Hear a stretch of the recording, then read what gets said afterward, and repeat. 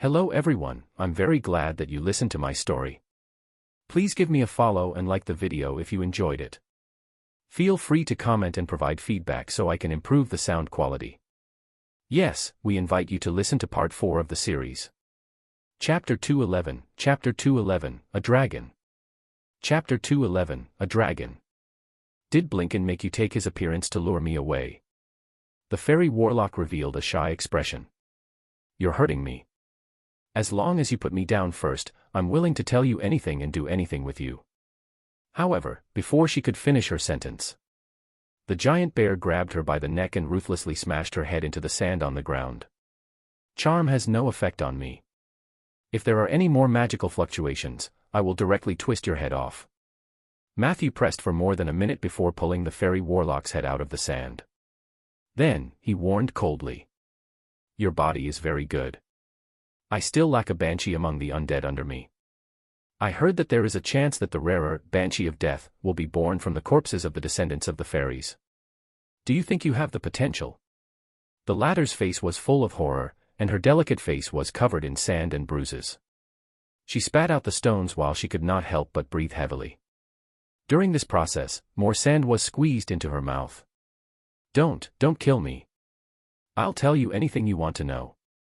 She looked terrified. I'll ask you a question, and you'll answer it. Now, your name, identity, background, and why did you join the Dragon Lich sect? Matthew did not intend to give her time to think. Perhaps it was the bear's breathing that gave her a lot of pressure. The fairy warlock answered without hesitation. My name is White. I come from a secluded fairy tribe in the northern desert. Our ancestors came from the arcane wilderness. I joined the Dragon Lich sect 3 months ago. The reason why I joined the Dragon Lich sect, well, I wanted to sleep with Blinken. Matthew nodded thoughtfully. Looks like it didn't work. White looked at him in fear, but then her eyes were filled with curiosity. How did you know? Matthew said calmly.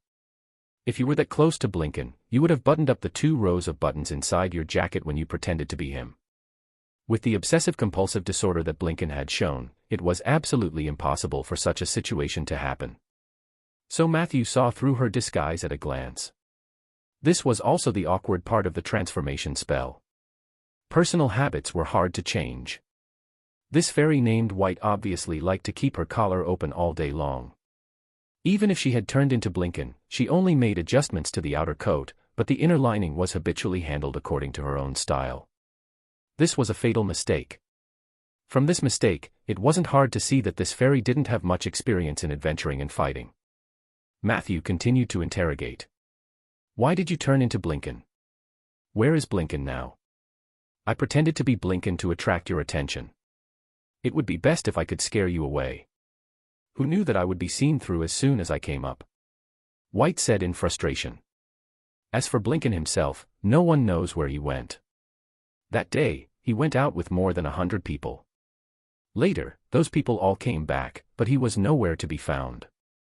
Those who returned reported that Blinken had gone to make a deal with the Order of Calamity and would not be returning to the Dragon Nurturing Ground anytime soon.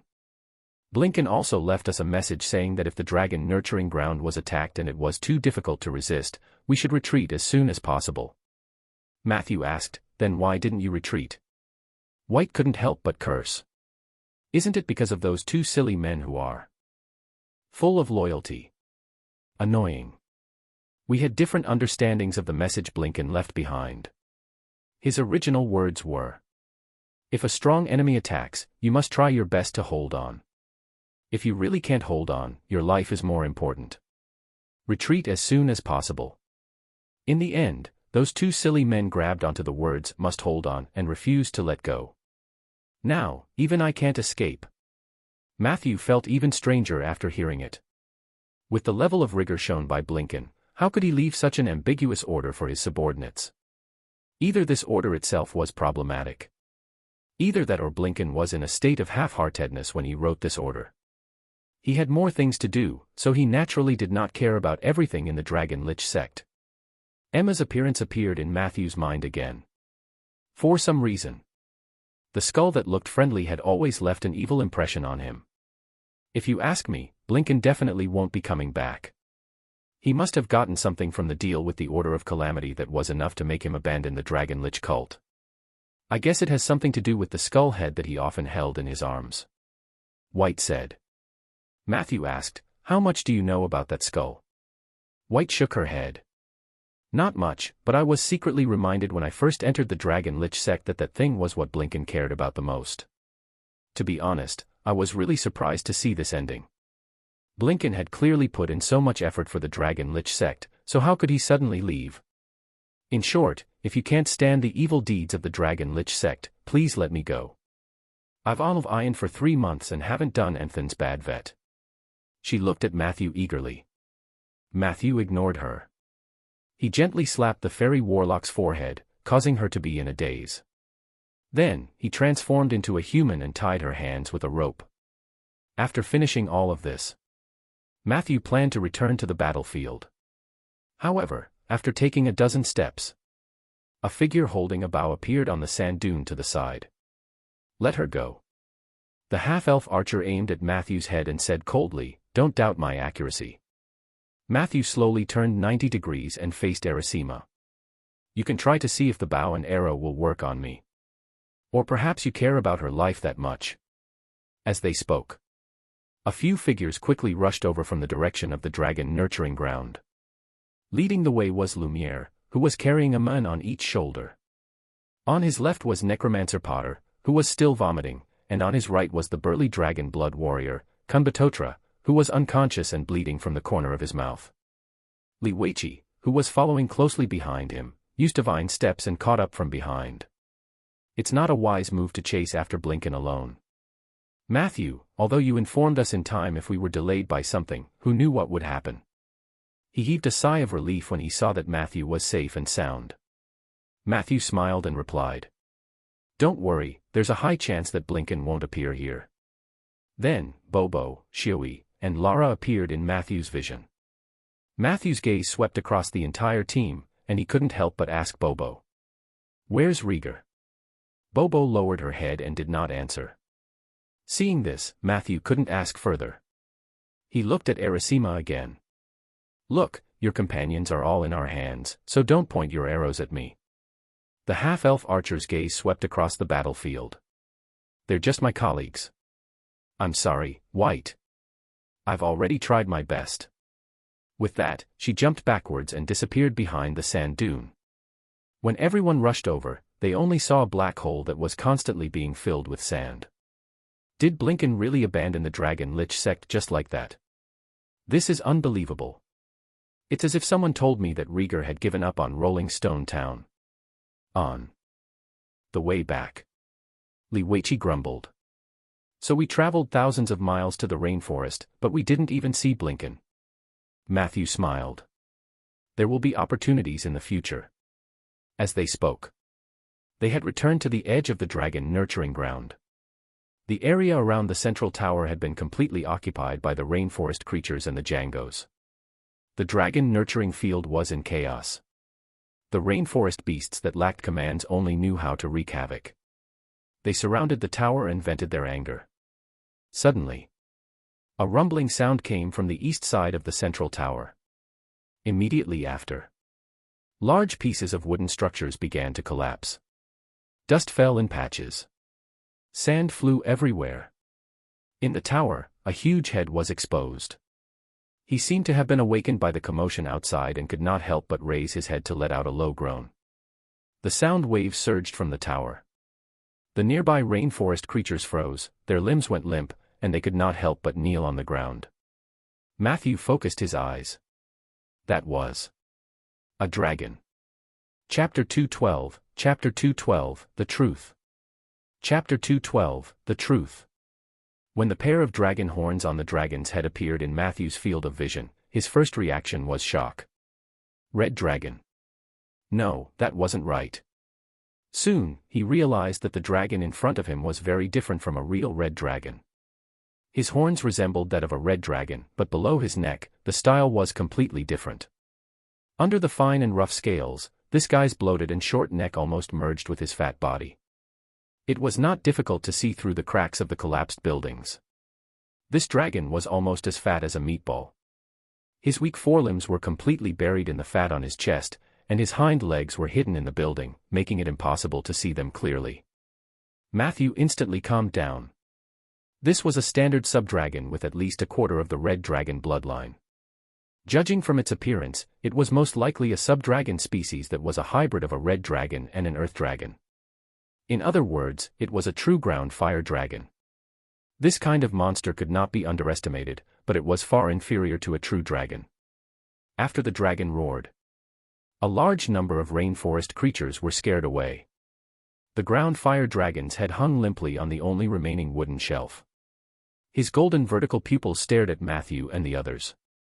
Immediately after, an extremely dignified voice sounded in everyone's ears. "Save me. Please save me." Matthew turned to look at White. The fairy warlock shrugged. "They didn't let me in there before. They only said it was a secret place, but I heard from Blinken that he caught a fire dragon and put it in there for breeding."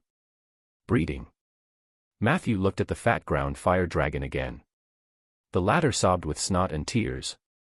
"That's right. That damned necromancer, Blinken, locked me up in the desert for 5 years. 5 years. Do you know how I survived? Every day, when I open my eyes, I eat, mate, eat, mate. I'm almost driven crazy by him. Don't think that I'm fat. In fact, I wasn't fat at all before. I was very flexible. It was really because of Blinken's conspiracy and the pressure of breeding in the past few years that I became like this. It's all that bastard's fault. Well, since you heroes are here, that bastard Blinken must have been destroyed by you, right?" Matthew looked at him curiously. "You speak the common language fluently." "Thank you." The ground fire dragon replied politely. "My name is Arudalon. My grandfather was a powerful red dragon, but my father was not. He was just a fire dragon that only knew how to fight and go into heat. Fortunately, my mother, who was a fairy, was smart enough to save my bloodline in time. She made me more intelligent and charming. In fact, when I slim down, you will find that I am not bad looking." As he spoke, Aru stretched out his 5 claws, wanting to scratch his chin. However, because he was too fat, his claws could not reach his chin no matter what. Aru was so anxious that he bounced around in circles. In the end, it was Matthew who accurately fired 5 arcane missiles to solve his urgent problem. Matthew turned around and discussed with the team for a while. Everyone felt that the ground fire dragon was not a threat, so they planned to enter the central tower to take a look at the situation. They would decide whether to release this hybrid and intelligent subdragon. Although a part of the tower had collapsed, the remaining parts were still relatively strong. Matthew and the others carefully walked in. In the tower, they found the lower body of Aru, which was even fatter. His stomach and buttocks took up almost 2/3 of the space inside the tower. The remaining feet, tail, and short wings could only be tucked under his stomach and on the sides. It looked no different from a ball. Aru's body was pierced with more than 30 thick iron chains. These chains were also pasted with magic incantations. "Are these incantations used to restrict your movements?" Matthew asked. "No, a part of it is used to help me move. As you can see, I'm too fat now. I can't even turn over on my own." Despite being locked up as a breeding tool for 5 years, Aru still looked optimistic. "And the other part, is the one stuck to my stomach and tail. Please help me get rid of it. It's used to induce lust. Bloody Blinken, you can't imagine what he did to me." Matthew and his companions checked the situation in the tower while chatting with Aru. "How did you get caught by him?" Aru complained. "At first, I lived in the depths of the Underdark without a care in the world. Unfortunately, one day, the little black dragon of the extreme Frost City went crazy and asked for double the tribute from all the nests of creatures around us. At that time, it was difficult for me to even feed myself. How could I pay tribute? I had no choice but to move my house towards the surface. Not long after my last move, I met Blinken. In the beginning, he disguised himself very well. Seeing that I had a big appetite, he kept using large amounts of cattle and sheep blood to tempt me. I couldn't resist his temptation. The more I ate, the fatter I became. We became good friends. In about half a year, I went from a healthy and handsome young man to a round meatball. At this time, Blinken finally showed his ugly face. He forced me to breed for him. Of course, I was unwilling, but at that time, I was too fat and completely lost my fighting strength. I was captured by him in a few rounds. Chapter 213, Chapter 213, The Truth. Chapter 213, The Truth. After that, I was locked up in the territory of the Dragon Lich sect and tortured by them day and night. I've really regretted it all these years.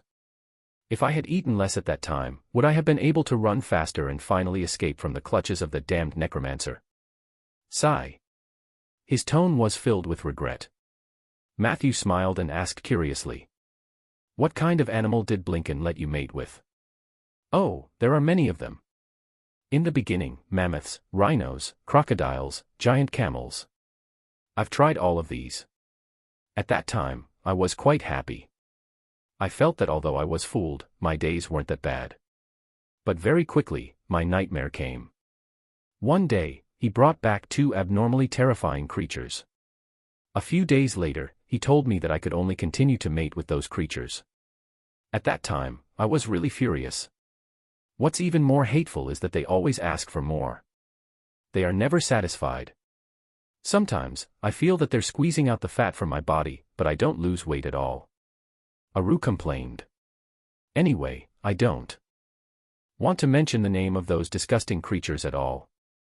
You'll see them soon anyway." What Aru said was true.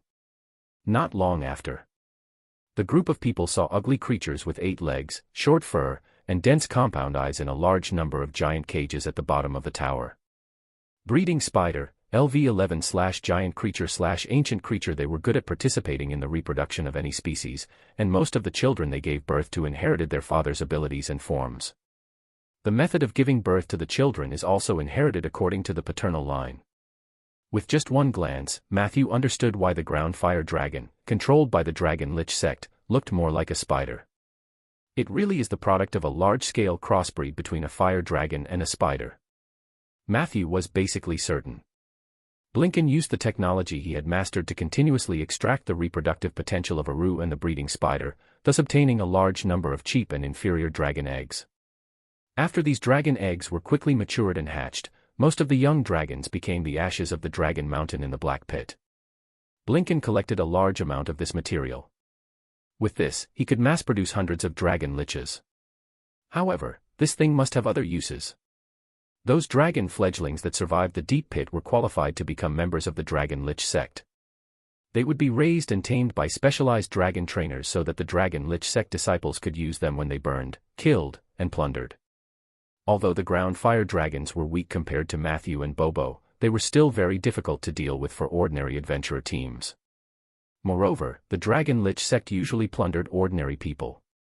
Judging from the number of dragon eggs in the dragon nurturing field, although it has just been built, it is indeed prepared for a protracted war. However, something happened later that made Blinken completely dismiss this idea. He directly abandoned the dragon nurturing ground and disappeared. Matthew was walking outside the cage of the breeding spider. These spiders look dull and slow as if they were reproductive machines. They don't seem to be very smart. They even lack biological instincts. Matthew asked, puzzled. Yes, that's why it's so boring to breed with them. I mean, the breeding spider is indeed not a normal creature. When Blinken introduced them to me, he once proudly said that he got this creature from a big shot in the Alliance of the Seven Saints. If you ask me, this must be something that some mage made in the laboratory. It was impossible for nature to give birth to such a pure machine. Aru said. At this moment, Li Weiqi, who had also been checking the cage for a long time, said to Matthew seriously. He's right. The breeding spider isn't a natural creature, at least not a creature that should exist in the current natural world. I sensed an uncoordinated qi in its body, which means that it has traces of artificial synthesis. Not a creature of the current day.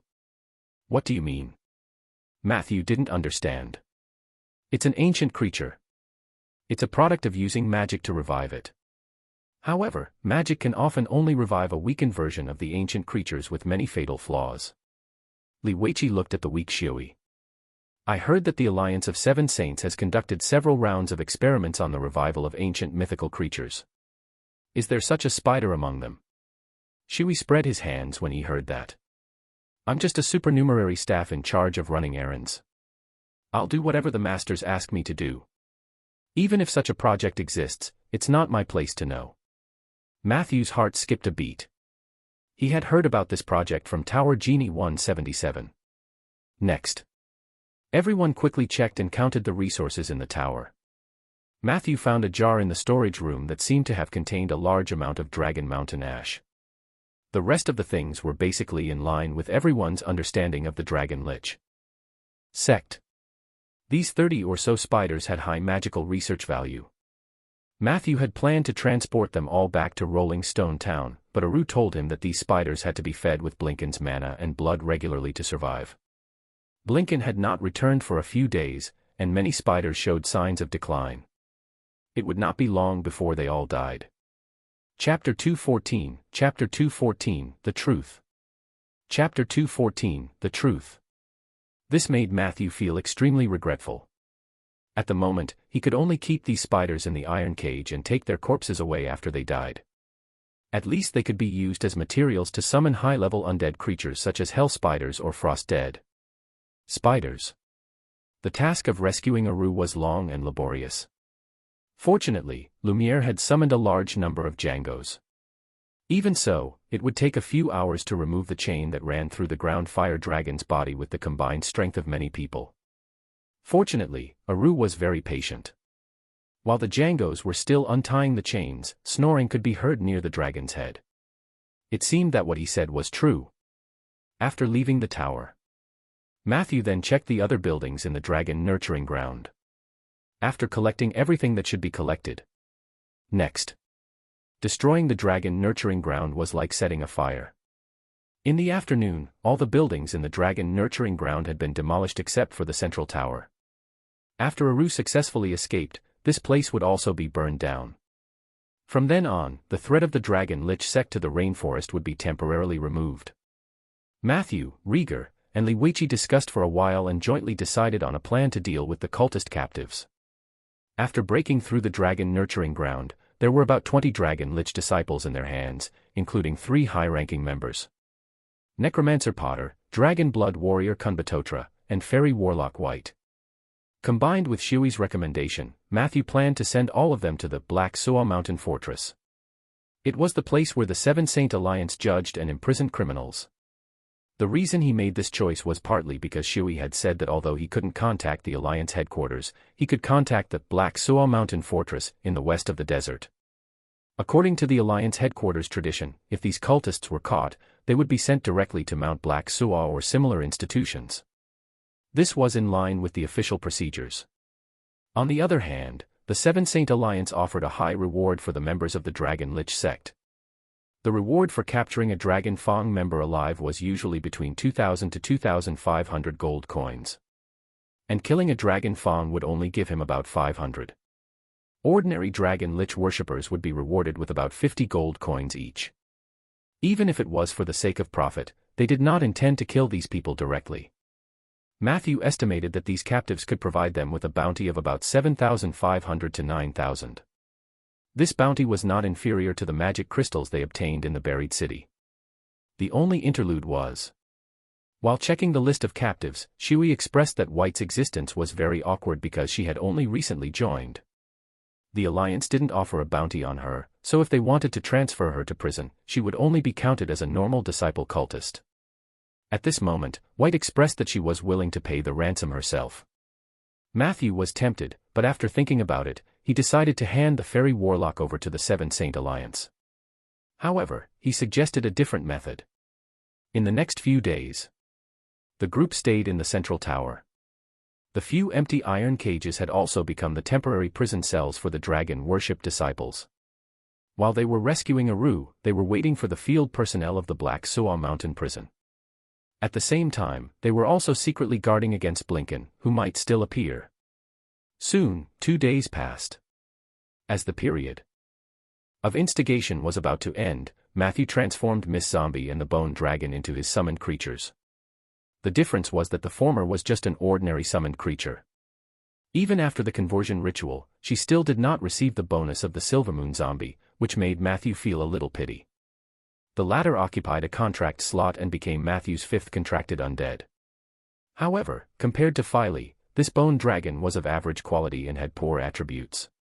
Filey could probably fight two of him alone. After Matthew signed the contract, he threw it into the negative energy plane and let it restore the bones by itself. However, it didn't matter if this bone dragon was powerful or not. Its existence was the greatest meaning to Matthew. Other than that, the mission to expel the dragon lich disciples that he had received in Black Banyan's dream realm had also been completed. Perhaps it was because Matthew did not murder that many people. In the end, he only managed to obtain 3 more druid spells. Beast perception. When the spell is in effect, you can touch a willing beast and directly sense the senses of the target beast, including its special senses. However, at this time, your main body is considered to be blind and deaf. Plant location spell. You call the name of a plant, and the plant will respond to you within 10 kilometers. Flourishing leaves. You can grab a large leaf of any plant and wither it in about 5 seconds. During this time, you or your companions will recover a certain amount of HP. Using this spell too much will easily lead you astray. Please use it with caution. Daily usage. 5. These 3 spells all had certain uses. Especially, flourishing leaves. This was the first healing spell Matthew had obtained. In the future, when his teammates fought, he could finally be the healer behind them. As for the description, it mentioned that using the spell too much might lead him astray. Matthew was already a necromancer. Compared to normal druids, he was already so astray from the normal path. On the evening of the 3rd day, the floating ship used to transport prisoners in the Black Soa Mountain Fortress finally arrived near the ruins of the dragon nurturing ground. Chapter 215, Chapter 215, The Truth. Chapter 215, The Truth. This time, after Black Soa Mountain received Shui's magic message, they urgently sent 2 field law enforcers to detain the prisoners of the Dragon Lich sect. The 2 law enforcers were Dave and Mac White. They were both 4th-tier mages and had worked at Black Soa Mountain for many years. They were very experienced. What was worth mentioning was, Mac White actually knew Rieger. The 2 of them had chatted for more than 10 minutes at a banquet hosted by the great mage Ronan a few years ago. Although they did not catch up for too long after meeting this time, with this relationship, both sides trusted each other even more, and the exchange was very harmonious. Mac White told Rieger that according to the normal procedure, the prisoners who were taken to Black Soa Mount needed to be taken to trial before the bounty would be given. However, this time, Shui had specially emphasized their bravery and contributions in the magic message, so Black Soa Mount had specially approved them to send the bounty money over. At this point, Matthew and the others received a high reward. Dave and Mac White also got their wish and captured a group of important criminals. Both parties were happy. However, in order not to delay their work, the 2 sides did not exchange pleasantries for too long. 10 minutes after escorting everyone onto the ship, the floating ship started again. During this time, Shui boarded the ship. He leaned against the side of the ship and said goodbye to Matthew and the others, saying that she had to go to Black Soa Mount for work. Matthew smiled as he sent off Shui and the airship. Until the black shadow disappeared at the end of the desert. The smile on his face gradually disappeared. Are they all marked? Matthew asked Li Weiqi. Li Weiqi nodded solemnly. Yes, the ship is confirmed to be from Black Soa Mountain, and the people are also from the Seven Saint Alliance. Matthew's expression was a little complicated. With his back facing the setting sun, he sighed softly. At most tonight, the truth of why Blinken suddenly disappeared will be revealed. I hope I'm overthinking it. At night, beside a bonfire near the tower, Li Weiqi appeared in front of Matthew again in a hurry. Without waiting for him to speak, Matthew nodded to show that he knew everything. On the data panel, hint, that Necromancer Potter, and Dragon Blood Warrior Kunbatotra that you have marked are dead. I'm afraid that it won't be long before the news of the floating ship of Black Soa Mount being wrecked or being crushed by a giant dragon reaches our ears. Matthew smiled helplessly at Li Weiqi. This world is really complicated and cruel. Li Weiqi's expression didn't change. He sat down next to Matthew and poked the bonfire with a branch. Therefore, the reason why Blinken resolutely abandoned the Dragon Lich sect is very clear. He just wants to live. Matthew nodded lightly. At first, I couldn't understand why Blinken was so aggressive when he negotiated with me, but he disappeared after the negotiation. Now that I think about it, he severely misjudged my identity during that negotiation. When he saw Shui beside me and heard that I was related to the Seven Saint Alliance, he panicked. He thought that I was the first step taken by some important figure in the alliance to test him, and what awaited him next was his elimination. The reason why I haven't thought of this is probably because I still have some positive illusions about the Alliance of Seven Saints. The Alliance has allowed the Dragon Lich sect to develop without stopping for so many years. And Shui said that he was sent by the Alliance to monitor Blinken, but only he knew if that was true or not. After all, from the beginning to the end, he slowly led us to fight to the death with Blinken. The Alliance has always waited until after the trial before giving away the bounty. But they broke the rules this time. Dave and Mac White are so enthusiastic this time because they want to shut our mouths. After all, I have Ronan's guardian spell on me. Rieger and you are also present, so they don't dare to have any evil thoughts.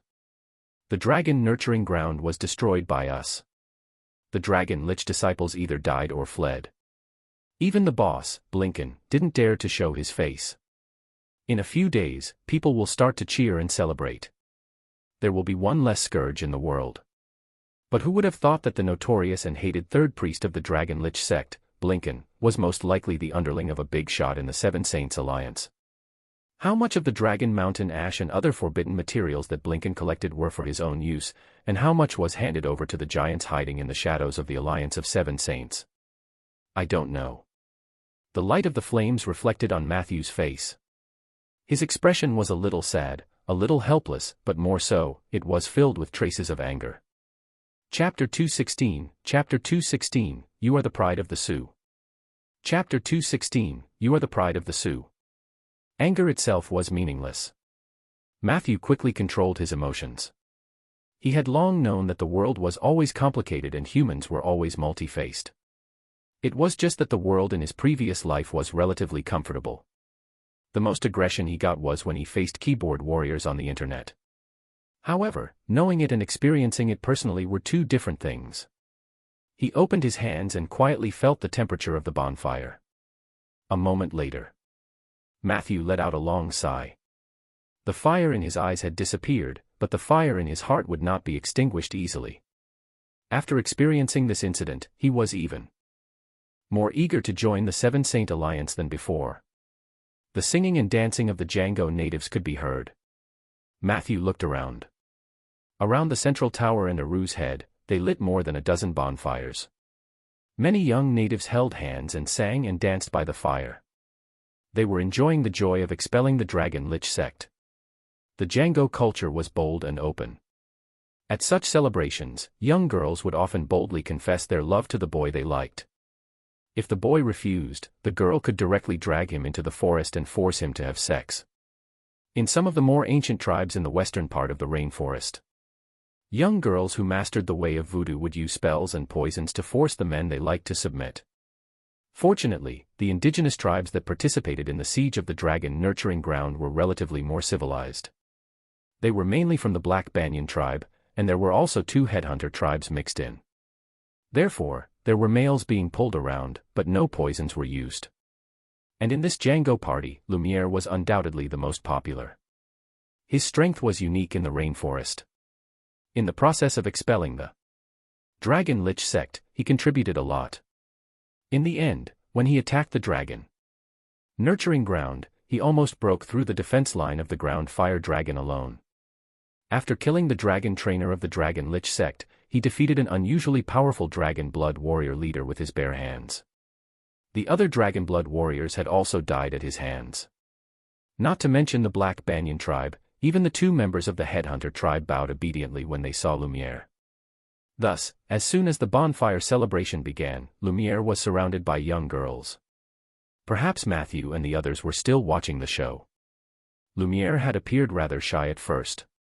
He had come over several times to invite Matthew and the others to participate, but after being rejected a few times, he threw away the burden and played with his clansmen enthusiastically.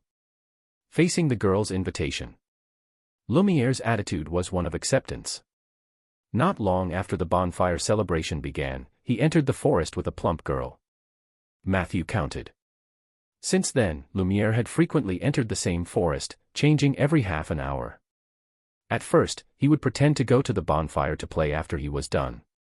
Later, Lumiere stopped pretending and let the girls line up outside the forest to enter one by one. When the other male natives saw this scene, there was only envy on their faces. Matthew was even more amazed. No wonder this guy is so unwilling to invest in the Chamber of Commerce. If this continues, his son and daughter will definitely be all over the world.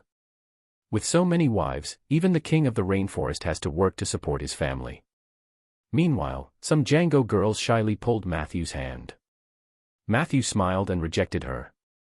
However, the girl's expression changed instantly. She wanted to pull him away fiercely, but she was shocked by the drifter's sudden appearance and ran away unwillingly. Matthew's gaze shifted away from Lumiere's grove. Feeling the joy of the Django people, Matthew said thoughtfully, "At the very least, what we're doing isn't meaningless." Liweichi seemed to have suddenly woken up from his meditative state. "Next time, remember to warn me before you speak. I was shocked by you. I mean, don't be silly, Matthew. Everything you do is very meaningful. Besides, even if it's meaningless, would you stop doing them? Life is more real because of these kinds of variables." Matthew nodded lightly. At this moment, he heard light footsteps behind him. A woman wrapped in a purple cloak walked over.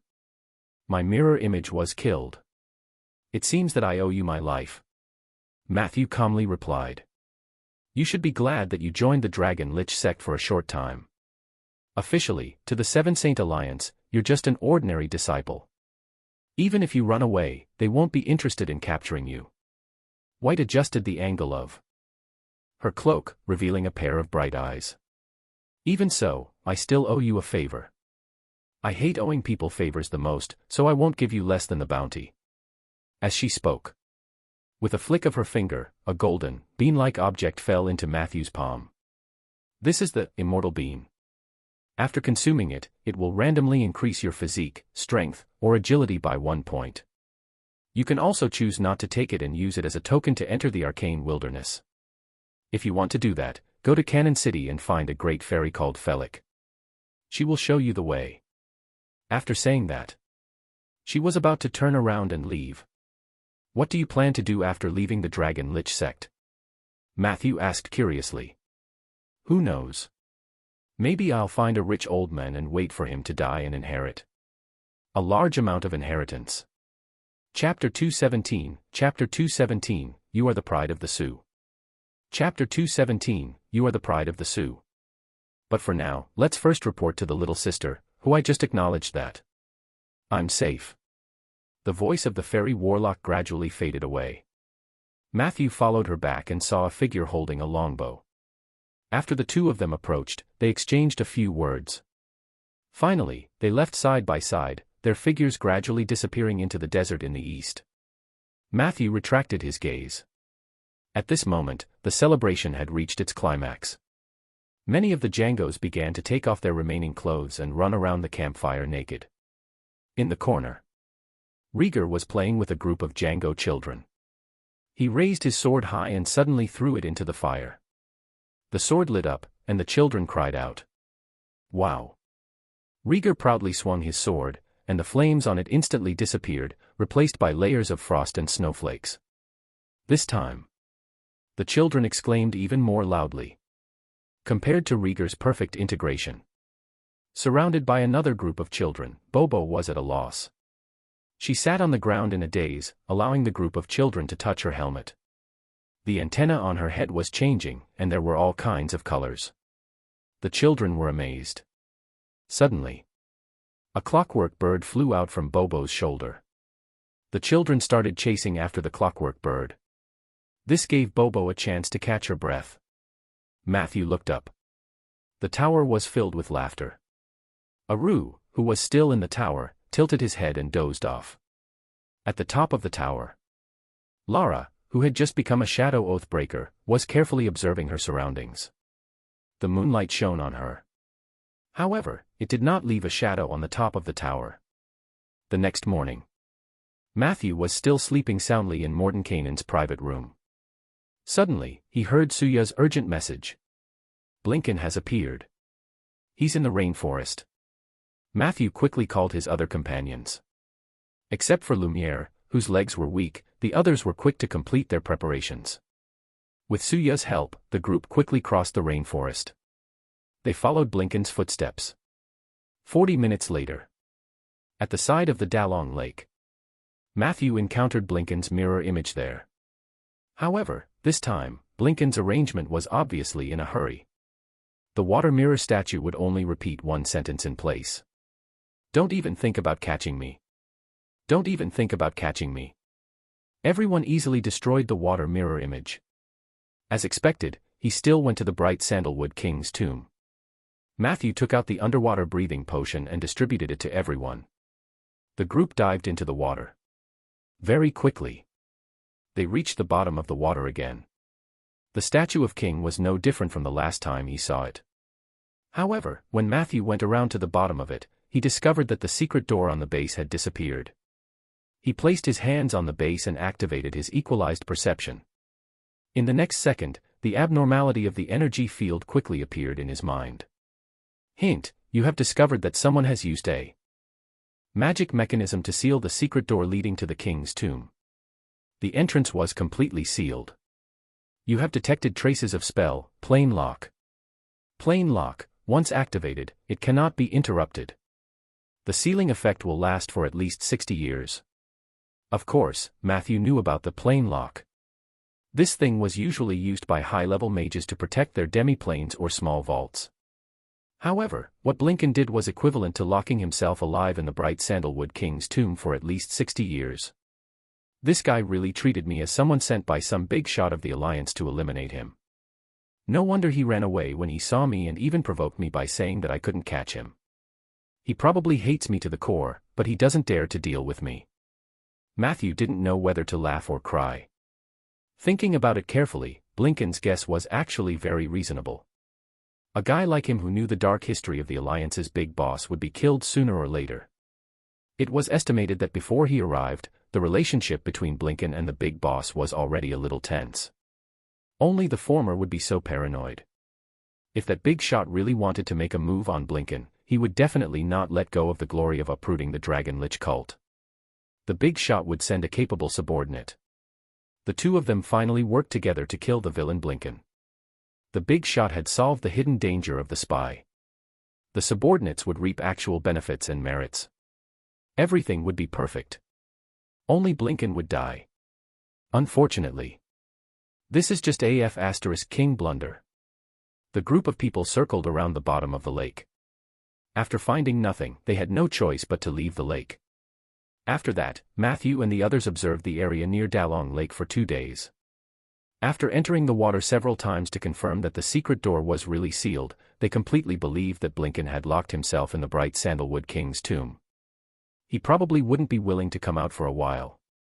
No matter what, the crisis in the rainforest was temporarily resolved.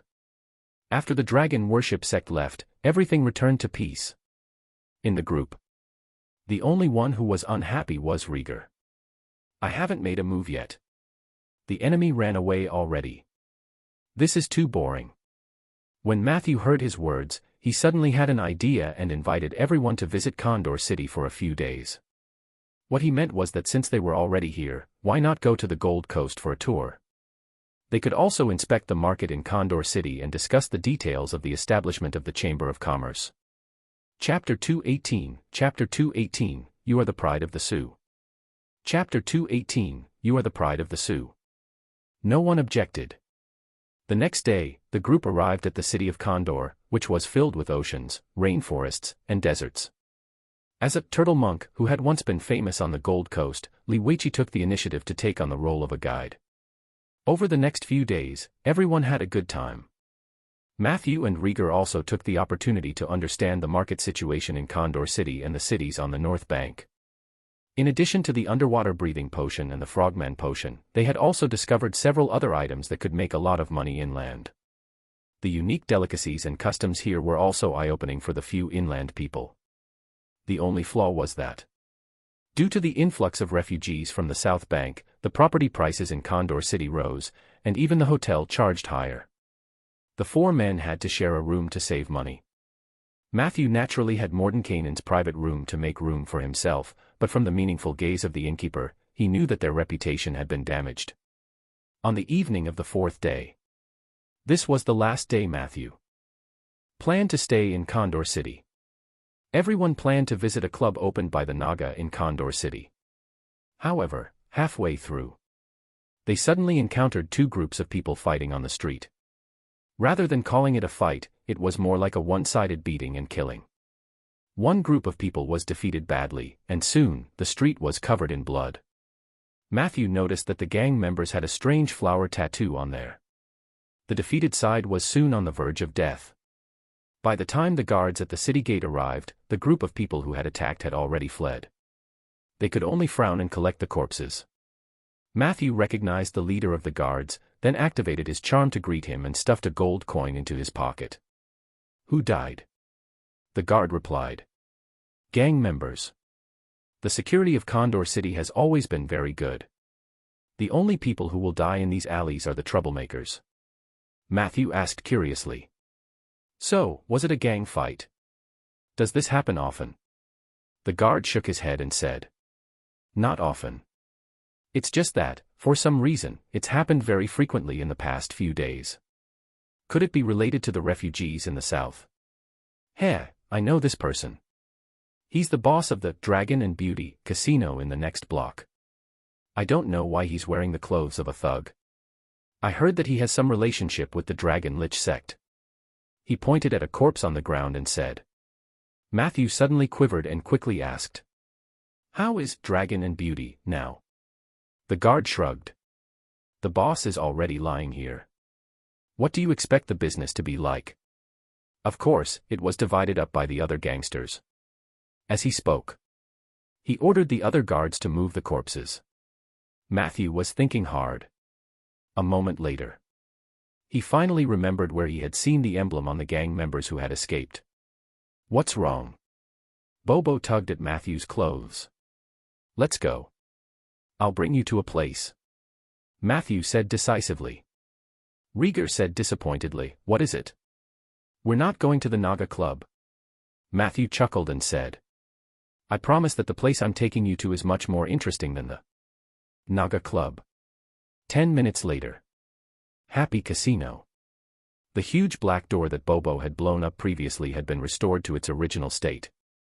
Outside the black door, Rieger had already started to play with his chips, and Lumiere was watching with great interest while Bobo was still tiptoeing, trying to raise her head above the chess table. Near the black door, Lara was pacing back and forth with her hand on the scimitar at her waist. Inside the black door, the fat man behind the desk stood up with a smile on his face. However, in the next second, his pants fell down. Two slim, naked girls covered their mouths and crawled out from under the table. "Ah. Welcome, welcome, my friend." The casino owner, Yu Lien, looked at Matthew in surprise. "Have you really become the envoy of equilibrium? Oh my God, this is really a miracle. You must know that this profession is difficult for even us Sioux to master. You're the pride of the Sioux clan." "Matthew, I hope you don't mind me saying this." Matthew smiled gently. "Of course not. It's a compliment to me. I came today not only to express my gratitude to Mr. Yu Lien for showing me the way but also to share with you my experience in the rainforest." Yu Lien raised his eyebrows. "Oh, that must be a very thrilling story. Unfortunately, I have an appointment with another guest and have to leave in 10 minutes. I'm afraid I won't be able to listen to you for that long." Matthew smiled and pulled a chair over to sit down. "Then I'll make it short. I met the quasi-legendary mage of the Dragon Lich sect, Blinken, in the rainforest. He was defeated by me and finally hid in the bright sandalwood king's tomb. I'm very curious. How did he know about the bright sandalwood king's tomb?" The smile on Yu Lien's face was a little stiff. "Perhaps he has remarkable abilities. You know, mages always have some abilities that we don't know about. He used divination, right? It must be divination." Matthew calmly looked into Yu Lien's eyes. "Let's start from the beginning. Nearly a month ago, a grave robber bought the secret of the bright sandalwood king's tomb from you. You once told me that there are two paths leading to Bright Sandalwood King's tomb, one life and one death, but in reality, there is only one path, right? Chapter 219, Chapter 219, You are the pride of the Sioux. Chapter 219, You are the pride of the Sioux. There is only one exit. And the way it changes depends on the behavior or attitude of the person who took it. This part was indeed not a lie. The grave robber happened to be a middle-ranking member of the Sandstorm Bandits. He happened to be drunk and told everyone about this news.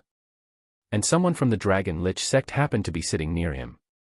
Therefore, the Dragon Lich sect's leader, Blinken, naturally learned of this news. However, the information he received had been tweaked. Somehow, the grave robber confused Bright Sandalwood King and the ancient giant dragon tomb.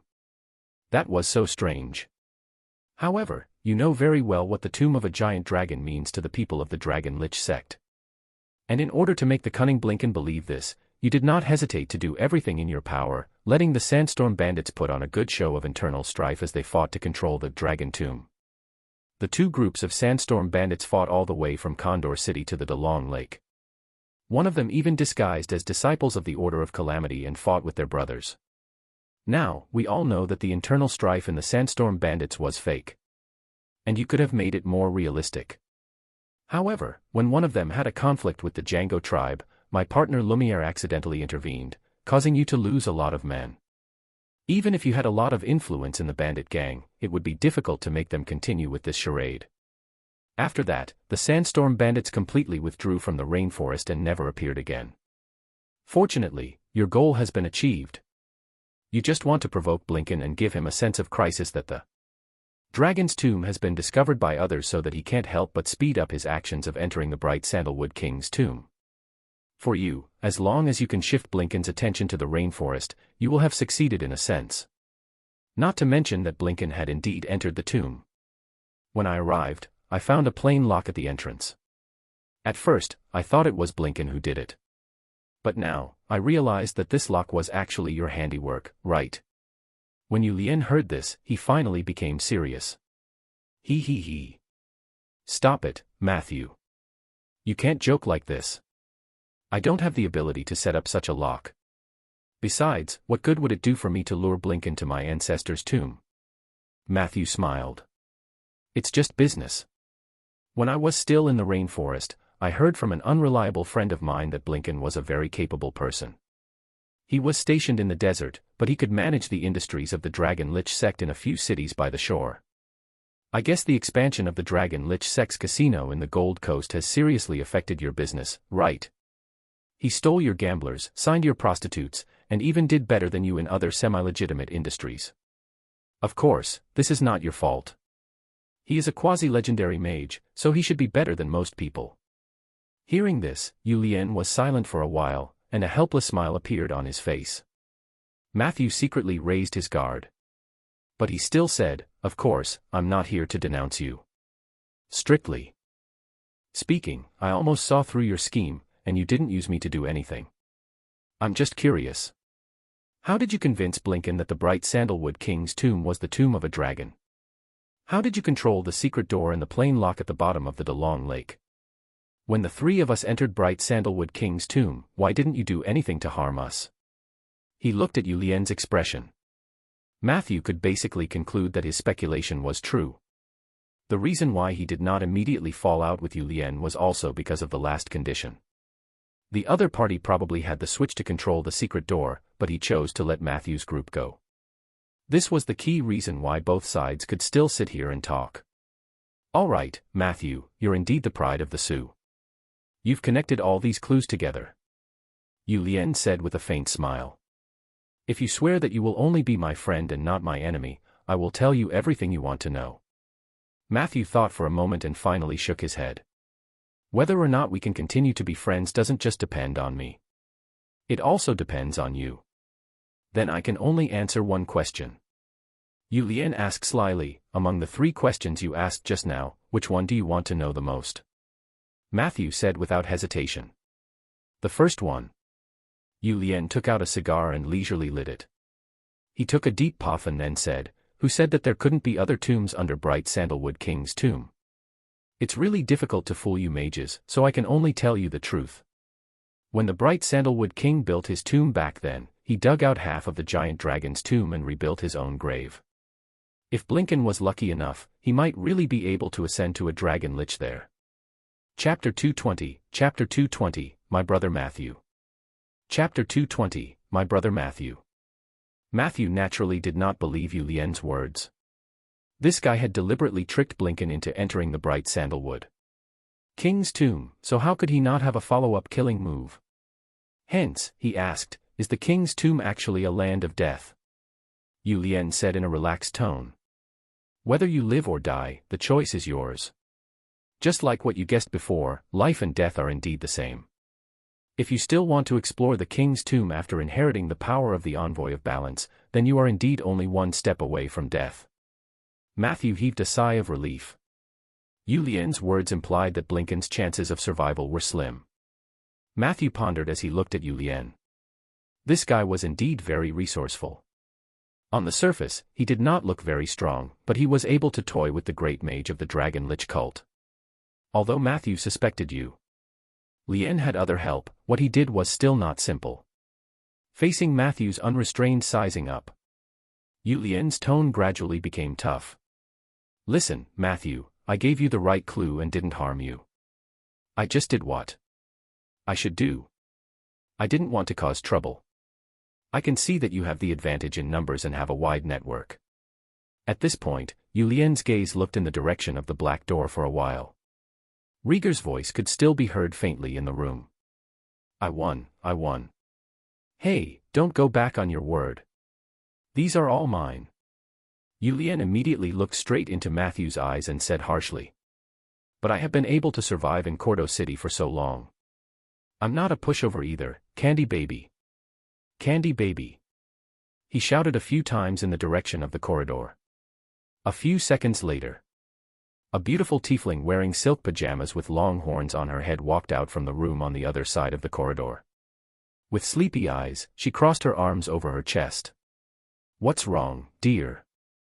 When Yu Lian saw this, he immediately became anxious. Didn't we agree? When I shout for Candy Baby, you should appear in the form of a Cerberus before coming out. Oh, sorry, I forgot. Tiefling stuck out her pink tongue and walked into the house with her wide and perky buttocks. She seemed to be undressing as she walked. The atmosphere was a little awkward. Fortunately, Yu Lian was very thick-skinned. He laughed and calmly prepared to change the topic. However, Matthew went straight to the point. I told you, I'm not here to cause trouble. Other than finding out the truth, I also want to do business in Condor City. I think it's the most suitable to look for you. Hearing this, Yu Lian's eyes narrowed. He laughed and took out a brand new cigar to light. Business? That's a different matter. Come, sit. Li Weiqi, you sit, too. I love talking business with people. As he spoke, he shouted into the corridor, Dolores. Dolores. Serve tea to the guests. 3 seconds later, an evil aura came over, and a 3-headed hellhound with a steel lock on its neck suddenly squeezed through the corridor. The 3 heads raised up at the same time and opened their bloody mouths.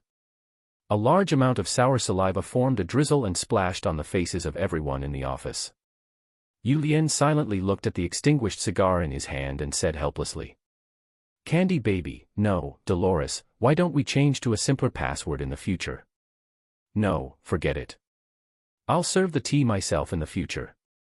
This conversation allowed Matthew to stay in Condor for 3 more days. In the end, Matthew promised to use 10% of the profits generated by the newly established Chamber of Commerce's future operations in Condor City in exchange for the protection and support of the local tyrant, Yu Lian.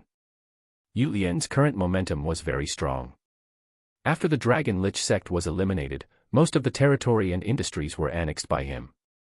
In the future, it was very likely that he would become a figure who could run everything in Condor City. Matthew could also sense the aura of purgatory from him. When he thought of the tiefling girl who could transform into a purgatory 3-headed dog, Matthew determined that Yu Lian was definitely hiding his true strength. It was highly possible that he was the representative of purgatory on the Gold Coast. Under such circumstances, Matthew felt that it was already a great profit to be able to exchange 10% of the profits for Yulien's protection. Of course, the other party was able to offer such generous conditions not because Master Yulien was a kind person. Matthew knew very well that the few companions he had brought to the casino for a stroll that day were the ones who had contributed to the speedy negotiation. Whether it was Li Weiqi or Lumiere, they were all genuine Tier 5 fighters. The arcane machinist Bobo was a character that gave Yulien a huge headache. Even Rieger, who had a great sword on his back, was also very intimidating. The next day, the Oak Chamber of Commerce was officially established in the city of Condor. With the help of Yulien, the new Chamber of Commerce completed its registration in the trading department of the City Hall of Condor in less than an hour. In addition, he also helped Matthew get a tax-free quota for 2 years. Matthew knew that this was not only Yulien trying to show his goodwill to him but also to show him his influence in Condor City. He was not disgusted by Yulien's attitude of showing off his muscles. He even wanted Yulien to do more. Regarding the name of the Chamber of Commerce. Actually, Matthew had originally planned to call it the Rolling Stone Chamber of Commerce, but Rieger said that his town already had a building by that name. It was a chamber of commerce solely owned by the Lord himself. It mainly did business between the northern trading station of Rolling Stone Town and Jade Court. The profits were not big, but it was stable. Chapter 221, My Brother Matthew. Chapter 221, My Brother Matthew. Bobo suggested calling it Matthew's Chamber of Commerce, but Matthew waved his hand to indicate that it was too high profile. Besides, he was a necromancer. What if his reputation became bad and affected the business of the Chamber of Commerce in the future? In the end, it was the approachable name of the Oak Chamber of Commerce that won the unanimous approval of the 3 founding shareholders. After the registration was completed, there were 9,000 gold coins in the initial account of the Oak Chamber of Commerce, as well as a small portion of magic crystals that had not been sold yet. There were 3 shareholders, Matthew, Bobo, and Rieger. During the division of the shareholders' rights and interests, Rieger took the initiative to express that he had not helped much along the way. The magic crystal was discovered thanks to Bobo's bombs, and the dragon nurturing field was broken through by Matthew. He had no chance to make any contributions. Therefore, he only asked for 10% of the shares. Following that, Bobo also stated that she had not contributed much to the attack on the dragon nurturing ground and only intended to get 30% of the shares. But Matthew didn't agree with them. He knew that the reason why Bobo hadn't been able to do much during the attack on the dragon nurturing ground was mainly because he had been dragged down by Rieger. He felt that 60% was too much for him. However, Bobo's attitude was firm. She felt that 40% was too much for her. Both sides felt that they could not take so much, so they started a tug-of-war. Neither of them could convince the other. In the end, it was the experienced Rieger who reminded them. Actually, if you're not afraid of the trouble of doing the accounts, you can also split it 3-5:5-5. Matthew's eyes lit up. He and Bobo looked at Rieger in shock. Our Lord seems to be quite useful, Matthew thought. In the end, the rights and interests of the 3 initial shareholders were settled. 2 days later, Matthew chose a shop in the trade area that was recommended by Yulien and rented it. Fortunately, the influx of refugees from the south coast had only. The original owner of the shop was a goblin. He looked amiable and easy to talk to. After Matthew signed a 3-year contract with him, this shop, with a small courtyard, became the first foothold of the Oak Chamber of Commerce in Condor City. Now that they had a place to stay, the next step was to clean the house, buy furniture, and recruit manpower. Lumiere was the most active in this regard. Lumiere had just received more than 4,000 gold coins from Matthew a few days ago, and he was feeling very proud. While Matthew and Bobo were looking around for shops, Lumiere was also looking through the rental market in Condor City. Matthew wondered if the guy was finding a love nest for himself and his harem. After asking, he found out that Lumiere wanted to find a place for the elderly and families in the tribe who had difficulty walking to recuperate. He told Matthew that he hoped all the elders in the tribe would live in such a house. After a few days of chatting, Matthew also learned that Lumiere intended to expand his tribe into Condor City. He wanted to experience the customs of the foreigners there and learn the knowledge and achievements of the outside world. Matthew encouraged him, but he also reminded Lumiere to be careful not to be deceived, especially to be careful of Julien and those who mingled in the underworld. Lumiere's strength was so great that few people could hurt him. Considering that Blinken was trapped in the tomb at the bottom of the sea, Julien was a lot more cunning than Lumiere. Therefore, Matthew added more advice. Moreover, Lumiere had previously said many times that he could work for the Oak Chamber of Commerce even if Matthew didn't pay him. In the end, Matthew gave Lumiere the title of Security Advisor of the Chamber of Commerce. He also said that if Lumiere really wanted to help, he could come to the shop at any time. On the other hand, if he encountered any difficulties, he could also use the Chamber of Commerce to convey information to Matthew. No matter what, Lumiere staying in Condor City was good news for the Oak Chamber of Commerce. If anything happened in the future, everyone could look out for each other. As for the first president of the Oak Chamber of Commerce, Matthew didn't take the position himself. Instead, he directly appointed Lara the Shadow Oathbreaker. Lara, who had just received the news, was very surprised. She asked Matthew directly why he trusted her so much. Matthew's answer was also very frank. I hope that my president is someone who will never betray me. The Underdark can no longer accept you, and the Order of Calamity will put a bounty on your head. Your race and skin color meant that you would never assimilate on the surface. If you dare to betray me, I'm afraid you'll have to face Galen forever. Lara was a little emotional and touched after hearing it. She, indeed, had nowhere to go. Those who broke their oaths would naturally be despised by all gods or organizations. This was because no one could guarantee that she would betray them again. Furthermore, her unique appearance also meant that most people would subconsciously feel uncomfortable around her. Matthew's approach made sense. However, to be honest, Matthew made this choice because Matthew had developed a trace of trust in her. Lara didn't say much.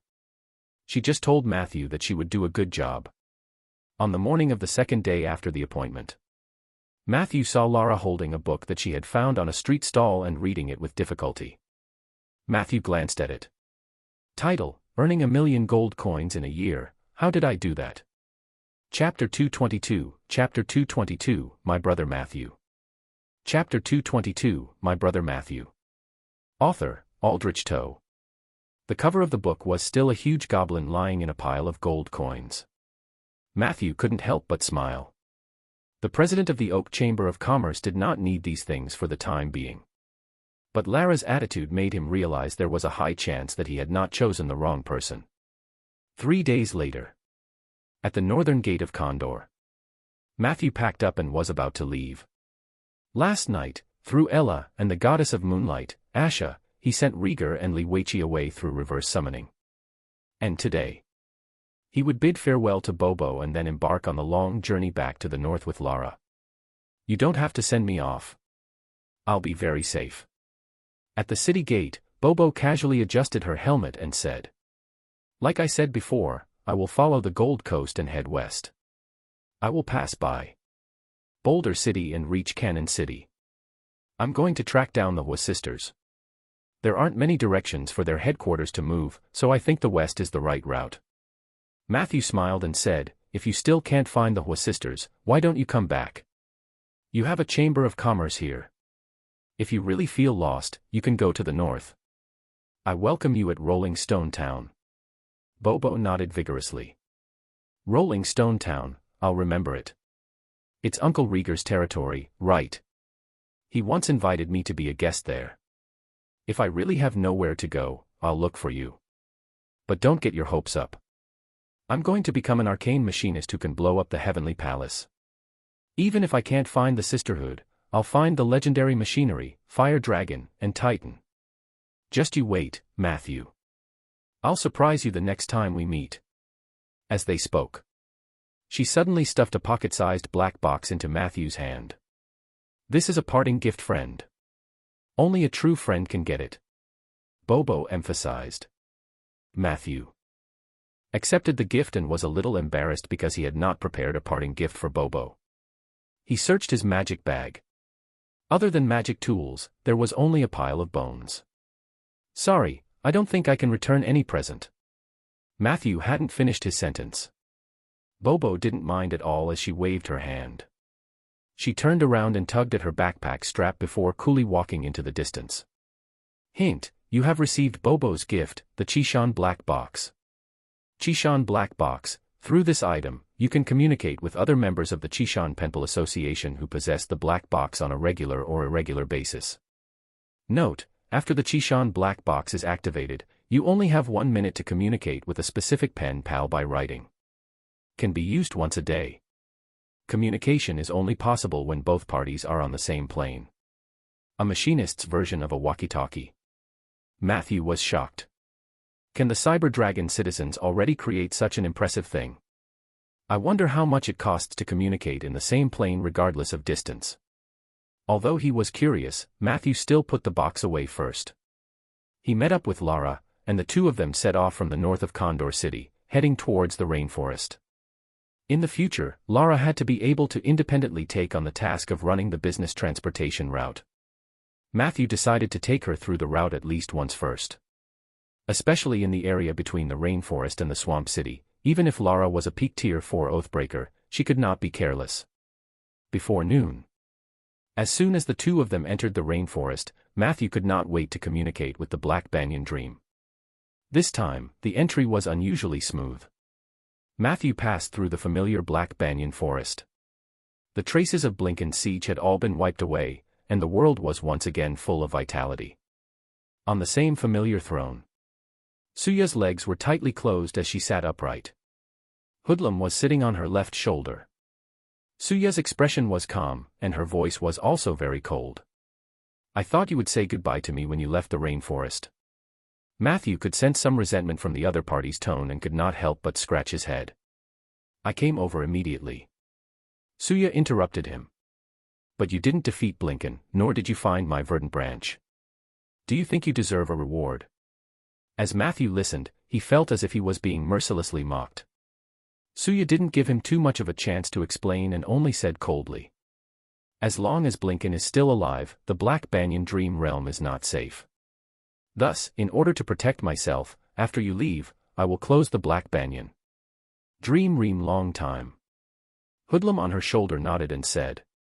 That's right, little Matt. Suya and I are going to close the door and live our own lives. Pa. Suya skillfully grabbed and kicked Hoodlum in front of Matthew. Help me take this stinky flying squirrel away. I see that the two of you have the same stinky smile. You two belong with each other. Why are you still standing there? Move. Do you want me to send you off? Suya said with disgust. Matthew picked up the dizzy Hoodlum and was about to leave. Suya suddenly said. Wait. Since you're leaving, return all the blessings on you to me. As she spoke, a green light began to glow from Matthew's body. These were all bestowed upon him by Suya a few days ago before he attacked the dragon nurturing ground. Now, they had all been taken away. Even though Matthew was prepared, he still felt a strong sense of loss. He didn't say anything else and left with Hoodlum. However, just as he was about to leave the node of Black Banyan's dream realm, a gentle voice called out to him again. Matthew. Matthew subconsciously turned around. In an instant, he saw something white and furry. His lips seemed to have been rubbed by something fragrant and soft. Immediately after, a burning pain came from his lower lip. Didn't you ask me why I was called Suya last time? I'll tell you the next time we meet. Now, get lost. Return to your oak tree. A coquettish and fierce voice sounded. A gentle force pushed Matthew out of the Black Banyan Dream. He licked his lips. The faint, sweet smell stimulated his taste buds. However, his first reaction was, I won't get rabies from this, right? Hint, you have received Suya's life blessing, the power of the Heavenly Fox.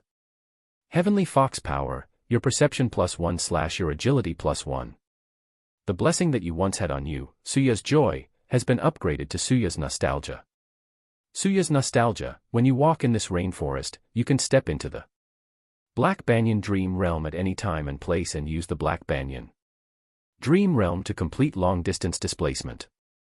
When you walk into the rainforest, the soul of the rainforest will sense your presence. Other than a few existences, most of the creatures in this rainforest will not take the initiative to attack you. Duration, permanent. After reading all the blessings, Matthew sighed softly. Moment, he felt an urge.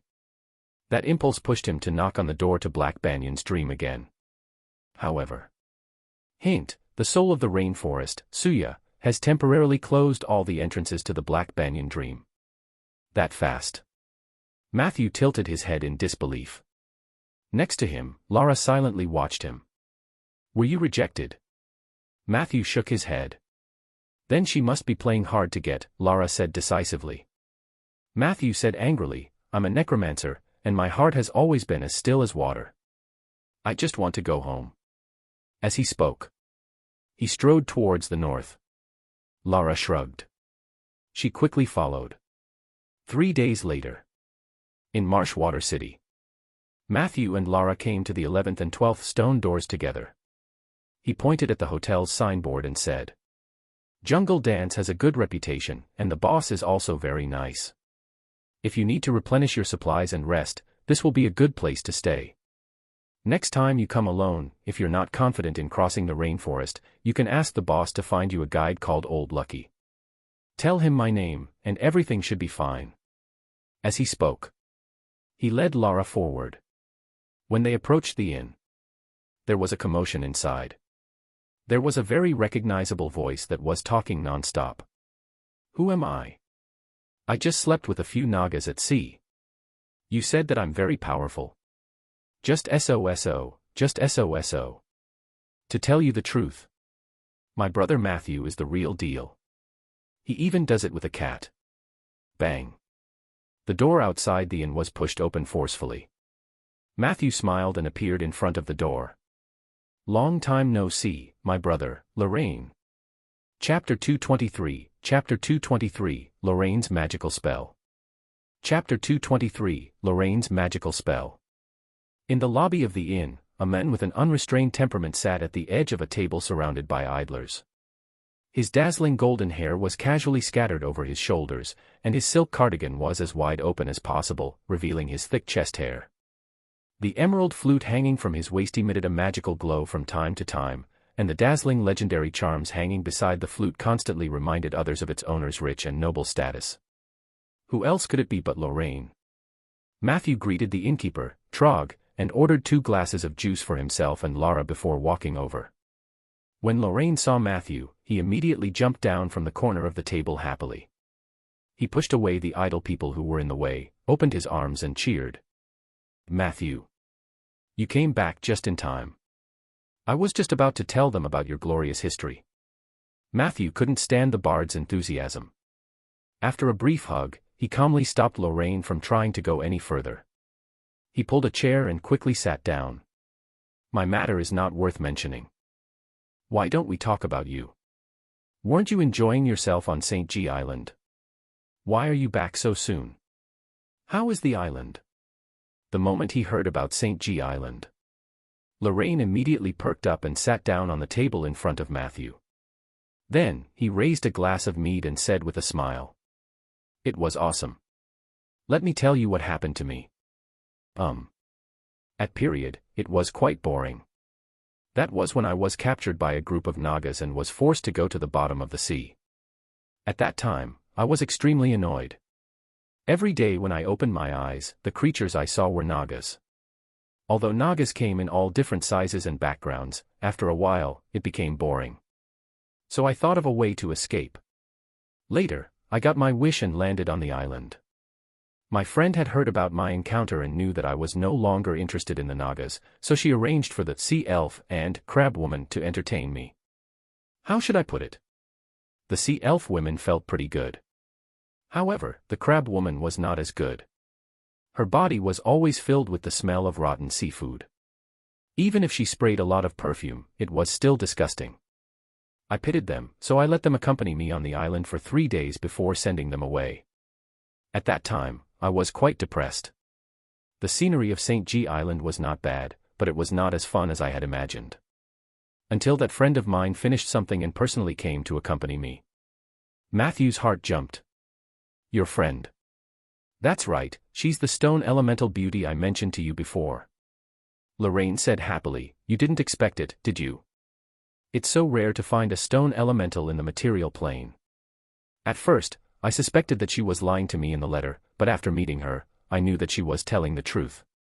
It's not convenient for me to go into the details.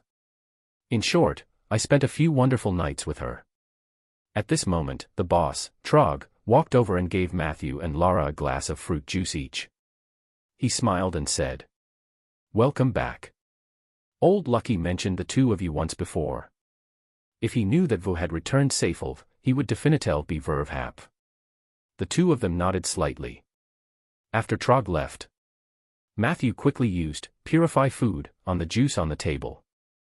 In the field of vision, the mottled luster that symbolized bacteria and viruses was eliminated. Matthew took a sip with relief. The juice tasted really good. "Lorraine, I have a question," Matthew asked curiously as he drank. This question might be a private one, but it's mainly out of academic curiosity. I mean, the structure of stone elementals is different from ordinary humanoid creatures, right? Lorraine said matter-of-factly. Of course, at first, I didn't know how to do it. It was like holding a rock. Until I thought of the spell, turn stone into mud, puff. Matthew spat out a mouthful of juice on Lara's upper body. Is that how the spell should be used? He looked at Lorraine in shock. Who knew that Lorraine also looked at Matthew with a confused expression? How else would you use the spell? Matthew looked at Lara apologetically. The latter shook her clothes indifferently, took the initiative to ask for a key from Trog, and went upstairs to change. Of course, spells weren't invented for this kind of thing. Matthew shifted his gaze back to Lorraine and corrected him seriously. As far as I know, this is a spell invented to resolve specific roadblocks in the way. Lorraine asked, "Are you sure? Couldn't the roadblocks be moved or dismantled? Did the mage have to invent a spell to deal with it?" Matthew frowned. Lorraine continued. "Why do mages suddenly invent a spell that can turn rocks into soft mud? There must be a strong motive behind this. And I think that love that transcends races is a strong enough motive. What do you think, Matthew?" Matthew fell silent. Lorraine commented sharply. "Actually, there are many spells that can support my point of view. For example, the most commonly used spell by mages like you, Mage Hand." Chapter 224, Lorraine's Magical Spell. Chapter 224, Lorraine's Magical Spell. Matthew's head was full of question marks. What about Mage's Hand? Lorraine blinked. Legend has it that in the Age of Enlightenment, many mages would lock themselves in their mage towers and not come out all day in order to study spells. Under such circumstances, it was common for them not to see other people for several years, let alone the opposite sex. That's why they invented the hand of magic. Their goal was to experience the feeling of being comforted by a hand other than their own. Now that I think about it, those mages in ancient times are quite pitiful. Regarding this, I have a unique theory. By observing the color of a mage's mage hand, I can determine whether he has a partner and whether he is happy with his partner. Matthew's temples throbbed as he listened. He wanted to retort. However, looking at Lorraine's confident expression, he realized that it was not a wise move to argue with him. The main thing was, if he continued to argue, Matthew might even be convinced by him. Your understanding of spells is indeed unique. Matthew had no choice but to flatter him. You can write a book in this field, which might sell better than your novel. Lorraine's eyes lit up. You're right. Let me think. How about Lorraine's Magical Use of Spells as the title? But since it's a serious work in the field of magic, a bard like me is definitely not authoritative enough. I still need to find a powerful magic consultant, and that person can only be you, Matthew. Other than providing the necessary knowledge, you also have to help me provide demonstrations. How about this, Matthew? Let me see your mage's hand first. Lorraine revealed a smile that revealed her true intentions. I refuse. Matthew immediately rejected Lorraine's invitation. But then he explained to himself. I'm a necromancer, and I'm exposed to negative energy all year round. It's inevitable that my hand of magic will be contaminated. Mine is not a typical case.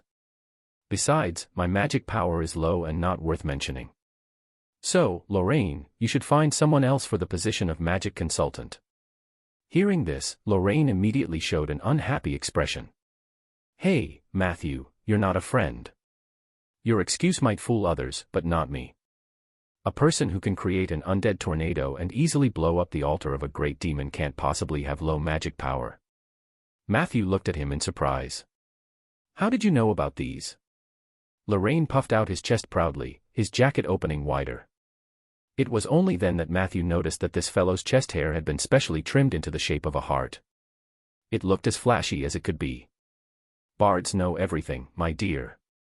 High-level bards had a class feature called catching wind and shadow. That is, any major event that happens within 20 to 100 kilometers of us has a certain chance of being perceived by us. If a bard's perception is high enough, he can even witness some fragments of the scene of the major event in the form of a vision. If you ask me, blowing up the evil demon altar is nothing, but that tornado is really cool. I followed the strange phenomenon all the way to St. Island.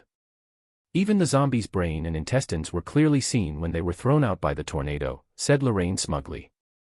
Catching wind and shadows. The bards of this world actually had this ability. It was no wonder that as long as something big happened, people would always know about it. With these human-shaped news communicators, it was almost impossible to do something big in a low-key manner. Matthew secretly noted this down. Seeing that the topic had been successfully changed, he took the initiative to talk about his encounter in the rainforest. He talked about his landing on the island, his visit to Yulien, his return to the rainforest to fight the dragon worship sect, and finally, Blinken's escape. He skipped over many of the details, but Lorraine still listened attentively. However, what surprised Matthew was that the thing that piqued Lorraine's interest the most from his story was the fire dragon. What happened after that? Did you save him? I'm talking about that poor dragon called Aru. He was so fat, so it was definitely not convenient for him to move, right? Lorraine asked with concern. Matthew reminded, Arutrin is a male ground fire dragon. Lorraine shook his head. I just want to talk to him. Don't you think he's very powerful? He's been oppressed by the dragon worship sect for 5 years, but he's still in high spirits. Seeing his strong thirst for knowledge, Matthew could only tell him. That dragon was too fat and couldn't squeeze into the path leading to the Underdark. In the end, the Black Banyan tribe took him in. The rainforest is rich in ecology, but the Black Banyan tribe definitely cannot afford to raise him. He would probably have to learn to hunt by himself. However, it's not that there's no good news.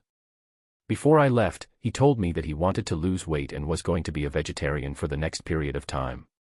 If he could really become a vegetarian, he might have a chance to improve his health. Lorraine clicked his tongue in wonder and repeatedly said that she wanted to find that fire dragon to exchange experiences. The two of them chatted for a while. After lunch, Matthew still hadn't seen Old Lucky. He had planned to take Lara away from Marsh City in the afternoon and continue their journey. However, he met Lorraine, who enthusiastically pulled Matthew to his side and said that he wanted to treat him to a good show. Chapter 225, Lorraine's Magical Spell. Chapter 225, Lorraine's Magical Spell. The time was tonight. Considering that the theater in Marshwater City was indeed famous in the south, Matthew reluctantly agreed. He immediately booked a room with the boss and explained the situation to Lara. The latter said that she also wanted to explore the city. Thus, both sides split up. Lorraine dragged Matthew to buy tickets for the night. Lara, on the other hand, walked deeper into the stone door alone. Southern Theater. There was a long queue outside the ticket office. The men, women, and children in the queue were generally in good spirits, and their clothes were cleaner than the ordinary people on the street. They are probably the servants of the influential people in Marshwater City. They are here to buy tickets for their masters. Lorraine pointed around them and said, This theater is very famous. The last time we came, their circus and a few important actors were invited to tour a few cities in the north. They just returned a few days ago. Tonight's performance was the first since the tour team had returned. It was said that they had prepared a new script, costumes, and performance format for this. It is really exciting. You can see how popular this place is with so many people lining up. Of course, if their script and performance can please or even impress me, I will naturally not be stingy with my applause. However, if the result disappoints me, I will have to harshly criticize them. Matthew saw a poster next to the ticket office. In the center of the poster was a handsome man with a bright smile. He showed 2 rows of white teeth and had a fake island background behind him. The man was surrounded by several young girls who were completely naked. For some reason, Matthew felt that this layout was familiar. Brandon White, the top star of the Southern Theater, is a killer who specialized in capturing female audiences. In the Marsh City and the surrounding cities, from 90-year-old women to 9-year-old girls, everyone likes him. Lorraine whistled. But I think his smile is a little unnatural. His body movements are not as good as that clown over there. Matthew took a look and found half a clown's face in the corner of the poster. They looked like an insignificant character. And right above the poster was the name of the show. A particularly wonderful story. Let's go buy tickets. Lorraine walked straight to the ticket office. He found the person at the front of the queue and handed over a handful of gold coins. It won't take up too much of your time to queue up again, sir. The man looked very angry when Lorraine patted him on the shoulder. But soon, his face was filled with joy. Of course. Of course. You're right, sir. I'm happy to queue again. After saying that, he left the queue and swapped places with Lorraine. Lorraine proudly flashed his glittering biceps at Matthew. Hello, sir. How many tickets? Perhaps it was because she had seen the scene just now. The ticket seller's attitude was very good. 2 tickets. I want the best seats. Lorraine casually placed his arm on the window of the ticket office. The ticket seller took a quick glance at his chest and blushed. 120 gold coins, sir. You can choose to be in the first row to get a close experience or the second row where there is more room. Or you can have a room on the second floor. The view there is better, and it's quieter. No matter what you and your partner do, no one will disturb you. Only 120. It's not as expensive as I thought, said Lorraine, grinning. He fumbled around in his bag for a while and grabbed a bunch of gold coins of different shapes and sizes. Is this Naga's gold coin? Sorry, sir, we only accept standard gold coins from the Alliance of 7 Saints. Lorraine was a little dissatisfied. He immediately slapped a gold brick in front of the ticket seller and said, Then do you accept this? The ticket seller was dumbfounded. She said in a daze, This, I have to ask the guild leader. Matthew went over to stop her. What's wrong? He asked Lorraine. I've run out of Alliance gold coins. She doesn't accept Naga's gold coins or gold bricks. Do I have to find someone who can exchange them for gold coins now? Lorraine complained and looked at Matthew. Do you have any gold coins on you? Matthew counted for a long time before handing over the full amount of gold coins. Thank you. I'll take it as a loan. I'll find a currency exchange place tomorrow and return the money to you. Lorraine paid and kept the gold bricks and Naga gold coins. He took 2 tickets from the dizzy conductor and handed one of them and a yellow book to Matthew. Book of Abundance. Matthew was a little surprised. Of course, you need collateral for the loan. Lorraine smiled and patted his shoulder. Let's go, Matthew. Let's go back to the inn to talk before my gold bricks attract more bandits. I also need to go back to store my treasures. The 2 of them had just taken a few steps forward. Matthew could feel a lot of people following behind him. Moreover, these people were suspected to be from different forces. Is this the charm of gold bricks? He looked at Lorraine with envy. The latter was still holding his head high and walking fearlessly. When they were 2 streets away from Jungle Dance Inn, Lorraine even took the initiative to take Matthew to the side alley. A moment later, Lorraine looked at the empty alley in surprise and said, What's going on? Are bandits not interested in gold anymore? Matthew smiled as he walked past him and patted Lorraine on the back. Let's go. Maybe the pickpockets have become smarter. At the same time, in an alley 2 streets away, after a dull thud, the last pickpocket fell into the crowd in a sorry state. At this moment, there were more than a dozen people lying on the ground in the alley. They were either unconscious or too weak to move. They could only lie on the ground and moan. And the culprit of all this was a black-robed man wearing a cloak. After doing all this, he turned around and left. However, just as the man in black was about to walk out of the alley, he suddenly stopped in his tracks. Under the shocked gazes of the pickpockets, he silently turned back. That skeleton, without any flesh and blood, began to touch the weak bodies of the pickpockets. Hint: your summoned creature, Soldier, has defeated the pickpockets who were tailing you. Soldier had awakened part of his previous life's memories, and he began to have some interest in the money of the living. Soldier began to pick up the wealth from the pickpockets. Your summoned creature Soldier has obtained a new keyword, intermittent honesty. Intermittent honesty, gray, in most cases, he would return the loot to you. Soldier's keyword, beginner enlightenment, effect improved. Beginner enlightenment, enhanced Soldier's current intelligence is equivalent to that of a 7-year-old child. Chapter 226, Chapter 226, A Good Show. Chapter 226, A Good Show. Why does Soldier keep learning these useless things? Seeing the latest notification, Matthew couldn't help but complain in his heart.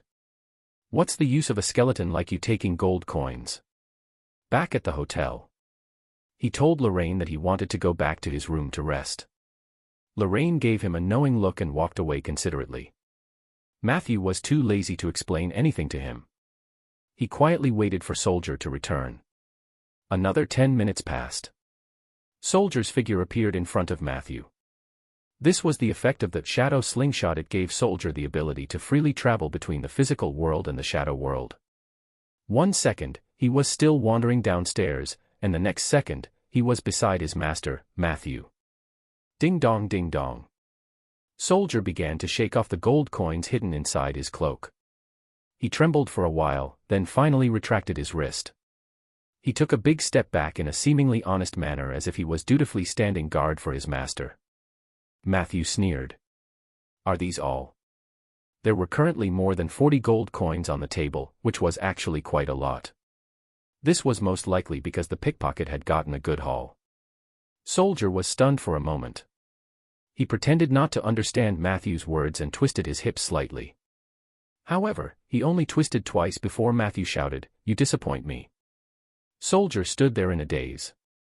He stared into Matthew's eyes, and the soul fire in his brain jumped uneasily. At a certain moment, he took another step forward, and his withered wrist continued to shake on the table. Crackling. After a pleasant sound, Matthew found that the number of gold coins on the table had doubled, and there were almost 80 of them. Money is easier to come by when you don't get them legally. I borrowed Lorraine 120 today, and I already got it back. Matthew composed himself and continued to look at Soldier with a scrutinizing gaze.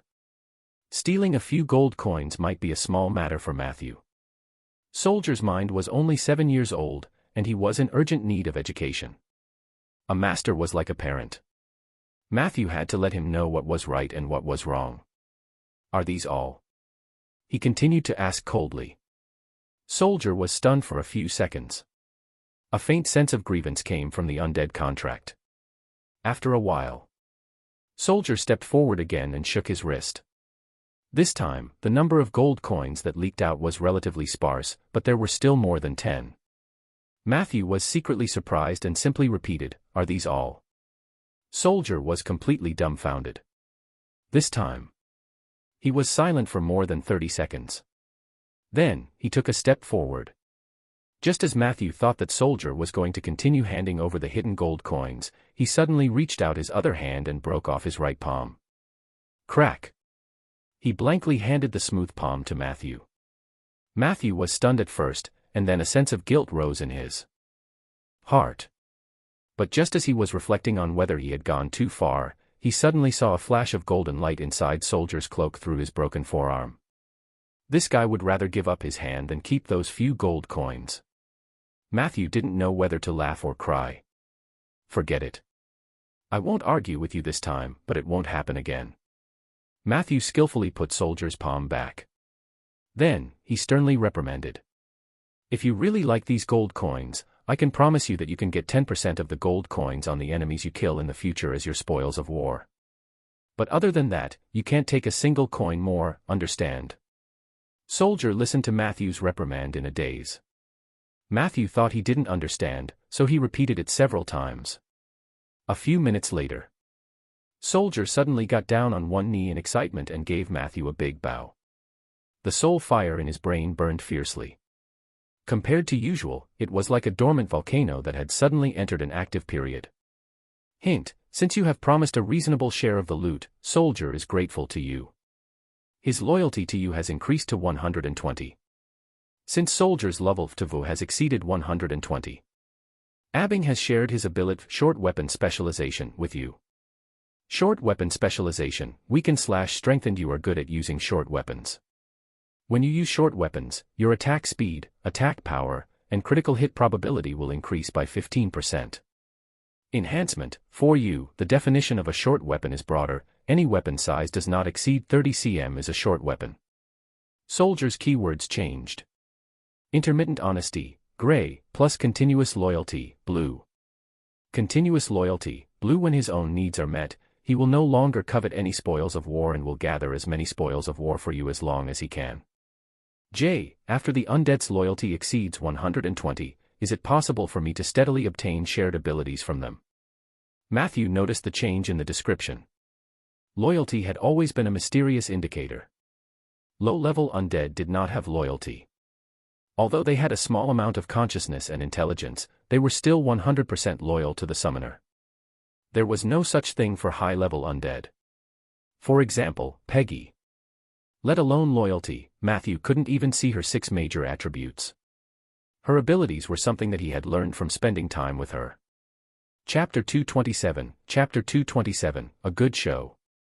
Chapter 227, A Good Show. If Peggy wanted to hide something, and she didn't want Matthew to know, Matthew would probably never understand. Only those who were born with a certain level of intelligence and possessed a little humanity, but did not ascend to the level of Peggy would have a special indicator of loyalty. Currently, only Filey, Soldier, and the Drifter had loyalty indicators under Matthew. If he wanted to get more shared abilities, he would have to continue working with these 3. Matthew pondered for a moment and pulled his attention back to the present. Short weapon specialization was still useful for mages. In addition to the crossbow, every mage would also prepare a dagger for self-defense. The higher the level, the more powerful it would be. This dagger was often the mage's last defense. If he could make good use of the dagger, he might be able to create a miracle. But what Matthew was most concerned about was Soldier's change. He was originally annoyed that this guy had gained another gray keyword. He did not expect that through his preaching, he would miraculously turn the negative keyword into a positive one. Did this mean that there was room for improvement in other keywords? Matthew looked at the kneeling Soldier and fell into deep thought.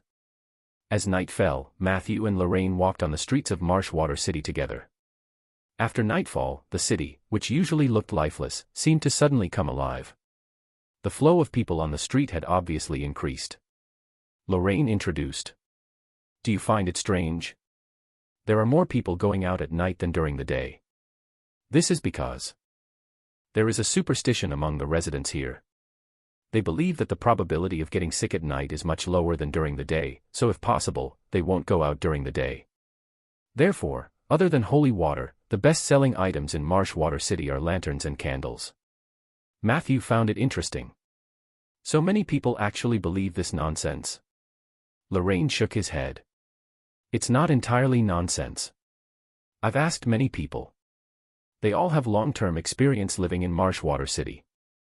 According to their observations, they almost never get sick when they go out at night, but not during the day. This might not be a superstition, but a rule. Matthew nodded seriously. When they were about to reach the entrance of the theater, he suddenly asked, "Didn't you notice we didn't encounter anyone sick or coughing on the way here?" Lorraine nodded and said, "It's like this. Perhaps this is the reason why it's not easy to be infected when you go out at night. Those guys who were sick didn't seem to parade around at night. Maybe it's not that they don't want to go out at night, but that the Plague King doesn't want to pay them at night." Lorraine laughed out loud. This guess is very reasonable. Maybe the Plague King is the clown in the theater we're going to. Because he's busy working at night, he doesn't have time to hire people to spread the plague.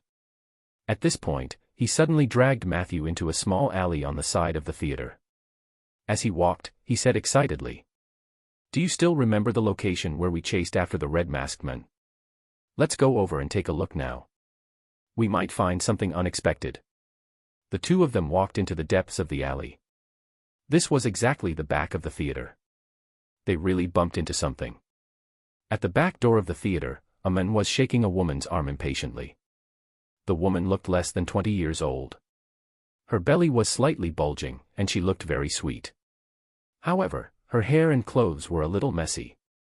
The woman grabbed the man's forearm and begged. "I love you, Bran. I really love you. I can't live without you. I already have your child. I don't expect you to do anything for us, but can you come and see me occasionally? We haven't seen each other for more than 3 months. I understand that you keep saying that you're busy, but why did you always make time when we first got together? Bran, please, please don't be so cruel, please don't abandon me." The man said impatiently. "Isn't it enough that I'm willing to meet you before the start of the performance? Rain, my career doesn't allow me to be dragged down by a child and a wife. I've told you many times, and I thought you would understand this. I've always thought that you're a well-behaved girl. Back then, I broke up with Cassidy because I saw this in you. Don't disappoint me, okay?" The woman's expression was a little confused. But I'm pregnant. My parents found out and chased me out. I've used up all the money on me and have nowhere to go now. I don't dare to go home. My father wants me to abort this child." The man patted her face and said coldly.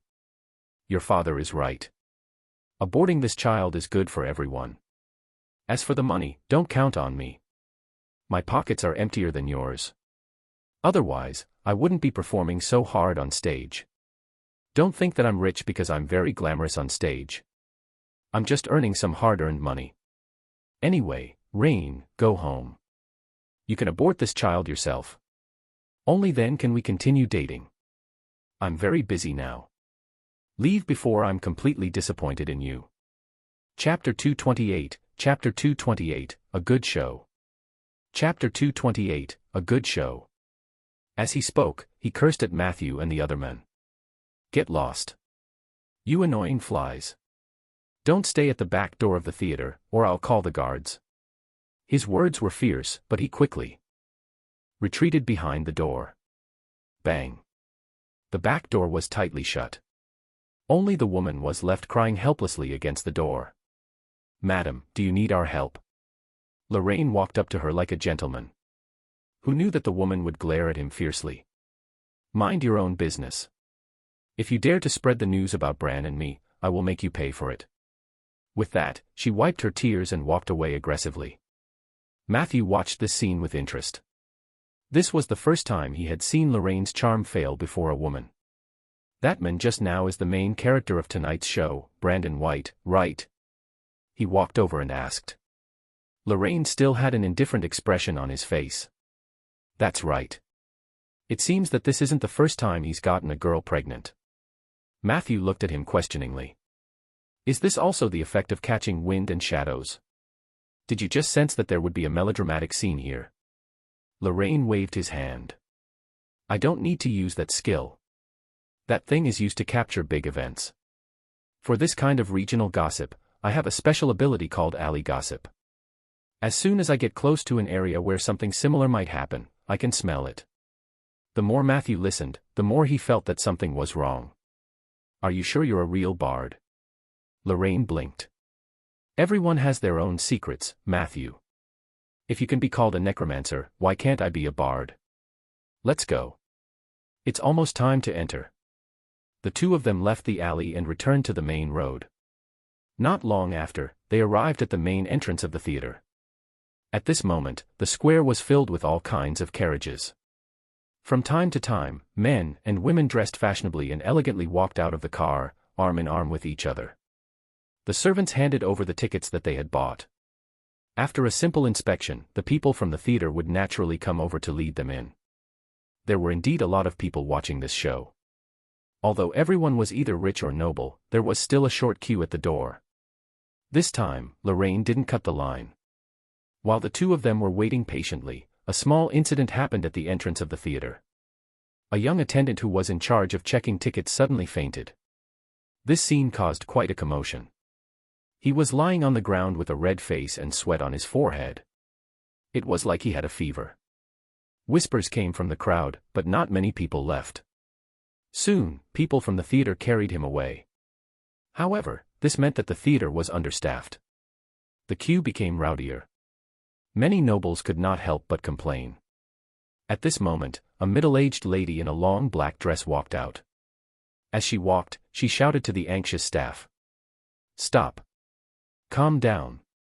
That child, Barry, has been working late for 3 consecutive days. He fainted because he was too tired. It's not any other reason." Lawrence. Where was Lawrence? Tell him to take over Barry's job. Tell him to be careful. If anything happens, I'll definitely ask the guild leader to chase him away.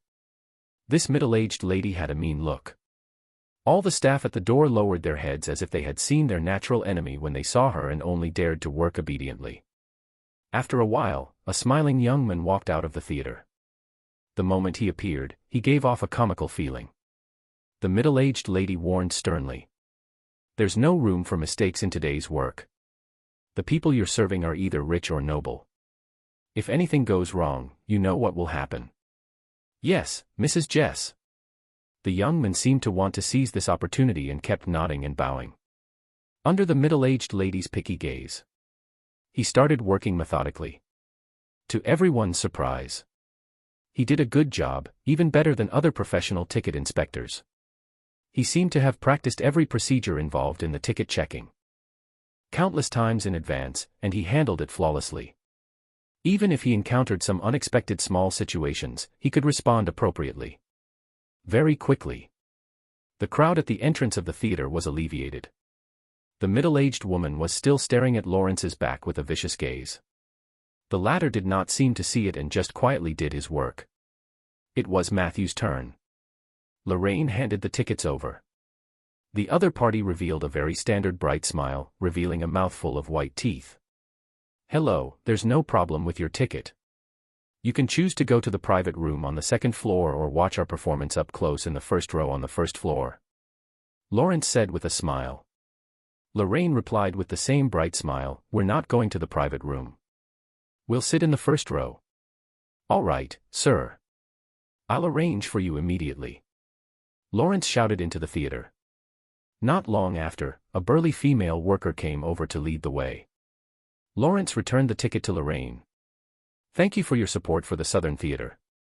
I hope you have a wonderful night." He said the same thing to Matthew. Matthew nodded politely. As the two of them passed by each other, he suddenly noticed that there was an unnatural red on the tip of the other party's nose. Actually, there are a lot of strange theories in Marsh City.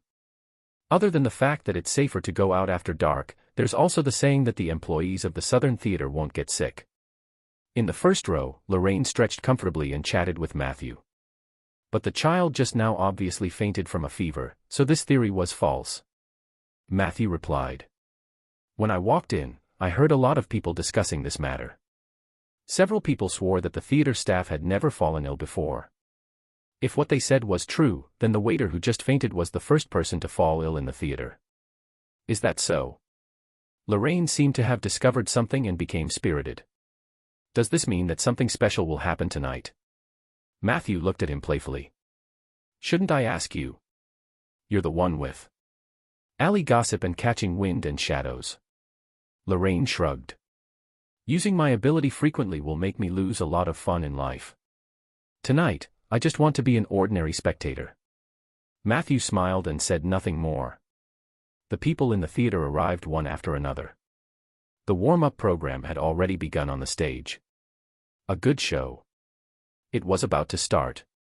Chapter 229, Chapter 229, The Plague King Greets Everyone. Chapter 229, The Plague King Greets Everyone. On the dark stage, the tightly shut curtains slowly opened, and the magic spotlights on both sides lit up. A tall and handsome man dressed in a bold and unrestrained island-style costume somersaulted a few times onto the stage. The light shone on him alone, illuminating his white teeth and pure smile. A young man's voice was heard. "The wind of the island brought me to the beach." She said, "Go out to sea, young man. Go to sea, sailor. There are treasures in the sea that you dream of. There is a girl in the sea who you will love at first sight." I said no to wind of the island. I don't have my dreams in the sea. There is no home in the sea. The wind of the island leads me to the cliff. She said, fly, young man. Fly, warrior. In the sky is the freedom you chase day and night. The sky has the courage you've been longing for. I said no to wind of the island. The sky doesn't have my dreams. The sky is not my home. The wind of the island brought me to the mountain. She said to cultivate, young man. Cultivate, chief. The mountain was filled with the tranquility of a paradise. The mountain was filled with the fragrance of spring seeds and autumn storage. I said no to wind of the island. Although the mountain is my hometown. The mountain is not my dream. In this life. The wind of the island led me to the shaman's hut. The shaman asked me, the young prince. Where are you going? At this moment. The chanting stopped. Only the male lead on the stage stared into the distance affectionately and sang loudly. I said I want to leave the beautiful and rich island of Pantura. I said I wanted to leave the embrace of my strict father and loving mother. I want to go to the hundreds of cities and thousands of countries on the land and walk through every inch of soil outside the island. Wind of the island and my parents, please don't worry. When the traveler returns from 1,000 sails, I will be a well-known bard. The curtains were quickly pulled open. A few actors dressed in Aboriginal clothing rushed forward. The two actors who played the male lead's parents hugged him exaggeratedly and performed a difficult dance. In the end, under the good wishes of everyone and the narration, the young prince of the island, Dúradin, left Pantura and went to the vast land to learn the skills of a bard alone. During this period of time, he was deceived because of the language barrier, ridiculed because of his strange way of dressing, and harassed because of his handsome appearance. However, none of this interrupted his passion to become a great bard. This was almost a one-man show for the male lead. Other than the narration and the passers-by, he met from time to time. The entire stage was filled with the male lead, who was the only one attracting the audience's attention. Even Matthew had to admit it. Brandon might have a huge problem with his personal morals, but his acting skills were indeed superb. His performance was extremely captivating. A second ago, the prince he played was still commenting on the various strange phenomena in the cities of the mainland, making a funny and sharp comment that was in line with his identity as an island aborigine. The audience burst into laughter. In the next second, however, he vividly portrayed the embarrassment of being cheated of all his money because he had mistakenly believed in a scammer and finally being forced to sleep on the streets and suffer from the wind and rain. Some of the female audience members even started sobbing. This situation was only alleviated when Dúradin met the famous bard, Donald. After that, the prince moved into Donald's house and began to diligently learn the skills of a bard. The first scene ended with a lame joke from the great bard, Donald. The second scene was about to begin. When the magic spotlight was pushed forward, Matthew took a look and found that although the spotlights above the theater were made of rails, they were not highly automated. On every spotlight sat a bored gnome. They wore standard vests with steel wires hanging from their backs. They moved through the dense beams. The magic spotlight was pushed by them. As expected, as long as you put in the effort, you can find a solution. Matthew was surprised by the theater's design. However, he thought about it. If he were to put on such a production, he'd replace the goblins with ghosts. At the same time, he took the opportunity to observe the expressions of the audience. Everyone, including Lorraine, was watching very seriously. That was true. The entertainment industry in this world was far less developed than in Matthew's previous life. An opera of this level was already an extreme visual feast for people. Matthew was captured by it too. After the initial novelty, he could also patiently enjoy the performances of the actors, as well as the dance that he could not understand but still felt a little charming. On the stage, the plot proceeded in an orderly manner. The second scene was as follows. What the Prince of Island didn't know was, as soon as he left the beautiful island, a terrifying coup broke out on Pantura. His second uncle colluded with the Naga and stabbed his father to death with a short dagger he got from the Naga. After that, with the help of Naga, second uncle changed into his father's appearance and successfully sat on the position of chief of Pantura. He also took over his mother, who seemed to be unaware of this. However, Duradin's second uncle was very different from his father. The latter was generous and kind. The former was cruel and vicious. The tribe was soon thrown into chaos by him. He even openly communicated with the Nagas, who were originally enemies. The tribe was angry but did not dare to speak up. Very quickly. Chapter 230, The Plague King Greets Everyone. Chapter 230, The Plague King Greets Everyone. The originally peaceful island was now in chaos.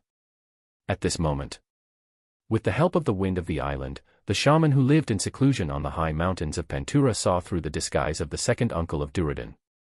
He asked the seagulls for help overnight. He called for Duradin, who was traveling outside, to return quickly. The second act ended here. A classic revenge story. Lorraine commented. It's not too bad, but it could be better. We'll have to see how the third and fourth acts are handled. As he spoke, he flipped through the program list he had received when he entered the venue and frowned. Why are there only 4 acts? It's too rushed. Seeing his serious expression, Matthew smiled and asked. From a professional point of view, what do you think of the plot and lines of the first 2 acts? Lorraine shrugged. He said seriously. Tonight, I can't analyze it from a professional perspective. I just want to be an ordinary audience member. Matthew sensed something strange from his tone. Before he could speak, Lorraine suddenly whispered. If something strange happens tonight, no matter how strange it is, try to be a silent audience, okay, Matthew? This was the first time Matthew had heard Lorraine's nervous tone. However, before that, he had a premonition. He had only come to Marshwater City to check out the place, and he had coincidentally bumped into Lorraine. Wasn't this too much of a coincidence? Thinking of his strange abilities, there was only one answer. Lorraine had been waiting for him in the jungle dance-in. And tonight's show was probably not limited to the stage. Matthew stared at Lorraine. Logically speaking, I should leave immediately, right? Lorraine forced a smile. At that moment, Matthew suddenly felt that Lorraine was so unfamiliar, as if he had become another person. We are friends, right? Matthew asked softly. Friends should trust each other and not hurt each other. Lorraine looked guilty. He covered his face with his hands and said in an extremely low voice, I won't hurt you, Matthew. This is my promise. Matthew nodded. Your words are enough, so what do I need to do? Lorraine put down his hands in surprise. Are you really willing to believe me? Matthew looked at him expressionlessly.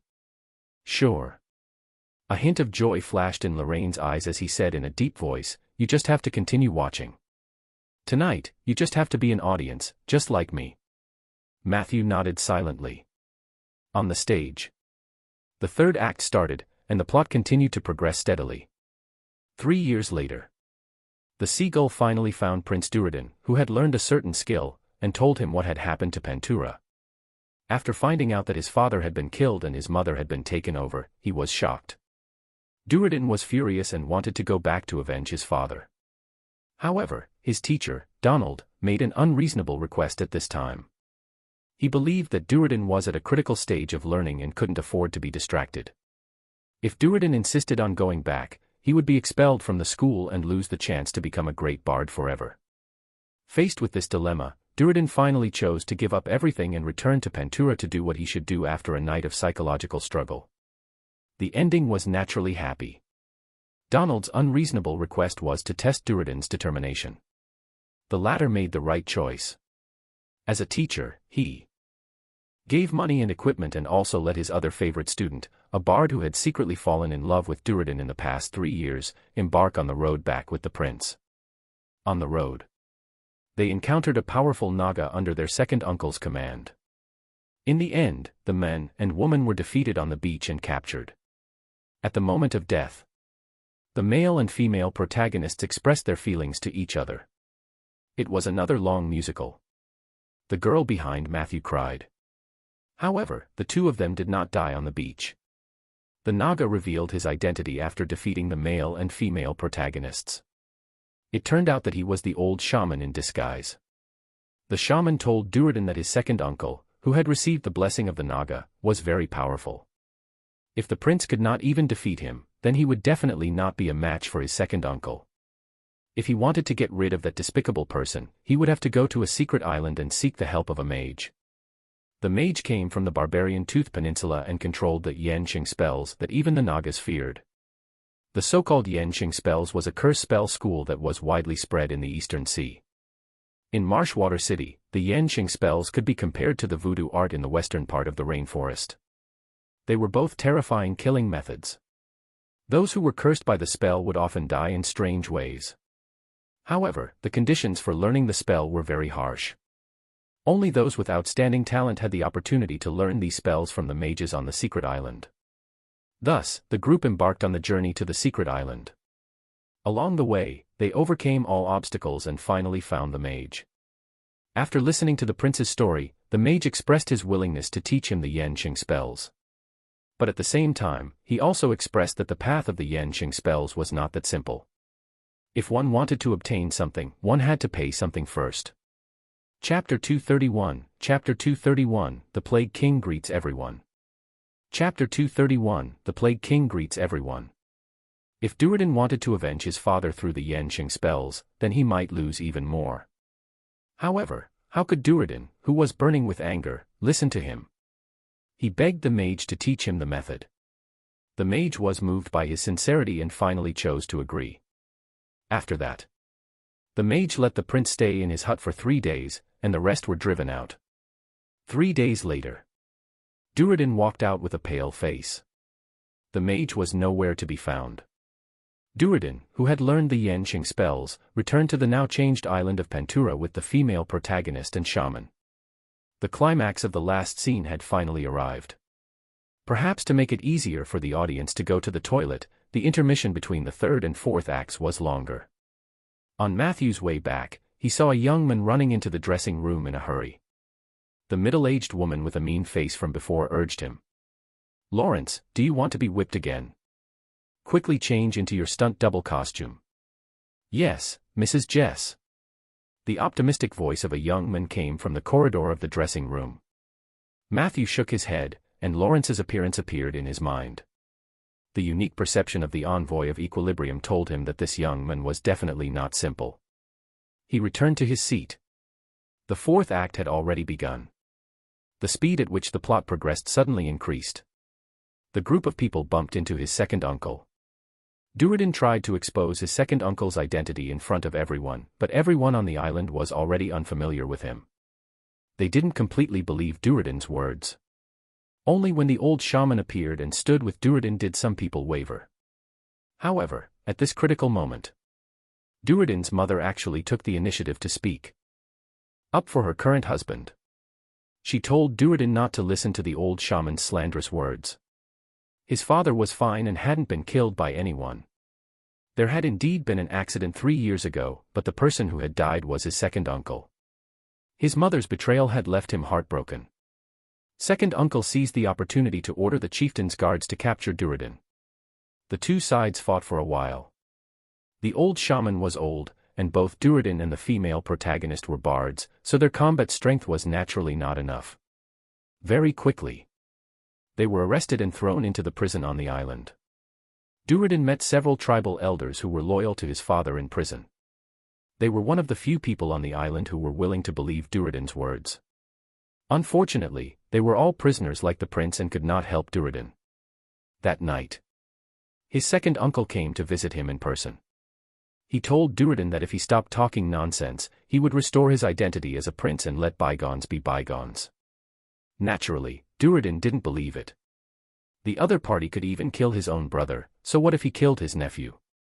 However, in order to lower his second uncle's guard, Duradin pretended to agree. The latter left in satisfaction. At night, the female bard and Duradin talked to each other. She asked Duradin why he didn't use the Yanqing spells to win. Duradin remained silent. The female lead kept asking. Only then did he helplessly reply. If one wanted to curse a person to death through the Yanqing spells, one had to sacrifice another person's life, and this person had to be the most important person in the caster's heart. Duradin told the female protagonist that before today, the most important person in his heart was his mother in his memories, but after today, it became the female protagonist. Just like how he couldn't bear to sacrifice his mother's life before. Right now, he was not willing to sacrifice the female lead's life. After listening to Duradin's painful narration, the female protagonist fell into a long silence. Before dawn, the clever and witty Duradin successfully used his second uncle's promise to scare the prison guards. The male and female protagonists were able to reunite and enjoy a night of sex in prison. However, when Duradin woke up, he found that the female protagonist had found a cup of poisoned wine from somewhere. She quietly waited for Duradin to wake up and drank it in front of him. Now that I'm about to die, quickly use my life to curse that sinister and ugly uncle of yours. Take back what belongs to you, my love. Go, Duradin. Then, she collapsed. The grief-stricken Duradin hugged the female protagonist's corpse and hurriedly used the spell that the mage had taught him. This scene tested the actor's skills. Matthew admitted. Brandon had handled the earlier scenes well. However, his performance for this part was much worse in comparison. Even from an outsider's perspective, his crying scene, acting, and chanting could only be considered barely passable. He was about to turn to Lorraine to comment on this. At this moment, the magic spotlights above his head suddenly dimmed. The stage was pitch black. The audience immediately burst into an uproar. Show. Don't make a sound. An optimistic and cheerful young man's voice suddenly sounded in the audience. I know you guys haven't had enough of the show, right? Duradin in this scene should be filled with grief, helplessness, blame, fear, and so on. However, our male lead, Mr. Brandon, acted as if he were in a children's play. When he cries, his heart aches; when he smiles, his face lights up; when he grins, his eyes bloom. I admit that his acting skills have reached perfection. But there are no feelings. A magic spotlight suddenly lit up. Under the spotlight, it was a young man wearing the same clothes as the male lead. Everyone was in an uproar. Even though he had dressed up meticulously, someone recognized him. He was the young man who had been pulled to replace the fainted ticket seller at the door. Lawrence, what are you doing? An angry voice came from backstage, mixed with the sound of high heels. You motherless bastard, get down here. The smile on Lawrence's face didn't change. He looked at the middle-aged lady with a mean face who came from backstage. Mrs. Jess, for someone as vicious as you, your mouth must be filled with poisonous insects, right? Mrs. Jess wanted to curse again. However, the moment she opened her mouth, a foreign object suddenly came out. Wow! She bent down and spat, and a scorpion, a venomous snake, and a toad appeared on the ground. The actors on the stage were shocked by this sudden change. They all hid backstage. Mrs. Jess knelt on the ground in fear and clutched her throat. Poisonous creatures kept crawling out of her mouth. After they landed, they didn't run around but returned to her body. Very quickly. Her screams echoed throughout the stage. You're too loud, Mrs. Jess. We're in a theater. Lawrence snapped his fingers. Mrs. Jess' voice suddenly disappeared. Immediately after, Lawrence looked up happily and looked at the equally shocked audience. The little episode will end soon. Our performance will continue. Next, I will be the male lead and present the climax of this good show to everyone. Thank you for your support. By the way, the Plague King sends his regards to everyone. As he spoke, he bowed deeply to the audience. Chapter 232, Chapter 232, Demigod Ritual. Chapter 232, Demigod Ritual. Lawrence looked very sincere. However, the commotion in the audience became even more intense. The audience was all influential people in Marshwater City. They might not have anything else, but they definitely had a good sense of the situation. When Lawrence made Mrs. Jess spit out poison, many audience members saw that the situation was not good and prepared to escape. However, they soon realized that all the doors to the theater were closed.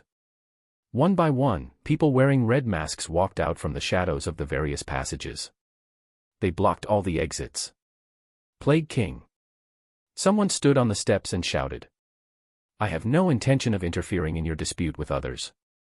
Open the door and let me leave. Lawrence smiled brightly. I can't do that, unfortunately. In the corridor on the left, a middle-aged man with a fat face said unhappily. So, are you the Plague King? I know you. You're a clown in the circus of this theater. You're doing your job well. Listen, buddy, I don't know what kind of conflict you have with your colleagues, but you'd better let us go now. The 4 sacred halls are hunting you down. You shouldn't be so ostentatious. Lawrence's expression did not change, but his tone became sharp. Although you are an audience member, I don't like the way you talk to me. Being born to a higher class doesn't mean that you can always be high and mighty. It's time you had an acute fever. As soon as he said that, the plump man's face immediately turned pale, and his forehead began to sweat crazily. He lay on the railing of the corridor and vomited. Immediately after, a crackling sound came from his crotch. The strange smell quickly spread. Everyone avoided him. Only his servant subconsciously helped him up. However, when he saw his master suddenly become terminally ill, the servant was so frightened that he retreated repeatedly. Holy water, holy water. The men struggled as he vomited. The servant was enlightened. He quickly found a bottle of holy water. Under the plump man's desperate gaze, the servant actually swallowed the holy water in one gulp. Lawrence snorted. It was as if it was to verify his statement. In the next second, the servant who had just drunk the holy water also became the same as the plump man. First, his face instantly turned as white as paper. Immediately after, he vomited and shat on the spot. The people around him all avoided him as if he were a god of the plague. However, the plague still spread quickly. A noblewoman with a child noticed her daughter's strange behavior. She hurriedly took out a short staff from her bag. By a dash, a white light flashed. The child's gradually pale face instantly returned to normal. Purification staff. Do we have a mage in the audience? Lawrence looked at the lady with interest. The noblewoman warned coldly. I don't care if you're the legendary Plague King or not. If you dare to hurt my child, I'll burn your bones and scatter your ashes. The people from the 4 great temples will be here soon. You won't be able to seal off the theater for too long. There might be a mage even more powerful than me hiding in the audience. So, if you know what's good for you, quickly get your men out of the way. You should get lost too. Don't disturb us from watching Mr. Brandon's performance. This lady was clearly Brandon's true fan. With every word she said, the smile on Lawrence's face disappeared. When she finished speaking, Lawrence's face turned gloomy. He stared at the lady and asked in a clear voice. Is it because I'm always smiling that you think I can be so easily bullied? I've been smiling all this time because I'm playing the role of the male lead, Duradin. He's a character who loves to smile, so not only do I have to smile, but I also have to smile brightly, warmly, and cheerfully. But this doesn't mean that I only know how to smile. If you want me to play a devil, I will. As he said the last word, Lawrence's face suddenly began to twitch. There seemed to be something squirming crazily under his skin. Pairs of sharp teeth emerged from his gums. Accompanying it, there was also a forked tongue that was about 30 to 40 centimeters long sticking out of his mouth. I already said that I am the Plague King. How dare you good-for-nothings look down on me? Lawrence stood on the stage and said hysterically. Then I'll let you have a taste of the plague. Now cough. Lawrence's bloodshot eyes bulged out abnormally. He pointed his right hand in the direction of the noblewoman. The audience started coughing violently. Cough, cough, cough.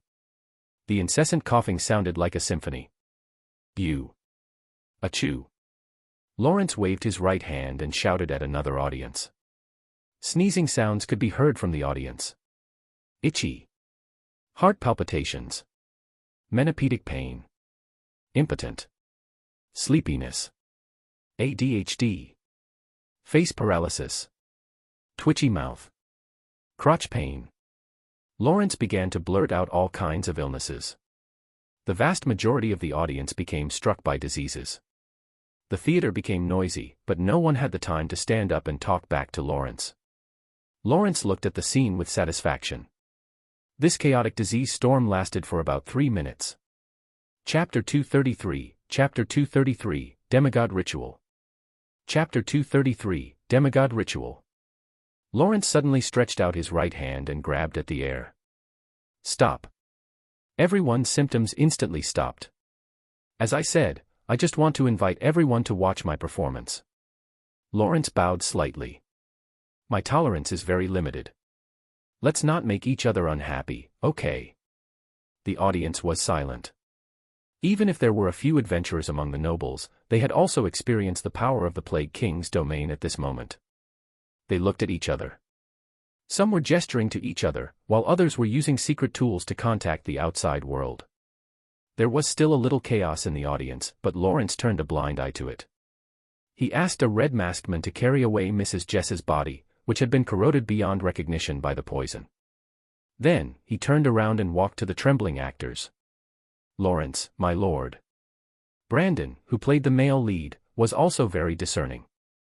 He immediately gave up his seat and apologized submissively. If you're willing to play the role, this scene will definitely take it to the next level.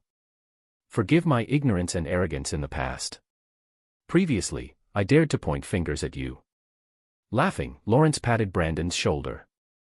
No, Brandon, I'm actually very grateful to you. Although you love to mock me just like them, at least your guidance on acting has benefited me a lot. Brandon heaved a sigh of relief and said in a flattered tone. No, that's what I should do. But before he could finish, Lawrence lifted his neck, and the female lead beside him screamed. But you still have to die. Lawrence said gently. Brandon struggled in fear. Why? I didn't offend you more than anyone else. Lawrence, do you remember? In the past, I thought that you didn't have any luck with women, so I specially introduced girls to you. Lawrence smiled. Are you talking about the girls you abandoned after getting pregnant? Brandon quickly explained. I did it out of good intentions. They're all good girls. You can't kill me because of this. Lawrence shook his head. Even though you're a scumbag who loves to have sex with underage girls and then get them to get an abortion, I really don't hate you because of this. I just really need your face right now. After all, the audience below the stage is here to see you, dear Mr. Brandon. As he spoke. Under Brandon's horrified gaze, Lawrence's hand quickly slid across Brandon's neck as if it were surgery. There was a piercing sound. A piece of fresh human skin appeared in Lawrence's hand. Brandon screamed and fell to the ground. Only flesh and bones were left on his face. However, the audience was silent. The Plague King's domain had completely expanded. A powerful force pressed down on everyone's throats, rendering them unable to make a sound. They could only stare in horror as Brandon rolled back and forth on the stage. Lawrence turned a blind eye to the men. Brandon rolled a few rounds on the stage and soon fell into the shadows backstage. He was completely silent. With a pounce. The lights on the stage dimmed. Now, let's continue our performance. You don't have to be afraid. Just treat me as Brandon. Lawrence put Brandon's face on, and he looked exactly like Brandon. The actors had obviously not recovered from the huge impact, but under Lawrence's tyranny, they could only brace themselves and start working. When the fourth act began, the voiceover stuttered and only regained its previous fluency after getting used to a few passages. The lights lit up. The time and scenery on the stage returned to the scene when the male lead, Duradin, and his party had just returned to the island. However, this time, all the actors looked distracted. Lawrence was the only one who performed exceptionally well. Everyone knew that he was a demon who killed without blinking. However, as the plot progressed on stage, many of the audience's consciousness gradually blurred. They held their chins and began to enjoy the plot on stage with great interest. They did not notice the abnormality of the other actors at all. In the first row, Matthew looked at the stage thoughtfully. So, is this the real show tonight? On the data panel. Hint, you are currently in the domain of the Plague King. Equalized perception, you have detected that the Plague King Lawrence has two major domains. Domain 1, Plague Weak Strength, at most at the level of Profound. Domain 2, Performance Powerful Strength, at least Master level. Warning, you are participating in a demigod advancement ritual. Demigods. It was a special title that symbolized strength but was not completely related to it. A powerful demigod might have power comparable to a god, and his level might be above level 28, which was in line with the identity and level of the Divine domain. As for the weak demigods, it was very difficult to define their limits. In theory, there were demigods with a total level of a measly 1. The true combat strength of such demigods was about Tier 2 to Tier 3. The exact situation depended on their class, abilities, and other factors. Just like how the level wasn't the only determinant regarding one's power. It was the same for the divine personas. Chapter 234, Chapter 234, Demigod Ritual. Chapter 234, Demigod Ritual. Moreover, a demigod only had a level O divine persona. But in reality, those who could become demigods would most likely have extraordinary combat strength. Innate. Demigods enjoyed the protection of their parents, so they were usually not bad. Demigods who awakened later in life had to go through all kinds of tests, so they were tougher. Under the background of the ascension of the heavenly palace, the demigod ritual was the final destination for a mortal to reach the upper limit on the path of the divine. In Matthew's perception, the Plague King, Lawrence, would not be higher than level 18, and the threat he posed was far less than that of Blinken. In terms of domains, Lawrence was far less impressive. His real domain is actually performance. Whether it's the good show that is being performed on stage or the Plague King that he has been playing off stage, they are all just performances.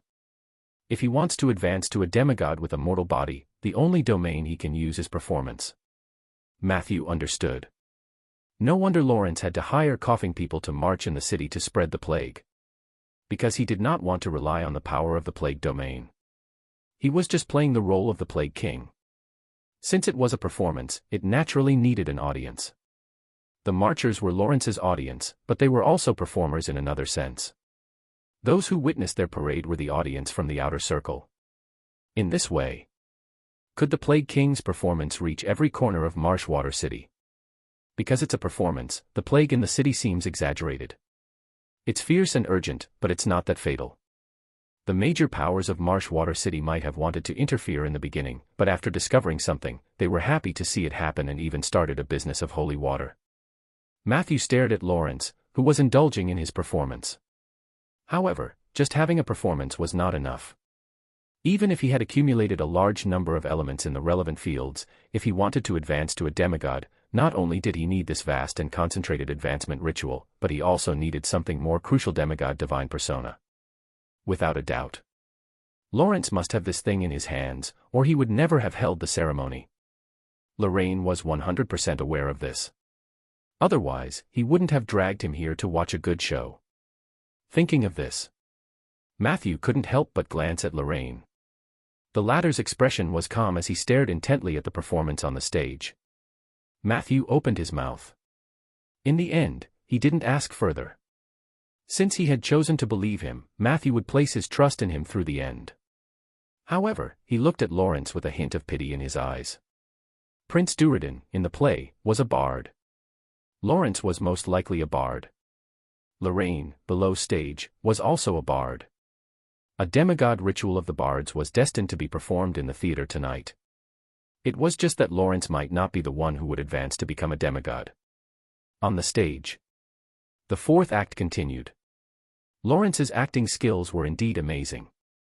After the female lead drank the poisoned wine, the male lead, Duradin, suddenly had an emotional outburst, and his control was as intense as a mountain torrent but also as restrained as a spring rain.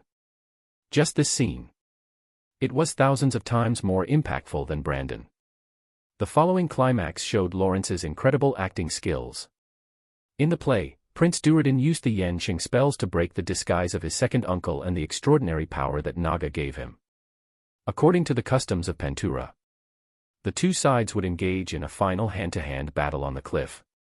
Your actions are despicable, but how can I refuse to carry out the Panturan tradition? Come, second uncle, let the wind of the island witness our duel.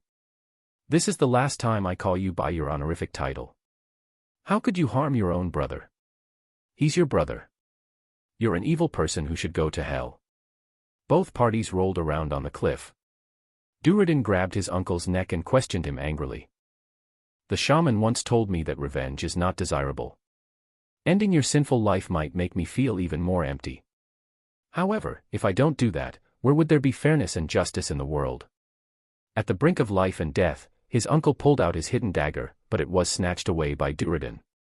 The moment Duradin stabbed the dagger into the man's heart was already filled with blood. His mother stumbled over. She hugged her uncle's head and cried, "Duradin, oh Duradin, how could you kill your own father?" After saying that, she pulled out the dagger and stabbed herself in the heart, dying as well. Hearing this, Duradin's face turned pale. He staggered backwards on the stage, all the lights shining on him. At that moment, shock, hesitation, loss, doubt, pain, confusion, countless emotions burst forth at the same time. Below the stage, the applause was thunderous. Matthew noticed that almost all of the audience members were immersed in Lawrence's performance. This was the terrifying aspect of a domain that was close to completion. With Lawrence's performance, so many people temporarily forgot about the bloody incident. Their faces were flushed, and they clapped their hands. Especially when the prince, played by Lawrence, committed suicide with the same dagger in despair. The atmosphere at the scene reached its peak. Chapter 235, Demigod Ritual. Chapter 235, Demigod Ritual. Many people stood up from their seats and cheered loudly. Wonderful. King of performance. King of performance. Encore. Gradually, this kind of applause and cheers constantly converged to the same frequency. The cheers of the King of Performance became the lines that everyone chanted. Matthew didn't need to activate his equalized perception to feel that a large number of performance elements were gathering on Lawrence. Dozens of seconds later, his chest lit up with a bright yellow light. Matthew narrowed his eyes. Divine Person F. He was about to remind Lorraine. However, when he turned around, the seat next to him was empty. Matthew suddenly looked up. In the darkness, a spotlight suddenly lit up automatically and shone on a handsome man wearing the male lead's costume. "Who are you?"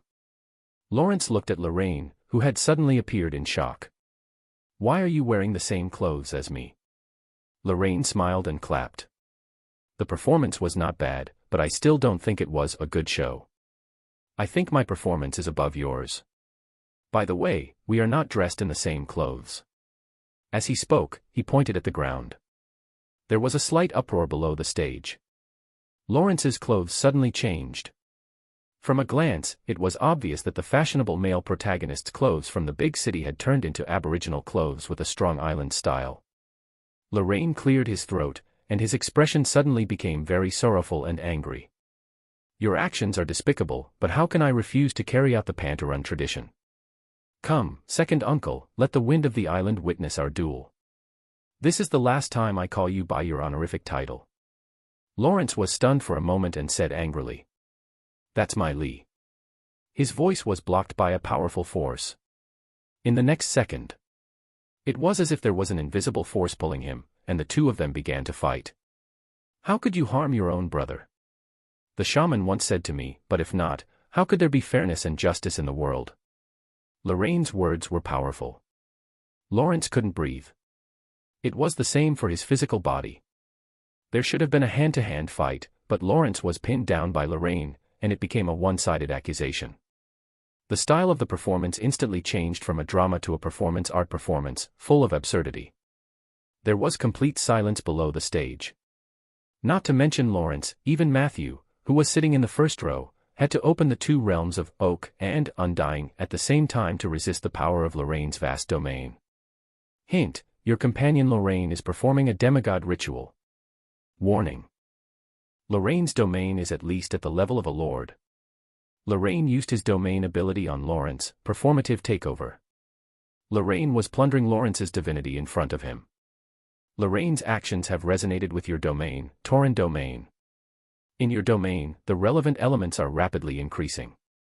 Does this work too? Matthew was stunned. Even if the Plague King was a bard, he was limited by the ritual and could not use the power that was too out of line with his character.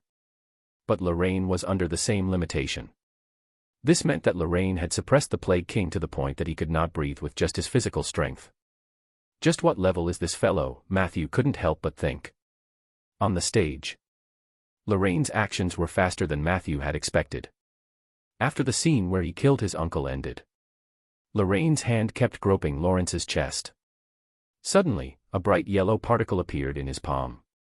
Lawrence, whose domain and power were both crushed, shouted helplessly. "That's mine." Lorraine was indifferent. "Matthew, can you help me keep this noisy man down?" he suddenly said to the audience. Matthew looked at the people around him. They all seemed to be immobilized by a human immobilizing spell, so he asked, "Wasn't I supposed to be just an audience member?" Lorraine smiled. "We finished watching the show. It's time for the refund." Matthew waved his right index finger, and a ghost immediately flew over and held Lawrence down for Lorraine. What a beautiful sister spectral soul. Lorraine only took a rare glance before he started his own finishing work. He placed the bright yellow particle in front of his chest and quickly took out a small heavy box and a rare ceramic bottle. Lorraine touched the particle with his index finger with a solemn expression. A few seconds later, a faint green color suddenly separated from the bright yellow light spot. Lorraine immediately put all the green light into a ceramic bottle.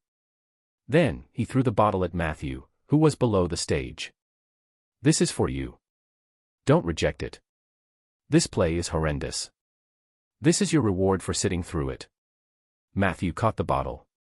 Hint, you have obtained an exquisite porcelain vessel. Porcelain bottle, contained a complete plague domain. After absorption, you can complete the initial entry into the plague domain. Remember to return the bottle to me after you use it. That thing is much more precious than a domain. Lorraine reminded him. Also, if you have the chance to come into contact with a divine persona in the future, remember to prepare this box made of pure lead in advance. Only then can you completely isolate the spread of the divine persona's aura. Chapter 236, Chapter 236, Demigod Ritual. Chapter 236, Demigod Ritual. As he spoke, he skillfully stored the divine persona. Matthew looked at Lawrence, who was lying on the ground with a twisted expression of confusion. "Is it over just like that?" Lorraine smiled in a relaxed manner. "What else do you think will happen? I'm not a robber, and I was the one who gave him this divine persona in the first place. There's no reason for him to be angry, right?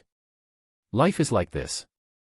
Many times, you think that the story will unfold as you've planned, but in fact, a small ripple in the stagnant water might just ruin every."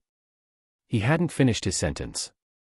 Suddenly, an earth-shattering explosion came from the square at the main entrance of the theater. Immediately after, a series of explosions sounded like cannonballs landing on the ground. Matthew almost thought he was hearing things. However, a series of red messages were quickly refreshing on the data panel. Warning, a Cloud Elf troop from Cloud Edge City is rapidly approaching.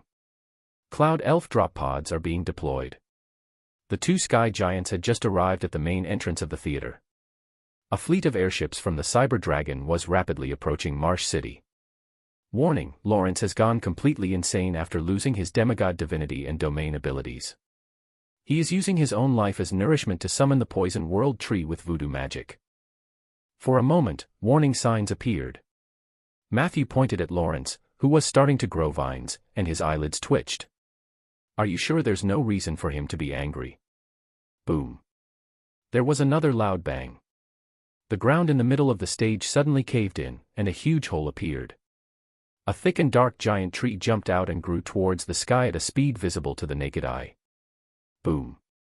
A few seconds later, the dense tree crown broke through the roof of the theater. The tarpaulin, wood, and parts of the rail car that had been knocked over by the giant tree fell down. The audience seemed to have woken up from a dream. They fled in panic. "Open the doors!" Lorraine shouted from the stage. In an instant, all the doors in the theater were opened. The people fled in panic. "Run, Matthew!" Lorraine jumped down from the stage and pulled Matthew towards an evacuation tunnel. However, 2 seconds later, two rows of moist and thick tree walls suddenly appeared on the ground in front of them. "Do you want to leave?" "It's not that easy." Lawrence stared at Lorraine with hatred. At this moment, the lower half of his body had already been wrapped up by the roots of the poison world tree. Its upper body was also covered with green vines and roots. "I knew it. I wouldn't be so lucky," Lawrence said bitterly. "It's impossible for me to really pick up a divine persona just because I accidentally fell. I'm a forsaken child of the heavens. From the moment I was born, this world's discrimination against me has never stopped. Everyone is laughing at me, mocking me, and targeting me. The same goes for this divine persona. From the beginning, this was your trap, right? Lorraine did not deny it. He looked at Lawrence calmly. I gave you a chance, child. You have a chance to use it well. Lawrence sneered. Stop pretending. You know what kind of choice a person like me will make. That's why you sent the divine persona to me. Stop denying it. Lorraine smiled meaningfully. That's true, but it doesn't conflict with what I said, understand? I'm up to no good, and you're up to no good. We're a match made in heaven, and we've put on a good show for my audience, haven't we? At this moment, the merciless vines had already wrapped around Lawrence's neck. He roared hoarsely. Go to hell, you thief. The tree wall was also wrapped around them.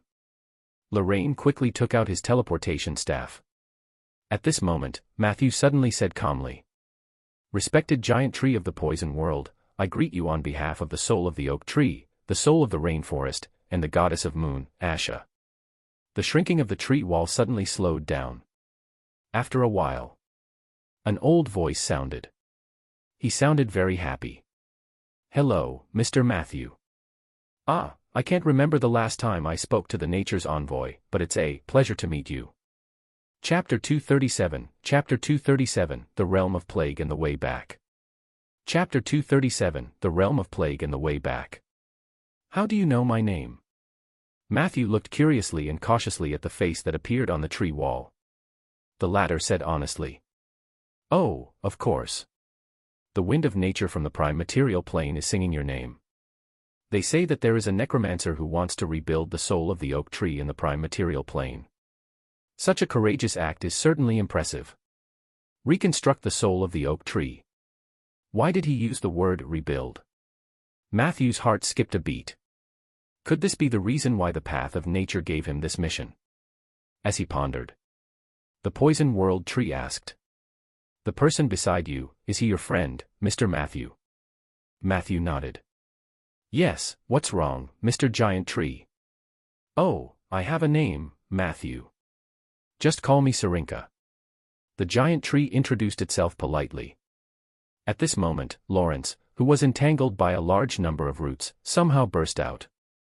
With a huge force. He crawled out from inside and showed his head as he shouted at the top of his lungs, don't get it wrong. Sarinka, I summoned you. It was me. It's not him. Sarinka quickly showed an apologetic expression. He pulled Lawrence down and explained to Matthew. I originally wanted to eat this bard in one bite. After all, it's rare to see such a fresh demigod. I haven't eaten such a delicacy for hundreds of years, but for your sake, I'm willing to hold back my appetite. Matthew was stunned for a moment before thanking him. Really?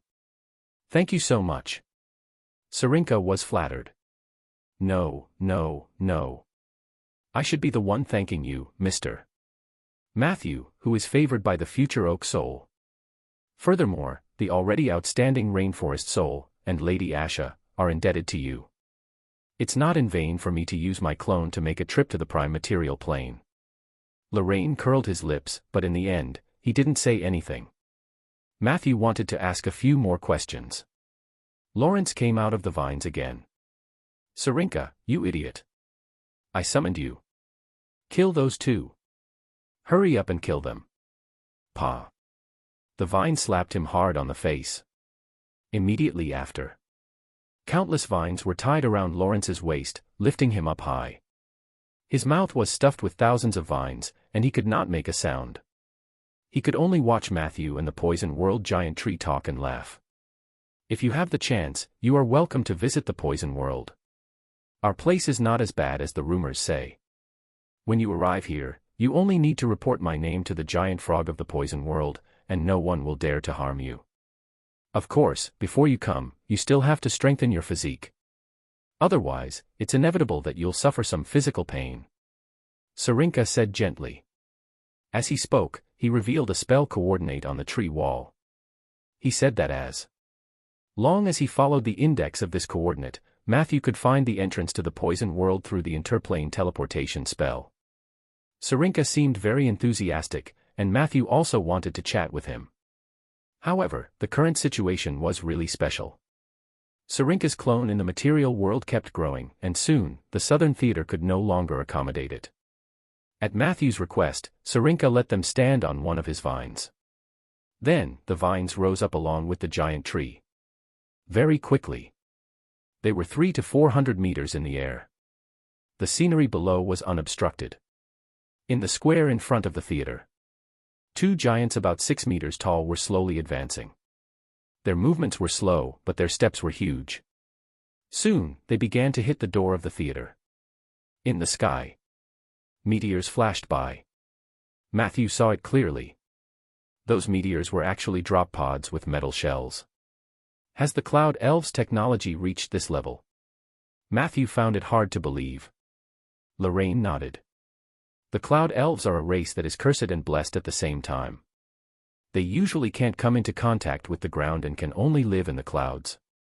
However, their technological level is second only to the cyber dragons. As they spoke, a rumbling sound could be heard. In the southeast sky, a huge airship led the way, followed by countless small planes. Is that from Cyber Dragon?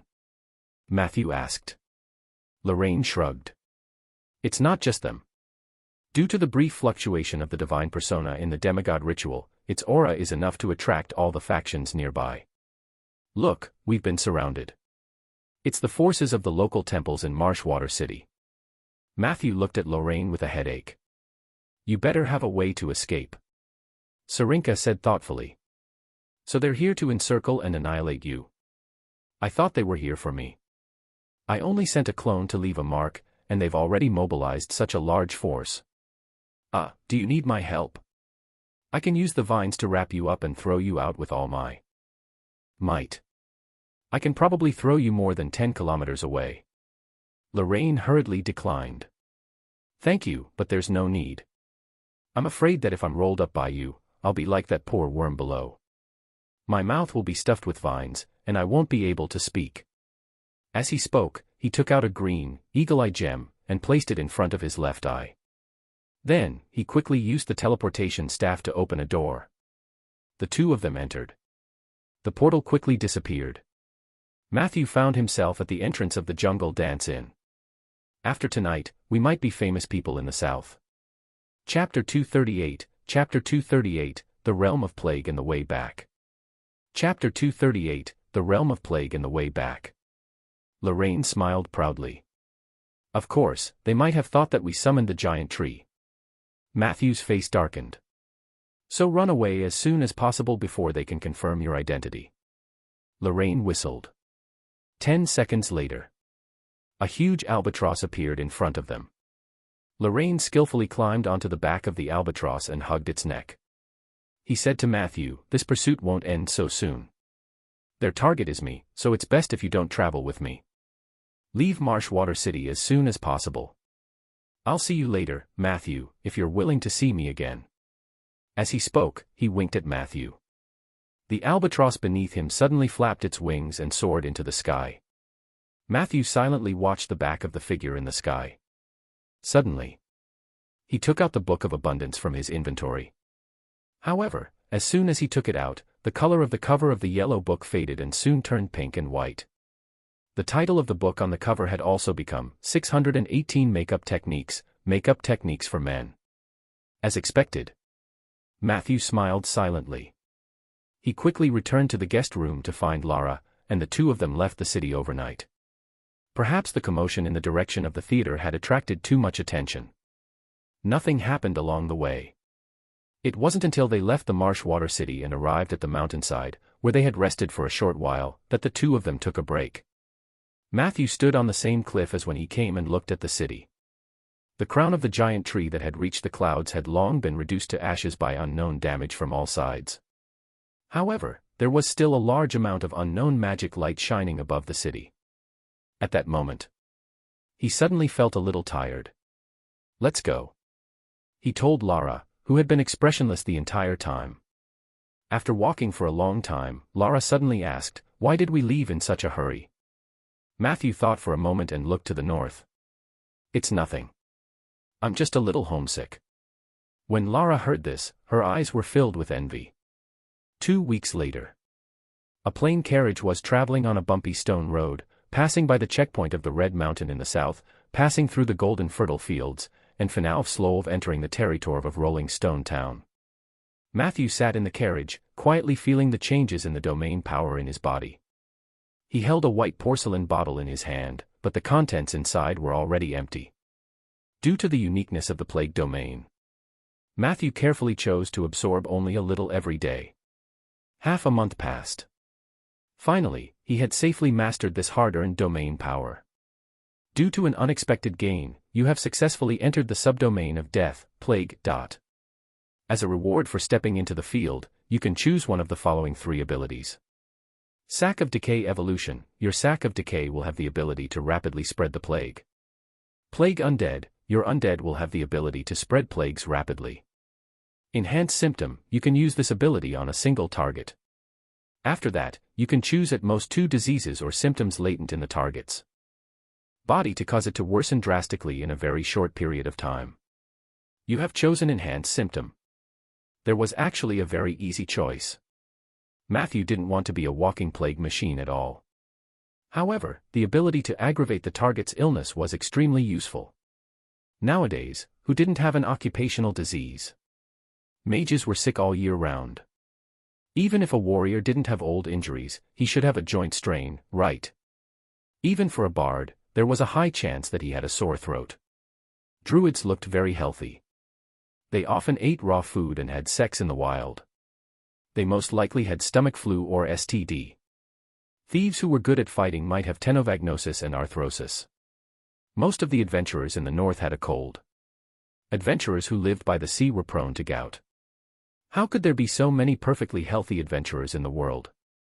Only monks with chi protection were relatively healthier. Matthew felt that this ability would be very useful when fighting against those below legend. You have completed the enlightenment of the plague domain. Current status. Just entered the domain. You have obtained a permanent status, Health Origin.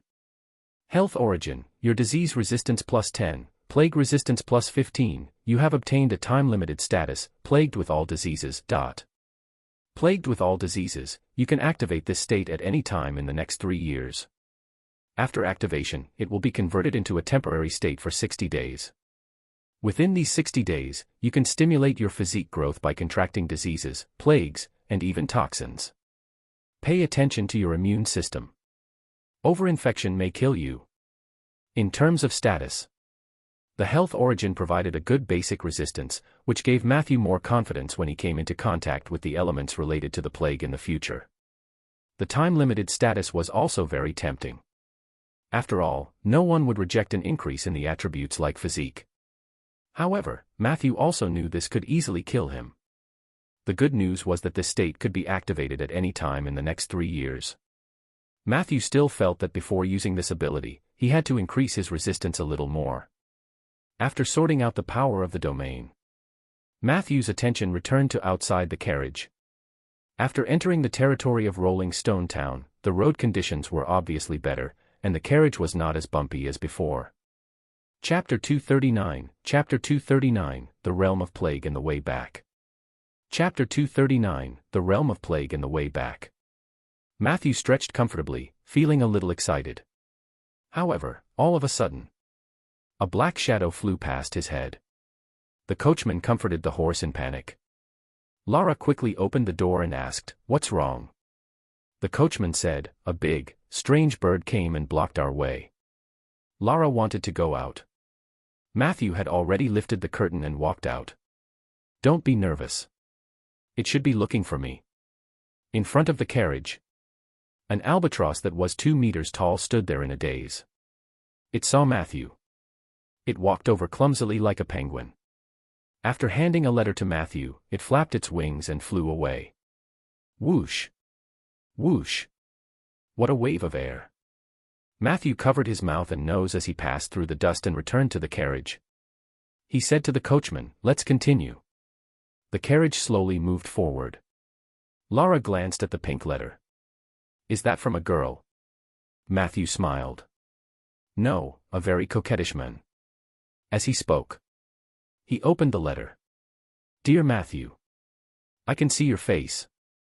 I was lying on the soft bedding of the female captain of the big wave, watching the seagulls and whales playing outside the porthole. The cabin was not comfortable at all. The environment here was like a seafood market in the south in June, stuffy and hot. But I was on a whaling ship with a favorable wind. It's been half a month since we parted. Forgive me for only writing to you now. I was not used to writing, so I often wrote a few words and gave up.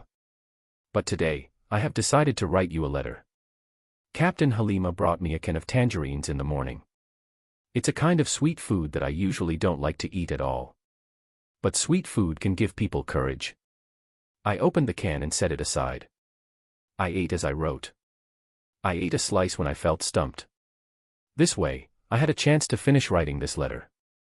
That's right. The reason why I don't want to write to you is that I lack courage. Even though we had only interacted for a short 10 days. Your sincerity, kindness, and trust really touched and embarrassed me. Every time I think about how I lied to you so many times to achieve my goal, even the taste of canned oranges seems to have become bitter. Where should I start? Maybe I should just be random. About 5 years ago, the cloud elves and the sky giant had discovered the ruins of a battle of gods in the cloud ruins.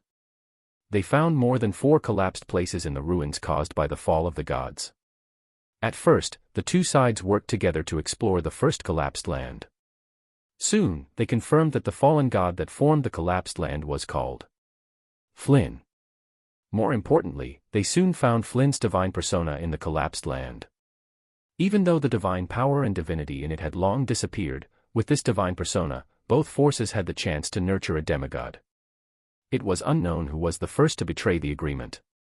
In short, the two sides started fighting in the collapsed land.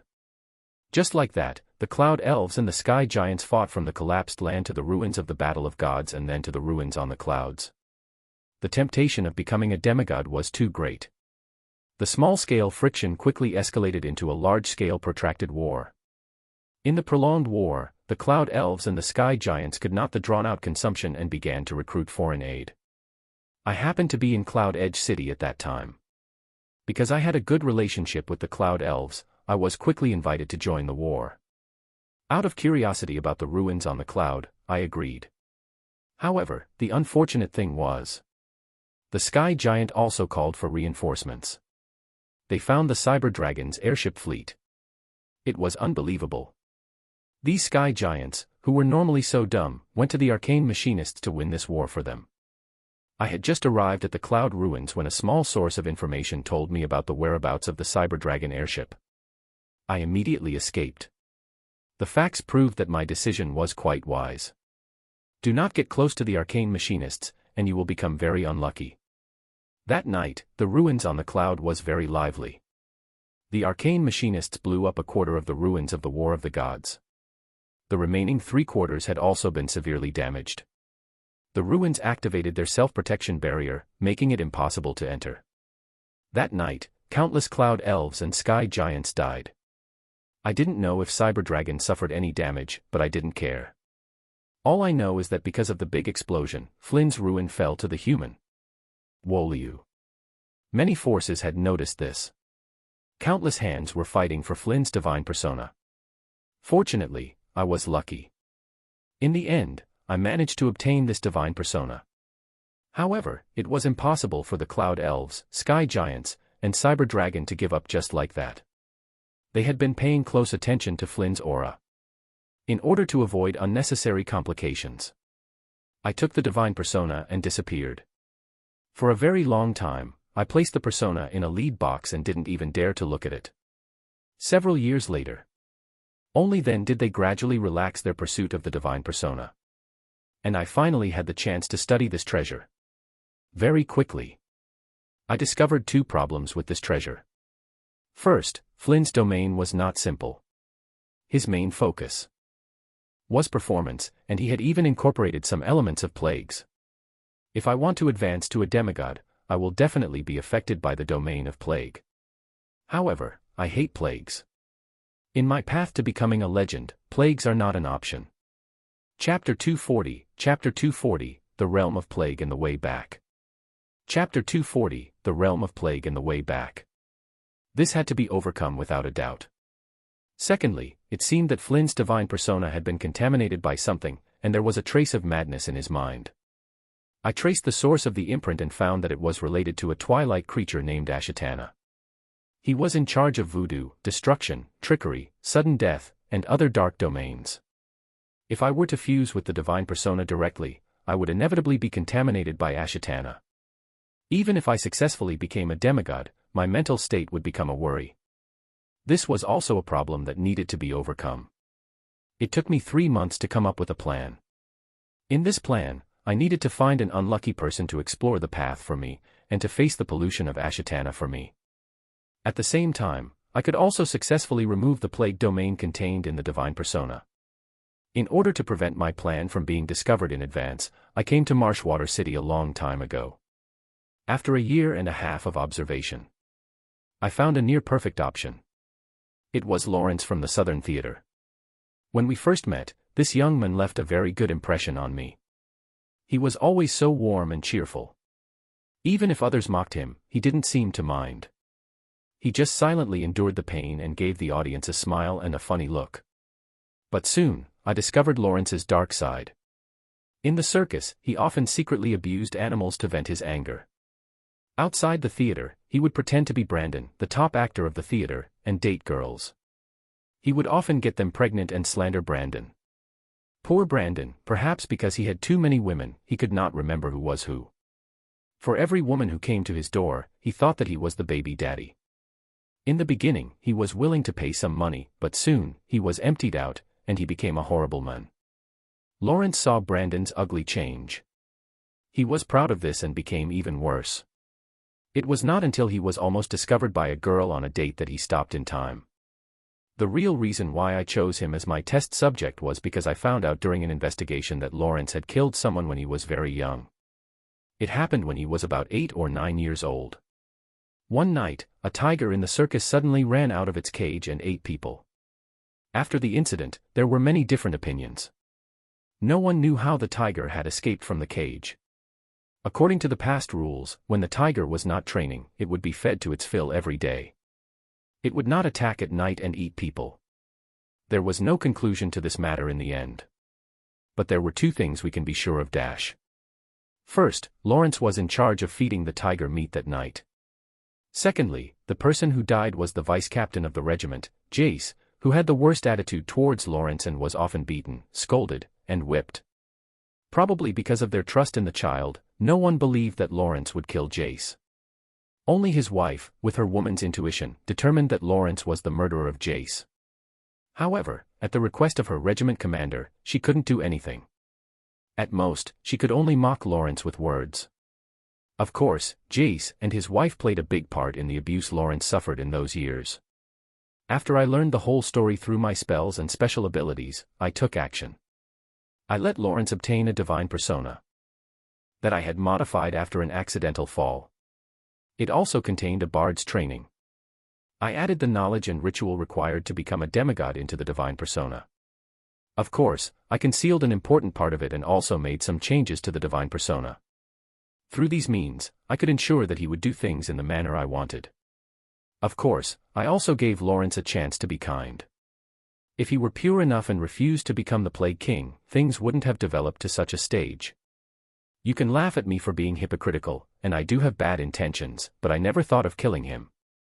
Even if he didn't use the divine persona, the bard's skill that I gave him was enough to give him a new life. Unfortunately, once a person's desires were magnified, they could never turn back, right? Alright, I admit that from this point of view, I'm indeed a horrible person.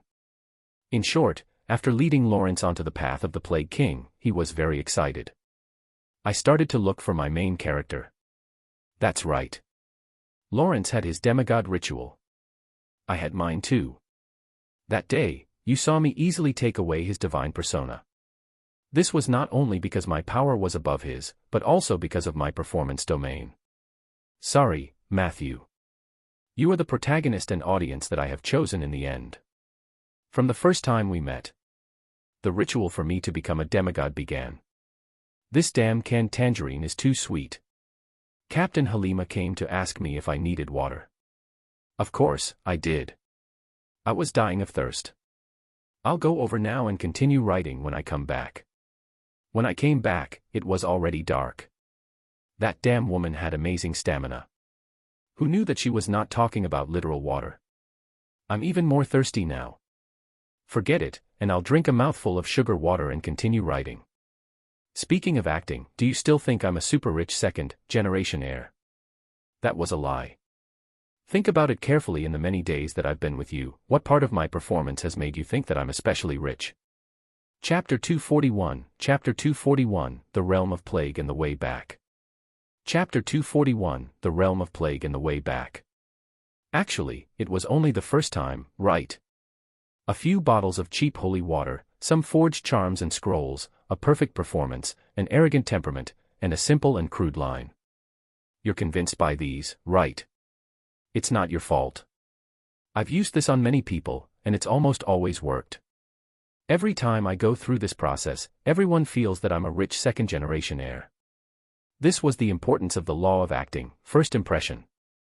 With this first impression, even if I were to bargain with others in the market, you would only think that I was a smart rich second generation and would not realize that it was just a facade. Later on, when we entered the rainforest, I didn't need to deliberately put on a show. I just needed to drop a few details and you would be able to imagine the rest yourself. Am I right? Sorry, little Matthew. This is the first place I lied to you. This was how I completed the first step of the ritual. Identity deception. Then, the second step came, cognitional deception. When you were traveling in the rainforest and the city of Condor, you must have heard of the news of an unrestrained bard who single-handedly destroyed the Naga Palace, right? This news spread like wildfire on land and sea. I know that you will definitely admire and envy me after hearing this. Just thinking about that scene made me want to laugh. Sorry, little Matthew. This was the result of me hiring 6 or 7 bard companions to spread rumors around the coastline day and night. I only needed 6 or 7 bards to work together and create a storm-like news effect in a certain area. The most ridiculous thing was, not only did the people on the shore believe this ridiculous story, even the Naga in the sea believed it. The Naga warriors who were far away from the palace thought that internal strife had really broken out, so they started fighting without saying anything. When I left, they were still fighting happily. I didn't know what would happen after that. The Nagas would probably stop. It should probably stop. Then, it was the third step. On the day of the ceremony, when I took you to buy tickets, I lied that I didn't have enough gold coins on me and borrowed a sum of money from you. I'm sorry, little Matthew. You definitely won't be able to get this money back. This was also part of the ritual money fraud. At this point, Matthew, I had scammed you out of your money. However, there was still one last thing that had to be completed in the ritual, and it was also the most difficult point on my path to becoming a demigod. That was trust deception. In the theater, when the good show was about to begin, I told you that you only need to be a spectator, but in fact, you and I would go on the stage in the end. I asked you to trust me, but my story was already full of flaws. I knew that you had already noticed the abnormality. If you continued to pry into the matter or leave in a huff, then my ritual was destined to fail. But you didn't. I'm very grateful for your trust in me. I know that it's not because of my acting skills or any other reason, but because you really treat me as a friend. This is also what I feel the most guilty about. After that, I left the plague domain to you. This will make my remaining conscience feel better. But just like you said, friends should trust each other and not hurt each other. I don't know if my actions hurt you. If so, I'm sorry. Even if you leave me, I won't complain. However, if you think that I can still be saved and that you're willing to continue being friends with me, then please write back and let me know. I'm currently on a long journey and have no fixed residence. I'll let you know as soon as I have a new address. If you want to reply, just write it and give it to the sweet girl. It's that albatross. It will come to you from time to time. I swear. I might lie to anyone in the future. But I won't lie to you. My friend. Matthew. Your best friend. Level 20 Bard, Level 1 Dusk Chanter, Deceit Demigod. Musical Instrument Master, Weapon Master, Amateur Grave Robber, Smandy's Lying Operator, Cloud Edge City's Honorary Citizen, Deep Blue Harbor Sword Singer, and the third most popular man on the East Coast in the new decade. Losalin Ranchi, 45 years old, but I don't feel it at all. He closed the letter. Matthew was filled with emotions. Lorraine's letter did not stray too much from his expectations. When he was watching a good show in the theater, Matthew had already noticed that something was wrong. The choice after that could only be said to be a matter of his choice and opinion. Now, it seemed that the result was not bad. Network, Legendary Bard +1.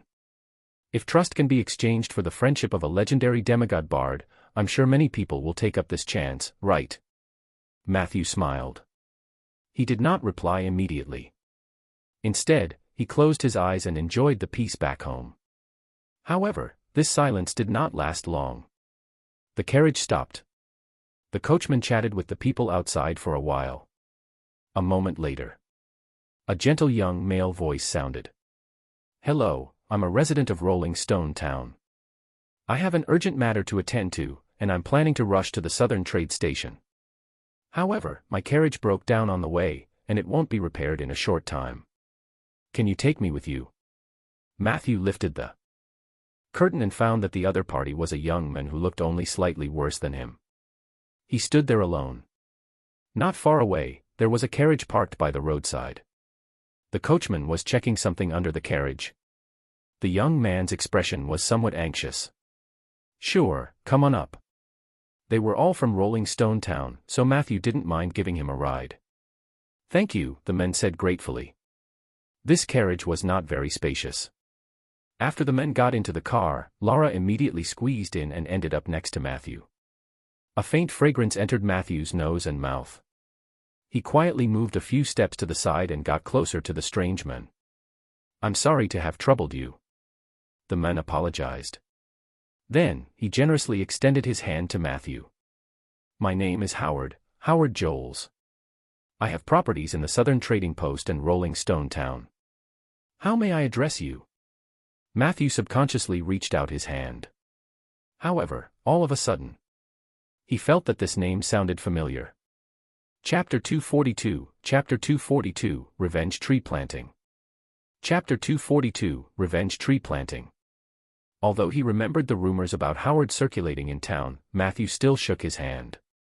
Rumors couldn't be completely taken seriously. The two of them then chatted politely. However, Howard looked worried and kept leaning against the carriage window to look into the distance, so Matthew did not say anything more. 20 minutes later, the carriage successfully arrived at the Southern Trade Station, which was located south of Rolling Stone Town and bordered by the Golden Fertile Field and the High Leaf Territory. Howard thanked him and got out of the car. He wanted to pay for the carriage, but Matthew refused. Then, he gave the coachman a few loose coins and hurried into the trading station. The Southern Trading Post was a large market built on a plain. It provided a resting place for merchants and travelers from the south to the north. It was also a wholesale market.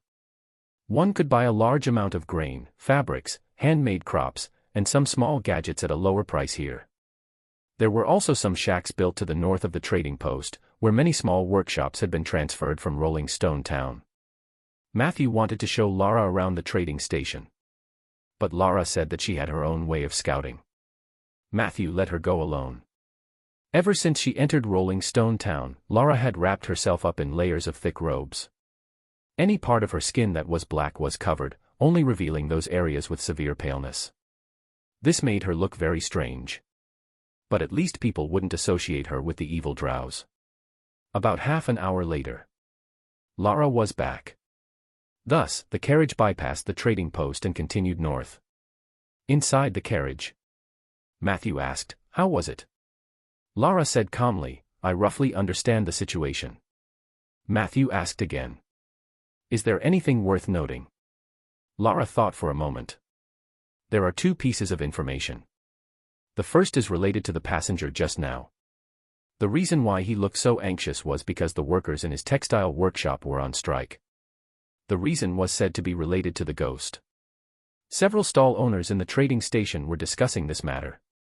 They even discussed whether they should close their business for a few days to avoid the bad luck. Ghost. Matthew didn't care too much. What about the second one? Lara said, a few merchants from the south are discussing the coup of Red Mountain, which is what happened in the territory we passed yesterday. Rumor had it that the son of Red Mountain Lord killed his father and became the new lord. On the first day he became the lord, he announced that he would increase taxes on merchant groups passing the mountain. Not only that, but he also wanted to set up a special patrol team to catch smugglers. Although the specific decree had not been issued yet, the merchants had already confirmed this point from many channels. These days, the convoy entering and leaving Red Mountain had sped up. They were worried that Red Mountain's actions would affect the flow of people at the southern trade station. At this point, she added, however, none of this has much to do with us. No ghost would dare to provoke you. Moreover, the tax checkpoints on Red Mountain won't affect me. At most, I'll take the mountain road. Matthew nodded. Red Mountain was the only way for Rolling Stone Town to develop its trade in the south. The main reason was that the sandy river that ran through Red Mountain was amazing. The sandy river was stable enough to transport goods day and night throughout the year. Red Mountain prospered because of this, and the local lord's family was extremely rich because of the business from the south to the north. The volume of goods was large. Naturally, there were many smugglers. Even Matthew, who had been planting trees in Rolling Stone Town, had heard about the rampant smuggling in Red Mountain. Now that a new lord had taken over the throne, it didn't seem that strange for him to issue a new decree. Hence, he opened the window to get some fresh air. After clearing his mind, he switched to another book and started reading. The time in the carriage was very long. Although the southern trade station was located in Rolling Stone Town, the area of Rolling Stone Town was about 17,000 square kilometers, which was equivalent to a city in Matthew's previous life. Another 2 hours passed. The scenery outside the window gradually became familiar. The carriage drove into the town. Matthew did not return home immediately.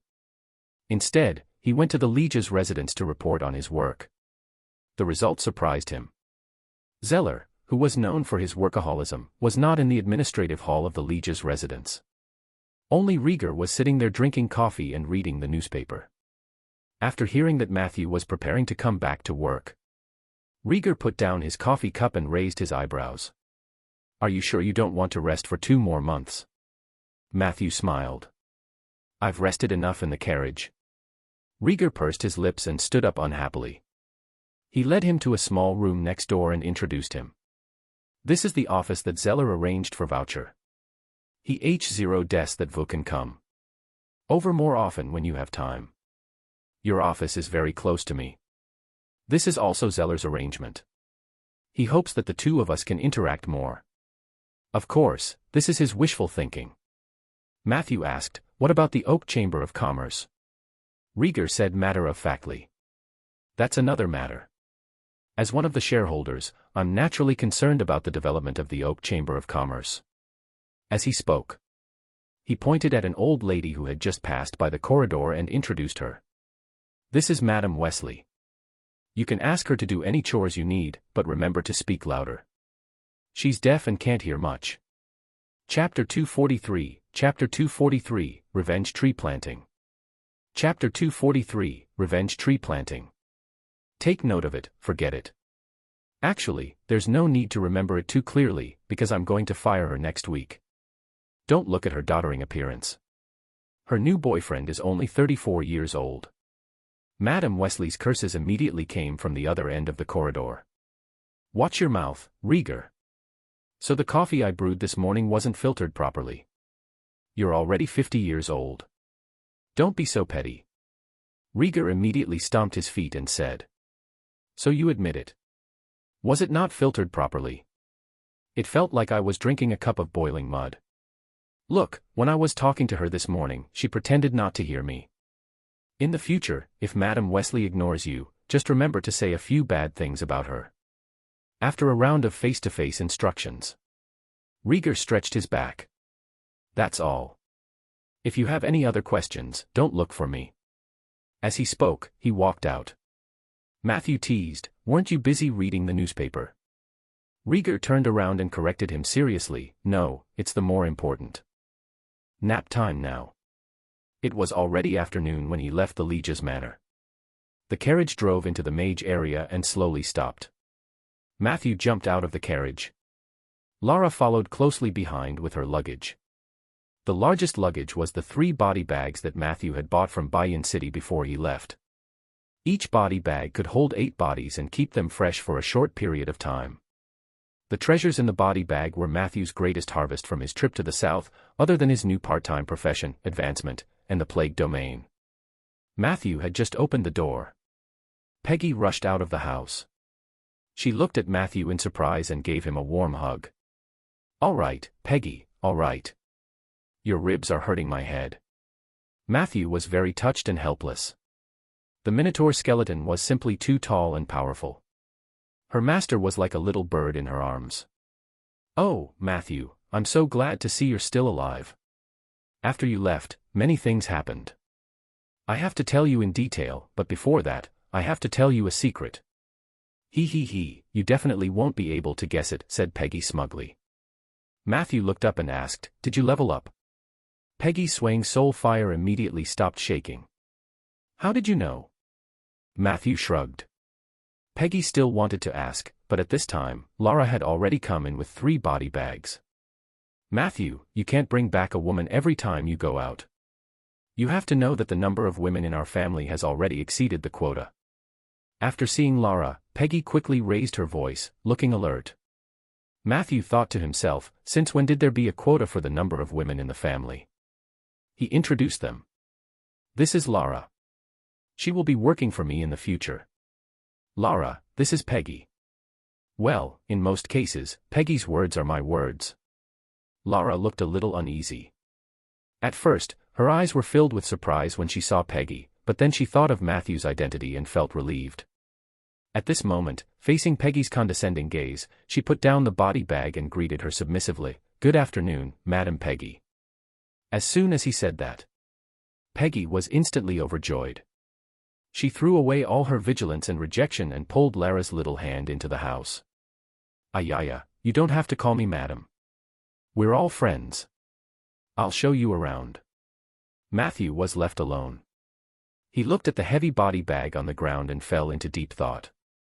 After a while, he then shouted helplessly, "Soldier, get to work." He walked into the house. A familiar and warm feeling assaulted him. Matthew collapsed on the sofa without caring about his image. A huge sense of exhaustion surged in his heart, and his eyelids began to fight crazily.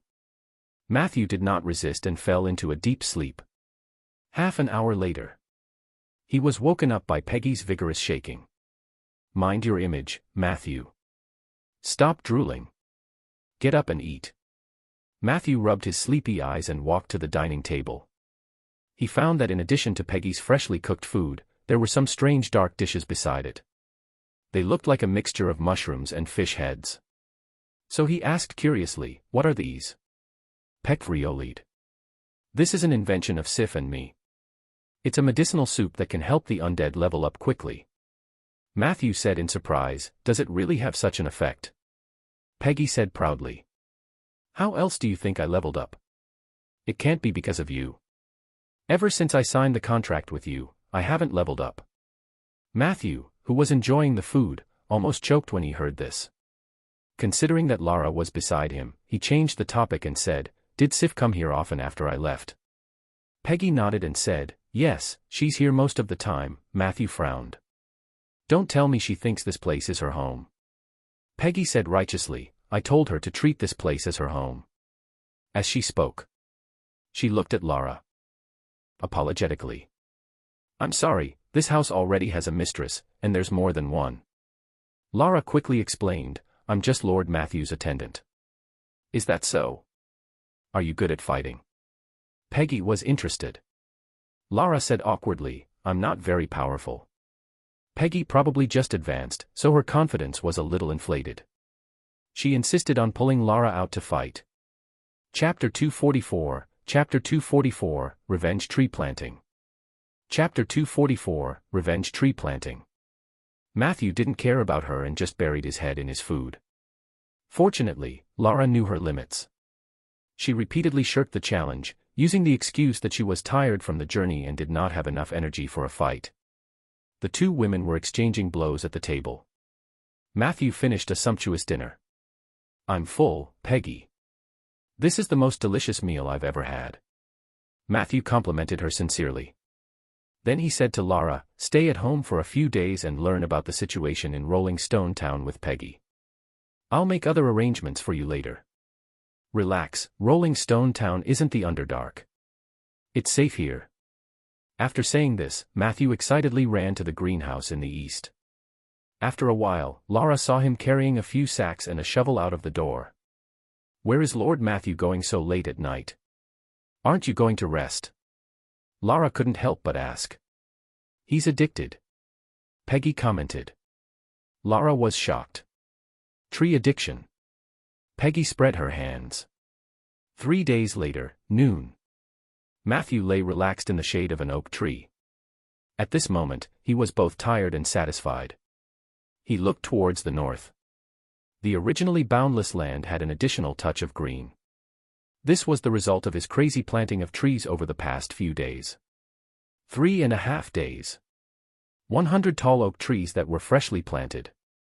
It didn't just represent 1000 XP, and it also symbolized Matthew's hard work. Unfortunately, the green liquid has been used up. The upper limit of planting trees every day is locked. Matthew stretched. He began to think about how to further increase his efficiency. If he wanted the oak seedlings to survive quickly, he needed growth green liquid, or spell rapid growth. Matthew had run out of stock. The latter could only be used 10 times a day. Matthew had the oak territory, which could extend the 10 times per day limit. However, even so, he barely managed to reach 100 trees in 3.5 days. If he wanted to go further, he had to get better at rapid growth. Jeff hasn't shown up yet.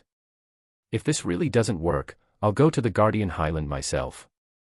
I have the 2 transformations of Raven and Winged Dragon Wind God. Even if I encounter danger on the way, I should be able to deal with it calmly. Matthew thought lazily. However, at this moment, domain symbols suddenly appeared in front of him. Matthew was surprised to find that the Undying, who had been leading by a large margin, was still in the same spot. And the oak domain was full for the second time. In the next second, a strange fluctuation surged over. He had once again arrived at that strange forest. But this time, Matthew stayed in the domain for a shorter time. He only saw countless birds flying past him on a tree crown. Then, the annoying eagle-faced man appeared. He said coldly to Matthew, "It's still too early for you to come here." As he spoke, he kicked Matthew. Matthew couldn't help but fall backwards. Hint: plant 100 oak trees in 3.5 days. Your persistence has gained you more oak elements. You have obtained a second chance to enter the oak territory. Since you didn't explore too deep this time, it's a pity that you didn't obtain more domain abilities. Your current exploration progress on the oak tree domain is beginner, 2 times or more. You have obtained a temporary status, revenge tree planting. Description: during the duration of this state, you will gain 1 strengthening experience point for every oak tree you plant. Every 15 experience points can strengthen your summoned creature. Zombie/Silvermoon Zombie, once. Duration: 30 days. Matthew quivered and immediately jumped up from the ground. Chapter 245, Lord of Ashes. Chapter 245, Lord of Ashes. Matthew was a little unhappy that he did not gain any abilities after entering the domain for the second time. He wanted to pick up the eagle-faced man and beat him up. However, the return of the time-limited state excited him. He had already tested the power of strengthening on Soldier. Now, the domain was giving Matthew another chance. He was confident that he could grow an even more powerful zombie. It seems a little strange to say this. But why are the undead the ones who benefit greatly from the gifts of the nature domain? When I plant trees on a large scale, will the Tauren domain grow rapidly again? Matthew let his imagination run wild for a while. He began to formulate a new round of planting plans. With the previous experience, Matthew's train of thought was clearer now. He had the zombie army as his workers, and the most difficult task of digging and filling the soil was not a problem at all. At present, the only things that could limit the production capacity of his tree planting industry were seeds, saplings, and growth spells. In terms of seeds, Matthew had a two-pronged plan. On the one hand, he was going to ask Samantha if there was a way to buy the seeds. On the other hand, he planned to ask Zeller to purchase oak seeds through the official channels of Rolling Stone Town. After all, he was a person with an official position in the Lord's Manor. It was not too much to use the public channels to purchase things, right?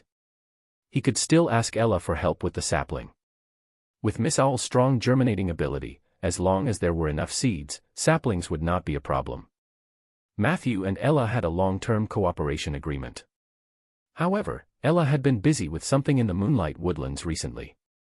Matthew hadn't seen her much. As for the most important part of the growth of the oak trees, Matthew planned to visit the Crucible house the next morning. Perhaps he could find some magic tools to aid him there. The only drawback of the things there was that they were expensive. However, Matthew's net worth had also risen. As long as it was not too expensive, he was willing to pay for it. Speaking of which, perhaps I can increase the level of my rapid growth spell to increase my efficiency. Matthew stood firmly under the tree. The thought that flashed through his mind made his eyes light up. He had no way to improve his druid spells in the normal way. However, he had magic harmony. I can try to use rapid growth as the base to coordinate with other spells and see if I can get something better. Matthew started trying on the spot. Hint: you have used spell harmony. The target of the spell is rapid growth and Garcia's armor. After blending, rapid growth was strengthened to rapid growth, green armor. The strengthening effect of this spell is as follows. Daily usage increased to 11 times. This spell allows plants to grow quickly and, at the same time, gain a green armor spell, armor plus 3/30 minutes duration. When multiple plants in the same area have green armor, a green tree wall will appear between these green armor plants, which is enough to block the damage of some external enemies. Green tree wall. Although it seemed useless, Matthew still went back to his room and seriously recorded the results of the spell harmony. If I can set up a green wall trap, it might have a certain strategic significance. Matthew thought for a moment and continued to cast the second spell. Hint: you have used spell harmony. The target of the harmony is rapid growth and vampiric touch. After the adjustment, rapid growth was strengthened to bloodthirsty growth. The strengthening effect of this spell is as follows: daily usage increased to 15 times. Deduct 3 HP from the caster before each use. This spell will provide double the growth speed of the original spell, but the plants planted through bloodthirsty growth will have a certain chance of becoming cannibal plants and a very low chance of achieving elite/lord mode. This is not bad. Matthew also recorded the results. Spell harmony could only be used twice a day, and he had at least 100 spell combinations. Only by recording the various results could it be used at a critical moment. Compared to the green armor spell, the bloodthirsty growth spell was more powerful. Although it was troublesome to sacrifice his blood, it was not a bad idea to cultivate a man-eating plant to protect the forest. This trip to the rainforest made Matthew realize that nature did not mean absolute peace. The survival of the fittest in the rainforest was perhaps too cruel. However, the atmosphere in the oak territory, which was overly peaceful, was also a little too monotonous. He felt that he had to give the oak forest a little stimulation. Of course. All of this was just Matthew's imagination. His current goal was to find the best upgrade to rapid growth as soon as possible. From the looks of it, the green armor spell was stable and controllable. If he used it every day, he would gain a little more experience. In a month, he could probably gain more mastery of it. He thought about it. Matthew decided to reserve one of the harmony spell slots for the green armor spell every day until he found a better harmony spell. After that, Matthew strolled through the oak forest again. Walking in the forest that he had planted himself, this feeling was so wonderful and so reassuring. The breeze that passed through the forest blew across Matthew's face. Chapter 246, Chapter 246, Lord of the Ashes. Chapter 246, Lord of the Ashes. The tiredness on his body instantly disappeared, and the annoyance accumulated from the journey a while ago also dissipated a lot. Matthew's body and mind were greatly relaxed. Suddenly, he suddenly realized that his forest was already very big. It spread from the eastern part of the town to the northern part of the private territory that used to belong to Rieger. Further north, many neatly arranged holes had already appeared. That was the result of the hard-working zombie workers working all night. Matthew was very pleased with this. However, he did not plan to plant them according to these holes. This was because Matthew had only roughly estimated the bearing capacity of the earth before. After returning from the south, Matthew now had the ability to feel the earth's pulse more directly. Equalized perception. In an instant, the world changed colors in front of Matthew. Elemental field. Ether field. In the material world, the structure of the plane seemed to unfurl in front of him. He could clearly see the energy flow in every corner. What? In the past 3.5 days, I've planted 100 trees, and I've almost drained the essence of life in the forest. No, it's not just that. It's probably because the oak forest is expanding too quickly. This piece of land is almost being drained dry. Matthew's expression was solemn. Previously, he only vaguely knew that he could not plant trees too quickly, or else it might cause permanent damage to the ground. However, this was the first time he had such a direct insight into the flow of elements in the earth. He saw that there was not much life left in the elemental field under the oak forest. The most abundant elements were soil, stone, and gravel derived from the earth's elemental layer. The oak forest greedily absorbed the life essence of the earth, causing it to show signs of drying up.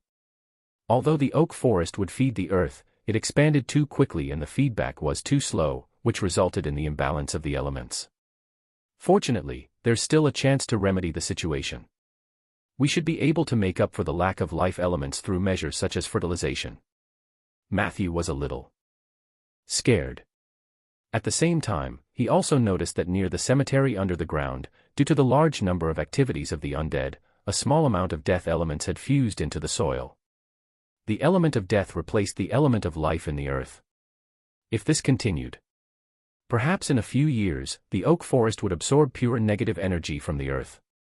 What would happen to the oak forest then? Matthew couldn't imagine it. Fortunately, I have equalized perception, so I can fix everything in time. Next, I can plant trees further north. Fortunately, the land area given by Rieger is large enough. Besides fertilizing, I remember that the Druids of the Earth Society have a ritual called Sanctuary of Life that can ensure the vitality of the earth. I'll ask Eli when he comes back. He thought about it. Matthew looked northeast. His eyes almost popped out of their sockets. A huge fault appeared in the energy field in the northeast. That scene was like a merciless machete that had cut into a huge piece of cheese. The marks left behind by the machete could not heal for a long time and were even expanding outwards. Matthew also saw an extremely strange monster in the traces. The monster had 3 human faces, and its body was like a zombie. At every moment, ashes and sparks fell from its body. It had countless hands, and the most eye-catching one held a sickle that could reach the heavens. The monster glanced at Matthew from the side. Matthew felt a pain in his temple and instantly exited the state of equalized perception. Hiss! Matthew held the oak tree and gently rubbed his temples to calm the pain. Warning, you have discovered the secret of the Scar of the Dead, the Lord of Ashes who is active in the elemental plane. The Lord of Ashes has sensed your gaze and is about to send its generals and troops to eliminate you. It was estimated that there were still 720 hours before the first wave of troops arrived. The Lord of Ashes. Was this the source of the Scar of the Dead's expansion? Matthew frowned. He knew that he would never be able to avoid the Scar of the Dead. This time, he was prepared to deal with the expansion of the Scar of the Dead. However, he did not expect the other party to strike first. The reason was simply because he had taken a look at the monster. However, Matthew was not worried. He had seen similar cases in the information of the Seven Saint Alliance. In theory, the Scar of the Dead's effect on the material world was limited to harming the creatures close to the Scar. If one stayed far away enough from the Scar, one wouldn't be affected that much. If this rule hadn't changed, the troops it sent out should not be too powerful. That being said, Matthew returned to his home in town immediately. He came to his familiar desk. Matthew first wrote a reply to Lorraine, telling him that although he did mind being cheated, as long as Lorraine could guarantee that there would be no more deliberate deception, the friendship between the two sides would have a chance to continue. Then he handed the letter to the albatross who had been standing guard in the garden for the past few days. The sweet girl pecked the letter and flew away without looking back. Matthew didn't even have the chance to hand over the porcelain bottle in his hand. Next time then, he thought with a clear conscience. Soon after, Matthew returned to the basement, took out the thick document, and read it carefully. Chapter 247, Chapter 247, Lord of the Ashes. Chapter 247, Lord of the Ashes. The Seven Saint Alliance's research on the Scar of the Dead was very thorough, which could be seen from the weight of the document bag. In general, this document could be divided into 3 parts. The first part was about the historical background and the reason for the formation of the Scar of the Dead. In the second part, the Seven Saint Alliance made many efforts to stop the spread of the Scar of the Dead, but most of these efforts failed. The second part was a summary of these failures, which was also very valuable in Matthew's opinion. The third part was a series of feasible counter-proposals for the Scar of the Dead proposed by the higher-ups of the Seven Saint Alliance. This part was also very valuable for reference. Matthew started reading from the first part. However, he soon frowned. Although there was a lot of information in this section, he did not know if it was a mistake in paperwork or if someone had deliberately messed things up. The information was rather messy, and many of the statements were contradictory. The degree of absurdity had already reached the point where 2 conjoining pages could counter each other. Is this really the information recorded by the Alliance? Matthew was deeply suspicious. But when he thought of the incident with Blinken, he suppressed his suspicions. He hadn't really come into contact with the Alliance of Seven Saints, and the impression he had of it was all from what he had heard from Ronan.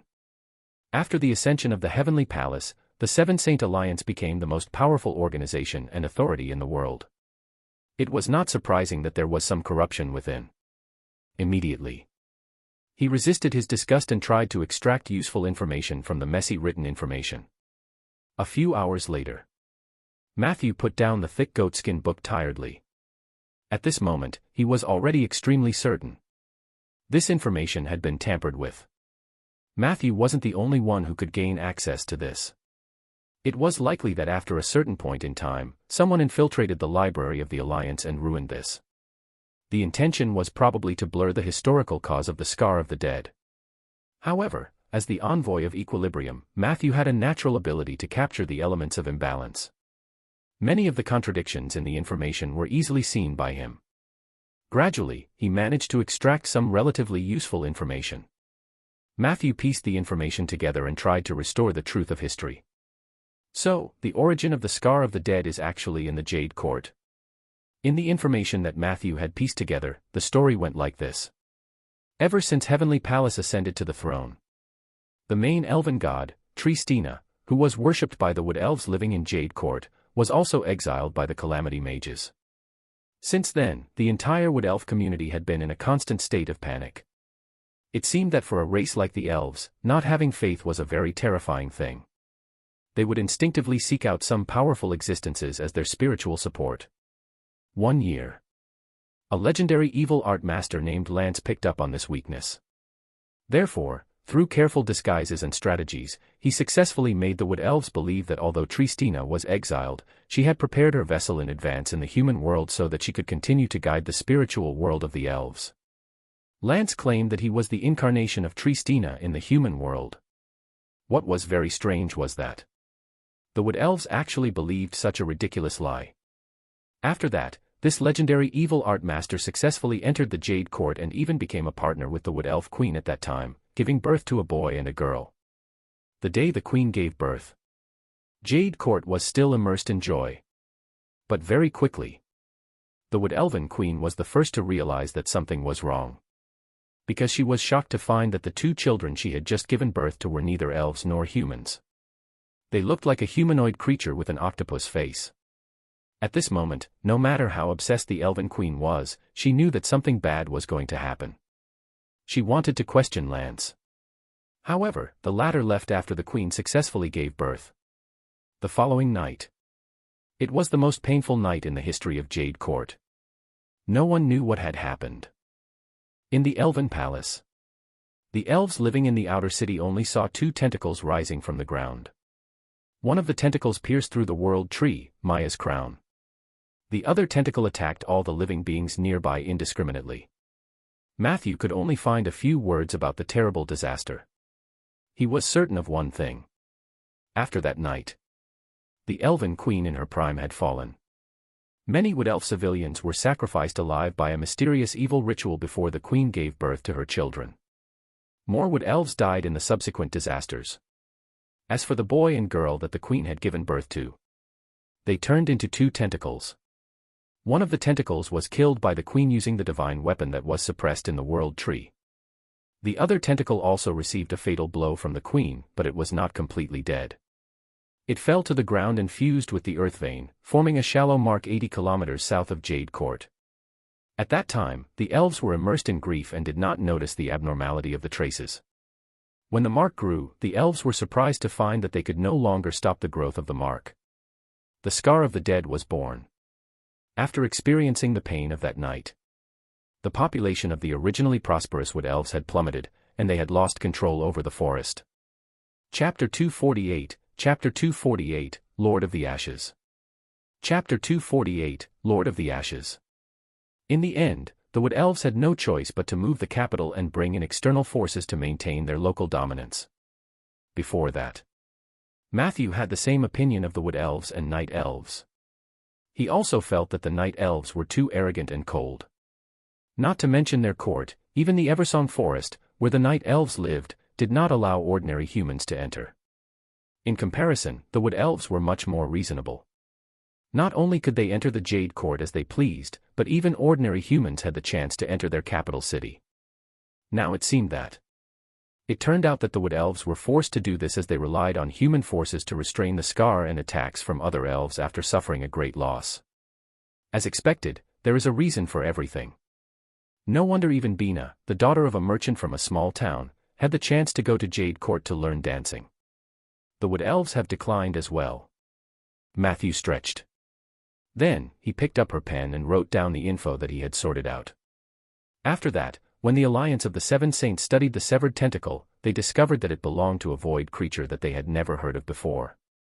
The latter's name was Urkus, the void ruler that the evil art masters of the Order of Calamity believed in.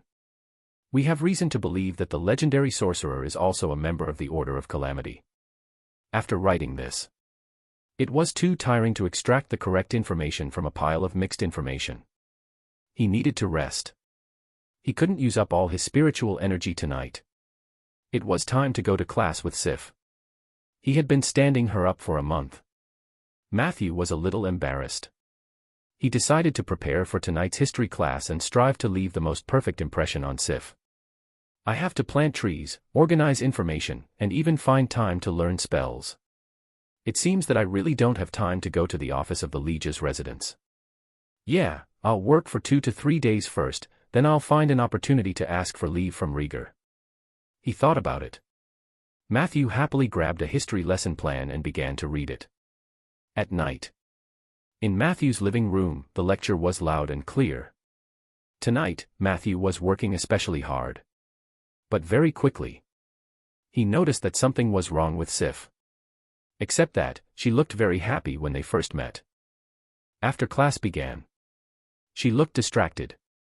This was very rare for Sif. Matthew stopped talking and asked with concern, "What's wrong, Sif? Did something happen?" Sif was stunned for a moment and forced a smile. "No, it's nothing." Matthew said seriously, "You can't lie to the teacher in class."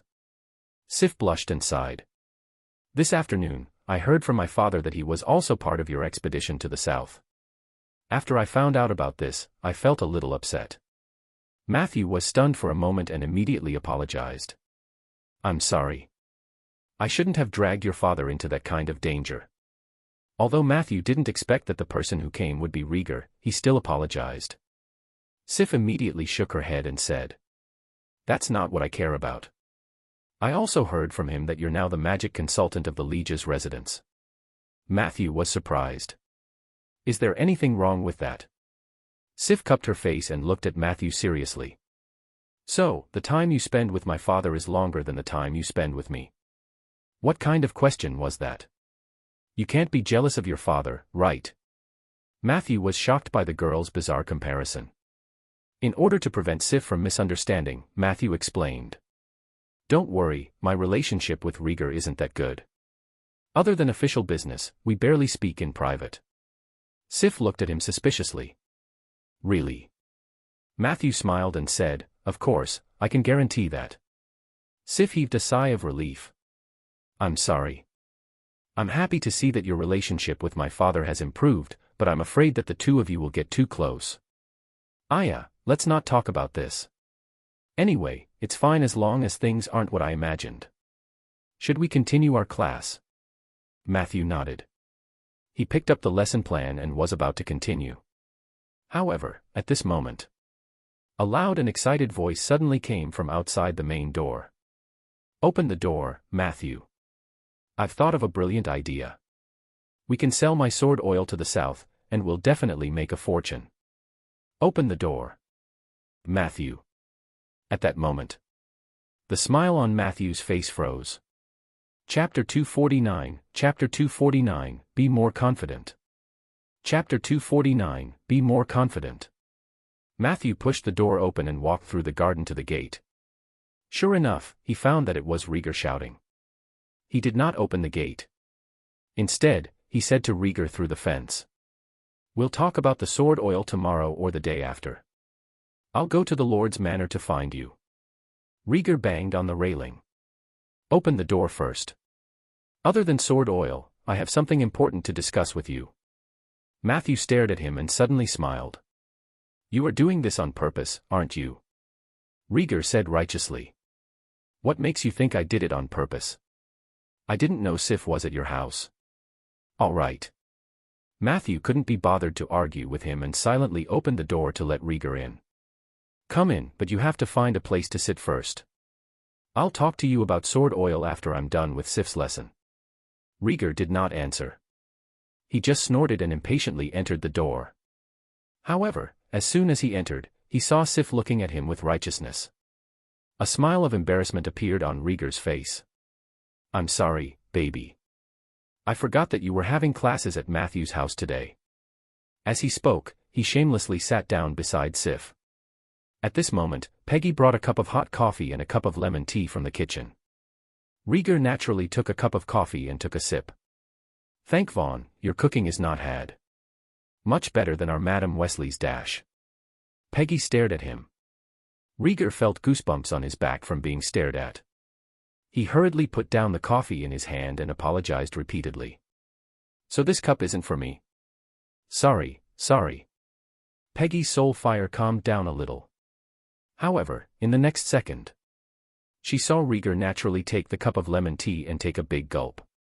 As he drank, he said, So this cup is for me. Ha! The taste is really good. Seeing this scene, Sif's cheeks puffed up even more. Peggy also looked like she was about to make a move. Fortunately, Matthew stopped her in time. He knew that Rieger was here to make things difficult for him. However, for the sake of the tax exemption policy, Matthew didn't mind as long as it didn't affect his classes. He ignored Rieger, who was sitting like an old man, and continued to tell Sif about history. It was strange. Previously, when it was a one-on-one lesson, Sif looked uneasy. Now that Rieger was interfering, she became very serious. She took note of every important point that Matthew made. He finished a long paragraph. Sif suddenly asked, Matthew, why do many people from the evil faction always seem stupid in history books? What I mean is that they might not be really stupid, but many times, they have better choices. I discovered that there were many similar records. In those historical stories, the protagonists who played the role of justice often only needed to use a little strategy, and the big bad guys from the evil camp would obediently fall for it. If it weren't for the fact that these were all real historical facts, I would have suspected that the bards had fabricated them to fool us. You should have seen a lot of bad guys. Are they really that stupid? Regarding this question, Matthew pondered for more than 3 minutes before he slowly gave his answer. Putting aside the contrast between good and evil in the division of factions and putting aside the survivor bias in the compilation of historical stories, I can give you a relatively positive answer. Yes, in the process of life and adventure, most of the characters we encounter in the evil faction are not smart.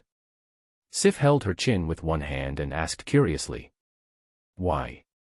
Were the people of the evil faction born ignorant? Matthew shook his head. No, I think the root cause of this phenomenon is the lack of education. As he spoke, he noticed that Lara, who had been listening in the corridor, could not help but walk over. Matthew gestured for her to sit down and said without hesitation. Most of the evil organization members are not very smart. The organizations I'm talking about include the evil art masters, arsonists, witherers, red letter hunters, and the underworld natives. Take the Order of Calamity as an example. I once killed a Gnoll sorcerer named Anderson. He's a tier 4 evil art master, and he's really powerful. If he's smart enough, I might suffer a huge loss. Fortunately, he was only a Gnoll. And I am a human mage who has received sufficient education. The fact that I could defeat him didn't mean that I was naturally better than him. It's because my background completely crushed him. Just imagine it. If you were a Gnoll, what could you do? Can you do better than Anderson? Maybe you think you can. If you were a talented Gnoll born in a barren underground tribe, your parents were no different from other Gnolls. They gave you life and loved you very much, but none of them could abandon their jobs to accompany you. When you were born, they had to go out to hunt and fight day and night. The only ones accompanying you are the Gnoll cubs who know nothing about this world like you. Fortunately, you were very smart. Chapter 250, Be More Confident. Chapter 250, Be More Confident. When the other brothers and sisters had just learned how to fight, you had already learned how to wield swords and guns like your parents. Your talent was constantly being fulfilled. You learned to hunt when you were very young, and you were born with a talent in the path of slaughter. Your brothers and sisters were still bullying the fungi people, but you could already fight the underground lizards. When you were older, even adult Gnolls would not be able to defeat you. Your parents were very happy. They were proud of you and started to listen to your opinions more. Your brothers and sisters also surrounded you. Gradually, your family became a force that cannot be ignored in the Gnoll tribe. Just like that, everything developed smoothly. A few years later, you would become the leader of that tribe, the supreme ruler of the small Gnoll society. All the Gnolls must obey your orders. The power in your hands made you feel satisfied. But after that, you would find that from the moment you were born until you became the leader of the tribe, you only learned how to hunt and fight. No one in this tribe can teach you higher-level knowledge. Even the older elders would only teach you how to distinguish herbs and how to heal wounds. At most, they would teach you a secret recipe to have more children. There was nothing else. Magic are impossible, that was a talent that only Gnoll sorcerers were qualified to touch. On a certain day, an evil presence has descended upon your tribe. In the face of the evil shadow, you only have two options, submit or be killed. You chose to obey. The evil being was very satisfied and bestowed his blessing. And so, you suddenly became a powerful evil art master. You obtained supernatural power, the magical power that you dreamed of. At this moment, you suddenly realized that magic was so simple. However, no one could remind you that magic also had its own techniques and intricacies. And to control these extraordinary powers required even more knowledge. If there were no fortuitous encounters, then you would never be able to come into contact with this information in your entire life. You could only rely on your own comprehension and experience to repeatedly explore and eventually form your own magic system. This system was like a small broken house compared to the regular spellcasting system, while the latter was a fortress with a solid foundation. But you wouldn't know that. You were very proud. You thought you were invincible. With this magical power, you began to make a name for yourself in the Underdark. You began to come into contact with the society of other races, including human society. If you were lucky enough to live to a very, very old age, then you would indeed have the opportunity to make up for the disadvantages of your birth after coming into contact with human society and improve your cognitive level. Unfortunately, most Gnolls did not have such an opportunity. Very quickly, the evil god who gave you power ordered the establishment of a powerful church. You would be the patriarch, commander, and vanguard of that church. You were ecstatic about this and felt that you were about to reach the peak of your life. But what you didn't know was dash. When you led the Allied forces recruited from the Underdark and left the tribe, the last glance you had of your home may be the last. When you passed through the long gravel tunnel, choked by the light from the surface and shed tears, you were extremely excited. You didn't know what kind of enemy you were about to face. In other words, you were not facing a specific enemy.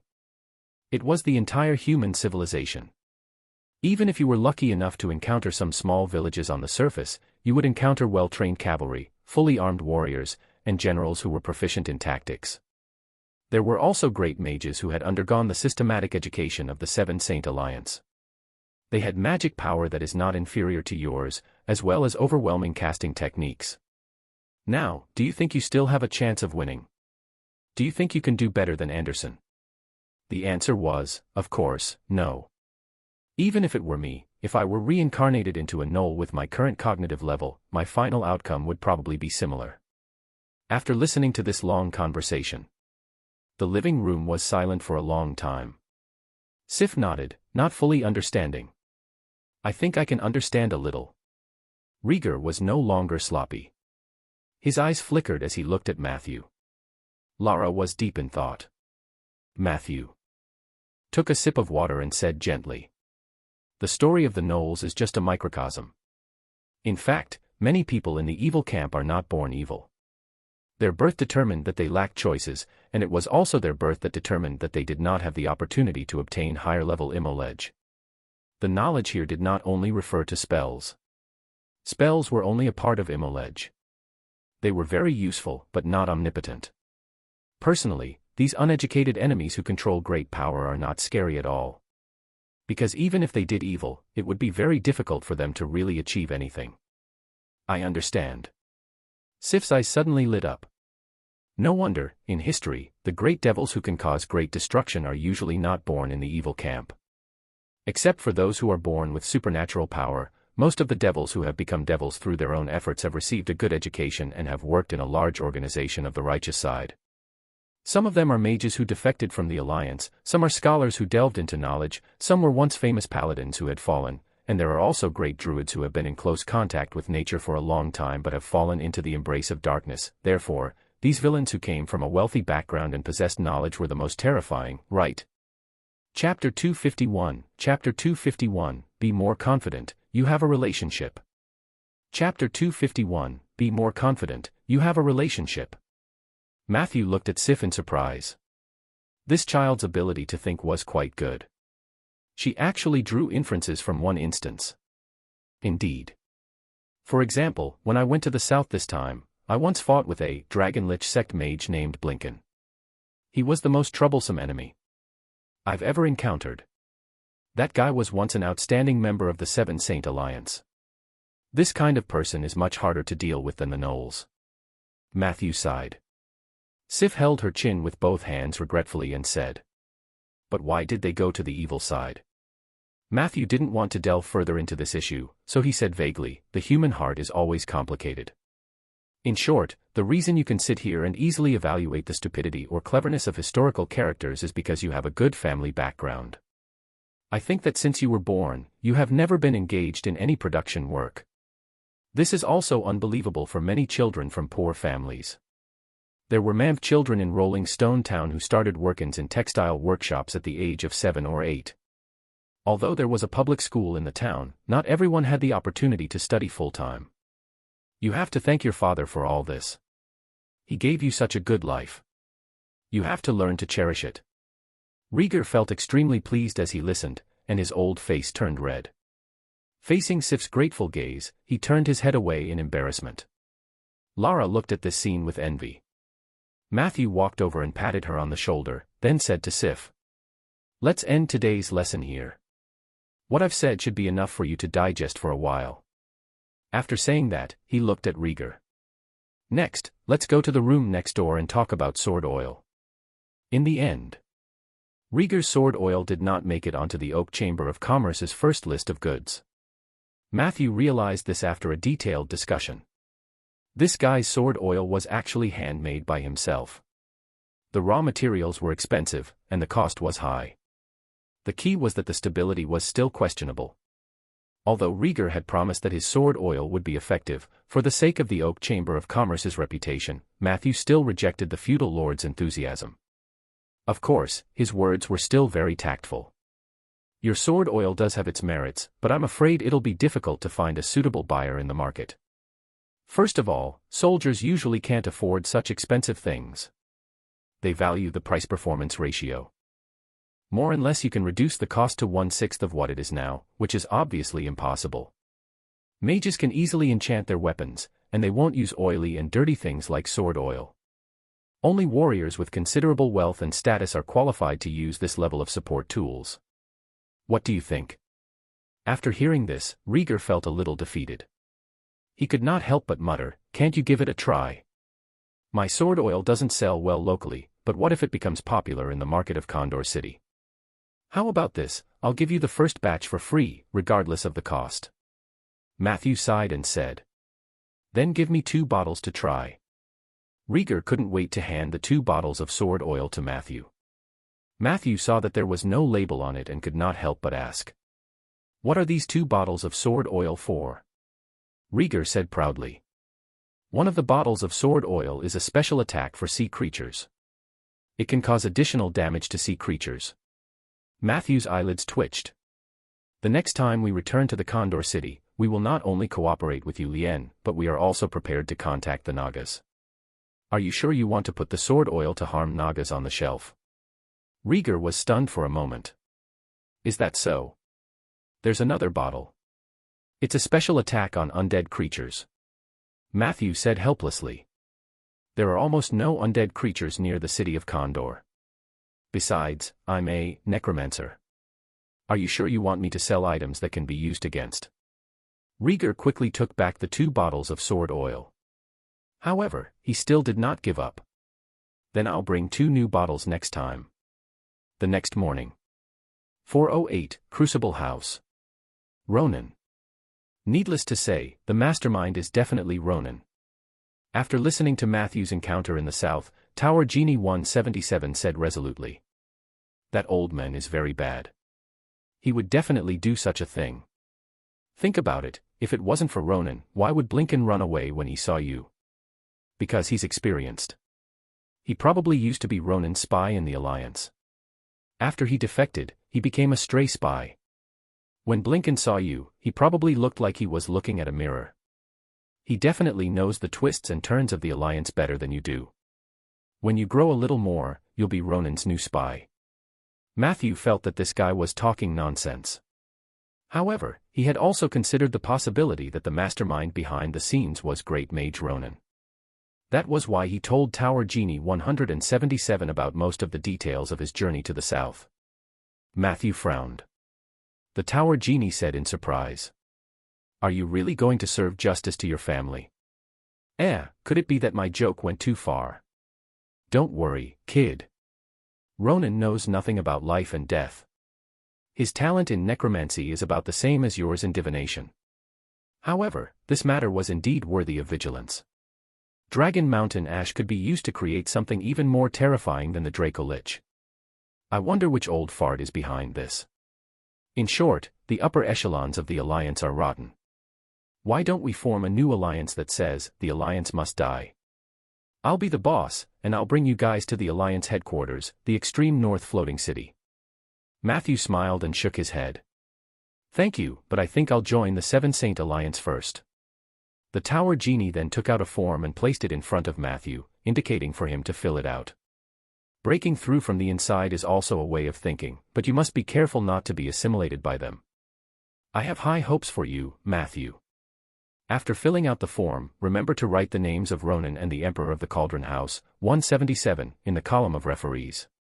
After you submit the form, in at most 1 to 2 weeks, someone will go to Rolling Stone Town to look for you. At that time, you will complete the entrance examination of the Seven Saint Alliance at your own home. Matthew was surprised. My house? Didn't we usually go to the branch of the Seven Saint Alliance in a certain city? I thought it would be most convenient to take the test in the Cauldron House. 177 casually said. This is just a process. Can they stop the person recommended by Ronan from entering the Alliance? Be more confident. You have connections. Matthew deeply felt the corruption of the Alliance system. Then, he happily filled out the form. Done. 177 took the form and said to Matthew excitedly. The guy you asked me to train last time has already been made obedient by me. Do you want to go over and take a look? Troll Sinwak. Matthew nodded. Of course. I was just about to ask when I could take him away. Anytime. He's already very obedient now. 177 proudly stuffed a hard object into Matthew's hands. Here, follow me. Matthew looked down. It was something like a remote control. Chapter 252, Chapter 252, Malicious Shapeshifting. Chapter 252, Malicious Shapeshifting. 177 led Matthew to the room on the east side of the top floor. As he walked, he introduced. Don't worry, that child is very obedient now. Under my guidance, he has become a complete vegetarian. You have to be careful not to let him come into contact with the smell of blood and fresh meat. He will vomit. Usually, you only need to provide him with a certain amount of rice and wheat. When he is hungry, he will eat stones. Of course, in order to ensure the intake of protein and fat, it is best to provide him with a bucket of milk every week to ensure his health. It didn't matter if you didn't. The trolls had strong physical qualities. Even if they starved for several years, they would still be strong and durable. As they spoke, the two of them arrived near the room where the troll were imprisoned. Matthew noticed that the rooms here were essentially assembled from fence constructs. In this area, as long as 177 wanted to, he could control the various forms of basic constructs to construct anything he wanted at any time. He claimed to be the emperor of the Cauldron House, and that was true. After entering the room, Matthew saw the hill-like Sinwak sleeping soundly on the ground. He seemed to have lost a little weight. Other than that, the only difference was that a thin collar had appeared around his neck. 177 pointed at the collar and said, "Do you see that? The remote control in your hand is used to control the electric shock collar. I set the remote control to 3 levels, which represent different levels of electric stimulation. If he doesn't listen, you can push the remote control to 1st gear. At this time, the electric current running through his neck and spine will give him a light punishment. If he did something wrong, then push it to the 2nd gear. He would quickly realize that you were warning him. However, in most cases, try not to use the 3rd gear." Matthew reasoned, is it because the current in the 3rd gear is very high and might hurt him? 177 nodded at first, then shook his head. The first half of the sentence is right, but the second half is wrong.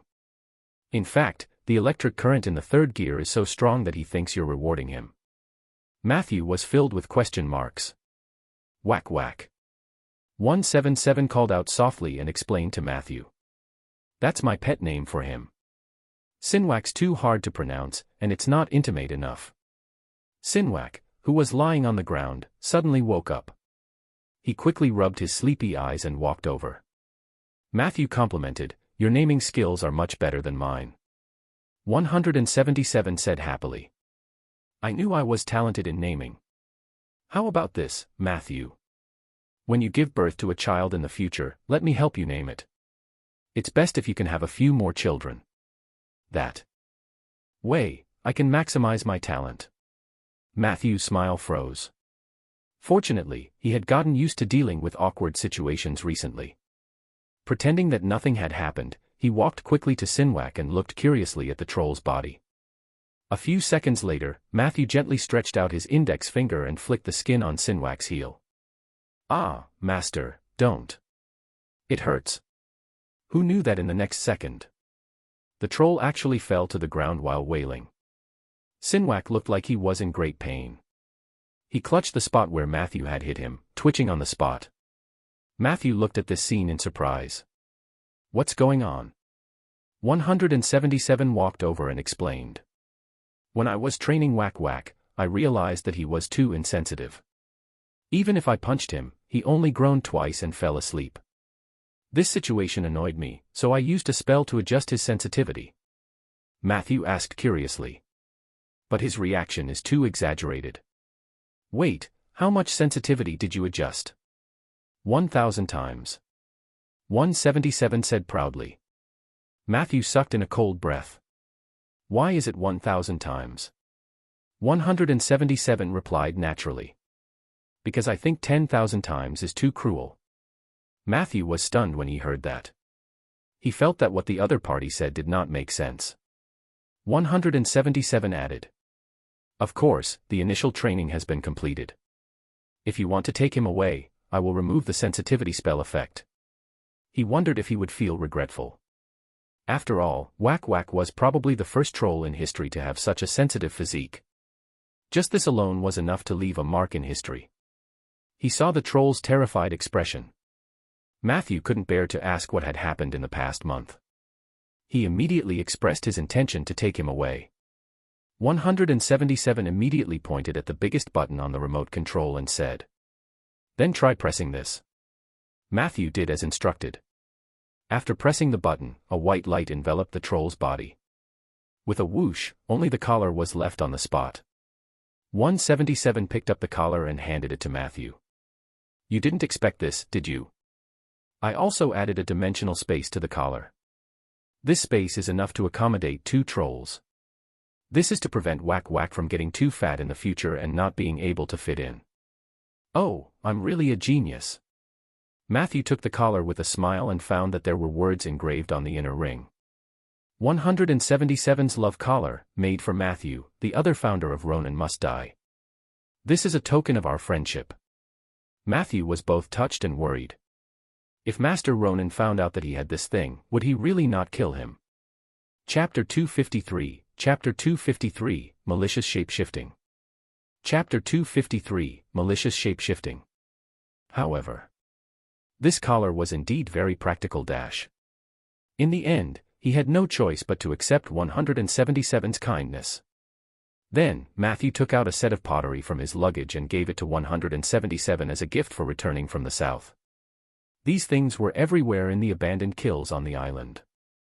Matthew had brought back more than a dozen sets, and he had already given 1 set each to Rex and Sif. The latter seemed especially happy after receiving the gifts. As Ronan's confidant, Matthew naturally couldn't leave behind 177. He thought that the knowledgeable 177 would not be interested in this gift, but who knew that the latter would cry after receiving the pottery. "Oh, Matthew, I can't remember the last time I received a gift. Ronan is always busy outside and doesn't even remember my birthday. The last time I received a gift was 5 years ago. At that time, he went to Purgatory and robbed an ancient red dragon's nest. He killed several young red dragons and made a fortune. Before we left, he promised me that he would share some of the red dragon's corpse with me after the matter was done. But in the end, what I got was a large piece of the red dragon's intestines. What was even more outrageous was that the red dragon seemed to have just eaten. Not long ago. Damn Ronan. Was he hinting at me to eat sh*t? Sob, sob, sob. The pottery was very interesting. Their shapes reminded me of some ancient constructs. It's a pity that it lacks a little spirituality. However, if I go back and study it, I might be surprised. After bidding farewell to 177, Matthew took the elevator to the market area. He wanted to go to the magical equipment market here and buy a few bottles of green growth liquid. He also wanted to see if he could buy some equipment for himself. After returning from the south, Matthew had more than 2,000 gold coins in cash on hand, excluding the funds used to establish the Oak Chamber of Commerce. In the past, he did not dare to come here to look at the magic tools. However, things were different now. When Matthew walked into the official magic store, he stood even straighter. The official mall in the market area was made up of rows of dazzling magic display windows. This was a shop under the name of the Great Mage Ronan. The items produced here either came from Ronan's Mage Tower in Gem Bay or from the industries of other great mages of the Seven Saint Alliance. Matthew had just entered. He was surrounded by a pair of forks, a plate, and a magic broom. "Do you need any service, sir? We can help you quickly find what you want to buy, saving you a lot of time. Time is the lifeblood of a mage." The 3 magical creatures scrambled to speak. Matthew declined their recommendation. This was because these magic salespeople also required an additional service fee. Although he was no longer poor, he was not a fool either. Matthew was determined. The three magical creatures dispersed in disappointment. Ha laughed ha. It's fine. Those who don't want to hire a sales assistant are usually poor people. You're right, but I haven't opened the shop for a month already. There's nothing we can do. Who asked the few nodes in the north to be forced to close? Ever since the mages from those rich cities could not come to the Cauldron House, the business here has become more and more difficult. Matthew looked at the back of the magical creature thoughtfully. The node connecting the Crucible House to the northern city is closed. Did this mean that Master Ronan's situation in the astral plane had worsened again? It was useless to think too much. Matthew withdrew his attention and strolled through the street alone. However, as he walked, his expression changed. Matthew never expected that the magical creatures were right. Compared to the prices here, he was indeed poor. Along the way, he actually had his eyes on a few magic tools. However, their prices were really daunting. Advanced body bag, able to store 25 corpses at the same time, corpses only, and only 1/3 of the size of a normal body bag. Price, 2,000 gold coins. Dragon Fire Talisman, Intelligence +1. Activate the Dragon Fire on this talisman. You can instantly remove all buffs below Legendary on the target. In particular, when the target had a counterspell, Dragon Fire could not only break the counterspell but also apply the Mana Ignite effect on the target depending on the level of the counterspell. Mana Ignite, quickly burn the target's mana to the bottom for a short period of time. Price, 5,000 gold coins. Shadow Staff, Intelligence +1. When using this staff to cast spells, you will summon 3 shadow mirrors beside you. These 3 shadow mirrors can not only confuse the enemy's hearing and sight but also speed up your spell chanting, increasing your casting speed by 4 times. In addition, this spell also provided a large number of magic buff bonuses for shadow spells. Price, 8,000 gold coins. If Matthew wanted to get the high-grade body bag, he would have to lose all the money he had. If he wanted to get the Dragon Fire Amulet and Shadow Staff, he would have to dig into the public funds. Passing through the display windows, Matthew's expression became more and more numb. In the end, he simply ran to a legendary item display window. Anyway, it doesn't cost money to look. There were only 3 props displayed in this display window. Oklow's Guardian Light Ball. After activating a specific spell, the center of the light ball, within a spherical range of 3 kilometers, will form the effect of Absolute Defense, Tier 6 spell. Chapter 254, Chapter 254, Malicious Shapeshifting.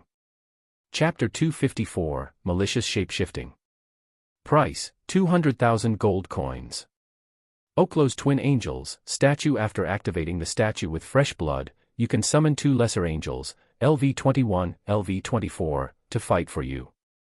Price, 200,000 gold coins. Ronan's Cane, a cane used by Master Ronan when he traveled the world when he was young. It doesn't have much magic power, but it has a unique memorial value. Price, 100,000 gold coins.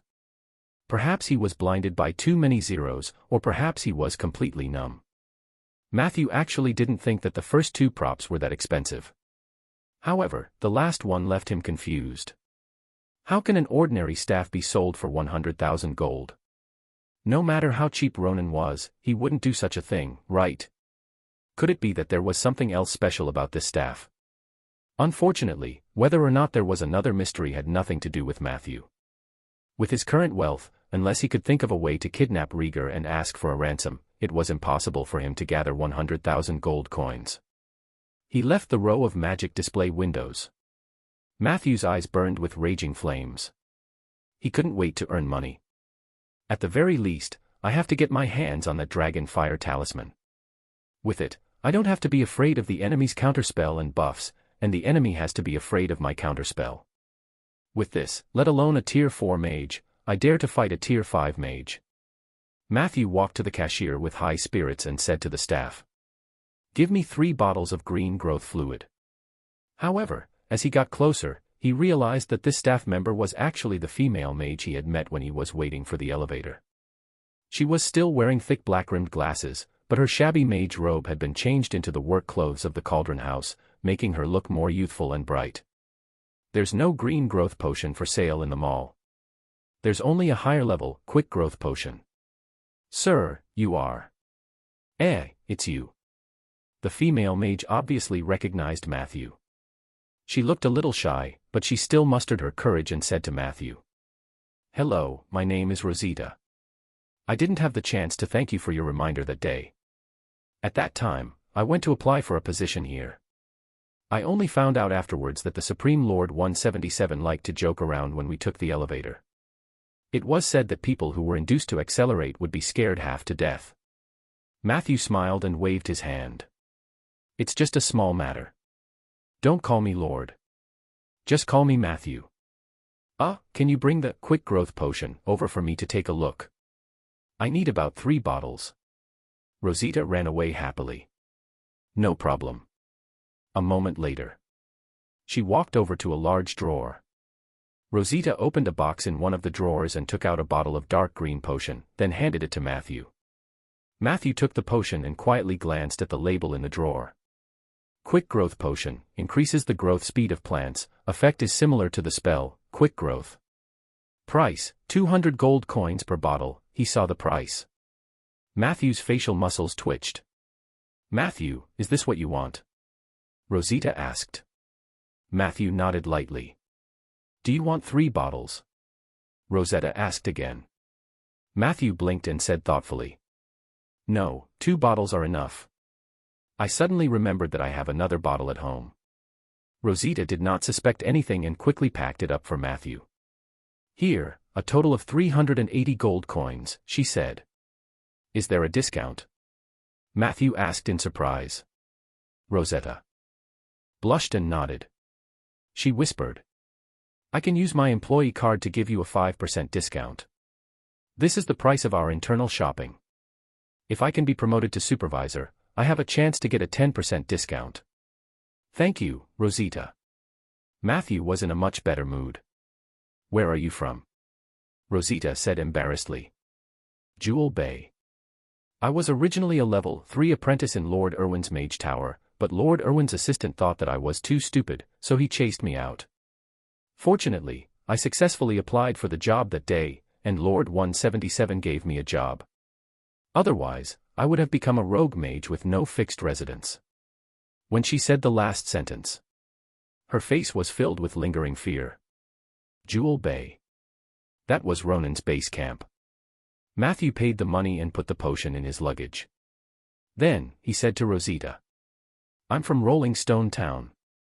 If we have time next time, we can have a chat. I'm very curious about Jewel Bay." Rosita blushed again. She was just about to tell Matthew that she only worked half a day every Thursday, 5, 6, and 3 days. Unfortunately, Matthew had already left. After leaving the Cauldron House, Matthew hurried home. His schedule was very full that day. At 8 o'clock in the morning, Matthew led Lara to a house in the Commoner district. Then, he knocked on the door. The owner of the house was called Jean Lee. She was a teacher of languages, humanities, and arts at Seaver Public School. Jean Lee was warm-hearted, responsible, and good at communicating with people. Other than her 200-pound weight, she had almost no shortcomings. After knowing that Matthew's purpose of visiting was to ask her to take some time out of class to tutor his friend, she was shocked. Jean Lee readily agreed and gave Matthew a 20% discount on the tuition fees. Lara, who was originally confused, realized that Matthew was actually paying someone to teach her how to read and write. She was a little uneasy. While Jean Lee went to the toilet, Lara protested softly. "I can read.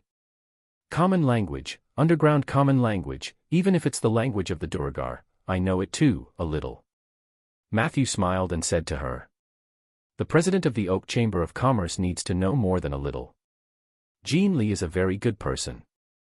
I hope you can learn more about human society from her. This is very important to me." Lara wanted to resist. However, after hearing Matthew's words, she was silent for a while before she said firmly, "I understand." After handing Lara over to Jean Lee, Matthew rushed to the Liege's residence to clock in for work. Half a day later, he and Rieger were idling in 2 offices. Zeller still did not appear. However, since Rieger didn't explain it explicitly, it shouldn't be a big deal. Matthew did not ask. After having lunch at the Lord's Manor, Matthew found an excuse to slip away and ran all the way to the oak forest to start planting trees. Before the seeds were planted, he tested the effects of the quick growth potion that he had bought at a high price with different proportions of water and roughly found the best cost-performance ratio. Only then did he officially start working. With the help of the zombies, planting the trees did not take much time. The main thing was that watching after the event took up more energy. On this day, when the sky turned dark, Matthew successfully planted 24 oak trees further north. This number was basically the maximum he could achieve without overdrafting his domain.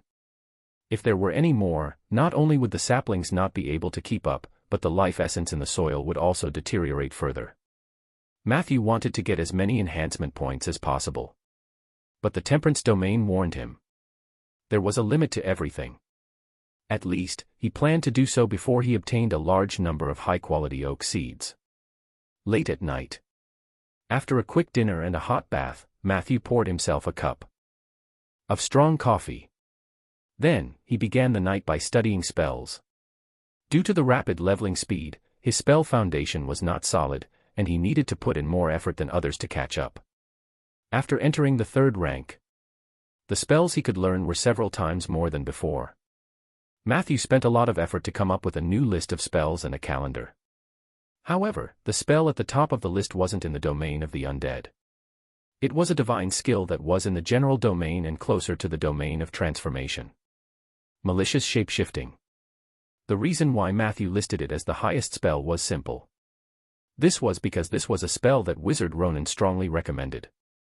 It was a must-learn spell after reaching Tier 3. It was said that the difficulty was very high. Matthew had been curious about it for a long time. Now that he had the opportunity to get started, he naturally chose to start studying it. However, before he officially started learning malicious shapeshifting, Matthew had to first determine his own malicious transformation target. Generally speaking, there were 3 options here, which also represented the different difficulties. A frog, or toad. Wild boar. Matthew listed the names of the 3 animals on the paper and fell into deep thought. Chapter 255, Chapter 255, What does casting feel like? Chapter 255, What does casting feel like? Malicious shapeshifting. This was a control-type spell that could turn any target in its field of vision into one of the 3 creatures. It got its name because mages usually had bad intentions when using this spell. As one of the divine combat skills that could be learned at the 3rd tier, a mage who mastered malicious shapeshifting could also learn its advanced spell after entering the 5th tier. Group shapeshifting. This was a true killing weapon. It could turn a group of people into flustered and helpless little animals. However, the form of the group shapeshifting was directly inherited from malicious shapeshifting. Therefore, Matthew's choice now was very important. The counterintuitive thing about this spell was the difficulty of learning the 3 malicious forms of frog, wild boar, and goat ranged from easy to difficult. That's right. Turning a human into a frog was the easiest, followed by a wild boar, and the most difficult was a goat. Matthew was puzzled at first, but after understanding the mechanism of this spell, he understood. It turned out that although the 3 malicious forms had the same effective time, there was a significant difference in the stability between the forms. After turning an enemy into a frog, the spell might lose its effect immediately if something hurt or even touched the frog. Previously, when Zeller had turned Sinwak into a frog, he had specially put it in a glass bottle to prevent the spell from failing prematurely. If it was a small wild boar, you might need to push it a few times hard before the malicious form could not be maintained. As for the most stable goat, the mages could even ruthlessly attack the goat's buttocks. Kick him a few times. This was the difference in stability. The more stable the malicious form, the harder it was to learn. This was reasonable. Of course, having strong stability was not without hidden dangers. In the history of the Alliance, there had been several tragic cases of mages turning their enemies into goats, only to have their buttocks or groins ruthlessly rammed into by the goats. Goat horns were no joke. From this, it could be seen that although malicious shape-shifting was one of the godly skills, it was not without risk. Whether it was a goat or a small wild boar, they all had a certain degree of ability to charge forward and attack. Matthew pondered for a long time. In the end, he still chose goat. He didn't think that something as ridiculous as being assaulted by a goat would happen to him. If such a case really happened, he would have to hold his 2 undead guards responsible. As for the learning difficulty, Matthew thought that he had mastered a few wilderness forms, so that would be helpful in him learning this spell. Although morphing himself and morphing someone else were 2 completely different things, Matthew was still very optimistic. Immediately, he took out the items needed for the conclusion ceremony from the material bag. A standardized spell contract. A tuft of goat fur. 2 male goatee beards above the age of 10. A small amount of goat horn powder. A complete goat placenta. After placing it properly, Matthew started the incantation in a low voice according to the requirements of the spell ritual. The candle on the corner of the table suddenly increased its swaying speed and range.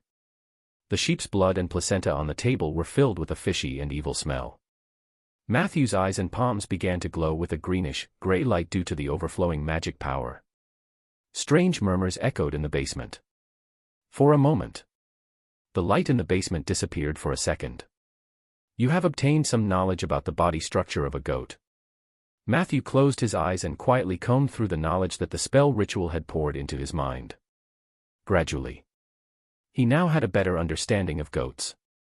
He could directly picture the appearance and shape of a goat in his mind. He could also distinguish between the delicate features and the repulsive features that belonged to the aesthetic appreciation of goats. This feeling was so wonderful. This was something that he had never experienced before when he transformed into a wild beast. It was a kind of understanding and control of animal form. Not enough. Matthew opened his eyes. In order to successfully master malicious shape-shifting, one had to understand every detail of malicious shape-shifting in great detail. The ceremony provided a shortcut. However, he only managed to successfully establish the framework of a goat in his mind. He wanted to take another step forward. Not only did Matthew need to learn more about spellcasting theory and knowledge, but he also needed to have a deeper understanding of the goat. Regarding this, the great mage Ronan had already prepared him. There are often no shortcuts for spells related to the transformation element. You had to become a member of the changing target. The best way was to get along with the target day and night. One day, if you find yourself resonating with it, then congratulations. At that time, not only will your spell be at the beginner level, but your mastery will also be at the beginner level. As for the true mastery of the skill, that would require a lot of time and effort. Matthew still regarded the experience of the great mage Ronan as the norm. The next morning, before going to work, he got up early and went to the suburbs to find a farmer he had seen a few times. He bought a goat from him. When he was buying the goat, Matthew suddenly had a thought: if he became familiar with a female goat, would the malicious transfiguration spell transform the target into a female goat? Chapter 256, Chapter 256, What does casting feel like? Chapter 256, What does casting feel like?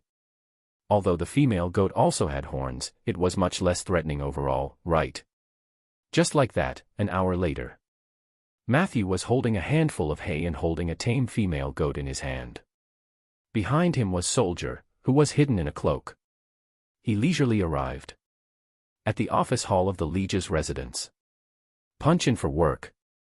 The office was still very quiet this morning. In fact, the daily government affairs of Rolling Stone Town were handled by the 5-member committee of the City Hall. The office of the Liege's residence usually only dealt with major events that threatened the territory and a very small amount of official business. And the latter was taken by Zeller alone. So when Zeller was not around, this place was no different from Matthew's oak forest. When Matthew led the sheep through the door, Rieger was reading the newspaper. It was a journal called Purgatory Tabloid. The feudal lord was reading it with great interest. When he saw Matthew, he subconsciously said, "Good morning." Matthew also greeted him politely. It wasn't until Matthew was about to reach his house that Rieger suddenly realized that something was wrong. He put down the newspaper and walked over. He pointed at the goat and said, "Did I mention that you can't bring pets to work?" Matthew blinked. "No, you haven't," Rieger said bluntly. "I'm sorry, Matthew. I'm not targeting you, but the Liege's residence doesn't allow pets to go to work. Don't ask when this rule was made. Even if it's just a rule set today, you have to follow it. After all, I'm the boss. Matthew tried to quibble. But what if I say that she's my family? Rieger's eyes widened. Not even if it's your girlfriend. Matthew was surprised by Rieger's train of thought. He simply told her that he was learning malicious shape-shifting. Rieger rubbed his chin and revealed a troubled expression. But the smell of the goat is really strong. It will affect the work of others. Matthew almost couldn't hold back his laughter. The work of others? You mean like reading the newspaper? Rieger looked at him with dissatisfaction. What do you know? This is called caring about world affairs. Although the news in the Alliance Weekly and the Purgatory tabloids were not entirely true, many major events were often reflected in those distorted reports. As the Lord of Rolling Stone Town, I should take on the important responsibility of reading the changes in the world. Matthew agreed. He was also very interested in the Alliance Weekly, but because he was short of money, he had not been able to buy a copy. Hence, he asked Rieger, "Can I read your newspaper?" Rieger said generously. Of course, you can, but you can only borrow the latest issue after I finish reading it. Other than that, when you read the Purgatory tabloids, you are not allowed to cut out certain peach-colored pictures with scissors. Matthew asked in surprise. Has someone done this before? Rieger said meaningfully. You should be asking, who among the people who borrow my newspaper hasn't done this before? Matthew had a look of surprise on his face. He was suddenly interested in the Purgatory tabloid, which he had no interest in before. I'll get you the last issue. Wait. Rieger came back to his senses and pointed at the goat. Let's forget about it today, but this cannot happen again. Matthew looked at him pleadingly.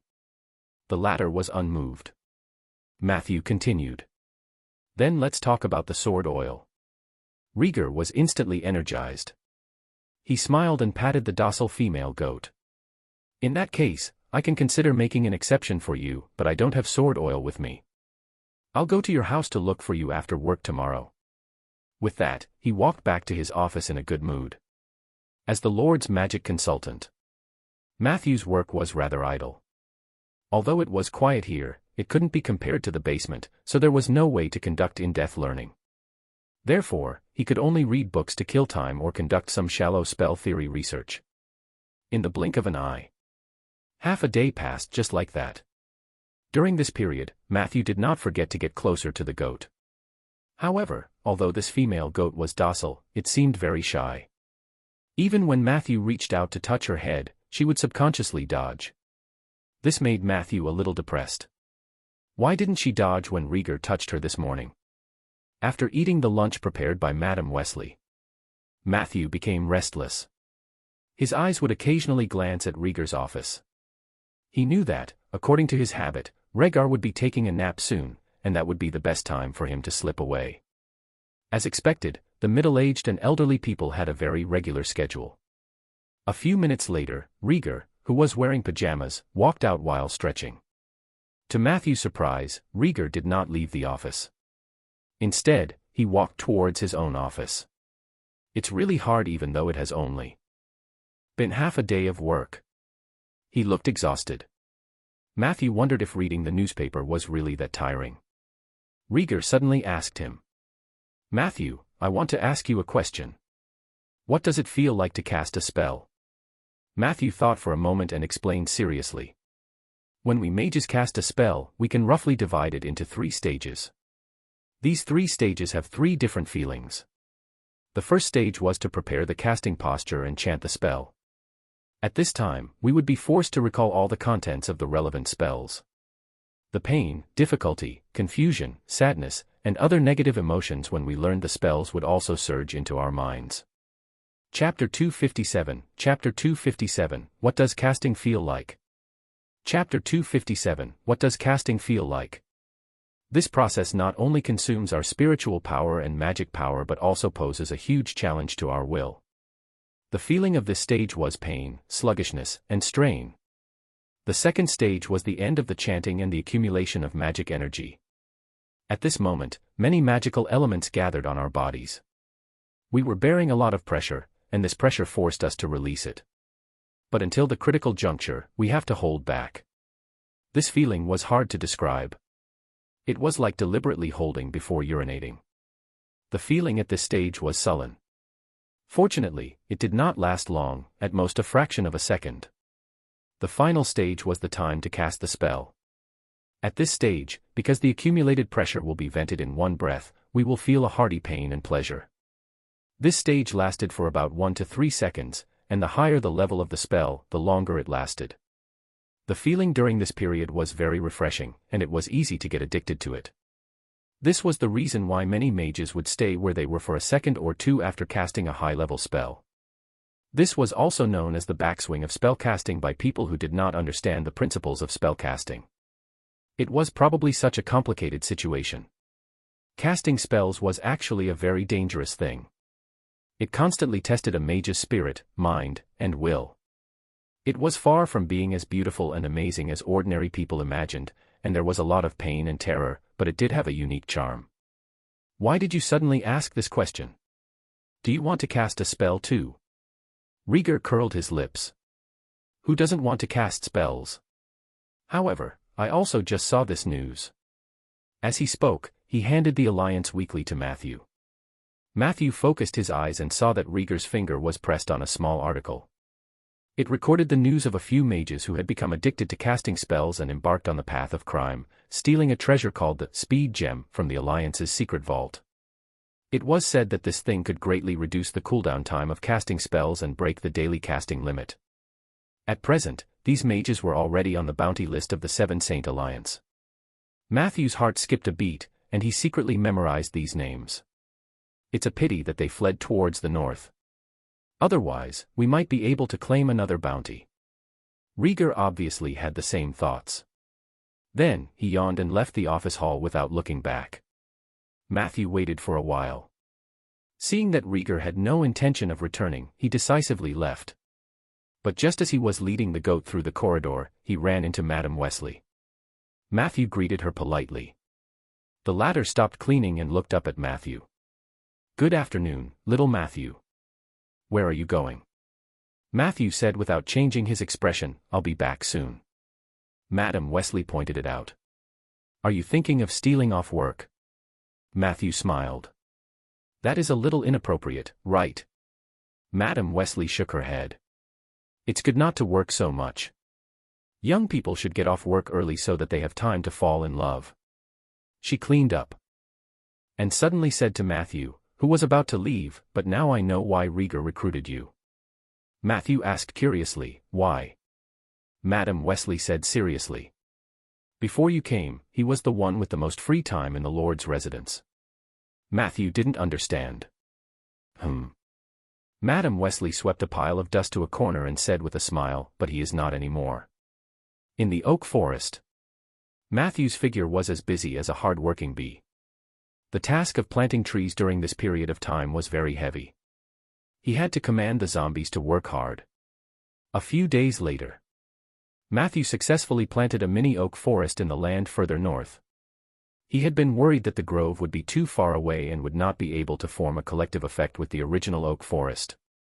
However, the oak tree domain told him that he was worrying too much. Even if there was an empty space and the end of the scar of the dead between them, Matthew's oak forest was still a whole. During the planting period, in addition to cultivating the green armor oak tree extensively, Matthew also chose a day to plant more than a dozen cannibal trees in a specific area. These cannibal trees looked no different from ordinary oak trees. They would attack living creatures with blood within a meter of it. In order to prevent accidents, Matthew also set up warning signs at different intersections beside the cannibal tree and outside the forest. Matthew's forest, there are cannibal trees inside. The appearance of the cannibal tree was not rejected by the oak tree's domain. On the contrary, Matthew could sense that the other oak trees actually liked these cannibal trees very much. Only the oak tree fairies were dissatisfied. But as long as Lulu didn't say anything, Matthew wouldn't care. In addition to the oak tree, Matthew also transplanted the tea trees he brought back from the island into the forest. The climate of Rolling Stone Town was different from that of Junleo Island, but in theory, it should be more suitable for the planting of tea trees.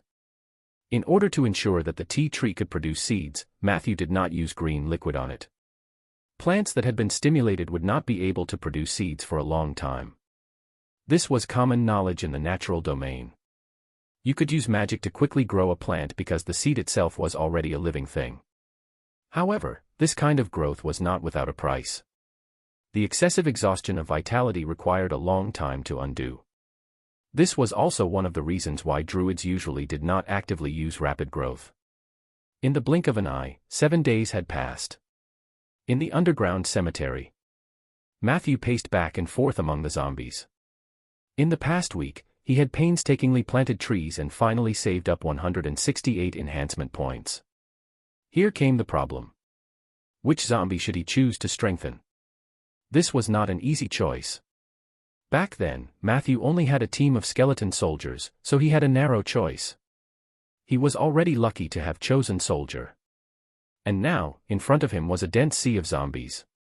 119 Silvermoon zombies, including kobolds, gnolls, imps, inferior demons, humans, and even dragon blood warriors.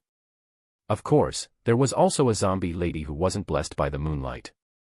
Matthew observed for a long time and even used his equalized perception, but he still could not make a decision. The zombies were generally good, but they were very average. It was difficult for him to choose the best one. Matthew was getting a little annoyed. He couldn't help but think. Why don't you try choosing someone? Thinking of this, Matthew suddenly let go of the rope in his hand. He allowed the female goat to walk freely among the zombies. Who knew that in the next second, the female goat suddenly cried out in fear, immediately after. She started running wildly among the zombies. Chapter 258, Chapter 258, You broke up with him. Chapter 258, You broke up with him. Under Matthew's command, the zombies all stood rooted to the ground. However, the aura of the undead naturally made the living feel fear. Previously, she did not feel anything when Matthew was holding her, but when Matthew let go of the rope, the female goat immediately could not withstand the pressure of the zombie crowd and only knew how to run around. She moved left and right among the zombies. Matthew followed closely behind. Suddenly, the female goat let out a sorrowful cry, and her head slammed into the knee of a zombie transformed from a dragon blood warrior. Bang! Her neck tilted, and she fainted. However, when she fell, her body involuntarily tilted to the side, and her entire body moved a small distance. Matthew followed. In the end, he was surprised to find that the female goat had fainted in front of another zombie. And it was the only one in the entire zombie horde without the protection of the Holy Moon armor. Miss Zombie. Is this a coincidence? Matthew went to check the goat's breath. Fortunately, she had only fainted from fear. Otherwise, he could only improve his learning efficiency of malicious transfiguration by eating mutton and drinking mutton soup tonight. He ordered people to drag the goat outside and tie her up. Then, he carefully sized up Miss Zombie. The latter looked at him blankly. Matthew frowned slightly. Purely from the numerical point of view, there was no reason for Miss Zombie to be the target of enhancement. She was only level 7, which was far inferior to the zombies transformed from the dragon blood warriors. Her 6 attributes were also very ordinary, and she did not even have the silver moon buff. Other than her combat strength, she did not show any additional potential. Even in the previous Night of the Undead, she did not say much. The system labeled her as a dumb zombie, and it was obvious that she did not have a bright future. Matthew racked his brains and could only think of one good thing about her. Her luck seems to be quite good. It was her good luck to meet Matthew, who was preparing to hold the Night of the Undead. Necromancers could advance through this ritual, and the undead could also greatly consolidate their soul fire through this ritual. After that, she miraculously avoided the heavenly sphere of the dead, which was rare in the entire bitter water swamp. The goat even bumped into her in the end.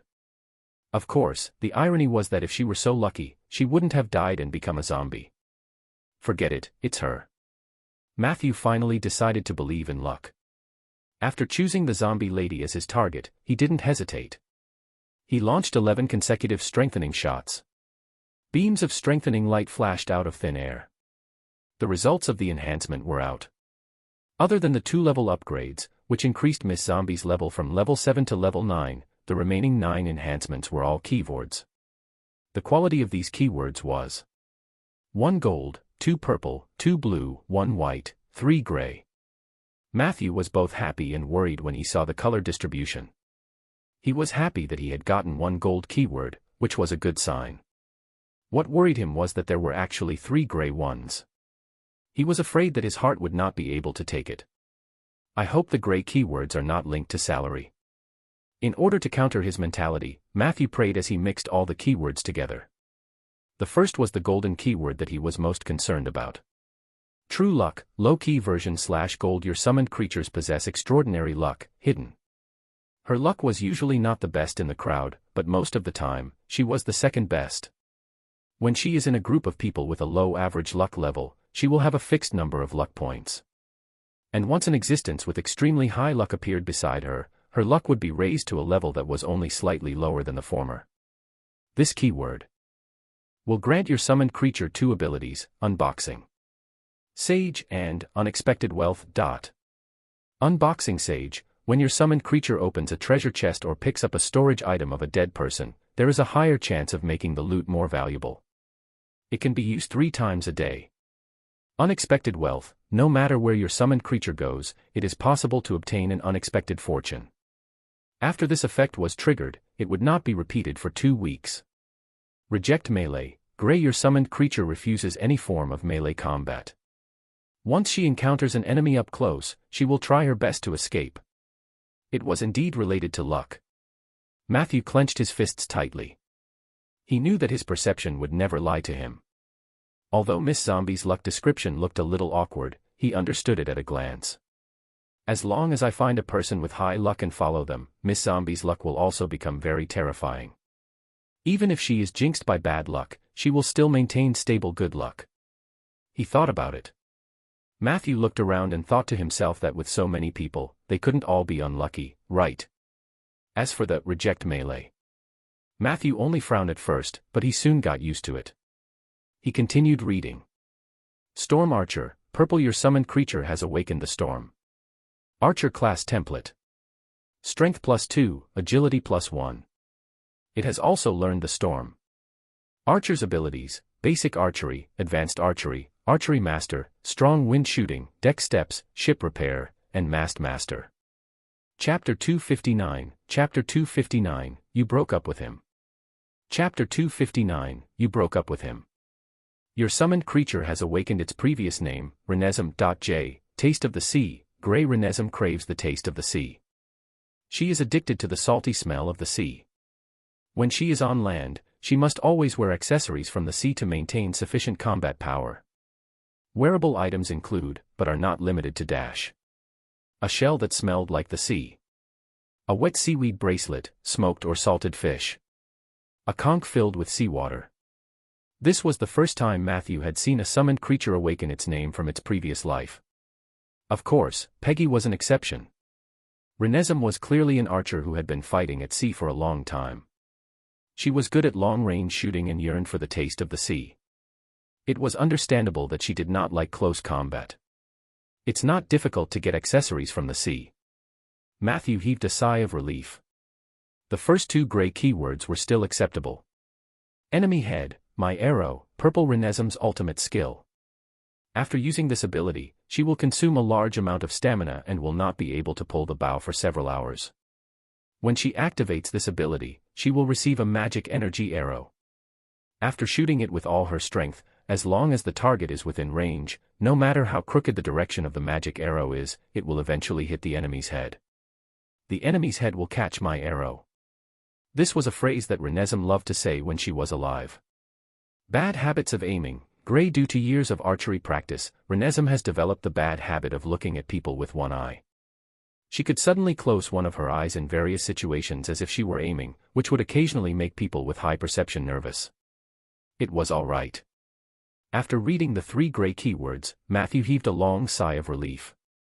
As long as it isn't related to salary. Enemy head, my arrow was a very powerful ability. The reason why mages were so powerful was because of their range. Archers also had similar advantages, but compared to mages, the upper limit of archers was lower, but that was something above legendary. Archers were still very useful below the legendary level, especially the ability to stably explode the enemy's heads, which could pose a great threat to mages. It was difficult to dodge ultra-long range shots, and defensive shields could not defend against magic arrows. The only thing Matthew needed to worry about was, where could he find a good bow for Renace me? I'm still paying the interest for soldiers' daggers. He thought of the face of the veteran, old Fallon. Matthew deeply felt his poverty. The remaining 2 blue and 1 white keywords were relatively mediocre. Strong arm strength. Blue Renesme's right arm has incredible arm strength, which makes it almost impossible for her to lose to ordinary people in arm wrestling competitions. She would receive an additional bonus in the judgment of the strength of her right arm. Rain Killer. Blue when Renesme is in a harsh environment such as heavy rain or strong winds, she will have the opportunity to display her strength. Accuracy, long range, plus 15%. Arrow maintenance and production. White Renesme would make her own arrows and carry out daily maintenance.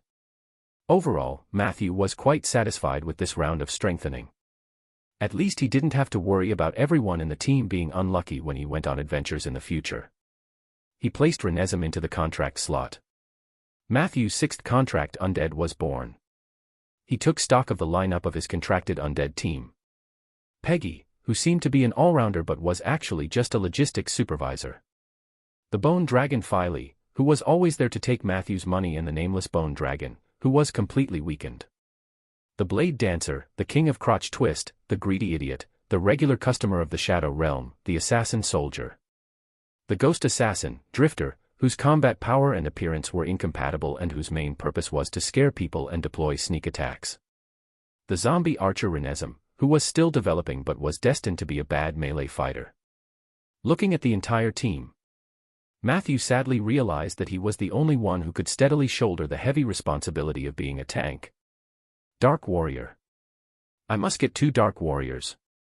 Although he said that, with his current knowledge and spell level, he was still far from being able to create a Dark Warrior. After leaving the cemetery, Matthew dragged a body bag into the oak forest. He dug out Anderson's headless body and buried it under an oak tree. Compared to the Dark Warriors who were out of reach in a short period of time, it was more realistic to hope that Brother Anderson would give him more high-quality gifts. At night, under the guidance of the moonlight, Matthew successfully entered the Moonlight Woodlands. He was there for Ella. In the past week, a large number of saplings in the greenhouse had been consumed.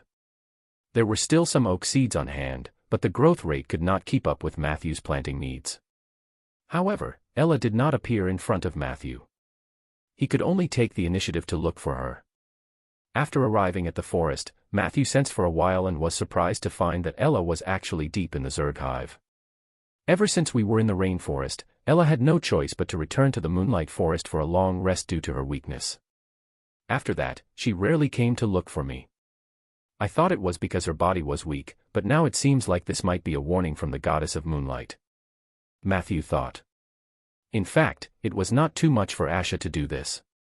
After all, Matthew had never contributed to the Moonlight Society since he became a Moonwalker. Chapter 260, Chapter 260, Did you break up with him? Chapter 260, Did you break up with him? On the contrary, Asha was being used as a tool by him. In comparison, she was already giving him face by helping him teleport Rieger and Liweichi. Looks like it's time to continue cleaning up the hive. I can't just take advantage of others. Matthew knew that his trade route still depended on the goddess of moonlight, so he planned to change his attitude. He followed his connection with Miss Owl and entered the hive. In the end, after walking for a full 50 minutes, he found Ella, who was watching the battle. Matthew focused his eyes. The first thing he noticed was Samantha's vigorous figure. He noticed that Moonwalker had transformed into a huge owl beast and was fighting a group of violent infected bodies. Not far from her, a row of fierce guards was emerging from a low cave. However, the guards didn't have the chance to get close to Samantha. Matthew saw a female orc guarding the entrance of the cave. She held 2 sabers in her hands and looked valiant. Her knives were not like soldiers' short knives, but 2 long, thin knives that looked like long sabers. There were more than a dozen of the Zerg guards, and they charged at the female orc. He didn't see how the latter moved. The two blades in her hand spun, and her entire person seemed to have transformed into a battle whirlwind, whizzing past the guard. Every time the saber light flashed, one of the Zerg guards died. 10 seconds later, that team of guards all died. This scene made Matthew's eyelids twitch. He had fought with the violent Zerg guard before and knew how terrifying this kind of Tier 3 monster was. Under the same level, at least 2 to 3 adventurers were needed to successfully defeat a violent Zerg guard. However, it was clear that the female orc had destroyed so many of them with a single move. It was enough to show how powerful she was. At the same time, Matthew also felt a sense of familiarity from the way she used her dual blades. Prompt: you have encountered a female orc, Clegg, LV16. Judging from Clegg's blade storm, it was not difficult to tell that she was a rare reserve Sword Saint. Sword Saint. It was a variant of the Path of Monk. Hundreds of years ago, the orcs learned how to use chi from the martial monks in the East. They combined their own physique and comprehension to create this powerful technique. Compared to Monk Balance's path, Sword Saints were often more extreme. Many of their abilities and moves were used to resist magic and divine spells. This might have something to do with the history of the orcs being enslaved by the gods and high-level mages for a long time during the Age of Enlightenment. Orcs were rarely seen in the central and southern parts of the continent. Most of them settled on the plains north of the Phalai Island. Therefore, this sword saintess named Clegg was actually the first orc Matthew had seen. From a human's aesthetic point of view, the female orc was not pleasing to the eyes. Her skin was dark brown, and the pores on her face were unusually thick. She had a long braid on her head. During the battle, she would coil the braid up, looking like several donuts stacked together. She was very burly, and her muscles were almost perfect.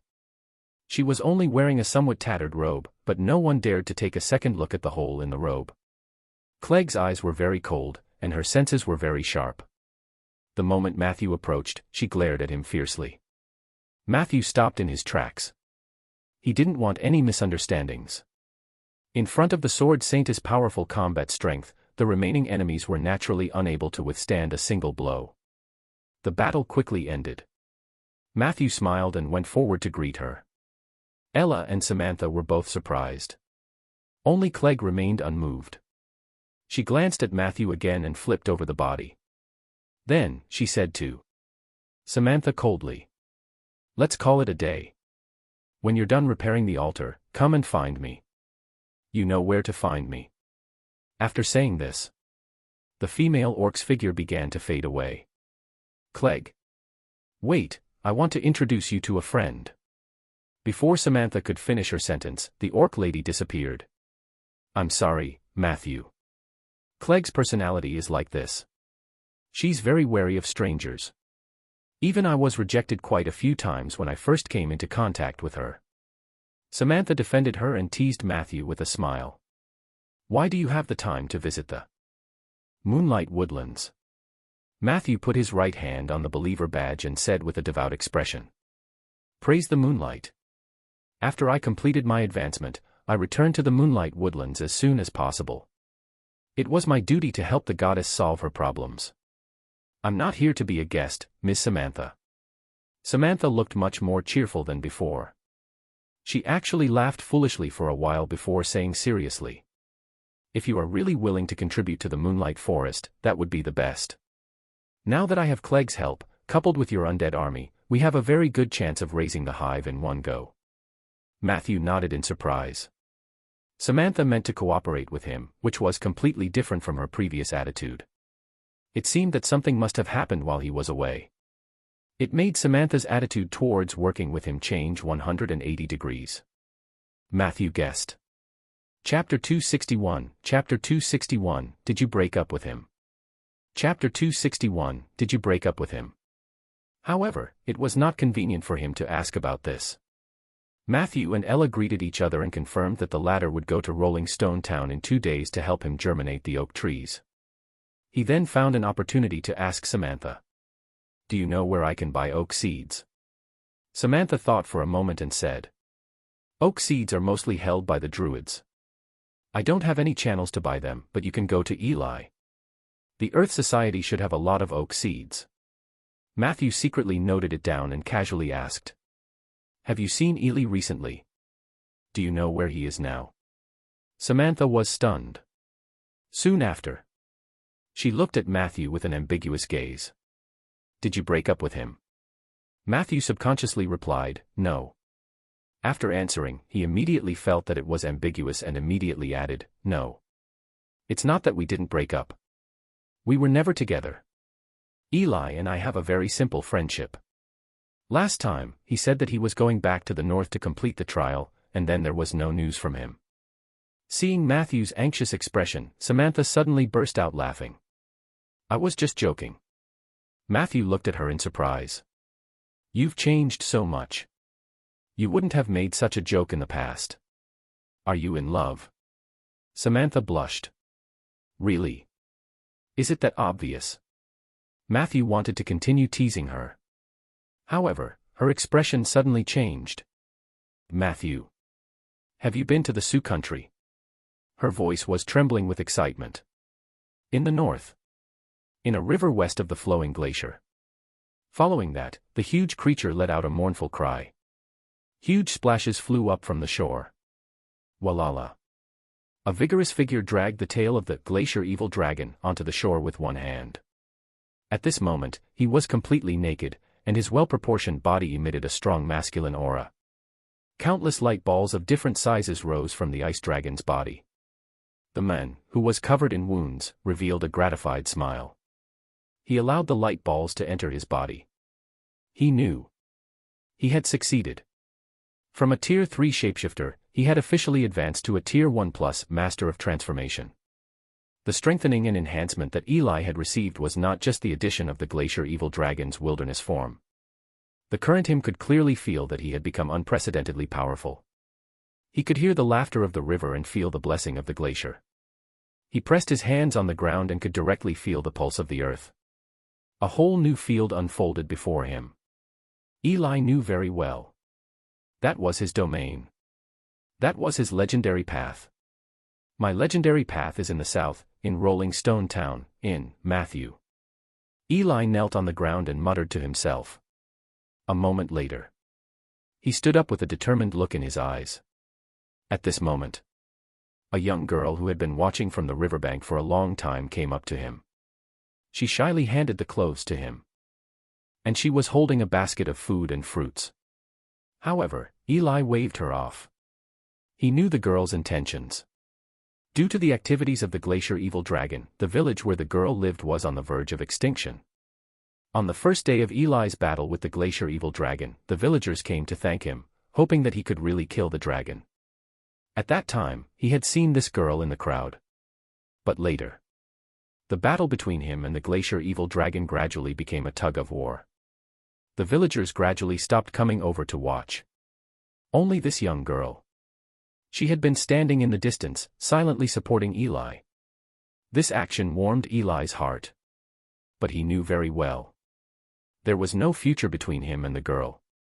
He was a proud ancient tiger, a man destined to leave his own legend on this world stage.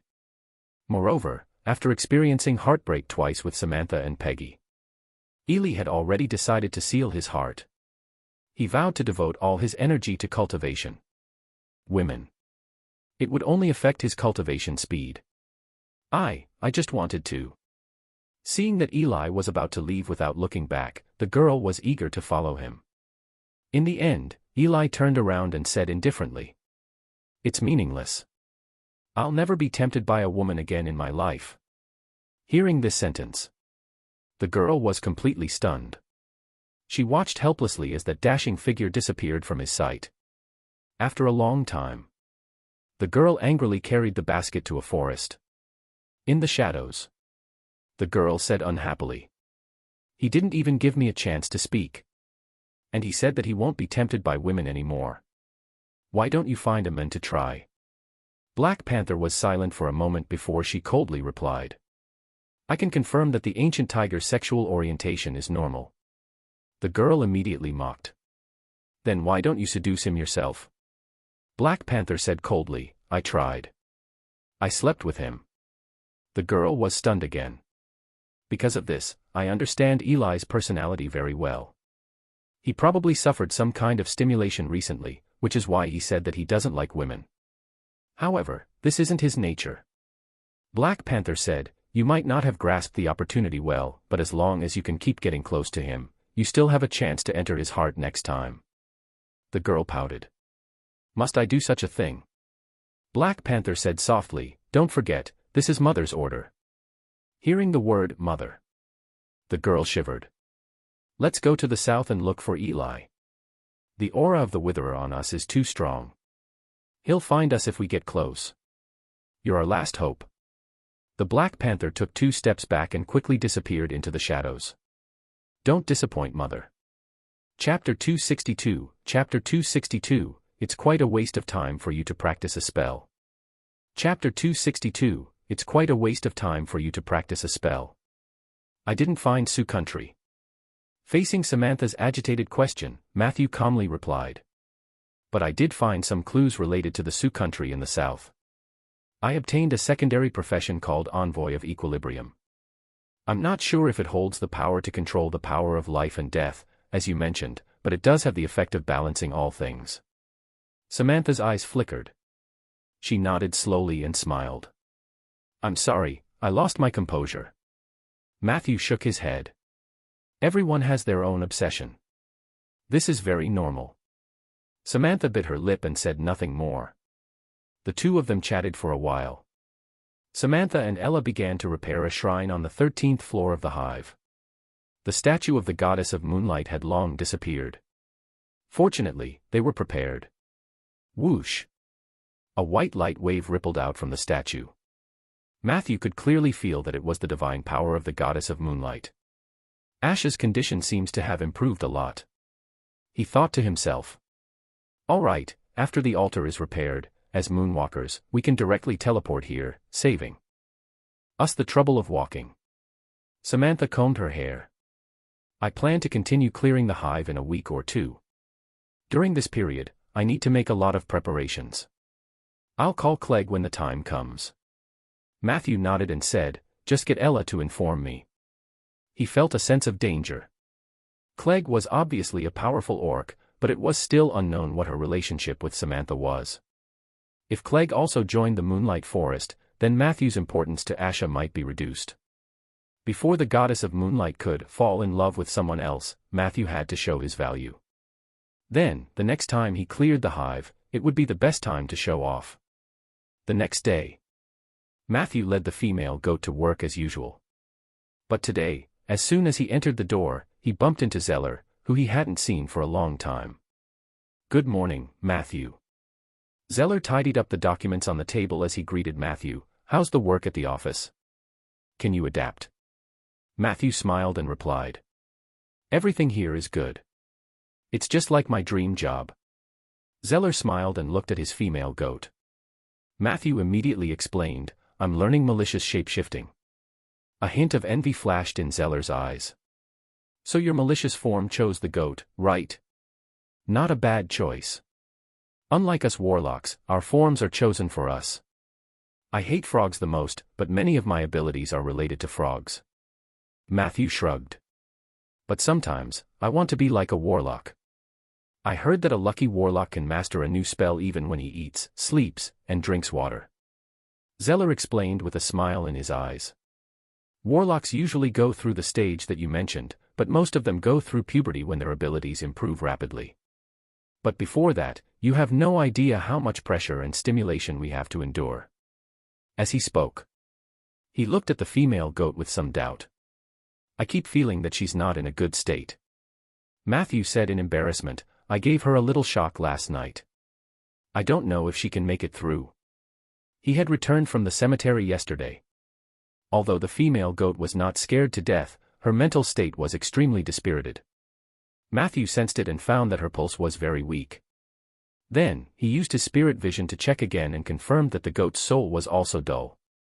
Although he could get along well with the undead, most ordinary living creatures were still very afraid of the undead. Just the appearance of a zombie horde was enough to scare an ordinary person into fainting. He had to further strengthen the management of the cemetery and the oak forest. More warning signs were already on the way. As for this female goat, Matthew wasn't sure how long she could hold on, but he hoped that she could hold on until the day he completely understood malicious shape-shifting. The two of them were talking. Rieger appeared in his pajamas with a cup of coffee. "Has the problem of Riverside Village been solved?" Rieger asked Zeller. The latter nodded. "The villagers have calmed down. I promised them that similar things would not happen in the future." Rieger greeted Matthew and gestured for him to come over and listen. Then, he continued to ask. "So, what exactly happened that caused us to almost fail to collect taxes for the second half of last year?" Zeller said. "The tax officer we sent to Riverside Village was Little Patton. As soon as he arrived, he slept with all the women in the village chief's house." Rieger subconsciously responded. "So, is the village chief angry?" Zeller waved his hand. "The village chief was the one who suggested it, and his women volunteered."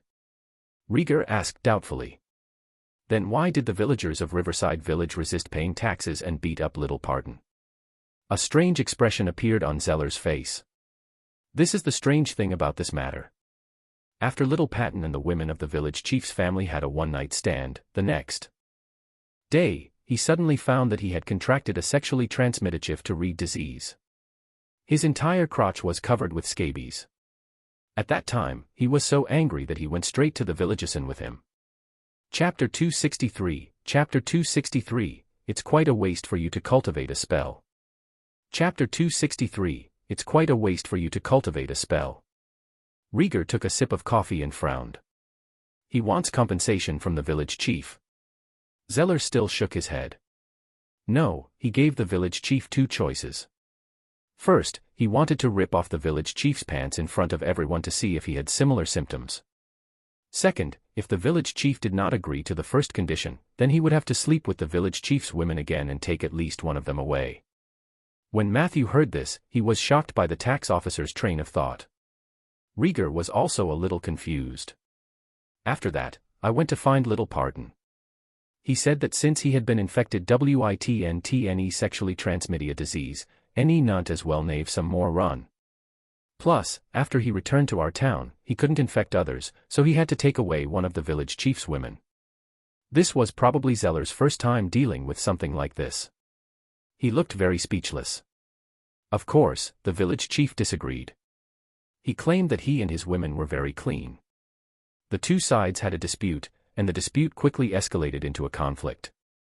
You know what happened after that? Little Patton was driven back to Rolling Stone Town with only half of the tax money. The other half was held in the village chief's hands. However, the village chief didn't seem to have the intention to resist the tax. As soon as I arrived at Riverside Village, he handed over the remaining tax and pulled me into the house to take off his pants. Zeller couldn't help but cough. I saw it with my own eyes. The village chief and his women did not have a sexually transmitted disease. Rieger tapped his 5 fingers on the desk. So, was Little Patton lying? Zeller shook his head. Not necessarily. We all know Little Patton's character. Although he's lecherous, he's always reliable. Miss Lizzie is very good at teaching her sons. Little Patton, like his brother Blake, had never made a mistake in his position in the past few years. This time, he might have been stimulated by the sexually transmitted disease, which was why his behavior became so eccentric after the incident. I've checked his body, and it's indeed a very serious scabies. According to Little Patton, it only appeared after that night.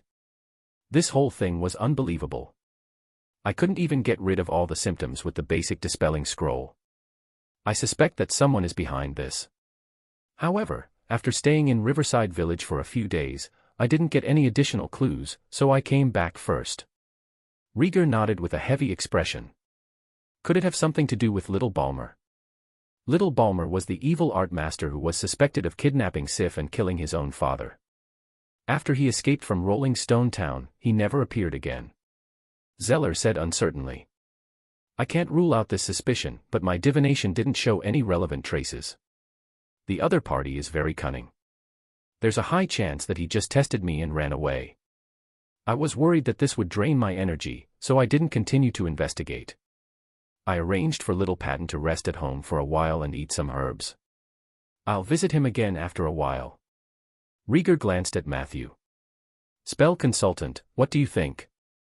Matthew said seriously. I think Zeller handled it very well. Rieger couldn't help but roll his eyes. Is there anything else? He asked Zeal. Zeller took out a piece of papyrus and placed it in front of Rieger. This is the latest official letter from Jade Court. They mentioned in the letter that a team of shadow leopards is on their way. Matthew raised his hand and asked, haven't I heard this before? Zeller smiled and said, yes, before you left for the south, Jade Court sent a team of shadow leopards to receive our prisoners. Unfortunately, the team of shadow leopards was attacked by a green dragon not long after they left Jade Court. In the end, they were completely annihilated. Jade Court spent a lot of time investigating the matter.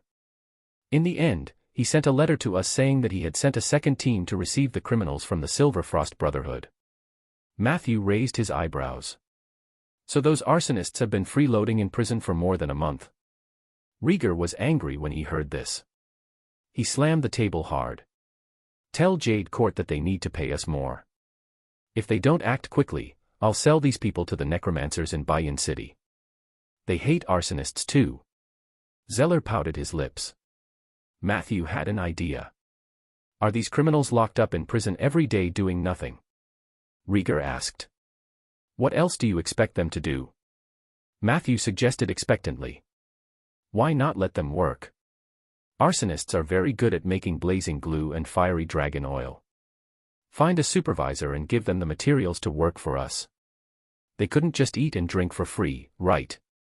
If you think it's inappropriate to let the arsonists come into contact with these dangerous items, why don't you let them repair the cemetery for me? I'll have the zombies keep an eye on them. Nothing will go wrong. Rieger and Zeal looked at each other. The former muttered. What you said does make sense. The latter sighed and said. Doing so can indeed recoup the cost. Then, the two of them said at the same time. As expected of a necromancer. One last thing. According to the report of the Council of Five, the haunting of the South Trade Station is getting more and more serious. Howard and several owners of the craft workshops have put pressure on them many times. The Council of Five had looked for several exorcist masters in the town, but they could not solve the problem. Chapter 264, Chapter 264, It's quite a waste for you to practice a spell. Chapter 264, It's quite a waste for you to practice a spell. I found out that the whole story was like this dash. More than 20 days ago, workers began to report that they had seen ghosts in the workshop. What was strange was that everyone described the form of the ghost they saw differently. Some people said that they saw a ghost stealing food in the kitchen. The ghost's body was thin and long, like an infinitely stretched noodle. Some people said that they saw a ghost when they went to the toilet. The latter suddenly gave them a fright when they were defecating. The next morning, even the toilet bowl in the toilet was stolen by the ghost. The ghost that stole the toilet bowl did not have a head and would laugh like a child. Some said that they saw a ghost sitting on a spinning wheel while working overtime. The ghost asked them why they were working so hard. Then, the ghost destroyed all the spinning wheels. At first, Howard and the other workshop owners didn't believe the workers. They ordered the workers to continue working. Until recently, Howard himself claimed to have seen a ghost. However, the ghost he saw was different from the others. He said that he had met a ghost bride who fell in love with him at first sight. She said that she would come on a ghost carriage on the 20th of this month and take him away forever. Howard was so scared that he made trouble in the city hall all day. The council had no choice but to report the news to us. Zeller finished and took a big gulp of ginger water. Matthew and Rieger did not react. In the fantasy world, ghosts were commonplace. Necromancers were the natural enemies of ghosts. Even Rieger could use sword oil to attack ghosts.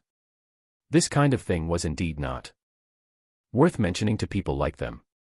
Do you need me to take a look? Matthew asked. Zeller shook his head. Not for now. This is just a routine report for the morning meeting. I'll make a trip first. If I can't solve it, we'll ask our magic consultant to do it. As he spoke, he packed up his things and quickly left the office hall. He looked at Zeller's back. Matthew was filled with respect. Zeller is really hardworking. Rieger agreed. Yeah, without him, I don't know what Rolling Stone Town would be like. Madam Wesley seemed to be in a good mood today, and the coffee she made was just right. Matthew said. I'll get it myself later. Can you lend me the newspaper? No, this just arrived today. I'll get you the last issue. Rieger said as he stood up and walked to the small room at the back. Then, he handed a copy of the Alliance Weekly and 3 bottles of sword oil to Matthew. This time, I've put a label on it. See if there's a market. Rieger said. Matthew carried his things and led the goat to his office. All right, I'll study it. He put the newspaper on the table and examined the label on the bottle. The first bottle was called Dragon Tail Sword Oil. There was a small description at the bottom. After applying it, it could cause additional damage to the tail of a true dragon. The second bottle was called Dragon Scale Sword Oil. There was also a small description below it. After applying it, it could cause a large amount of additional damage to the scales and other skin defense tissues of the true dragon. It looks okay, but the classification is too detailed. With that in mind, Matthew focused his attention on the third bottle. The strange thing was that this bottle only had a label, and there were no small words below it. Dragon Root Oil. Just as Matthew was about to ask, Rieger had already walked in a hurry. He accurately grabbed the bottle of dragon root oil from the 3 bottles and said without changing his expression. You took the wrong bottle. This bottle is not for the sword. Matthew raised his eyebrows and revealed a playful expression. 1 in the afternoon. Rieger was napping. Matthew got off work. As he led the female goat through the corridor, he once again met Madam Wesley, who was cleaning. Matthew greeted her and asked nosily. Madam Wesley, has his lordship never thought of remarrying after all these years? Madam Wesley immediately replied. No. Although Rieger was sometimes a bit of a bastard, he was a good lord and a good father. For Sif, he never planned to marry another wife. Matthew asked thoughtfully. Does he have a mistress outside? Madam Wesley straightened the broom and smiled. Of course he does. He is an upright man in his prime. Silly child, how can Rieger not have mistresses outside? You should be asking how many he has. Matthew suddenly felt an itch in his heart. Then can you reveal who they are? Madam Wesley smiled at him. Before I answer your question, you have to answer my question first. Are you interested in Rieger's mistress? Or are you interested in Rieger? Matthew denied flatly. I'm just interested in gossip. Madam Wesley said helplessly. Then forgive me for not being straightforward. My lips are very tight. Why don't you try asking Sif? She might know. Matthew smiled. He knew that the old lady was teasing him, so he didn't take it to heart and quickly walked out of the office hall. He had only walked a few steps into the corridor on the east side of the Liege's residence when the female goat suddenly twitched a few times and fell weakly. Matthew bent down to check, then sighed deeply. It was hopeless. At that moment, Madam Wesley had just walked out with a broom. Do you need help, child? She asked with concern. No need. Please inform the Lord and Mr. Zeller that if they are free tonight, I want to invite them to my house. For dinner. After saying this, Matthew asked Soldier to carry the goat. Then, the two of them quickly left the Lord's manor. The mutton soup last night was really good. The next morning, Rieger said to Matthew. Blake has never liked mutton, but I saw him eat a big bowl yesterday. So did Sif. Peggy's cooking is indeed amazing. It's a pity that Li Weiqi went to the High Leaf territory. Otherwise, he would definitely clap and praise her. Matthew forced a smile. Compared to mutton soup, I prefer the taste of roasted lamb leg. Rieger's gaze shifted to the back of him. Another goat. Matthew nodded. I just bought it this morning.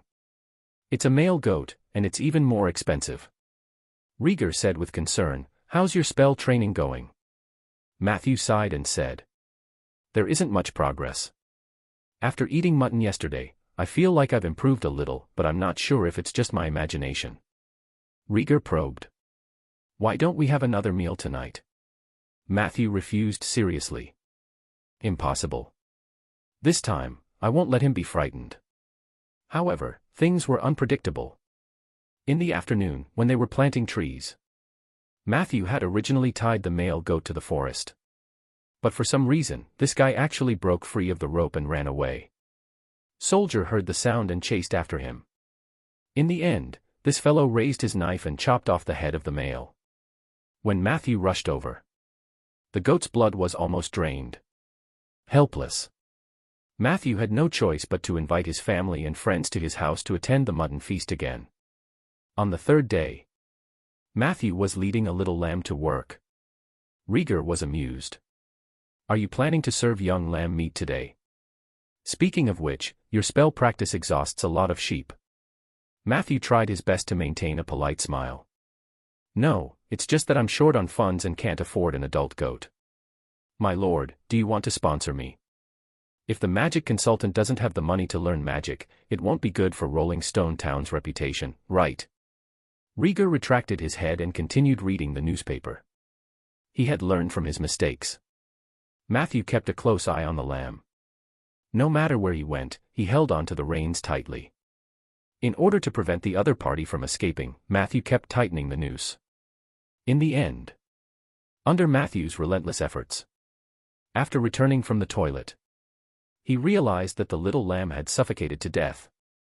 At night, Matthew's house was brightly lit, and everyone was eating happily. Only Matthew was crying in his heart. After a full meal. At this moment, Matthew's eyes lit up. "Warning, the troops of the Lord of Ashes have arrived. They will hunt you down to the ends of the earth." Matthew immediately stood up and said to the people chatting on the sofa, "Everyone, I'm afraid we have something to do tonight." His expression was very serious, but he felt much better in his heart. The Feasts of Mutton. It wasn't for nothing. Chapter 265, Chapter 265, Ash's Domain. Chapter 265, Ash's Domain.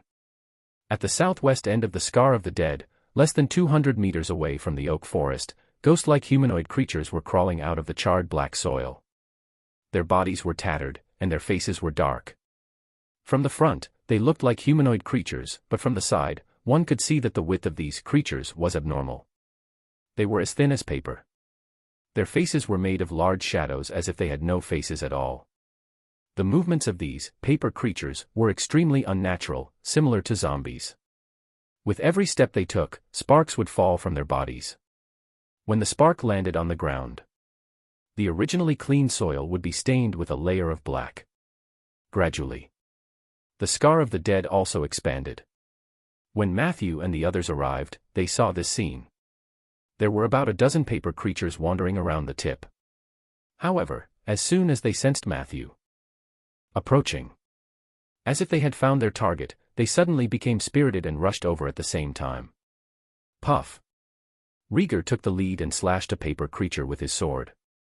The latter's body was easily torn apart by the two-handed greatsword, and it suddenly turned into ashes and disappeared into the air. Rieger continued to work hard.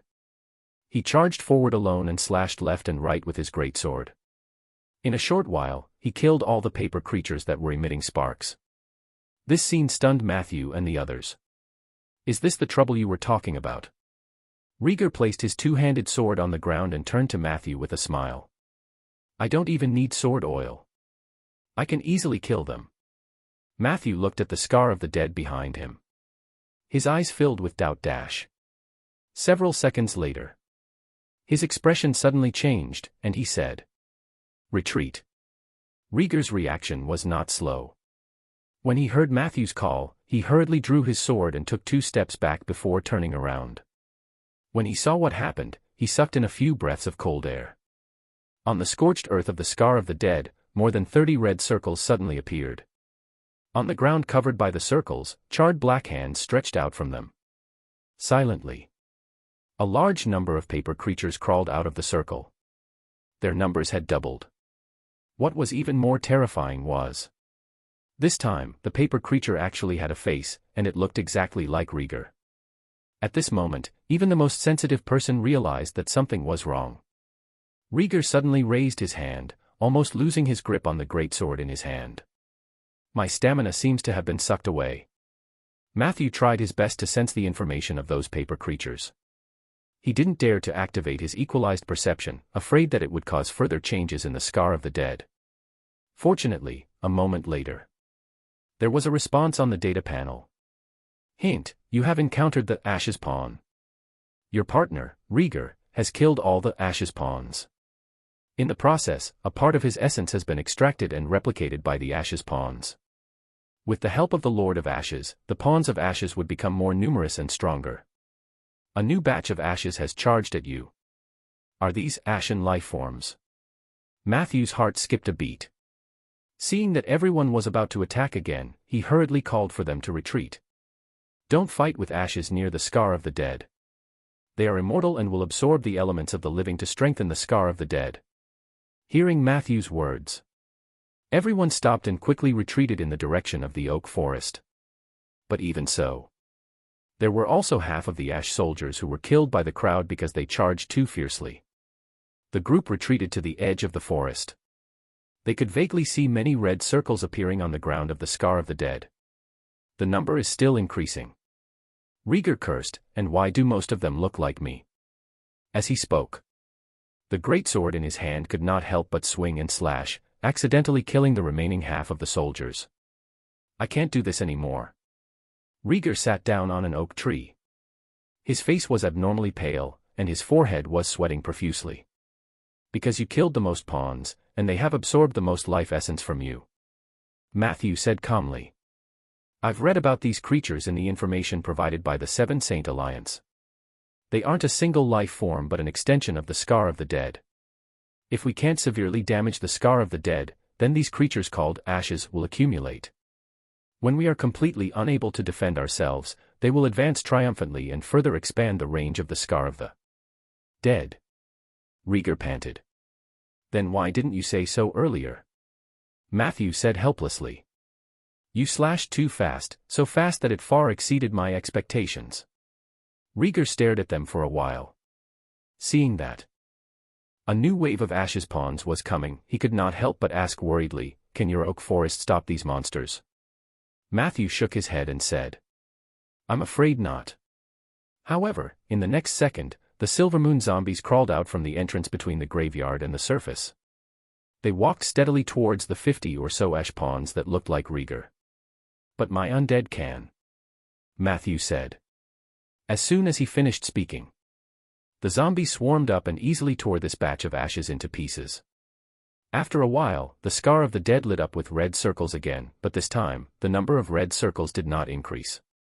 Chapter 266, Chapter 266, Ashes Domain. Chapter 266, Ashes Domain. As expected, the number of pawns killed by the undead won't increase because they can't absorb life essence from the undead. Matthew heaved a sigh of relief. As soon as he confirmed that the Lord of Ashes would send troops to kill him, Matthew began to prepare. During this period, the information provided by the Seven Saint Alliance played a huge role. The information clearly stated that the half-dead tentacle left behind by the Void ruler Yurkus in the Prime Material world utilized the domain of Ash. The Alliance had also conducted in-depth research and summarized the information in this field. Matthew realized this after reading it. Ashes and undead were actually two fields that overlapped in concept. Both of them covered at least a part of the death domain's ultimate sublimation was transcendence and eternity. The domain of Ashes represented dust and ruin as the universe headed towards the inevitable end of withering. These two fields were destined to overlap and oppose each other. Therefore, using the undead to fight against the enemies in the Ashes domain was a very good method. In the history of the Alliance, there was also a project to gather a large number of necromancers to slow down the expansion of the scar of the dead. In terms of execution, the results of the project were not bad. For this reason, Bayan City and Jade Court entered a honeymoon period. But soon, due to some unknown factors, this project was inexplicably stopped by the Alliance. Since then, the scar of the dead had never been properly restrained. In a summary report, an anonymous person in charge clearly pointed out that the failure of the project had nothing to do with the necromancers and vaguely pointed out that the internal strife of the Alliance was the real reason why the project was stopped. Of course, this report was also derived through deduction by Matthew. The Alliance's information on the scar of the dead was very strange. The people who tampered with the info seemed to want to hide some information, but they were unwilling to destroy the real information. In the end, they could only make it extremely convoluted. It was like mixing a concise and good novel with 100 garbage novels in a random order. It was undoubtedly very difficult for ordinary people to decipher it. Fortunately, Matthew had always been abnormal. His train of thought was very simple. Since this plan had been proven to be effective, he might as well continue to follow this train of thought. There was no need to be unconventional. Immediately, Matthew controlled the 240 zombies and skeletons and distributed them evenly between the southwest end of the Scar of the Dead and the oak forest. These undead had Matthew's brand on them. The ash pawns obviously did not have the ability to distinguish between Matthew and Matthew's summons. They only knew how to brainlessly attack the undead. Then, they were easily killed by the undead. Gradually, the situation was temporarily under control. The respawn time of the ashes pawns also became very regular. Within 3 minutes after each death, a red halo would appear on the ground of the Scar of the Dead. The pawns would be reborn in the halo. After less than a minute of slow trek and less than 15 seconds of battle, they would turn into ashes and return to the scorched earth. The cycle seemed endless. Is there no way to eliminate them at the root? Everyone looked around for a while before Rieger asked. Matthew shook his head. This is the best we can do for now. According to my understanding, if we want to completely destroy these ashes, we have to severely injure the Scar of the Dead. This is not an easy task. What do you think? He looked at the others. There weren't many people who came to Matthew's house for dinner tonight. The main reason was that Zeller had gone to the South Trade Station to deal with the haunted incident and hadn't returned yet. For some reason, Liweichi had gone to the High Leaf territory to have fun. Therefore, other than Rieger, only the garrison captain Blake, Mr. Richard from the Craftsman Protection Association, and Old Fallon from the Veterans Association were present. Matthew's gaze was mainly on the two people behind him. The reason why he was willing to spend a lot of money to treat everyone to a mutton feast for 3 doves was that he found that eating mutton and mutton soup was really helpful in mastering malicious transfiguration. On the other hand, he wanted to ask for help from the knowledge and experience of these two. Needless to say, Matthew suspected Richard to be a legendary thief with rich experience. Old Fallon was also a knight who had returned from purgatory. He was equally experienced and seemed to have many hidden treasures. Matthew was naturally willing to interact more with him. However, the 2 old foxes did not say a word to Matthew's questioning gaze. Only Big Beardy was still seriously thinking of a countermeasure. If only the undead can stop these monsters from advancing, then should we just provide Matthew with enough undead and let these zombies and skeletons form a wall to firmly wrap the Scar of the Dead inside? Matthew raised his eyebrows and finally smiled encouragingly. It's also a way of thinking. However, in reality, controlling so many undead at the same time was already close to the upper limit of Matthew's mental power. Fortunately, the ashes pawns could not withstand a single blow. He only needed to order the undead to defend and counterattack on the spot, and he did not need to expend extra mental energy. However, if this continued for a long time, it was inevitable that he would feel tired, not to mention controlling hundreds of thousands of undead to surround the Scar of the Dead at the same time. That was completely a fantasy. Thinking of this, he then looked at the 2 old foxes with a pleading gaze. Old Fallon cleared his throat as if he wanted to say something. But at this moment, Rieger suddenly jumped up from the ground. There's someone. Matthew suddenly looked in the direction he was pointing. Under the moonlight, on the other side of the Scar of the Dead, 7 to 8 wooden carts rolled down the hill. Matthew had sharp eyes. He could clearly see the corpses of cows and sheep piled up on the wooden cart. Rumble. The carts fell into the Scar of the Dead, and the corpses on them quickly dried up, and a large amount of life essence fused into them. Suddenly, a huge red halo appeared in the center of the scorched earth. And at the edge of the big circle of light were hundreds of small circles of light. Warning, the Ashen warriors are descending. At the top of the hill, a figure slowly appeared. It was a man with a fleshy face and a fierce gaze. He waved at the crowd from afar and then shouted, "Hey! The Silverfrost Brotherhood sends their greetings. By the way, Send a message to those guys in your cell.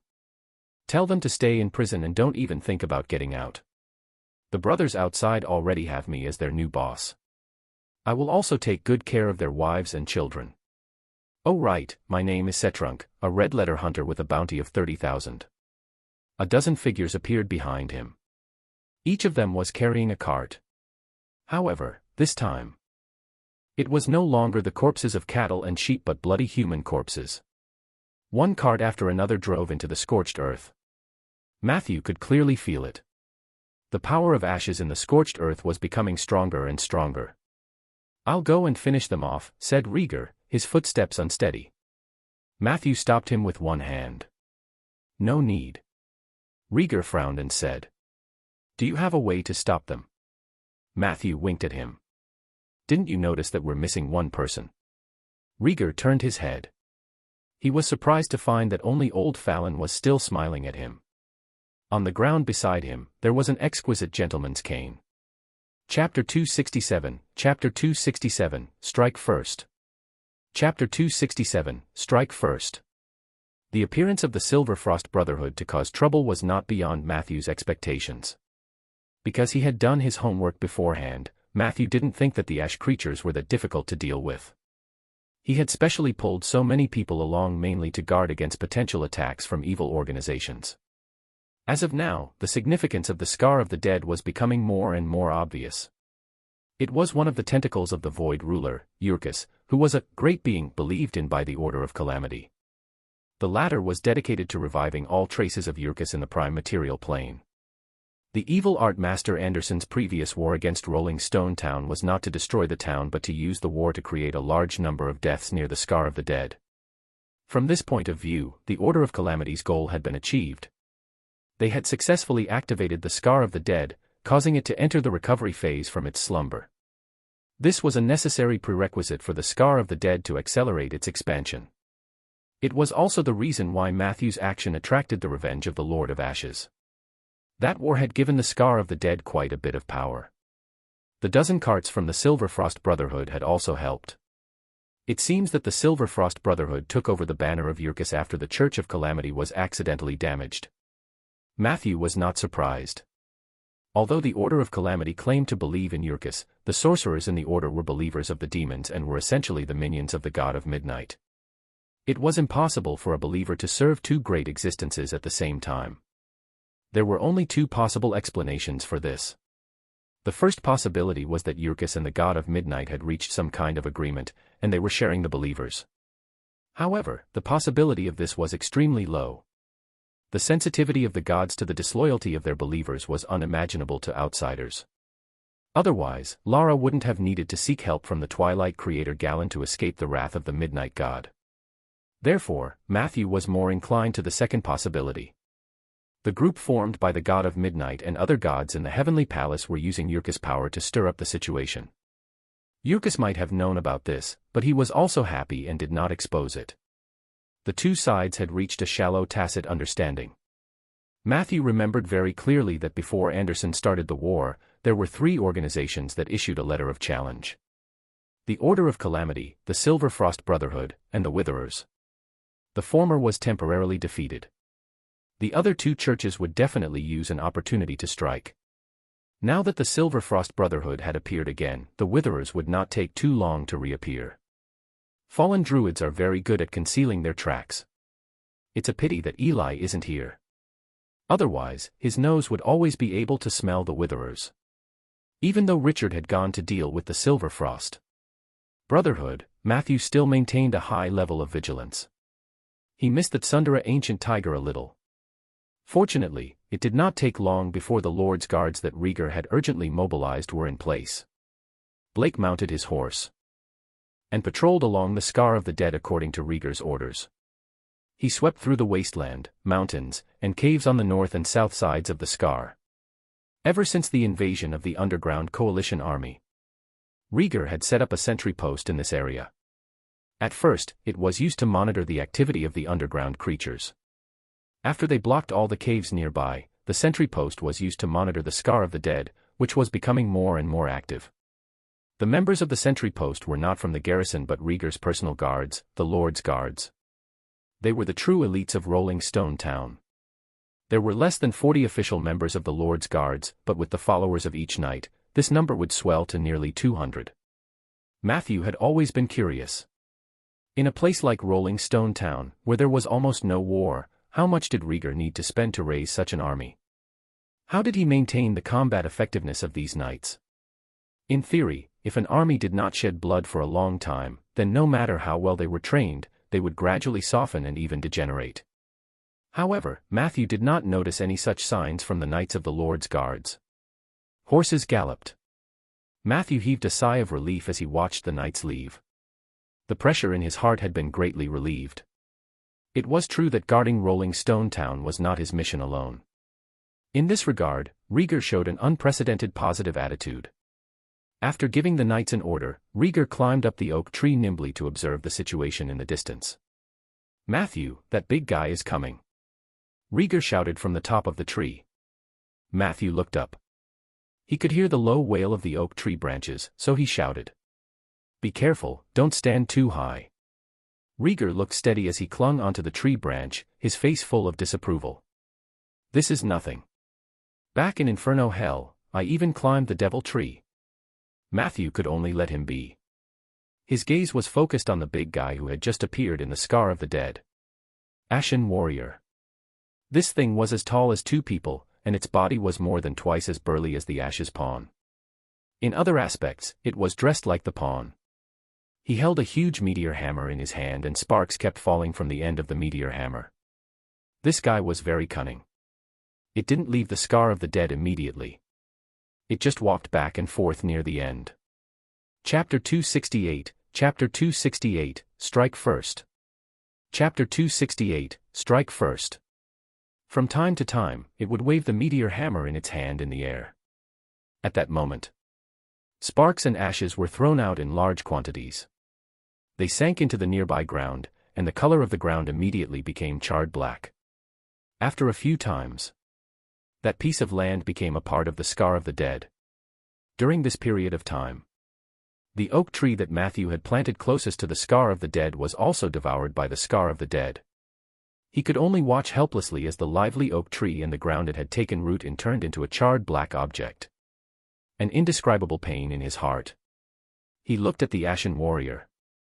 Matthew's eyes were filled with killing intent. "Don't tell me you want to take the risk to enter the Scar of the Dead and kill this ash creature. For a living person, this is not a wise move. I know a few people who have entered the Scar of the Dead. Although they were fine at that time because they were strong, after a few years, all kinds of strange diseases broke out in their bodies. Although they did not die, they lived in extreme pain." Old Fallon suddenly said. Matthew nodded and calmed himself down. He knew that Old Fallon was right. The Scar of the Dead had a powerful infection and absorption ability, which was a characteristic of the Ash's domain. Even if it was only for a short period of time, some of the elements in the body could be taken away. These elements were important pieces that may up Newman me, on a nun or mem coma de nusum. Unless necessary, he absolutely could not enter the Scar of the Dead. However, the Ashen Warrior had been hiding inside and did not come out. It had secretly expanded the range of the Scar of the Dead, which Matthew could not accept. The distance between the two sides was a little far beyond the casting range. Even if the spell could hit the Ashen Warrior, the effect would be greatly reduced after it exceeded the weakening radius. Matthew looked at Old Fallon. "Do you have any countermeasures against that big guy?" Old Fallon smiled. "I'm just a retired veteran, so I can't help you much. However, I seem to have noticed that you've recently accepted an undead. It looks extraordinary." As he spoke, his gaze kept drifting towards Renesm. Matthew's heart skipped a beat as he introduced. "Her name is Renesm, and she's an archer." Old Fallon revealed an expression as if he had expected it. "I knew it. I saw the shadow of an old friend in her." Of course, that old friend was not an undead. "I think she's very talented. She might be able to become a powerful zombie archer in the future. I happen to have a good bow here. Do you want to try it?" Matthew's eyelids twitched. Before he could refuse, Old Fallon took out a long and narrow wooden box as if he were performing magic. The box was opened, and a faint green light flashed. Then, Matthew saw an ancient-looking longbow with 3 green leaves hanging on it. Matthew couldn't help but grab the bow. Hint: you have obtained the Jade Trade Wind, elf longbow / archer's exclusive weapon. Jade Trade Wind, perception +1, normal range 800 meters, high precision range 400 meters. Enchantment skill Tornado, consumes a large amount of stamina. You will shoot an arrow wrapped in wind elements. The arrow will hit the enemy like a normal arrow and create 4 tornadoes in the hit area. Special Arrow Kiss of the Trade Wind, call upon the name of the wind elemental Lord Natala. You will receive 12 sharp arrows made of wind elements at once. The Kiss of the Trade Wind can hit targets up to 1,200 meters away. It can be used 3 times a day. The rest of the arrows. White Feather Arrow / Penetrating Arrow, recommended. Magic Arrow, not recommended / unless it's a wind elemental domain. Metal Arrows, recommended within 100 meters. Sky Strike, Jade Trade Wind Specialty Arrow, highly recommended. J. Your summoned creature, Renesm, has developed a great desire for the Jade Trade Wind. Renesm's loyalty to you has increased to 83. Renesm has shared her ability with you, the production and maintenance of arrows. At some point, Miss Zombie had already come over. She looked at the bow and arrow in Matthew's hand and drooled. The old fox beside him smiled and advised. Let her try.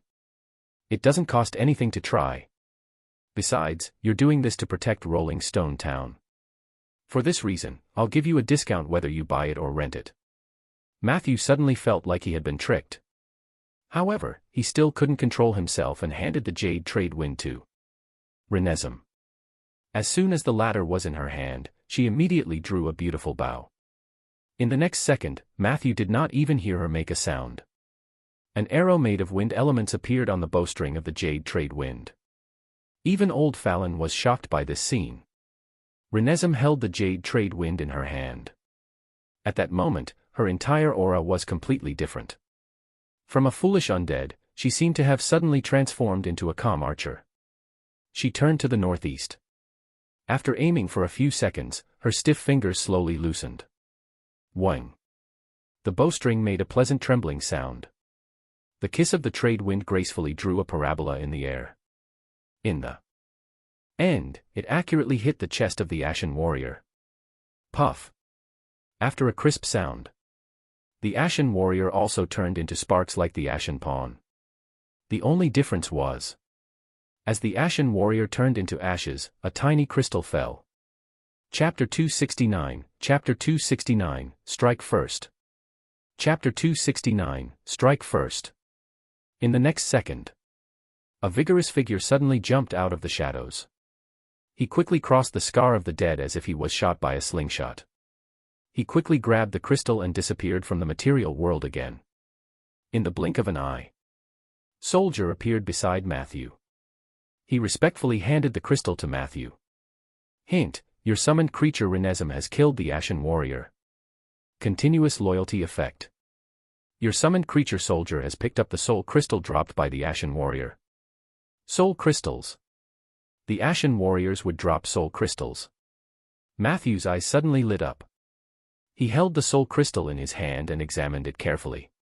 He found that it was almost the same as the one he had condensed. In fact, its purity was even higher. Matthew knew very well what a high-purity soul crystal meant to the undead. If the soul fire of the undying was the source of their lifespan and power, then the ordinary soul crystals were the things that could prolong the burning time of the soul fire, and the high-purity soul crystals were the treasures that had the chance to transform their life form. Under such circumstances, Soldier could still endure and diligently complete his work. This made Matthew very happy. He was very short of soul crystals. Not just now, but in the foreseeable future, there would be a shortage of soul crystals. As Matthew had more and more undead under him, the shortage of soul crystals would definitely become a problem that would trouble him in the near future. It was too slow to rely on their own production. Matthew's meditation time and efficiency were limited. However, the undead had endless needs. Blindly reducing their salary would only lead to diminishing effectiveness. Of course, Matthew understood this point. He had always been troubled by the lack of a stable channel to obtain soul crystals. Now, he had discovered a treasure like the ash creature. Of course, he wouldn't miss it. If they had the ability, who wouldn't want to feed their undead subordinates to become strong? Matthew immediately formulated a strategy. Renesm was in charge of shooting. Soldier was in charge of picking them up. The two of them were in a cooperative state, and each of them would get 10% of the soul crystals that were eventually seized. Although Renesm was still a fool and her mind was probably less than 3 to 5 years old, Matthew felt that it was only fair for him to treat the other undead as he did Soldier. As long as they worked hard, he was willing to give up a small profit. In the blink of an eye, 4 to 5 hours passed. Matthew concluded the current pattern of the Scar of the Dead. Without any additional stimulation. Currently, only Ashen Pawns and Ashen Warriors would spawn. The former refreshed every 3 minutes and rushed out after the refresh. They were completely fearless. Of course, they could revive after they died. The latter would respawn once every half an hour, and after respawning, it would be planted at the end of the Scar of the Dead. The meaning of this ash life form was probably to accelerate the expansion of the Scar of the Dead. Fortunately, Renesm's archery skills were extremely stable. Even if she changed to the white feathered arrows used by the Lord's guards, she would only be able to kill the Ashen Warrior with 3 arrows at most. Matthew couldn't help but think that Ash's life was as fragile as a piece of paper. Renesm and Soldier worked together. In addition, there were a large number of zombies and skeletons guarding them. Not only was the oak forest safe and sound, the ash creatures could not even leave their homes. The only regrettable thing was, not every Ashen Warrior dropped soul crystals.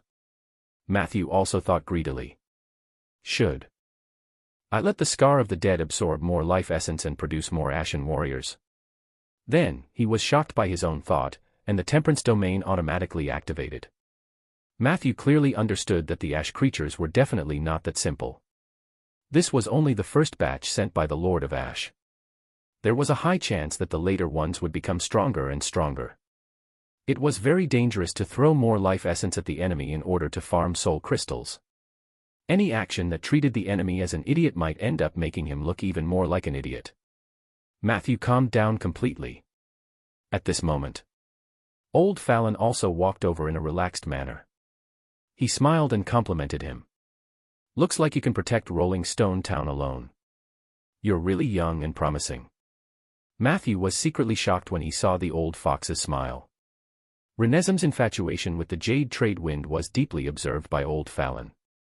In this situation, Matthew couldn't take back the Jade Trade Wind, so he could only bite the bullet and ask, how much to rent the bow? The value of this elven longbow was obviously higher than Soldier's pair of short knives. He didn't even consider buying it. Before Old Fallon could speak, Rieger, who had already jumped down from the tree, complained. When this old man was young, he was still a flirtatious, handsome man. Now, he has become a vampire who only cares about money. Time is indeed the greatest murderer of a man. Old Fallon looked at Rieger angrily. If your sword were as tough as your mouth, you would have killed that viper with one strike. I wouldn't have to worry about money all day. Hearing this, the smile on Rieger's face instantly disappeared. You're right. It's my fault. I should have killed it with a sword. Old Fallon looked at Rieger's expression and felt guilty. No, I was wrong. I was the one who was closer to it, so I should have been the one to kill it. It's just that I don't know why, but all my courage was sucked out of me at that time. I actually took a few steps back, and as a result, that beast spat out poison. Chapter 270, Strike First. Chapter 270, Strike First. Rieger shook his head. We were all close. At that time, you, me, and Eric, but only Eric bravely rushed up. He was a real warrior, but unfortunately. The two of them were silent for a while. Seeing this, Matthew tried to change the topic and asked. Then how much does this bow cost? The worry on Old Fallon's face instantly disappeared. 3,500 gold coins. Matthew's eyes almost popped out. 3,500. He estimated the price to be around 1,500. Old Fallon continued. 3,500 is just the price of the Jade Trade Wind itself. In fact, I have 12 special arrows that are specially used to match this bow, strike the heavens. If you are sure you want to buy it, I can sell it to you at a cheaper price, 40 gold coins each. Trust me, these special arrows won't disappoint you. Matthew sighed deeply. I'm sorry, Mr. Fallon. I'm afraid my wallet will disappoint you. However, old Fallon introduced them with deep affection. Do you think it's very expensive? However, the value of the bow itself was astonishing. Its previous owner was Tyraste of Jade Court, the famous Windchaser Grand Marshal. When Tyraste was young, he loved archery and soon became a famous archer in the world. He had once used this bow to kill a giant dragon.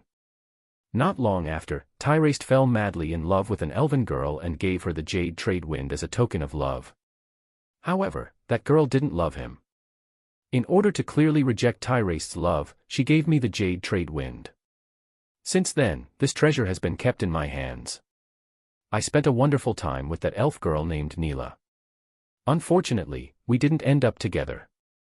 Under the pressure of the traditional elven ethics, Neela eventually returned to Jade Court. Under her parents' insistence, she married Tyraste and even had a child with him. However, not long after, Neela passed away due to depression. Later, I went to Jade Court once. I wanted to ask the elves for the secret recipe to cure the poison of the Inferno Viper, but I was almost killed by the Windchasers. Since then, I never saw Tyraste again. It was said that after Neela's death, he completely gave up archery and switched to practicing the sword chant of the elves. He even had some achievements. But even so, this jade trade wind was still of great significance to Tyraste. Although he did not come to find the bow himself, he sent his son, Tirani, to Rolling Stone Town. He looked almost like his mother, Neela. But I still rejected him. Because he couldn't give me the price I wanted. If you buy this bow, you might be able to exchange it for the friendship of a Windchaser Grand Marshal when you don't need it in the future.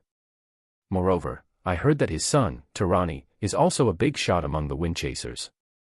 Believe me, the benefits that this jade trade wind can bring you will definitely exceed your expectations. Old Fallon's voice was like the whisper of a demon. It pierced through Matthew's heart step by step. Half a minute later, Matthew suddenly looked up at Rieger. I bought the jade trade wind to resist the invasion of the Scar of the Dead. This should be a major event that concerns the safety of the entire town. Rieger said warily. What do you want to do? Matthew said righteously, this is a public expense, so it should be paid for at public expense.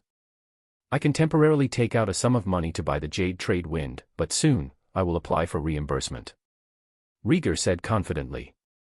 You can apply however you want. If I don't pass your reimbursement request, it's over for you. Matthew said calmly, it doesn't matter. I'll look for Zeller. The smile on Rieger's face immediately disappeared. Matthew turned around and said confidently to old Fallon. I'll buy it, the full price, and those 12 special arrows too. As he spoke, he took out a large sum of money and handed it over. Rieger felt that something was wrong and questioned. Where did you get so much money? Matthew coughed. In order to protect Rolling Stone Town, I temporarily embezzled the public funds of the Oak Chamber of Commerce. After the small interlude, Rieger pointed at the Scar of the Dead weakly and asked. This thing has always been hanging beside our town, and it's always an unstable factor. Although your undead can resist their invasion, it's not a long-term solution. What are your plans next? Matthew muttered, I do have an immature idea. Rieger said. As long as we can get rid of the hidden danger of the Scar of the Dead, Rolling Stone Town will fully cooperate. Matthew said. I observed that if the Scar of the Dead wants to grow, it must constantly devour life essence. Every place in our living space contains a large amount of life essence, but the earth has the most life essence. The land with life was the carrier for the expansion of the Scar of the Dead. It would continue to plunder the vitality of the land to expand. From this perspective, I plan to hold a forbidden ritual near the Scar of the Dead and take the initiative to drain the life force of the nearby land. From there, I would create an artificial land of death to act as a buffer. Since the Scar of the Dead's expansion was based on the plundering of life elements. So as long as we strike first and take the life force for ourselves, it won't have anything to plunder. Chapter 271, Chapter 271, Mordenkainen's Scalpel and Entrance Examination. Chapter 271, Mordenkainen's Scalpel and Entrance Examination. Matthew's proposal was not a rare thing in his previous life. The idea of artificially creating firebreaks was mostly used to deal with mountain fires. However, for the slow development of civilization on the continent of Ainder, such a way of thinking was undoubtedly subversive. He hadn't seen a similar template in the solutions that the Seven Saint Alliance had proposed. Therefore, when Matthew said this, Rieger and Old Fallon's expressions were filled with absurdity and doubt. Their lips parted and closed as if they wanted to refute, but they could not find a suitable reason. In the end, Rieger answered cautiously. With my shallow understanding of magic, I can't judge the feasibility of your plan for the time being. I have to ask a few more people. At least I have to ask Zeller's opinion before I can give you an answer. Matthew nodded. It was normal for Rieger to have such a reaction. After all, this was his territory. Rieger was the person with the greatest responsibility in Rolling Stone Town. It concerned the safety of the territory, so every decision he made had to be made with extreme caution. There's no hurry. I should be able to stall them for now. Matthew said confidently, if you're still worried about my proposal, I can set up a small experimental plot first and let you see the effects of the ritual. As the two of them spoke, Richard's elegant figure appeared on the hillside in the distance. He walked expressionlessly, holding the end of a rope in his hand. There were people tied to the rope one after another. These people were unwilling to move, but they didn't dare to do anything. They looked like a group of little sheep being herded. Matthew counted. There were a total of 11 members of the Silver Frost Brotherhood. Half of them were arsonists, and the other half were gangsters. At the same time, he also noticed that the leader Setrunk, who had provoked him earlier, was not among them. It seemed like he had escaped. Richard led the group of people to Rieger and handed the rope to a guard next to him. Other than that one called Setrunk, the rest are all here. Richard picked up the cane on the ground and flicked the dust off it. Rieger smiled and said, "He escaped. It's okay. These few people are enough. I'm going to hand them over to Bayan City. The average reward in Bayan City is lower than that in Jade Court, but it's still a considerable amount of income. When it's in my account, I'll ask Zeller to give it to you." Richard did not respond. He didn't seem to care much about money. Hence, Rieger repeated Matthew's plan again. Richard was shocked.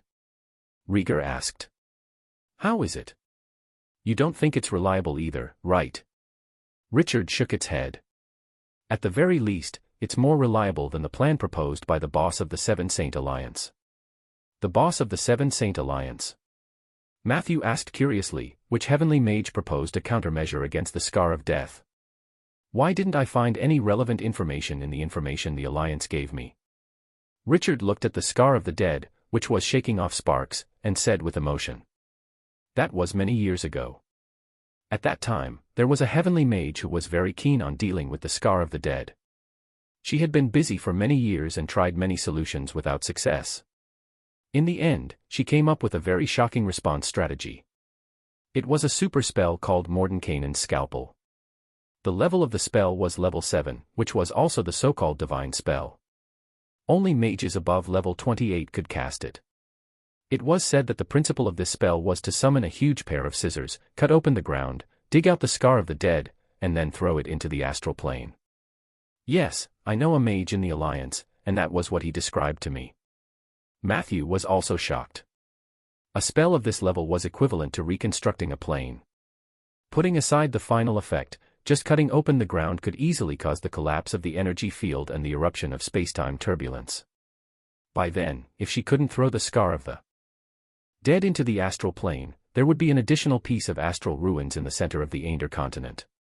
This plan was much more ruthless than his. Although the others couldn't understand what level 7 spells meant, they knew from Richard's tone that this plan was absolutely dangerous. What happened after that? Rieger asked nervously, when did this happen? Why didn't I know about this plan? Why did it get stopped? Richard said, this plan wasn't stopped, but it couldn't be implemented due to practical factors. In fact, the mage had already made all the preparations.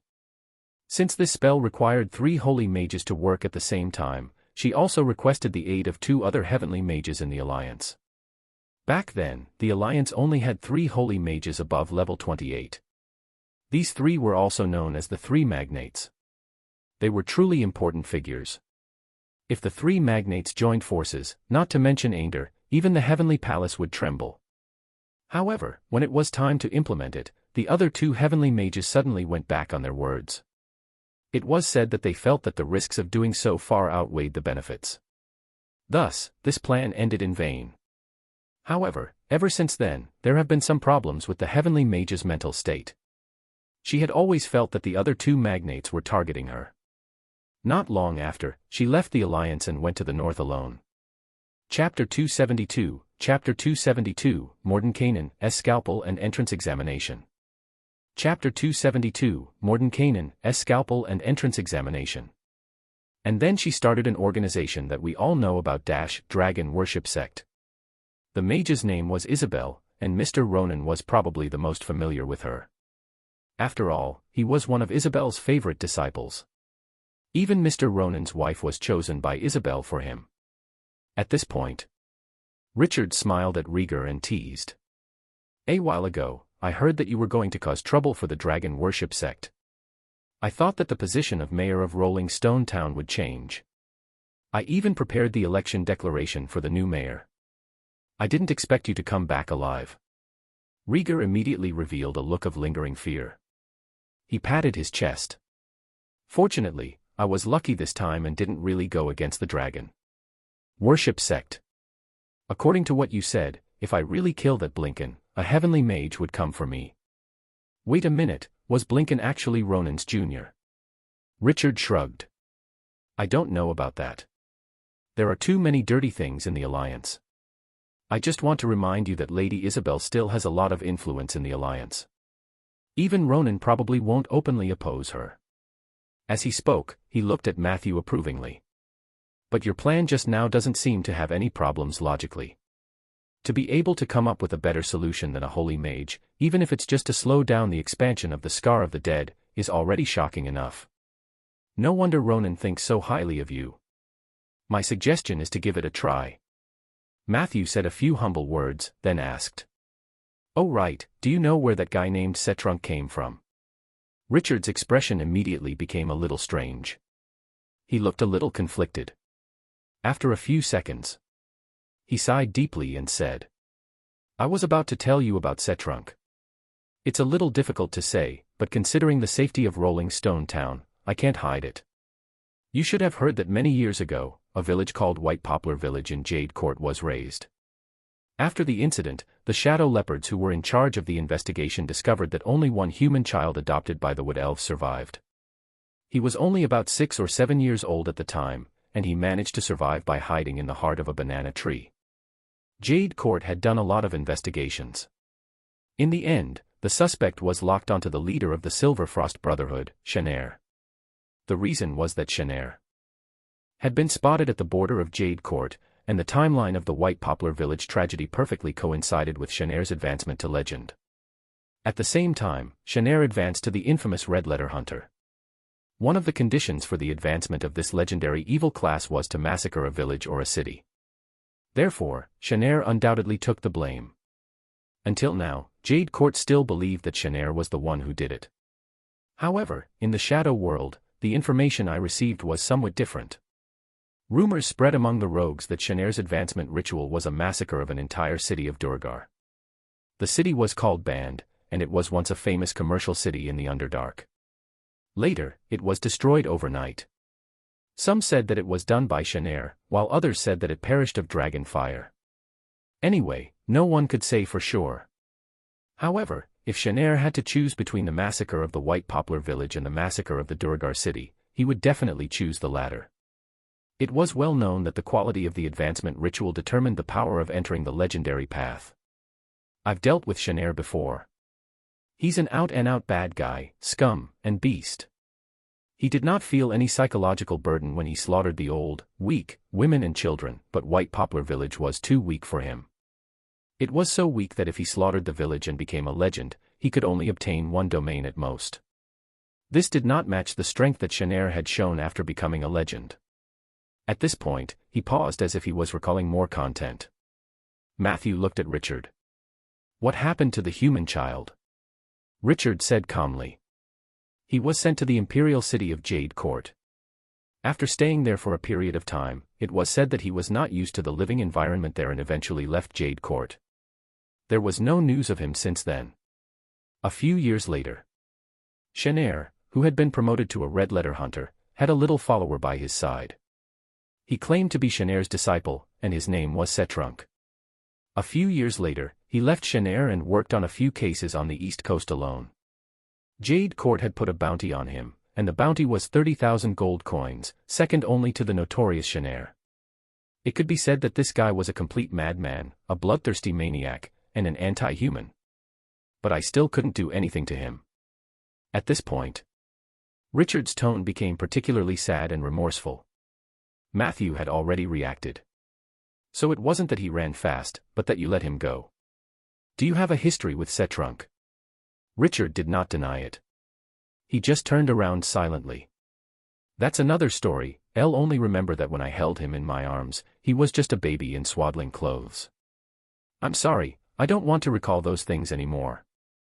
I can only promise you that I've already warned him. Setrunk also promised me that he would never enter Rolling Stone Town again. Chapter 273, Chapter 273, Mordenkainen L.'s Scalpel and Entrance Examination. Chapter 273, Mordenkainen L.'s Scalpel and Entrance Examination. If he breaks his promise, I will personally deal with him. After saying this, he tapped the top of his cane lightly and straightened his back. Then, gentlemen, there should be nothing else here. Please allow me to leave early. The Council of Five still has several topics to discuss tomorrow morning. Right, you guys should be careful with these people. Although Setrunk swore to me, I can't guarantee that he didn't have other plans for these people. Richard pointed at the Brotherhood members who were tied up and reminded them. Rieger's expression was very serious. I understand what you mean. I will strengthen the supervision of the prison. Matthew nodded. The members of the Brotherhood scrambled to get into the prison. They couldn't really be here to eat and drink for free. After Richard left, Matthew continued to pay attention to the situation of the Scar of the Dead. A few days later, he had already settled down in a small hut in the forest. Since he didn't need to go to work and slack off, he had a lot of time to plant trees, learn spells, and prepare for forbidden rituals. After being held back by the undead, the ash creatures in the Scar of the Dead were still quite enthusiastic. With the perfect cooperation of Renesm and Soldier, none of them were able to escape. None of the Ashen warriors survived for more than 8 seconds. The next day, the refresh rate of the Ashen warriors was greatly reduced. On the third night, under the brutal slaughter of the undead, not to mention the Ashen warriors that respawned slowly, even the Ashen pawns that respawned every few seconds were nowhere to be seen. After that, Matthew observed for another 2 days. He realized that the ash creatures had really stopped appearing. This made him somewhat regretful. In the end, he counted the spoils of war. There were a total of 28 soul crystals. Matthew rewarded them according to their contributions, while Renesm and Soldier each received 2. Soldier was fine. Renesm received the reward, and her loyalty increased to 90. At the same time, she shared a new ability with Matthew. Deck steps. When you walk on the deck that is shaking violently due to the storm, you have the balance of walking on flat ground. This ability was not bad. Matthew could use it when he went into the sea. Other than Matthew, Rieger and his lord's guards had been patrolling the Scar of the Dead for the past few days. At the moment, the first round of attacks from the Lord of Ashes was finally resolved. Matthew's progress in the taboo ritual was also very smooth. Scorched Earth of Death was actually a very simple ritual. Its taboo was that no normal person or organization would allow a necromancer to transform the earth into soil similar to the negative energy plane in their territory. He only spent 2 days to grasp the essence of it. What he lacked was actual experience. Everything was going smoothly. The progress of malicious shape-shifting was advancing. At the moment, Matthew could only transform creatures about the size of a goat. For example, pigs and dogs would become pigs and dogs covered in wool. There was still a long way to go before he could truly cast malicious shape-shifting. Therefore, after he finished studying the scorched earth of death ritual, he immediately threw himself into the study of the transfiguration spell. This time, Matthew put in a lot of effort. He bought 3 goats and brought them with him. His goal was only to further sense the goat's aura. On the afternoon of the 4th day, Matthew had just finished planting today's oak trees and was playing with the goats in the forest. Suddenly, the bell on his waist rang. This was a low-level spell that he had successfully mastered in just half an hour. Bell spell. This spell is used to alert or notify things within a 20-kilometer radius. Usually, it would only alert Matthew to important things. Peggy would ring the bell in her house in Rolling Stone Town to inform Matthew if something happened. Matthew didn't dare to be negligent. He greeted a knight who was in charge of keeping an eye on the scar of the dead. He rushed to the town. Entry assessment. Is it so sudden? In the living room, Matthew looked at the man and woman on the sofa in surprise. The man's name was Fandral, and the woman's name was Alice. They claimed to be examiners of the Seven Saint Alliance. Matthew had seen their magic certificates, and there was no problem with them. I just came back from outside. Can I take a shower first? Matthew asked. Fandral, who had blonde hair and a warm smile, replied with a smile, sorry, this is the rule of the Alliance. The recruitment assessment must be completed without the new member knowing. You can make some preparations, such as drinking a cup of tea to calm your mood, but there's no need to take a shower. As he spoke, he took out his magic staff and cast an untainted spell on Matthew. Matthew looked down and found that he had become completely clean. Seeing Fandral and Alice's serious attitude, he didn't say anything. I'm ready. Do you have any requests? Fandral said intimately. You only need to tell us the truth. We will write down appropriate comments on your answers. In the end, our high-level mages will give you a score. This score will not only determine whether you can join the Seven Saint Alliance but will also affect your first rating after joining the Alliance. As he spoke, he patiently explained to Matthew the title system within the Alliance. From bottom to top, they were D, C, B, A, and S. Apart from S class, the other classes were further divided into 2 grades, 1 and 2. Only S class had 3 grades, 1, 2, and 3. In this system, the lowest rank was DI and the highest was S3. There were a total of 11 ranks. The rank of a mage determined their status and resources in the Alliance of Seven Saints. When one dealt with confidential information, one's rank was also very important. After listening to Fandral's explanation, Matthew's nervous heart immediately relaxed. Although the other party did not say it explicitly, if it was uncertain whether he could join the Alliance, there was no need for Fandral to go through so much trouble to explain the rank level to him. Combined with Tower Genie 177's words, Matthew realized that Fandral was hinting that the process of the recruitment assessment was just a formality. Thus, he relaxed. At this moment, the brown-haired lady with slender eyes asked gently, "Can we start now?" Mr. Matthew. Matthew nodded. "Please ask your question, Miss Alice." Alice asked her first question. "I found out from your resume that you are a necromancer, but after communicating with your summoned creature, the Tauren lady, I learned that you have been learning malicious shape-shifting recently." Matthew smiled bitterly and answered truthfully. "My talent in shape-shifting seems to be rather average. I haven't fully mastered it yet." Alice nodded, then spread out a piece of paper in front of Matthew. Matthew could clearly see what she was writing on it. Although Mr. Matthew is a necromancer, he also has a longing to study other schools of spells. He often uses his spare time to learn spells in other fields, such as malicious transfiguration. According to my observations, Mr. Matthew's malicious shape-shifting spell has already reached the point of perfection. This is rare even among the Tier 3 mages in the Alliance. Matthew felt a little embarrassed. This isn't very good, right? My shape-shifting spell is rather average." Alice very naturally looked at Matthew. "Your malicious form is a goat, right?" Matthew nodded. Alice said straightforwardly, "Now is the time to practice the spell. Please use malicious transformation on it. We want to evaluate the effect of your spell." Matthew followed her finger and looked over. In the end, he found a muddle-headed goat. He hesitated for a few seconds. He raised his hand and cast a malicious shape-shifting spell on the goat. Bang! The spell failed. The goat did not move at all. Fandral exclaimed. What an outstanding malicious shape-shifting spell. I can't even tell the difference between it and a real goat. Alice also quickly wrote. I saw with my own eyes that after the target was hit by Mr. Matthew's spell, it looked the same as a real goat. Considering his age, this is really rare. As expected of Mr. Ronan's highly recommended candidate. Then, they asked Matthew a few more questions. No matter how Matthew answered. They had written all kinds of good reviews on the paper. Until Alice asked the last question. What is the spell ritual that you have recently been researching or completed? Matthew still chose to answer truthfully.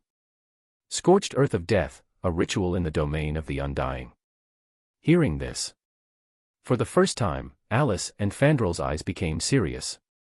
Chapter 274, Chapter 274, I want all his information within 1 minute. Chapter 274, I want all his information within 1 minute. Forbidden Ritual. Alice's voice was slightly cold. Matthew didn't recognize it for a moment and even smiled embarrassedly. In fact, I plan to apply for a sum of money from the Alliance for the research and application of this ritual. I remember that members of the Alliance have similar rights, right? Alice's eyes widened in disbelief. Her right hand quickly reached back and was about to take something out of the loose robe, but she was stopped by Fandral. Alice, calm down. You're no longer a field officer of Mount Hesso. You don't have the authority to enforce the law.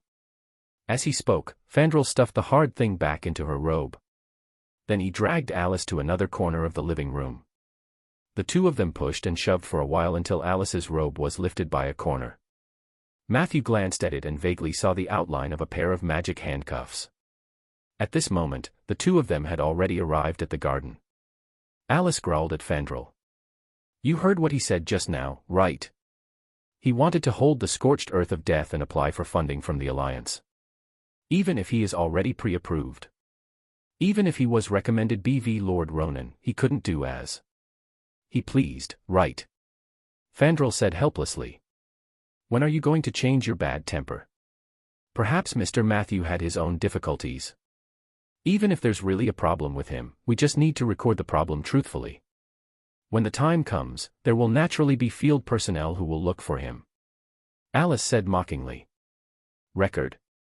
How do I record it? With the way you taught me. Didn't you see the ridiculous things I wrote on the paper just now? Isn't that enough? Fandral sighed and stopped talking. Alice calmed herself down, a hint of guilt appearing on her face. I'm sorry, I was too impulsive. I know that you taught me those things for my own good. I'm still not qualified for a civilian job.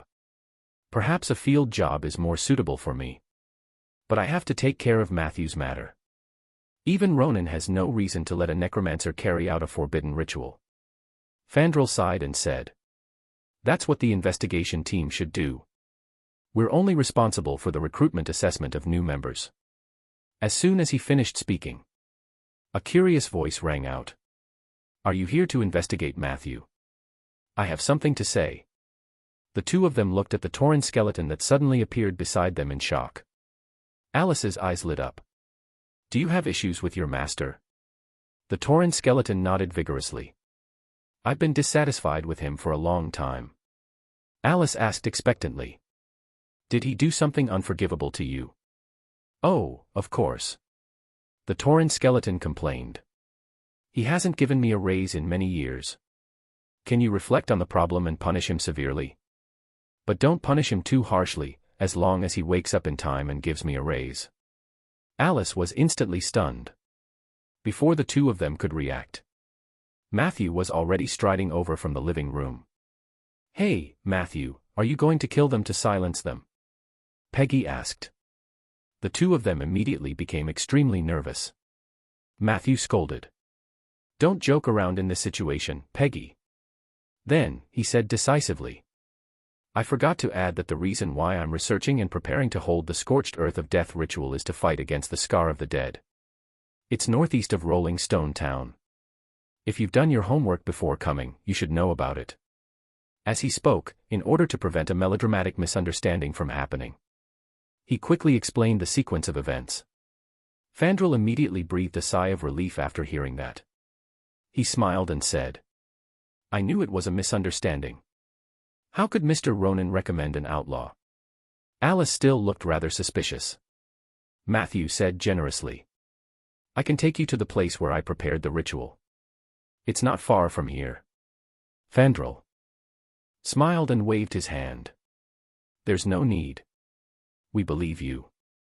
But Alice insisted, "Please take me there. I'm not being difficult. It's just that what you said is a bit ridiculous. I have to witness it with my own eyes." Fandral's face turned green, and he was about to continue persuading Alice. Matthew waved his hand. "Let's go. We'll set off now." With that, he grabbed a handful of hay, led the 3 sheep, and leisurely walked towards the oak forest.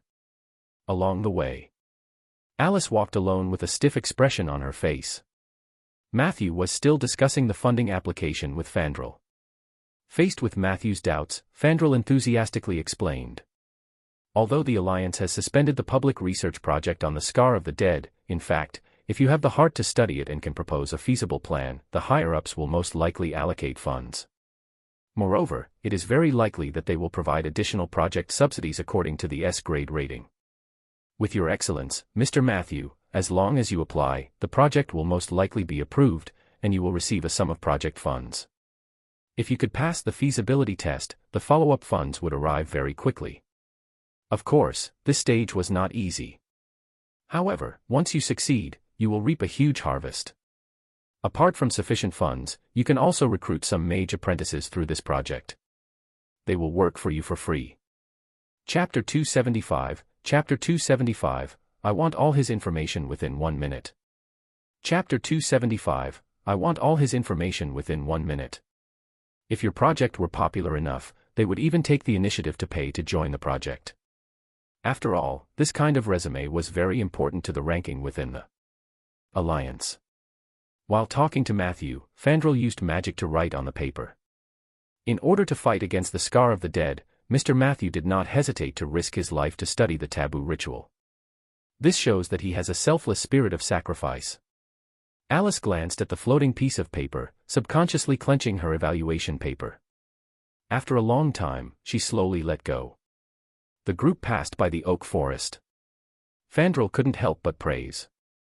"The air here is filled with a fragrant smell. I just saw a sign outside." Matthew nodded. Fandral praised, "You really have good taste. You bought such a refreshing forest." Even Alice couldn't help but say, "The vitality of these oak trees is unbelievably abundant. It's indeed a very good forest." Matthew thought to himself, how could these oak trees not have enough vitality after draining the earth? He didn't explain further. He just smiled and led the 2 of them through the forest to the northeast near the Scar of the Dead. The moment they left the oak forest, Alice and Fandral were shocked by the number of undead in front of them. But very quickly, their attention was attracted by the Scar of the Dead. Matthew led them through the zombie horde and arrived at a small hill about 30 meters away from the Scar of the Dead. He pointed to the long strip of land marked with branches and said, "That's the experimental field where I plan to hold the scorched earth ritual of death. It's about 10 meters long and 2 meters wide. It's at the forefront of the Scar of the Dead's expansion. Both of you should know that the Scar of the Dead has been expanding, but compared to the past few years, it has become more active. According to the current progress, it will soon threaten Rolling Stone Town. If we leave it alone, the residents here may have to leave their homes. It will be a disaster." Alice seriously looked at the ground for a while. She found many pre-made symbols related to necromancy on that piece of land. "What's with that blank spot?" She suddenly pointed at a gap in the experimental plot and asked. Matthew glanced at it. "That is used to place the realm heart stone. The ceremony still needs to be approved by the local lord. Before that, I will not act rashly." Alice's tone softened a little. "Do you have a good relationship with the local lord?" Matthew thought for a moment. "It's all right, but I heard that he took away the honor of being an outstanding citizen that should have belonged to me." A hint of doubt appeared in Alice's eyes. At this moment, suddenly, there was movement in the scar of the dead. An ashen pawn suddenly crawled out of the scorched earth and rushed towards Matthew and the others. "Get out of the way." Fandral nervously took out his staff. However, someone was much faster than him. Whoosh! A sharp arrow pierced through the soldier's chest. The soldier wailed and suddenly turned into a pile of black dust and sparks. Just as Fandral and Alice heaved a sigh of relief, Matthew scolded unhappily. "Renesm. How many times have I told you not to shoot the pawns with white feather arrows? Let soldier handle them. Arrows cost money." Renesm put down her elven longbow and looked at Matthew innocently. She could not help but drool. Matthew frowned, took out a towel, and quickly went forward to wipe the corner of her mouth clean. "Soldier," he shouted. "Go get the arrow for her." When Soldier, who was slacking off, heard this, he helplessly disappeared into the air. A few seconds later, the white feather arrow with a slightly blunt arrowhead appeared in the quiver that Matthew had given Renesm. "Don't forget your arrow maintenance skill." Matthew gave a few instructions before returning to the assessment team. "I'm sorry." Matthew apologized. Alice shook her head, then looked curiously at Matthew. Mr. Matthew's way of getting along with the undead seems a little special. She couldn't help but recall the Tauren skeleton she saw at Matthew's house. Matthew was surprised. "Is there?" "I don't know. I've never interacted with other necromancers." "Speaking of which, are there many necromancers in the Alliance?" Fandral shook his head and said, "Very few. This is mainly related to the history of Barren City. The first Castellan of Barren City was originally a high-ranking member of the Alliance, but he had a conflict with the 7 great mages at that time and ultimately chose to leave. Later, he founded Barren City, gathered a large number of necromancers, and created the advancement of necromancers with the help of the divine weapon Human Desire Chain. He also issued the famous City Lord Code. Matthew, you should know this better than us. Due to some unknown reasons, the Alliance had been hostile to Barren City for some time in history. Although they had reconciled, and each generation of Barren City's City Lord would have a virtual position within the Alliance, other necromancers would not join the Alliance, and the Alliance would not take the initiative to recruit necromancers. This was probably a tacit agreement between the higher-ups and Barren City. You are obviously an exception. After Fandral finished speaking, Alice suddenly gave Matthew a deep bow. "I'm sorry, Mr. Matthew. I was too impulsive before. I misunderstood you. I thought you were like the necromancers in Barren City, always doing evil things under the banner of justice." Chapter 276, Chapter 276, I want all his information within 1 minute. Chapter 276, I want all his information within 1 minute. If you hold the scorched earth of death to protect the residents of Rolling Stone Town and to stop the scar of the dead from moving south, not only will it not affect your entrance examination, but it might even be a bonus. Anyway, I apologize for my impulsiveness just now. Matthew waved his hand nonchalantly. "It's fine as long as the misunderstanding is cleared up." Alice said seriously. "Based on your attainments in necromancy, I'm afraid our previous evaluation was a little superfluous. I've never heard of a third-rank mage who could control so many undead. Your summoned creatures are also different from those lifeless creatures. I can feel that they seem to be like living people, possessing the spirituality of the living. If you don't mind, I still need to verify the situation with the local lord later. If it's true, I'll apologize to you again. After that, your recruitment assessment will be fine with me." Fandral was too lazy to scold her. Matthew didn't care. There's no need for an apology. If you can report the situation here truthfully, it would be best if you can help me get help from the Alliance. Alice said awkwardly. "I'm afraid that's not possible. As the entry assessment personnel, we still have to avoid suspicion on the surface. However, I can give you a few templates. You can draft 2 applications based on these templates and submit them through your referees. One of them is to apply for permission to use the forbidden ritual. If you act without permission, there may be problems if you run into the enforcers of other factions in the Alliance. The other was a research application for the Scar of the. With your connections, these 2 applications should be approved very soon. There should be no problems after that. Fandral turned his head away. He didn't seem to want to comment on the subject. Oh right, after you officially become a member of the Alliance, the higher-ups will appoint a supervising tutor for you. He will be responsible for the assessment and evaluation of your rookie phase for the next 3 years. Generally speaking, the supervising tutor himself is very busy. The so-called assessment is just a process. You only need to visit him regularly. Alice added. Matthew sincerely thanked Alice. The two of them then bade farewell and left. Matthew watched them leave on a wide blue magic carpet. Then he subconsciously looked at the open space in the north, where several zombies were digging holes.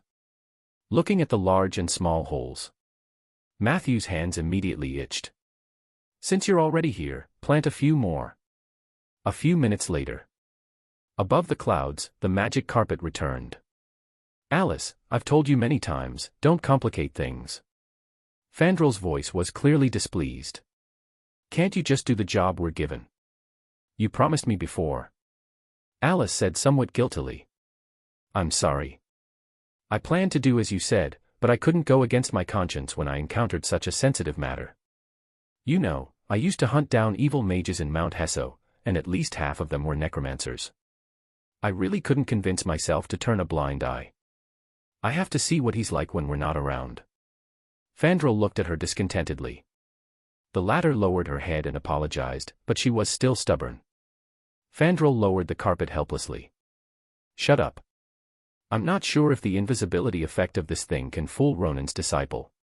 Alice nodded vigorously. The two of them secretly descended.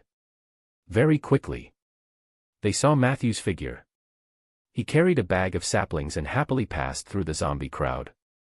Then, he carefully transplanted one of the saplings into the pit. The zombie underlings immediately waved their shovels and filled in a thin layer of mature soil. Matthew was very skilled. He poured a little fast-growing potion mixed with water into the sapling. In a few minutes, the sapling grew into an oak tree that was 3 to 4 people tall. What is this necromancer doing? The two of them were shocked by the scene in front of them. Plant trees. Fandral answered uncertainly. I know. Why is he planting the trees? Alice asked, puzzled. I don't know. Maybe it's a hobby. Fandral tried to speculate. Perhaps he has been in contact with the undead for too long and is under a lot of pressure, and he needs a way to vent. As he spoke, his face was filled with disbelief. Wait. Alice suddenly thought of something. The oak forest we saw just now, could it be that he planted it by himself? The two looked at each other. After a long time, Fandral hesitated and said, it shouldn't be to the extent of, right? In the northernmost floating city. In a magnificent library. With the appearance of a man in a pure white robe, the bookshelves on both sides fell backwards like gears. The man took a step forward. Under his feet was an endless starry sky. Every step he took seemed to cross an entire era. The men came to the end of the library. There was an ancient long table with thick books on it. In one of the books, there was a lazy dragon with a blue head and skin. Behind the table sat a woman who looked to be in her 20s. Her skin was fair and translucent, her lips were pale, and her hair was pure white. At this moment, it spread out on the starry floor like a waterfall. This is the list of newcomers who recently joined the Alliance. The men respectfully handed over a piece of paper. If there was anyone else around, they would be surprised by the man's attitude and curious about the white-haired woman's identity. After all, there were very few people in the entire Ander continent who could make the strongest person under the 7 Great Alliance, the chief mage of the northernmost floating city, Edmund, show such a respectful attitude. The white-haired woman looked at the names on the list and said, "You don't have to do this, Edmund. I'm a sinner expelled by the Alliance." Edmund bent even lower. "You will always be my teacher. In fact, as long as you don't publicly publicize that despairing theory, you will forever be the #1 mage of the Alliance. I believe that the others won't have any objections." The woman snorted. "Do you want to shut me up?" Edmund hurriedly said.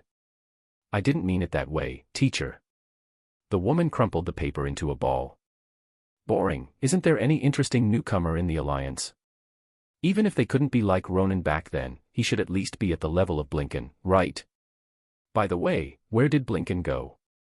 Edmund said awkwardly. Lady Isabel, Blinken rebelled against us many years ago. The white-haired woman's eyes froze. At that moment, it was as if a few epochs of stories had flashed past her eyes. Is that so? My mental state seemed to have gotten worse. Isabel said nonchalantly. Blinken has betrayed us, so you should capture him back, just like how you dealt with me back then. Edmund said, sweating profusely. Teacher, back then, Isabel stopped him with a face full of annoyance. I hate explanations, and I hate nonsense. The only way to prove your loyalty to me is through action. If you didn't stand on my side and kill the other two idiots with me, then don't act like you're loyal to me. Edmund fell silent. At this moment, the skylight at the top of the library was pushed open, and a snowy owl threw in a brand new letter. A dark red magic mark was drawn on the snobby owl's forehead. Edmund took the letter, his expression suddenly becoming a little strange. A moment later, he hesitantly handed the letter over. The Alliance just recruited a newcomer. He was recommended by Ronan. His resume is very interesting. Isabel took the information. Just a glance. She patted the table lightly. I want all his information in 1 minute. By the way, has his supervisor been decided? Even if it has, chase that idiot anyway. I'll be the mentor and supervisor for this newcomer. Chapter 277, Chapter 277, Where's my father? Chapter 277, Where's my father? Iran's Lara, L1 Thai tree. After sending off the assessment duo, Matthew continued planting trees. 3 days had passed. After a new week, Matthew had accumulated a considerable number of 13 enhancements. In the evening, he summoned Renesm and fired 13 strengthens at her in one go. After a beautiful strengthening, light flashed. Miss Zombie's level had risen from level 9 to level 12 in one go. She was already at the peak of Tier 3, enough to be on par with Matthew. In terms of keywords, the luck of this enhancement was average. There were a total of 2 purple, 3 blue, 3 white, and 2 gray. He looked at the keywords in different colors. Matthew felt that he had accumulated some elements of equilibrium. This time, he still chose to look at the purple and gray first. Focus contract, purple when Renesm targets an enemy, she will receive an additional focus bonus, current +1. In particular, she would share this focus bonus with her closest companion. Clingy, gray Renesm lacks a sense of security and craves companionship. She needs to see her master, you, for at least 2 hours a day.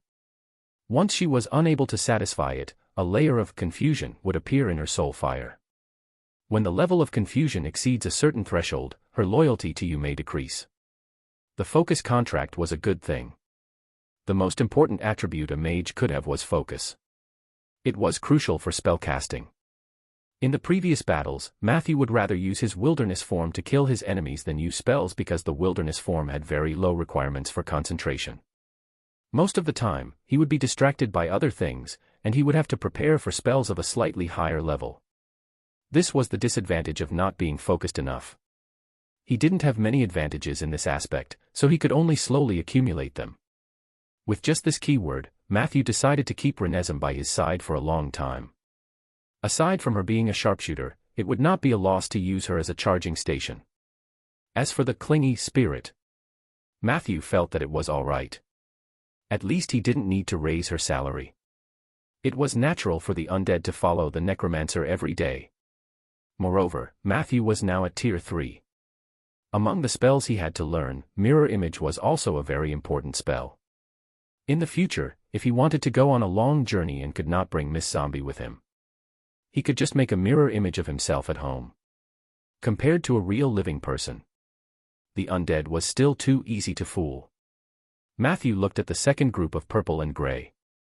Magic Enlightenment, Purple Rain Esme has awakened part of her memories from her previous life. She has obtained a small amount of memories related to the Storm Archer's spells. In future battles, she may gradually recall more of her own spells. In particular, if she could fight the enemy on a stormy ship, Renesm might awaken more spells from her previous life. Current recalled spells, Water to Wine, Magic Trap. Barvile customer, Grey Renesm loves to arm wrestle with people and is willing to bet with them. If she loses, she will be slapped 3 times. If she won, she would slap the other party 3 times. She was never tired of this when she was alive, and she was still unwilling to give up this hobby after she died. It's all right. Matthew heaved a long sigh of relief. There were no keywords that caused him to have a heart attack. She liked to arm wrestle and slap people. In Matthew's opinion, it was acceptable. He had so many zombies and skeletons, so she could play with them. She couldn't possibly slap all the undead, could she? As for magic enlightenment, it was also a keyword with great potential. It did not represent an ability but the awakening of future abilities. It seems that the Storm Archer isn't a purely long-range physical class. She also needs to master some spells to assist her shooting. Matthew realized that the Storm Archer might be an advanced class for Rangers. Even though Rangers had their own mastery, they would also learn a few spells. From the looks of it, Renesm was an unconventional Ranger. Then, it was the blue and white keywords. Matthew decided to look at the white one first. Seagull Trap. White Renesm has experienced famine during her adventures at sea, so she is very good at making special traps that can be used to hunt seagulls. Canning. White Renesm had experienced a serious epidemic of blood poisoning during her adventures at sea, so she learned the technique of making and preserving canned oranges from an old sailor. This sweet food can help her and her crew resist the terrible death. Compass usage skills. White as a former pirate ship captain, Renesm naturally knows how to use a compass. She can easily distinguish the direction of the sea on a starry night. The essence of strengthening is indeed to excavate the abilities of the previous life. Matthew sighed. He didn't expect that Miss Zombie was once an awe-inspiring pirate ship captain. Combined the characteristics of arm wrestling and slapping. Perhaps she had a bad personality when he was alive. This completely subverted Matthew's image of her as a quiet and dazed-out person. The 3 white keywords above were all simple and unadorned. In certain situations, they would definitely come in handy. Continuous backward jump, blue when Renesm is close to an enemy, she will use continuous backward jumps to quickly distance herself from the enemy. She will also try her best to use her bow to repel the enemy. Chapter 278, Chapter 278, Where's My Father? Chapter 278, Where's My Father? Fake surrender, blue if the enemy gets close to her and she can't get rid of them in a short period of time, Renesm will choose to pretend to surrender. Then, when the enemy is unprepared, she will either escape or use continuous backward jump to open up a distance and kill the enemy. Medium intelligence enlightenment, blue Renesm has the intelligence of an 8 or 9-year-old human child. She can understand almost everything you say, but due to the physiological structure of the undead, she can only say a few simple words. In particular, Renesm was very eager to learn languages. At the same time, she is eager to communicate with her master, you, or others. Pretending to surrender and jumping back consecutively. She could now form a sinister and cunning duo with Soldier to debut at sea. Matthew complained in his heart. However, medium intelligence enlightenment was not bad. Soldier only had 1 elementary intelligence enlightenment before, and after strengthening it once, his mental age was only about the same as Renesm's.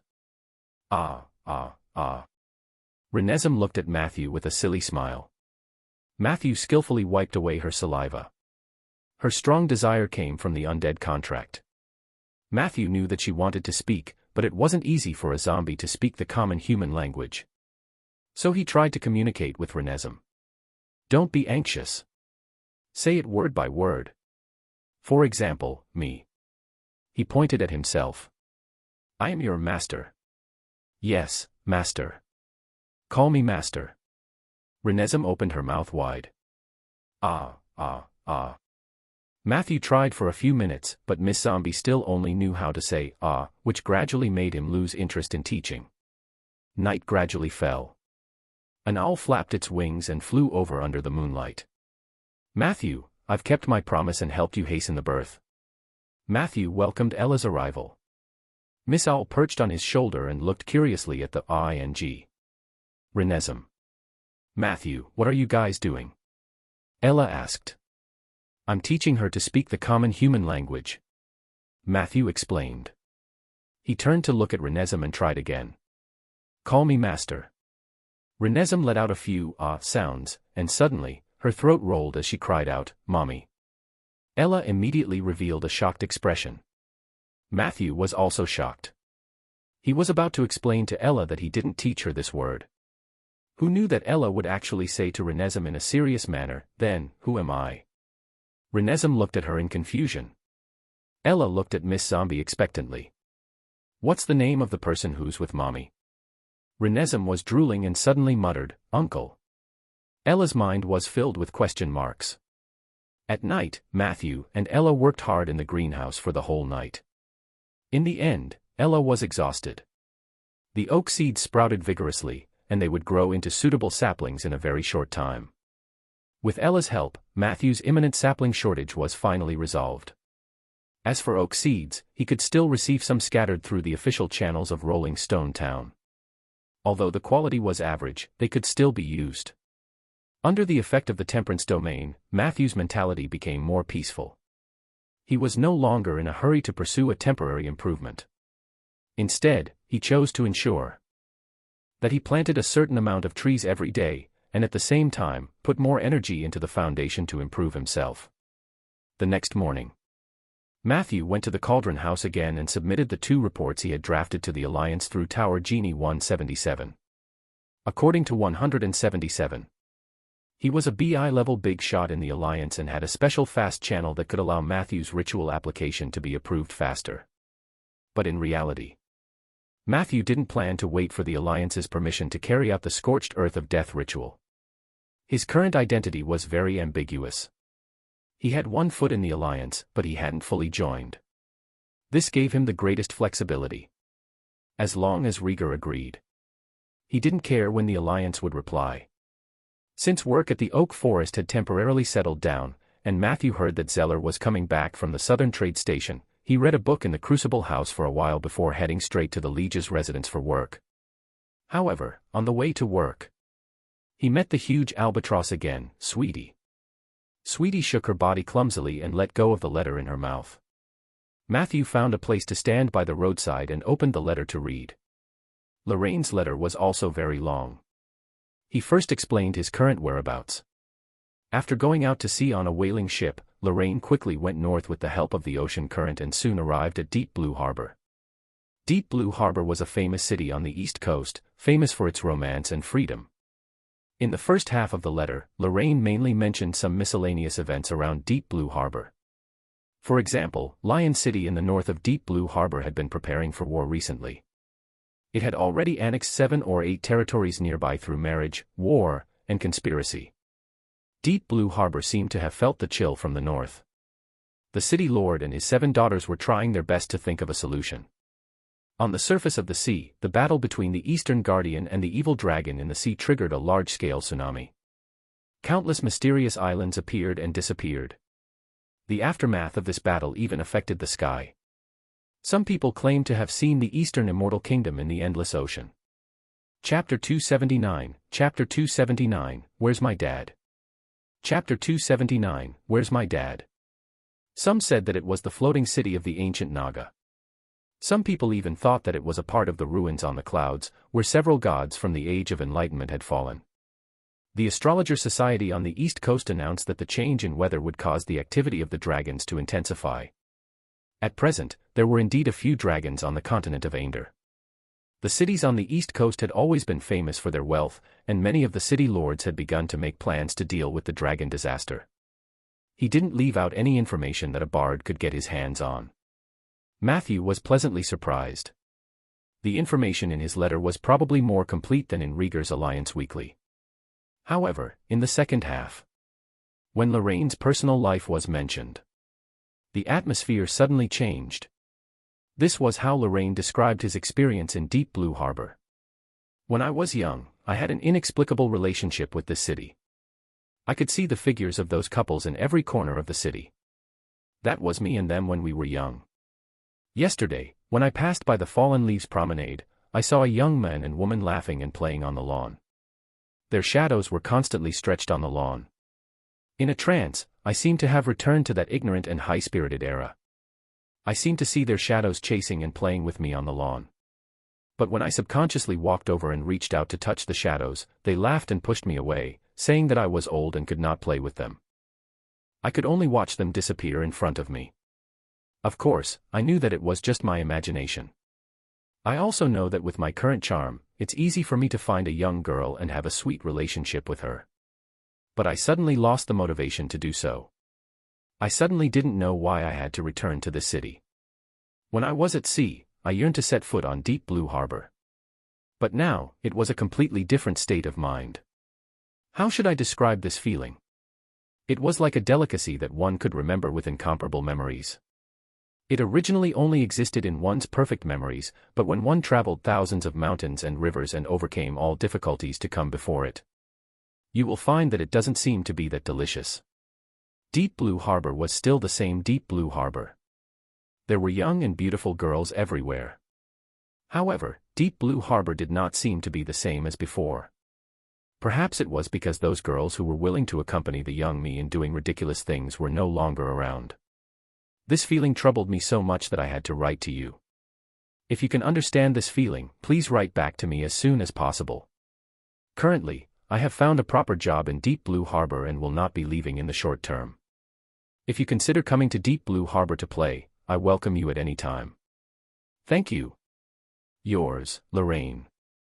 After Matthew finished reading it, he quickly went to his office. He picked up his pen and wrote dash. I'm very grateful for the information regarding Deep Blue Harbor. Forgive me for not being able to empathize with you. If I have to comment on the second half of your letter, I can only give a single word as an answer. Pretentious. The outspoken Matthew. Of course, Matthew couldn't empathize with Lorraine. Although he was also very popular with the opposite sex, most of them were not normal humans. Moreover, he did not plan to waste his energy on dating in the near future. After he finished writing, he handed the envelope to the albatross, who was waiting at the window. Say hello to Lorraine for me, Matthew said casually. Who knew that Sweetie would actually say?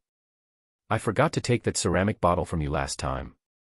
Lorraine specifically reminded me, where's the bottle? Matthew was surprised. You can speak. Sweetie nodded. Of course I will. It's just that you didn't talk to me last time, so I was too embarrassed to take the initiative to speak. After all, I'm just an albatross. I can't act too abnormally in human society. So where's the bottle?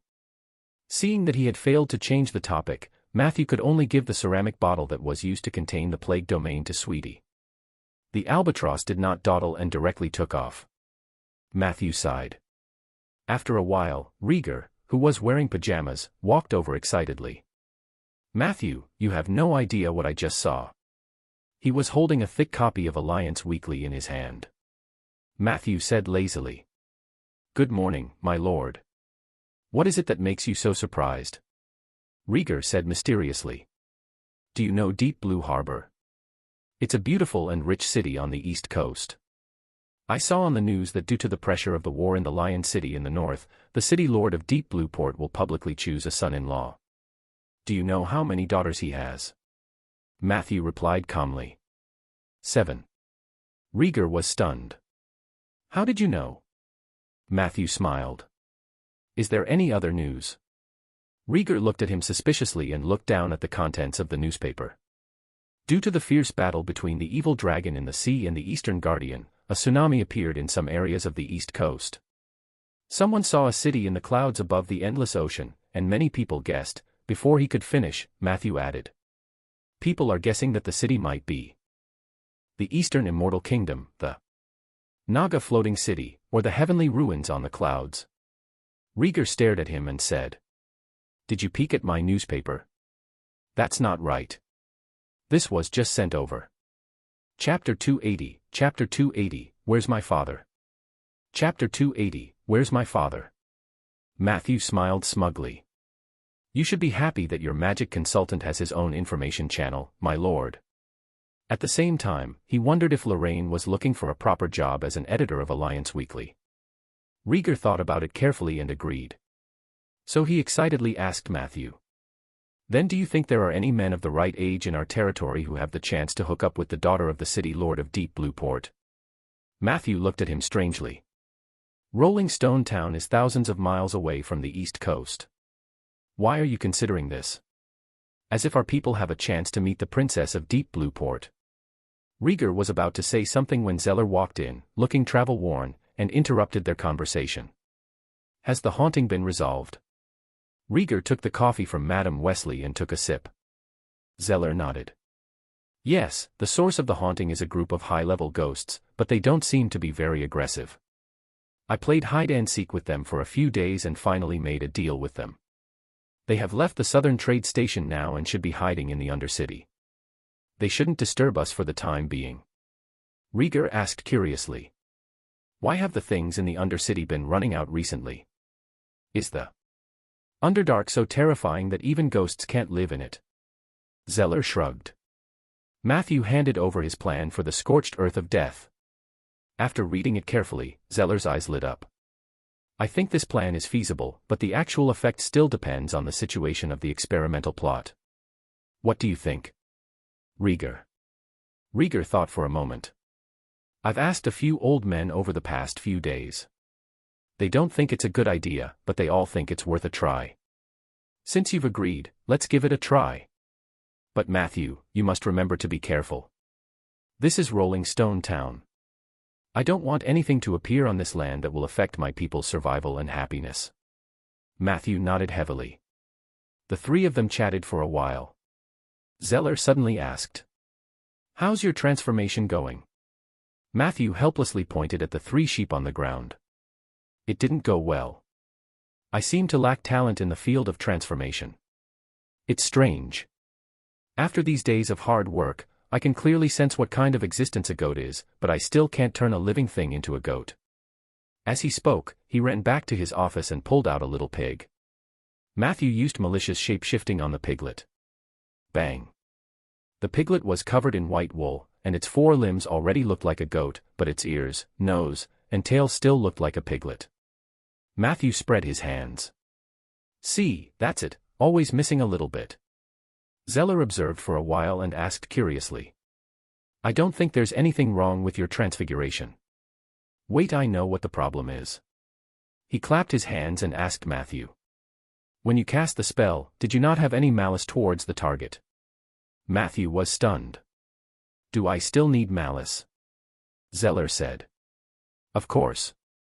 Think about the name of this spell, malicious shape-shifting. If you always use the shape-shifting spell on the target with good intentions, of course, you won't be able to transform into the right form. Matthew was enlightened. But soon, he felt troubled. This little pig looks so cute. It's hard for me to harbor any malice towards it. Zeller thought for a while and suddenly looked at Rieger. Rieger, help Matthew. Rieger put down the newspaper and asked inexplicably. How? Zeller laughed. When you were young, you were best at provoking. Don't tell me you've forgotten your speciality. Rieger thought for a moment. That's not difficult. As he spoke, he provoked Matthew. Look at how skinny you are. You must have never had enough to eat since you were young, right? Learning a spell would waste the lives of so many lambs. It's better to change careers and become a chef. Matthew was expressionless. Zeller encouraged. Come on, Rieger. Rieger thought about it again and suddenly smiled lewdly.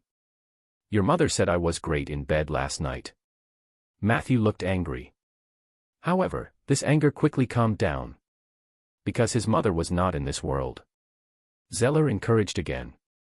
Show me the power you used to provoke the succubus queen. Rieger could only put down the newspaper and say. I burned your forest. At that moment, Matthew's mind exploded with primitive anger. That anger quickly turned into malice. He instinctively raised his hand. A light flashed. And there was a goat behind the desk. You did it, Matthew. Zeller congratulated. Matthew was also delighted. He wanted to say something. Just then, a youthful and beautiful figure ran in from outside. She greeted the two of them, then looked around for a while and asked curiously. Where's my dad? Isn't he usually here at this time? At this moment. The goat behind the desk made a bleating sound. It instantly attracted Sif's attention.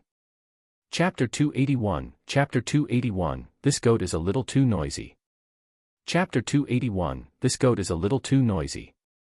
Are you looking for Rieger, Sif? Matthew asked unnaturally. Sif placed her hands behind her back and nodded slightly. Then, she said in embarrassment. I originally had something to discuss with my father, but since he's not here, can I discuss it with you, Matthew? It won't take up too much of your time. Matthew coughed heavily. He took the time to give the angry goat an innocent look and then looked at Zeller for help. I suddenly remembered that there's something very important. I'm sorry, I'll have to go first. With that, he left the office without looking back. Meh. The goat stamped the floor angrily. Sif glanced at Matthew and blushed. There are only the two of us now. Matthew felt his scalp go numb. He hurriedly said, I also have something. However, Sif interrupted him. She boldly grabbed Matthew's hand, her eyes bright and moving. Aren't you going to show me your office? Father never let me come here before. Meh. Boom. The goat jumped onto the desk and lowered his horns. It was about to charge at Matthew. Matthew quickly pushed Sif away. I have a lot of confidential documents in my office. I'm sorry, Sif. I can't show you around. Besides, this isn't a place for you. You have to listen to your father. Hearing this, the pair of goat horns raised slightly. Sif was a little stunned after being shaken off, but she didn't vent her dissatisfaction on Matthew. Instead, she aimed at the rubbing goat. Matthew. This goat is a little too noisy. I hate him. Can you chase him away? The goat was stunned. A few meters away. Matthew could feel the other party's cold emotions. My little princess, Lady Juniper is still looking for you all over the world. Don't loiter around here. This is a place for men. At the crucial moment, Madame Wesley had emerged from some unknown corner. She grabbed Sif's arm without hesitation and dragged her out forcefully, ignoring her pitiful pleas. Matthew glanced out of the corridor. Zeller gave him a thumbs up. Listen, Rieger, it was all a misunderstanding. I'm very grateful for the sacrifice you made for me to learn transfiguration. I will repay you in the future, but now, please don't be impulsive, okay? I believe that there should be some friendship between us. Matthew nervously reminded him. Under the goat's murderous gaze, he braced himself and dispelled the malicious shape-shifting spell. With a rub, Rieger returned to his original form. However, he did not pounce on Matthew immediately. Instead, he went into the room behind the office. Matthew, I have a problem here. Can you come and help me? Rieger's calm voice came from the room. He sounded quite stable. Matthew let out a small sigh of relief. He tried to walk to the door of the room, but the next second, he was scared out of his wits. Rieger, who was wearing pajamas, suddenly pulled out the big sword from the wall and rushed towards Matthew expressionlessly. Come over and let me chop you. Just one strike. I promise I won't use it a second time. 2 days later, Matthew, accompanied by 177, arrived at the 14th floor of the Cauldron House. The 15th and 16th floors above were the special offices of the Seven Saint Alliance. The Alliance's efficiency was unexpectedly high.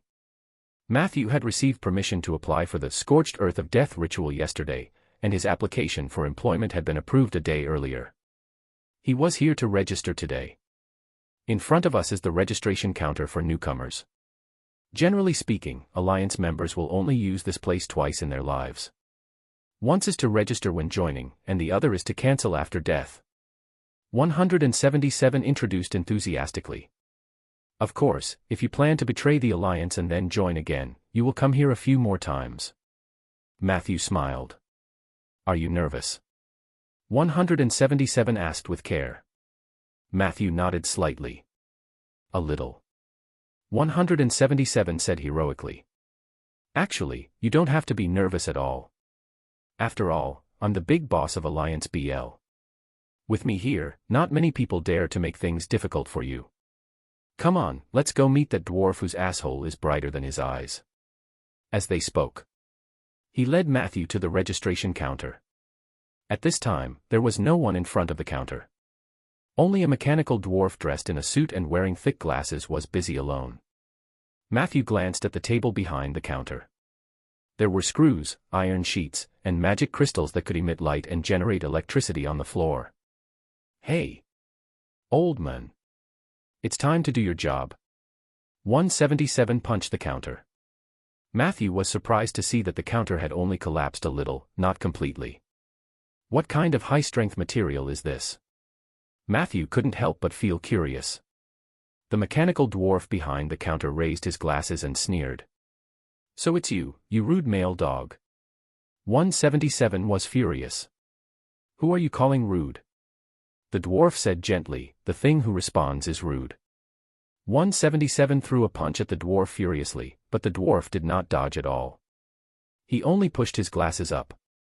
Chapter 282, Chapter 282, This goat is a little too noisy. Chapter 282, This goat is a little too noisy. I was planning to change my body. Thank you for the reimbursement. The fist instantly stopped. However, 177's fist whine still blew the mechanical dwarf's clothes into a mess, and even his bow tie was hanging at the back. "Newcomer registration," 177 said unhappily. "This is your job. If you can't even do this well, there's no need for the Alliance to set up a special office in the Cauldron House." The mechanical dwarf elegantly fixed his bow tie. "You have no right to tell me what to do. You are only the chief of the Cauldron House, and I am the representative of the Alliance. This is my place, not yours." 177 corrected. "It's the Emperor of the Cauldron House. And even in terms of league titles, I'm one rank higher than you. I'm BL. The mechanical dwarf said slowly. "You used to be one level higher than me, but recently, the Alliance changed my title. I'm now BL too." 177 was instantly angered. "So, if you want me to do something for you, then say something that I like to hear in a good tone and not come up and put on airs for me." The mechanical dwarf slowly adjusted the details of his clothes. It was clearly a mechanical voice, but it was full of sarcasm. "Otherwise, I can't guarantee that I won't suddenly have a headache and go to the toilet for a few hours. When the time comes, only this pitiful newcomer will be implicated." 177 shouted. "Corrupted. You're completely corrupt. Matthew, did you see that? I want to establish the Alliance Must Die organization not because of selfishness but because it has indeed reached the point where I have no choice but to do so." Matthew could already tell that there was a grudge between 177 and the mechanical dwarf. He wanted to mediate. The next second, the mechanical dwarf suddenly pressed his hands on the counter and moved his head closer to Matthew. "Is your name Matthew?" Matthew took a step back in discomfort. "My name is indeed Matthew." The mechanical dwarf's expression instantly changed. "So you're the famous Mr. Matthew. Why didn't you say so earlier? Look, this stupid dog almost wasted your time. Please follow me. We have prepared a special passage for you. All the procedures required for registration are in place. My name is David. You can order me around as much as you want. There's no need to be reserved. Just treat this place as your home. The mechanical dwarves that you can see with your naked eye are all your servants." David enthusiastically led Matthew to the counter. 177 wanted to follow him in, but David stopped him mercilessly.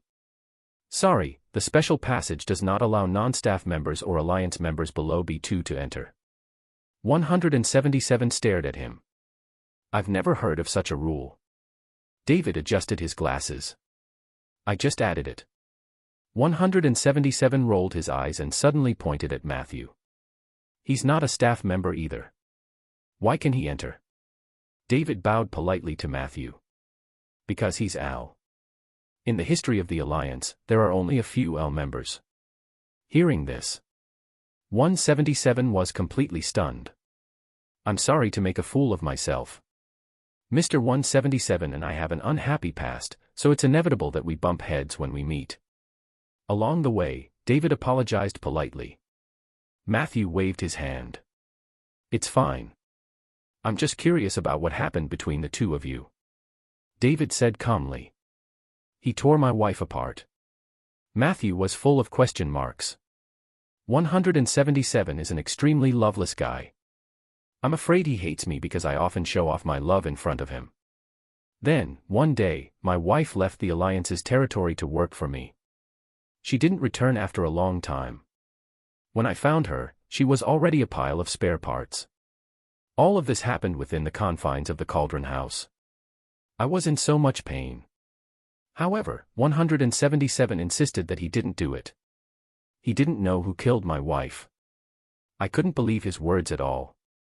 You have to know that he is the Tower Spirit. Other than the 3 floors of the Alliance, the Cauldron House is the territory of the Tower Spirit. There is nothing he does not know.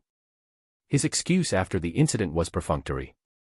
As if the magic crystal at the crime scene had suddenly lost its effectiveness. Even though the Alliance managed to get my wife back, I still feel that she has changed. For this reason, half a year later, my wife and I have also separated. Mr. 177 was naturally gloating over this. From now on, I'll be alone as he wished. Therefore, I will never give him a good time. After listening to David's narration, Matthew politely said, "I'm sorry, I shouldn't have asked so much." A bright smile appeared on David's face. "Al, you can ask anything you want. It is our mission to serve a big shot like you. We mechanical gnomes are happy to answer your questions, so please don't be too reserved." As he spoke, David led Matthew through a moon gate that was filled with stars. A slight spacetime distortion could be felt. The scene in front of him flashed. They arrived at a small square that was crowded with people. Above his head were lifelike portraits of well-known mages. Under his feet was the burning inferno, and there were demons that seemed to want to reach out from the fire and drag the people on the floor into it. It is said that this design helps to increase efficiency. Chapter 283, Chapter 283, This goat is a little too noisy. Chapter 283, This goat is a little too noisy. David pointed at the purgatory scene under his feet and introduced it. Then, he asked Matthew, "Did you bring magic photos?" Matthew shook his head. He had been living in Rolling Stone Town for a long time and rarely came into contact with the Mage Society. He had only seen magic photos in the Alliance Weekly. They were black and white photos similar to holographic projections, which belonged to the advanced application of the magic industry. "Then we have to take a photo first." David walked in front and led Matthew to a crowded place. There were also a few mechanical gnomes in the hall who seemed to be of a lower level. They were originally busy talking to other mages, but when they saw David pass by, they stopped what they were doing and bowed to him. Matthew followed behind David and walked smoothly. "Why are there so many people today?" David asked a short and fat dwarf in the crowd. The other party replied, "Today happens to be the day of registration for the senior students of the Southern Mage Academy. They are all apprentices who are about to graduate." "I see. I forgot." David slapped his forehead. He brought Matthew forward, and a room appeared in front of them. There was a long line at the door of the room. Matthew looked around curiously. This was the first time he had seen so many mages. Even if they were just apprentice mages, the number was still shocking. The age of these mage apprentices varied. The youngest was only 11 or 12 years old, and the oldest was estimated to be 30 years old. At this moment, they were all lined up in the same line, giving off a subtle feeling. "Make way, children." David walked to the door of the room in one breath. Under the unhappy gazes of the apprentices, he calmly said to the staff in the room, "Take the picture for my handle first. He is Al." When David said the second sentence, all the dissatisfied, angry, and hateful gazes turned into amazement, envy, and flattery. A bold blonde girl rushed out of the team and ran to Matthew to ask, "Hello, my name is Leslie. Can we have dinner together? I feel like I have a lot of questions to discuss with you." As she spoke, she spread her arms and combed her hair. With this action, her exaggerated chest curves left a shallow mark on her mage robe. "I'm sorry," Matthew said as he tried to avoid her. The girl took another step forward. "Do you think I'm not attractive enough alone? I can ask my best friend to accompany you, as long as you give me a chance. You're an Al, and you have a lot of extra project resources. You just have to give me the smallest project resource. My ability in magic theory is also very solid, and I won't let you down. As she spoke, she stuffed a piece of paper into Matthew's hand. Immediately after, several boys and girls rushed over. Matthew rushed into the room under David's cover. While dodging from the corner of his eye, he saw the blonde girl named Leslie blocking the others for him. Seeing this, the apprentice mages immediately cursed. "What are you doing, Leslie? You're blocking us after you're connected to Al. You're AF * king bitch." Leslie retorted fearlessly. "So what if I'm a bitch? It's 10,000 times better than you, hesitant trash." A red-haired girl pointed at her nose and scolded Leslie. "What kind of mage are you that you're selling your body in exchange for magic resources? Be *tch. As she spoke, she took off her high heels and was about to hit Leslie. Seeing that the crowd was agitated, Leslie said calmly, "You heard it just now. I told Big Boss Al that I have a best friend. If Al contacts me, the question now is, which one of you is willing to be my best friend?" In an instant, the red-haired girl threw her high heels on the ground. She took his arm affectionately. "Oh, my dear Leslie, of course, I'm your best friend." Leslie sneered at her. "What kind of mage are you that you're selling your body in exchange for magic resources?" The girl said calmly. "Those people are just jealous of you." As the door of the room closed, more and more girls gathered around Leslie, trying to curry favor with her. The male acolyte could only watch this scene, until a slender and elegant boy took the initiative to walk up to Leslie and ask with a smile, "Ms. Leslie, you don't mind that your best friend's biological sex is male, right?" Leslie was stunned. In the next second, the boys looked at each other. Then, they swarmed forward. The entire hall was in chaos. The floor of the small room was covered with complicated magic incantations. Under the guidance of the two mechanical dwarfs, Matthew quickly completed the magic photo shoot. Not long after, David took out of the film. For Al, the photo service here is completely free, but if you want to find a suitable frame to frame your photo, well, the frame needs to be purchased at your own expense, he introduced. As for other mages, taking a photo would require a considerable amount of money. As they spoke, he led Matthew out of the small room through another exit. After that, the two of them passed through several moon gates in succession. They went to different rooms to go through the process. 15 minutes later, Matthew received proof that he was a new member of the Alliance of Seven Saints. It was a magic license with a magic photo. He held the license in his palm and looked at it. His smile in the photo was a little stiff. "Before giving out the new member benefits, I have to explain the rules of the Alliance of Seven Saints to you," David said seriously. "As a member of the L rank, you have higher authority and status than most people. There are 3 things you can't do. First, you can't commit serious crimes against the heavens. You will have to check the details of any serious crimes against the heavens that are clearly defined in the Alliance Encyclopedia. There will be a large book in the newbie welfare package that will be distributed later. Second, leak confidential information, especially information that can be found without clearance, which is information that meets the Alliance's Level 9 confidentiality agreement. To the Alliance, there must be a reason why a secret was a secret. Leaking a secret was a more serious crime than rebellion. Third, kill more than 5 people within a year." Matthew frowned. 5. David nodded and said, "Yes, less than 5 lives can be considered a reasonable expenditure for spell research. However, if it exceeds 5 lives, even if it's an L, you still have the possibility of being held accountable. In fact, at the beginning, try not to hurt the innocent was the basic requirement of the Alliance for every intermediate mage. But gradually, the higher-ups realized that this was not realistic at all. Which mage doesn't kill?" Hearing this, Matthew suddenly felt that the mages of the Seven Saint Alliance were a little similar to the gods of the Heavenly Palace. Chapter 284, Chapter 284, A Gift from the Mentor. Chapter 284, A Gift from the Mentor. Next up is the benefits you can enjoy. David introduced skillfully. The rights at the top of the list are naturally the application quota for advanced research projects.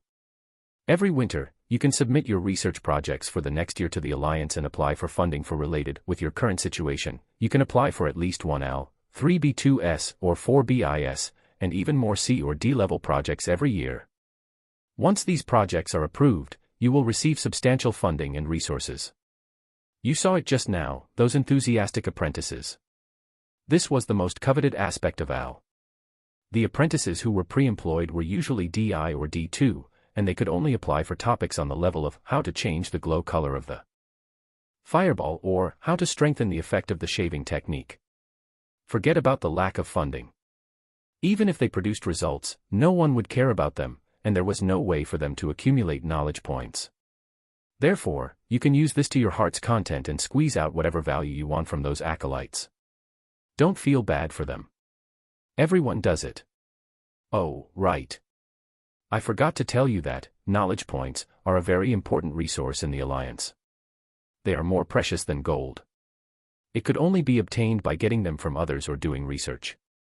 You can use it to exchange for any new magic theories or spell models in the Alliance's self-developed spell library. Believe me, the research results of spells within the Alliance of the Seven Saints are beyond the reach of the outside world, especially the battle spell series, which were contributed by those crazy researchers in the Forbidden Land. If you have enough knowledge points, I strongly recommend you to sign up for a combat spell crash course. No offense, but it will quickly make you realize the huge gap between a rogue mage and a mage who was trained in the orthodox path. Matthew nodded solemnly. He remembered every word David said. Although Matthew didn't intend to walk the orthodox path of a mage, it was always good to learn more. The second page of your spell license will show the real-time updated knowledge points. Look, right here, it's currently 0. David pointed to a corner of the license and said, normally, it takes 1 to 3 knowledge points to exchange for a combat spell. For example, the latest version of Counterspell is 1.5, Rebound Spell is 2.5, and the more powerful, Natasha's Wild Laughter, costs 3 knowledge points. Natasha's Wild Laughter. When Matthew heard the name, he knew that its function was similar to the cough staff. He couldn't help but be curious about the Alliance's self-developed spell library. The spells that he was learning on his own were all the popular versions, which were the versions organized by the goddess of magic during the Age of Enlightenment. Although there was no such thing as outdated magic, compared to the spells developed by the Seven Saint Alliance, his spells were probably considered ancient magic. Matthew was eager to see what modern magic looked like. Unfortunately, the balance on his spell license was 0. We can only wait until we deal with the Scar of the Dead. Matthew thought helplessly. At this moment, David took out a bunch of shiny gold keys and brought Matthew to a room full of cupboards. David shouted. The group of demons from the ceiling flew down. Such a young Lord Owl. Do you need the services of the fairies? It only costs 100 gold coins per hour, hee hee. David waved his hand and scolded. Bring the thing over. The goblins left, grimacing, and soon flew back with a trunk in their arms. David took out a crystal key and opened the box. Matthew was immediately blinded by the golden light in the box. The chest was filled with gold coins. Don't be too happy, Mr. Matthew. David chuckled and reminded him. Only the top layer has gold coins, so there isn't much in total. This form of storage originated from the bad taste of a supreme mage. He felt that he had to use gold coins to torture the ambition of the new recruits. If they wanted more money, they would work for the Alliance. Please count it yourself. This is the list of items that Al should have. By the way, your arrival is very coincidental. The spring benefits are being distributed. I'll go get them for you. As he spoke, he walked deeper into the room. Matthew bent down to count the items. In addition to the 500 gold coins, there were 2 sets of mage robes of different thicknesses in the box. What made Matthew puzzled was that the standard mage robes issued by the Alliance actually increased charm. The enchantment spells on the mage robe were also Radiance and Daily Cleansing. The former could slightly improve a person's appearance and make them look more energetic. The latter provided an automatic cleaning spell once a day. In comparison, Matthew felt that bathing was more comfortable. There was also a blank spellbook, a 100-point borrowing voucher, used in the Alliance library, a thick Alliance encyclopedia, and an old-fashioned blanket. No, not a blanket. This was a magic carpet. Matthew shook the carpet, and the latter floated in the air. He tried to sit on it, but the magic carpet slipped away. If Matthew weren't agile, he would have fallen. The magic carpet usually has some spunk to it. You have to train it for 2 days before you can use it. David walked over with a smile. If you don't like it, you can change it to a broomstick. The latter can accelerate faster and fly higher. It's a flying prop that young people prefer. Chapter 285, Chapter 285, A Gift from the Mentor. Chapter 285, A Gift from the Mentor. Matthew asked. Are magic carpets and broomsticks given out randomly? David explained. You can only choose one. BL and above have the right to choose, but the default is to get the magic carpets unless the user insists on changing. Matthew asked curiously. Why? Is it because the magic carpet is cheaper? David made an exaggerated gesture. Do you know what the death rate for broomsticks was before the Alliance introduced the speed deceleration order and the drinking restriction order? Every year, at least 15% of the mages who used broomsticks frequently died from falling to their deaths. That's not counting a large number of disabled people. Although spells could heal their wounds, most of them had developed acrophobia and could not even sit on a magic carpet. Compared to the magic carpet, it was much safer. The death rate was only 1%. Matthew asked in disbelief. You can die riding a magic carpet. David explained. Of course, the magic carpet flies very slowly. It's easy for the birds of prey or dragons in the sky to treat it as delicious food. Moreover, the magic carpet's surface area is very large, and its load capacity is also very shocking. Therefore, some mages take advantage of this. Some mages like to do it in the air. You know. The last time I heard of a magic carpet accident, people found a small elephant that fell to its death within 5 kilometers of the magic carpet and its rider. You can probably guess how crazy some mages are. At this point, David sighed. Therefore, I personally suggest that small flying props are only suitable for short-distance travel or flirting. It is dangerous to fly long distances or go to unknown areas on a magic carpet. After all, one does not know if the white cloud floating in the sky ahead is an evil cloud dragon in disguise. The skies of Aender are far more dangerous than the ground. Matthew agreed. He rarely used wilderness mode to travel because of safety considerations. Real birds had the instinct to avoid danger. However, the human-transformed birds lacked this ability, especially when they were in an unfamiliar place. If they flew over in a daze, there was a possibility of sudden death at any time. Matthew put away the magic carpet. David handed Matthew a cloth bag tied up with a rope. Here, this is the spring benefit of the owl title. Inside is 500 grams of rabbi beans. This magical food originates from the Arcana wilderness and has been processed by the great fairies of Feast Sect Lodge, making it more delicious and magical. Every time you consume a rabbi bean, your magic power will increase slightly, but there is a small chance that it will increase by a large margin. The disadvantage of rabbi beans is that it's easy to constipate after eating them. It's best to prepare some food or medicine to moisten the intestines during the few days you eat them.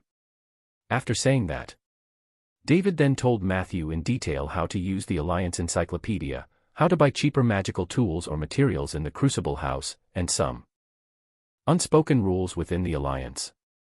Matthew was very pleased after hearing this and thanked him repeatedly. David shook his head and said, I'm just doing my job. If you're done counting, put away your things and let's go. Matthew closed the box and picked it up. David looked at him in surprise. Are you planning to take this box with you? Matthew was surprised. What's wrong? Can't I bring it? David forced a smile. Of course, you are Al. You can do anything. The two of them left the room. David brought Matthew to the door of a small, dark room. At this moment, the mechanical dwarf introduced in an unprecedentedly solemn tone. This room will be your last stop in the Alliance office today. You should have heard of the concept of the supervising mentor. The higher-ups of the Alliance have already chosen a mentor for you. However, that lady is a little special. She is currently in the safest 10,000 spell tower in the northernmost floating city, so she can only meet you through a long-distance mirror image. You will understand the details once you enter. I can only tell you that this lord is very special. You must be careful with your words and actions. Matthew nodded. As he spoke, he was about to push open the door of the small black room. Right, that lord's name is Isabel. Sorry, I was too nervous and almost forgot to mention it. David's voice came from behind when the door was pushed open halfway. Isabel. Matthew's thoughts stopped for half a second.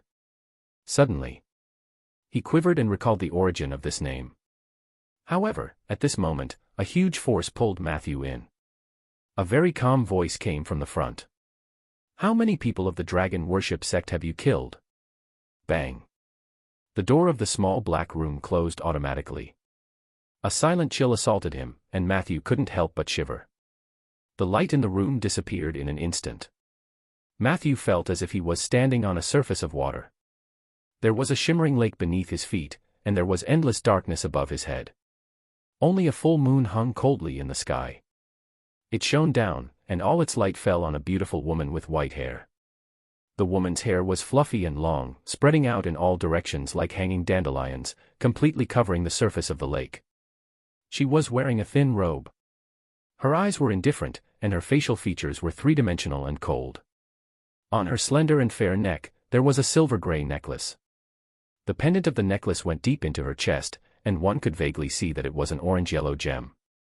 Chapter 286, Chapter 286, Mentor's Gift. Chapter 286, Mentor's Gift. The white-haired woman and the bright moon in the sky were the most awesome existences in TMS space.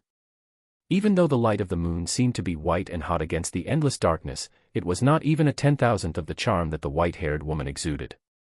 Matthew tried to calm himself down, and relevant memories flooded his mind. He knew that the woman in front of him was one of the three big shots of the Alliance, a former Supreme Mage. Her level was above level 28, and she had the honorific title of a Divine Mage. She was the founder of the Dragon Worship Sect, Ronan and Blinken's teacher. Lady Isabel. Do I need to ask a second time? Isabel's voice was calm. Matthew hurriedly replied. I can't remember clearly. Isabel replied. If you didn't remember it, then you must have killed countless people. Matthew looked at her strangely. Isabel took the initiative to meet Matthew's gaze. Her eyes were clear and bright, as vast and deep as the Milky Way. Anyone who looked at her would be deeply fascinated by her. It wasn't a type of bewitching spell. Instead, it was the natural attraction of the knowledge condensed into a maxim to the spellcaster. Matthew hurriedly lowered his head and did not dare to look any more. You don't have to be too nervous. Although I betrayed the Alliance, I'm not a villain in the traditional sense. I don't kill people easily. I'm just mentally ill. Actually, this was also the sentence they gave me. I think I'm normal. If my appearance makes you nervous, I can change my appearance and talk to you.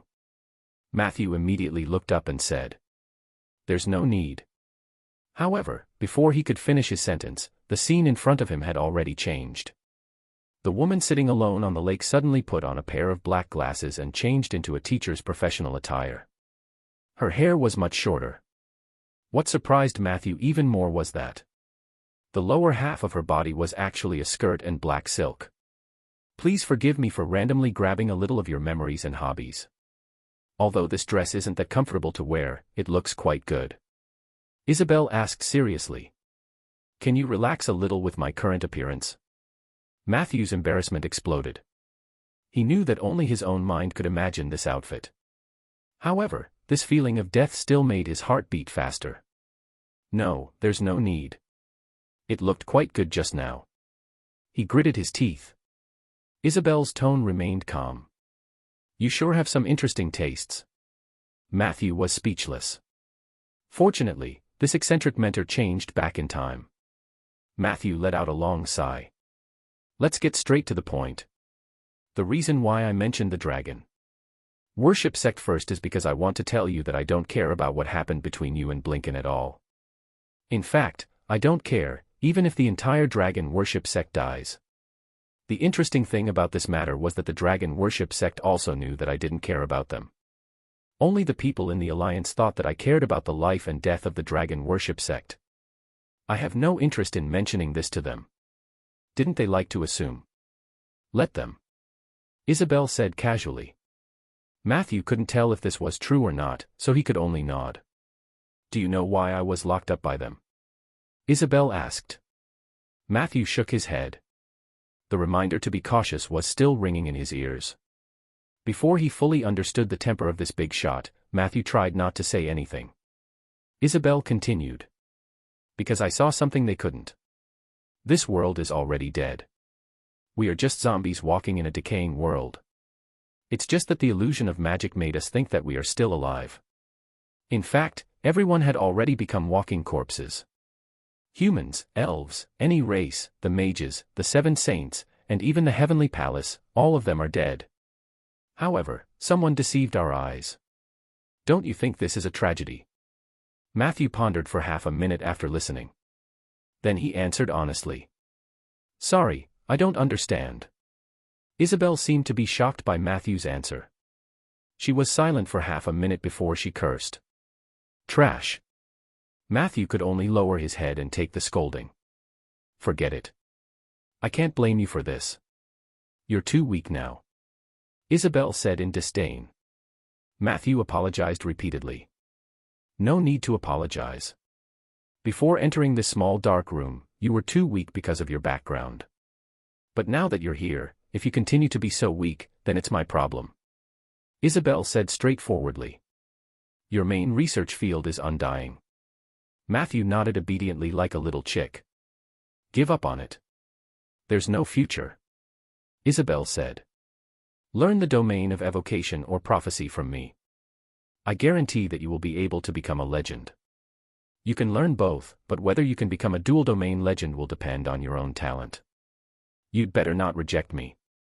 That idiot Blinken messed himself up because he chose the undying domain. He was deceived by that B*TCH and has yet to become a legend. This is simply a disgrace to me. One had to know that his aptitude was not much worse than Ronan's. How domineering. Matthew felt a powerful pressure. He could hardly refuse. Dozens of seconds later. Matthew said breathlessly. I'm deeply rooted in the path of undying. I can't give up. Chapter 287, Chapter 287, Mentor's Gift. Chapter 287, Mentor's Gift. Isabel mocked mercilessly. Are you? Let me see. Oh, you have only entered the realm of the undying once, and it was so short. However, according to the standards of the goblins, it's indeed very deep. Matthew was sweating profusely. He was struggling to resist Isabel's pressure. That was the natural suppression of the existence at the top of the food chain on the lower ones. Do you have other domains? Isabel suddenly became interested. Nature? Plague? Temperance? You even created your own domain, Tauren. What is that? There's also the path of equilibrium at the entry level. Do you want to walk the path of the Sioux? That was a path that had once been punished by the heavens. Fortunately, the high-dimensional space of Aender has been cleansed by Een, so it isn't too dangerous for you to take this path. Matthew asked doubtfully, Een. He didn't quite understand. Isabel said calmly. Een is her name, and the Calamity Mage is her title. This title is a slander by the gods. They compared her to a calamity, which is why she has this nickname. The funny thing was that after Een left, the mages competed to spread her tainted title. As for her real name, not many people knew it. But this has nothing to do with me. I can't wait for more people to slander her. She didn't seem to have any intention of explaining how the disaster mage cleansed the high-dimensional space. She probably felt that Matthew wouldn't understand even if he explained. Is Calamity Mage a form of demeaning title? Matthew's heart skipped a beat. What about the Order of Calamity? He had noticed this detail a long time ago. At first, he thought it was just a coincidence that the names overlapped.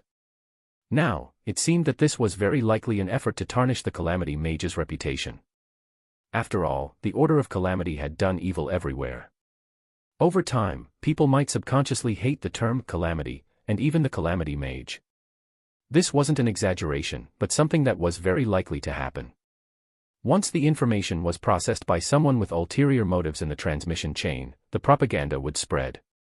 This was a common occurrence in Matthew's previous life. Oh. You've already started on your legendary path. Isabel's tone changed, and she sounded a little annoyed.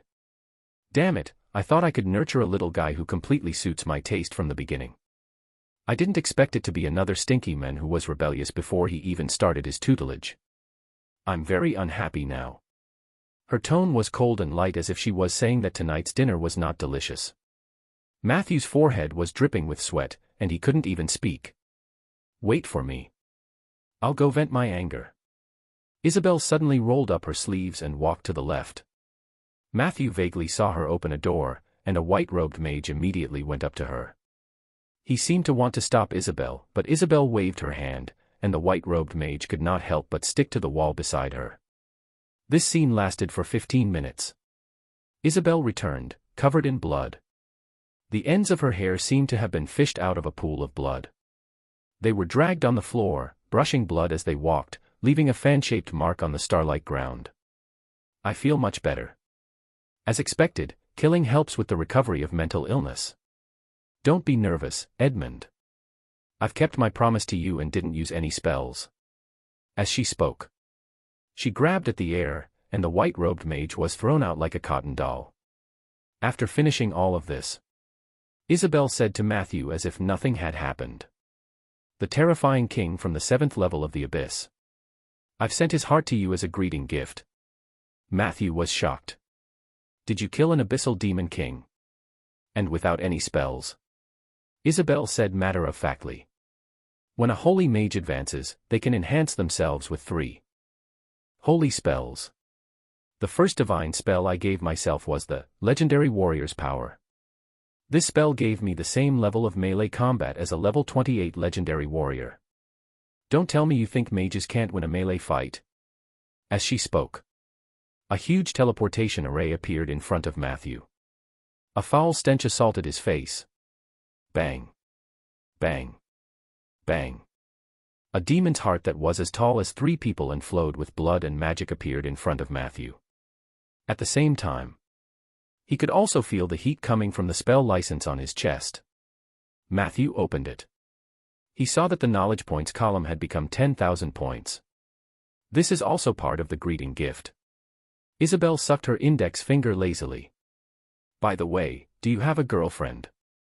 How many times do you masturbate every day? Chapter 288, Chapter 288, Filey requesting battle. Chapter 288, Filey requesting battle. Matthew raised his head unnaturally. I don't have a girlfriend yet. As for the second question, can I not answer it? Isabel said coldly, no. Matthew was shocked. Why do you want me to answer such a question? Isabel looked a little impatient. There was a hint of contempt in her eyes. Because I want to assess your desires. People who lack desires often don't succeed. For all male humanoid creatures, masturbation is the simplest and most intuitive indicator. According to historical experience, people who do less than 3 times a day basically have no chance of success because they are too easily satisfied with the status quo. Be it mages or mortals, only by maintaining hunger and thirst can one continue to advance. Desire is the most powerful weapon bestowed upon humans by the heavens. Do you understand now? Matthew was silent for a moment before he braced himself and replied. I've learned the temperance domain a long time ago, so I'm afraid this theory doesn't apply to me. Isabel looked down on him.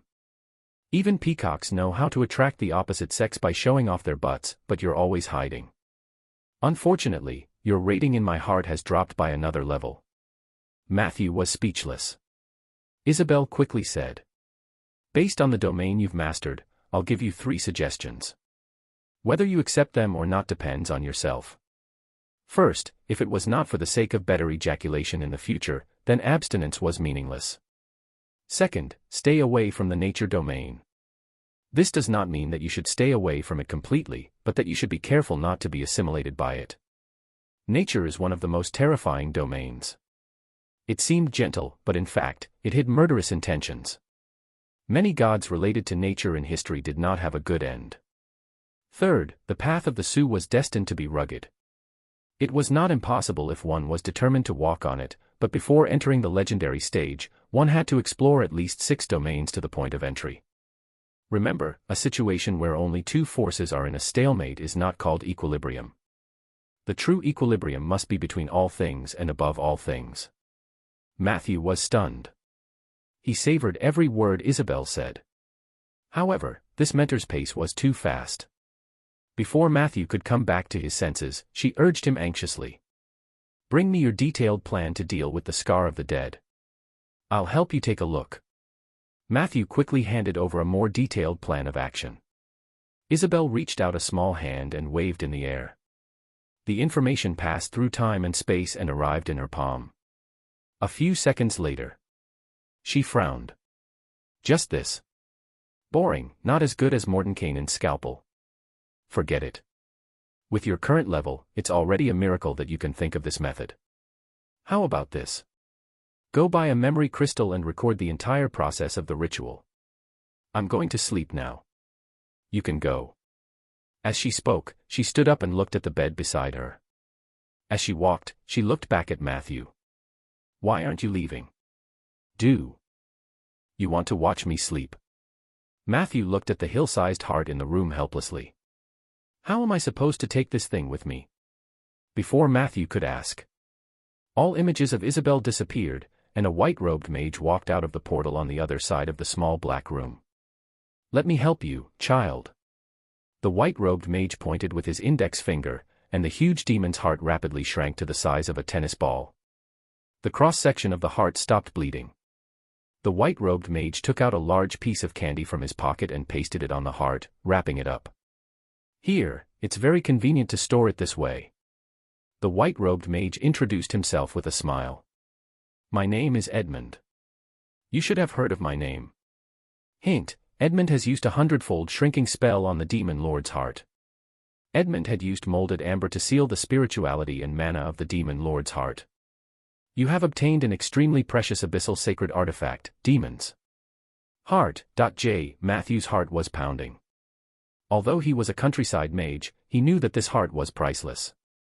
It might even be able to buy the entire Rolling Stone town. Even the molded amber used by Ekman to seal his heart was an extremely precious high-grade magic material. This unprecedented sense of luxury made his hands tremble slightly. Be careful, child. Edmund laughed softly. It is indeed very valuable, but since teacher gave it to you, it means that in her heart, you are much more important than all these. You should be proud. Matthew looked gratefully at Edmund. Thank you, Chief Mage. Of course, he knew the name of Edmund. In the Alliance, the most powerful figures were none other than the 7 Saints, the 3 Titans and the 4 Guardians. Other than these 7 big shots, the one who symbolized the highest level of strength and honor was the white-robed mages recognized by the Alliance headquarters in the northernmost floating city. Edmund was the leader of the white-robed mages. He was a figure who was only below the 7 Saints in terms of power. Because he was in charge of managing all the mages in the Alliance, he was also known as the Chief Mage. Edmund said gently to Matthew. You are very young and very talented. Becoming a teacher's student is your opportunity, but it is also a challenge. Chapter 289, Chapter 289, Filey requesting battle. Chapter 289, Filey requesting battle. But you don't have to be nervous. Many people in the Alliance have experienced this kind of challenge. Ronan and I have once doubted ourselves under the high-pressure teaching methods of our mentor. But in the end, you will find that the study plan she arranged for you and the suggestions she made for your personal situation are perfect. Isabel is not only the most powerful mage in the Alliance, but she is also the only super genius who is proficient in all fields. Becoming her student is equivalent to getting an early ticket to legend. This is also one of the reasons why I arranged Al for you. Ronan arranged BL for you. But then again, Lady Isabel's mental state was not very stable. When you communicate with her, try not to provoke her, and don't be too submissive. You have to listen to her when it comes to teaching. But outside of the normal lessons, you had to listen selectively. Especially her strange world is dead theory. You'd better don't take it seriously, or you might be driven crazy by yourself. I'm not joking. You must pay attention to this, Matthew. Towards the end. Edmund's gaze was incomparably solemn. Matthew nodded slightly. Actually, I don't understand that theory at all. Edmund laughed. But you will understand one day. Don't repeat Blinken's mistakes. He was also a genius, but he had gone down the wrong path.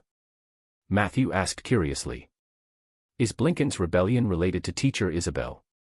Edmund shook his head. On the surface, there's no connection, but I can't say for sure. His eyes flickered. In short, you have to pay attention to her mental state at all times. If you feel that there's something wrong with her one day, report to me at any time, okay? Keep this bell. If teacher's condition is not right, use it to contact me immediately. Don't hesitate or delay. As he spoke, he handed over a silver bell. Matthew thought about it but did not take it. My contact with teacher should always happen in this small, dark room. You will be watching the entire process, right? If there's a problem, I'll just call your name in the room. There's no need to use such a troublesome thing like the bell. Edmund was stunned for a moment, but he quickly put away the bell and said with a smile. All right, all right. Matthew was about to leave the dark room, but before that, he asked Edmund another question. Why is teacher suffering from mental problems? Edmund sighed. No one knows the answer to this, but I guess it has something to do with Calamity Mage. Teacher was the one who had been with the Calamity Mage the longest and had the closest relationship with them. The Seven Saint Alliance had already taken shape before the catastrophe. At that time, teacher was the strongest mage in the alliance. After the Calamity Mage arrived, she became the second. This might be an unacceptable blow to her. Especially after that, she found that she could not break through the upper limit of the Holy Mage, and she could not freely come and go in various universes like the Calamity Mage. As a result, her spirit quickly collapsed. I'm sure you've heard about what happened after that. I can only say that every mage in the Alliance should pray that teacher's mental state can remain stable. Only then would the world of Ainder be at peace. There seemed to be no problem with Edmund's statement. But Matthew found it a little harsh. He did not continue asking. After saying goodbye to Edmund, Matthew strode out of the small dark room. When he returned to the front desk, 177 was nowhere to be seen. After greeting David, Matthew went to the Alliance's shopping mall on the 15th floor alone. According to David's introduction, the prices of the items here were much cheaper than those in the official store of the Cauldron House. Of course, the prices were about the same on the surface, but that was due to the mandatory requirements of the Cauldron House. In fact, the prices here could be greatly discounted through negotiation and bargaining. Matthew strolled around the 15th floor for 2 hours. After chatting with a few shop assistants for a while, he had a rough idea of the place. However, he did not buy anything. Instead, he stepped onto the magic elevator that led to the 16th floor. He did not have any magic tools that he urgently needed to buy, and he did not have much money on hand. He only had a large amount of knowledge points, so that Isabel's laboratory on the 16th floor was Matthew's real destination. Isabel's laboratory. It was the name of the organization that the Alliance had opened to the public. Not only did this place provide the latest spell research materials for inquiry and purchase, but it also had various spell training course registration channels. Matthew got off the elevator and saw an oval-shaped building. The outer shell of the building looked like a huge dinosaur egg, and the pattern on the ceiling was an endless number of Ouroboros. As soon as he entered the laboratory, a female mage greeted him warmly. Judging from the badge on her chest, she should be a laboratory worker. Hello, are you here to buy spells? The female mage smiled sweetly. My name is Susan. I guess you just registered today, right? After all, you look very young. Matthew smiled back. Yes, my name is Matthew. Then you must be a prospective graduate of the Southern Magic Academy. Susan smiled even more kindly. I graduated from there too. I can be considered your senior. Chapter 290, Chapter 290, Filey requesting battle. Chapter 290, Filey requesting battle. Matthew nodded awkwardly. Don't be nervous. When I first came here, I was also at a loss. Susan looked really enthusiastic. She led Matthew to a counter and pointed at the magic blackboard behind her. The knowledge points required to exchange for a popular spell will be randomly displayed there. If you want to know the price of each spell in detail, you'll have to go to the counter and ask the omniscient scroll dragons. These little dragons are not bad, but they are very greedy. Everyone only has one free consultation with Scroll Dragon per day. Therefore, if you wanted to ask about a hot topic, it was best to communicate with others in advance to save as many inquiries as possible. With Susan's introduction, Matthew noticed the little dragons wearing pince-nez glasses and blue scales sitting behind the counter. They were the Dragon of Scrolls, who made a living by absorbing the elements of knowledge. The Scroll Dragon was a type of fairy dragon. It was a hybrid of a true dragon and a fairy. They had all the characteristics of a true dragon except for their body size, but in terms of personality, the Scroll Dragon was closer to a fairy. In most cases, the Scroll Dragons were quiet, but once they came into contact with humans, they would display the mischievous nature they inherited from the fairies. Thank you. Matthew was very grateful for Susan's enthusiastic explanation. If you just completed the pre-registration, you only have one knowledge point in your license, right? This is very important, so you shouldn't spend it recklessly. Susan said seriously. My suggestion is to buy the spells of the Get Rich Quick series. Matthew asked curiously, Get Rich Quickly series. Susan smiled and introduced. This is a general term for a type of spell that has a high economic benefit after learning it. The most famous one is the Dragon Root Sword Oil crafting spell. This spell can be used to make a kind of magic tool. As for the effect of the spell, you understand? Matthew asked in confusion. Since it has that kind of effect, why is it called sword oil? Susan said generously. It's to protect the privacy of the customers, of course. Moreover, it was indeed a kind of sword oil at first. However, later on, someone discovered that its effect as a sword oil was not very good, but it could shine in other fields. I strongly recommend that you learn this. What a mage lacks the most during their apprenticeship is money. Don't put on airs. Spend a few months to make a batch of the oil and sell it. Only then will you have the freedom to think about what to do next. There is no need to worry about sales. Sword oil is a very popular magic tool. The main target of purchase is the nobles and lords of various territories. They need it very much. In the market, this kind of sword oil is always in short supply. After listening, Matthew finally understood. I was wondering why Rieger didn't let us sell it. It turns out that he also uses. At the same time, in his heart, he also silently treated Susan as a sales guide. Matthew said, Sorry, I don't want to learn this. I came here to learn combat spells. Susan said in surprise. Combat spells? That was not something that could be bought with 1 point. Matthew said tactfully, I have more than one knowledge point. Susan rolled her eyes. Is it a gift from your parents? Matthew said vaguely. More or less. Susan said enviously. You're so lucky. If you want to learn combat spells, I'll take you to the other counter. With that, she led Matthew to an official counter. Right here, this is Henry. He can show me the price list of combat spells and the classes that you can enroll in. After saying that, Susan smiled and waved at Matthew. Then, see you next time. She turned around and left, full of energy, and took the initiative to welcome the next mage who came out of the elevator. Susan just loves her job as a volunteer. She's so passionate. I hope you don't misunderstand. Behind the counter, the male mage named Henry did not hide his hostility at all. He threw a thin booklet on the counter. Take a look at the price list yourself. Matthew did not argue with him. He opened the book and studied it for a while before saying, I want to sign up for a crash course in combat spells. It's a one-on-one series. The instructor has to be Al and above. Henry was stunned for a moment before he sneered. Although combat spells are very important, the content taught by instructors above CL is enough. Even if you have so many knowledge points, there's no need to waste them like this, right? Matthew explained. I'm afraid that instructors below Al will feel burdened if they teach me one-on-one. Henry looked at Matthew in confusion. Until Matthew handed over the spell license. His expression changed drastically. Al. 10,000 points. Stammered Henry. Matthew asked calmly.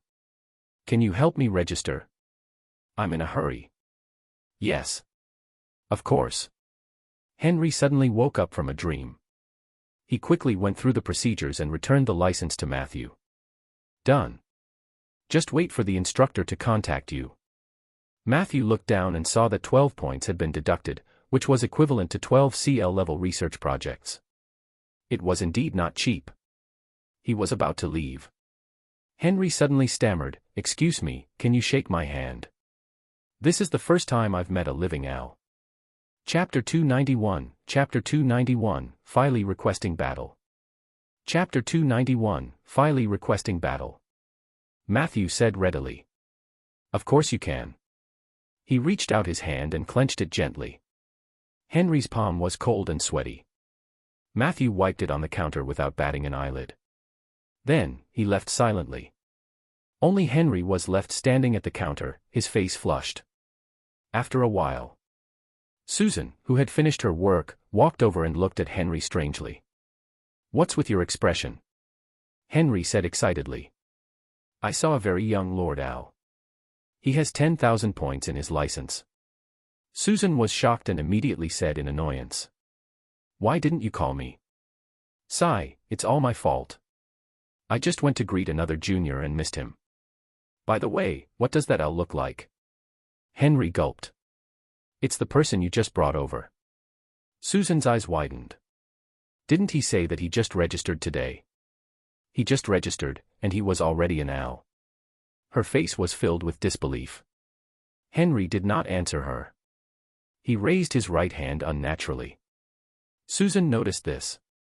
She asked curiously, "Why are you looking at your right hand like that?" Henry raised his right hand and grinned. "This is the hand that I shook with Owl." Hee, Susan, I don't plan to wash my hands this year." 2 days later, south of the Scar of the Dead. Near the experimental field, there were many people. While Matthew was preparing for the forbidden ritual, he took the time to complain to Rieger. "Aren't there a little too many onlookers?" He placed the most precious piece of realm heart stone at the center.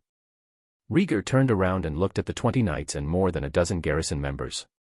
The familiar faces were Zeller, Blake, Richard, and evenly Weichi, who had gone to the High Leaf territory to play but had been called back. In addition, there were 2 unfamiliar Imites, a man and a woman. Matthew could feel that their strength was very strong, not inferior to Li Weichi. Rieger introduced them to him. These 2 were 2 of the 9 knights who had once followed him to the purgatory. The man was called Asma, and the woman was called Du Lin. Their attitude towards Matthew was not very friendly, but with Rieger around, they did not speak the entire time and just stood by the side seriously. "You have to understand me, Matthew." Rieger did not have a cheeky smile, which was rare. "This place is too close to Rolling Stone Town. I don't want any mishaps to happen, and I can't afford any." "Mishaps? Your ritual needs to communicate with the negative energy plane, and you understand the risks involved." Matthew rolled his eyes helplessly and nodded in understanding. The scorched land of death indeed needed to absorb negative energy from the negative energy plane. During this process, if one was unlucky and was discovered by a powerful undead creature, there was indeed the possibility of encountering an uninvited guest. He gestured for everyone to be quiet while he picked up a thin chapter of the undead and began to chant. The chapter of the undead referred to a spellbook that recorded the ritual of the undead. In order to save costs, Matthew used a blank spellbook given by the Alliance, and the contents of the ritual were written by him. Apart from saving money, Matthew could also guarantee that he knew the chapter of the undead like the back of his hand. The disadvantage was that without a standardized spellbook as support, Matthew had to be meticulous when performing the ritual. Any mistake could lead to all his previous efforts being wasted. At this moment, Matthew was highly focused. He forgot about everyone's gaze and just sang selflessly. The Scorched Earth ritual of death had a total of 4 segments. Even if the venue and the materials needed for the ritual were set up in advance, it would still take 20 minutes to chant. But for some reason, Matthew's chanting speed became faster and faster, and he entered a state of selflessness.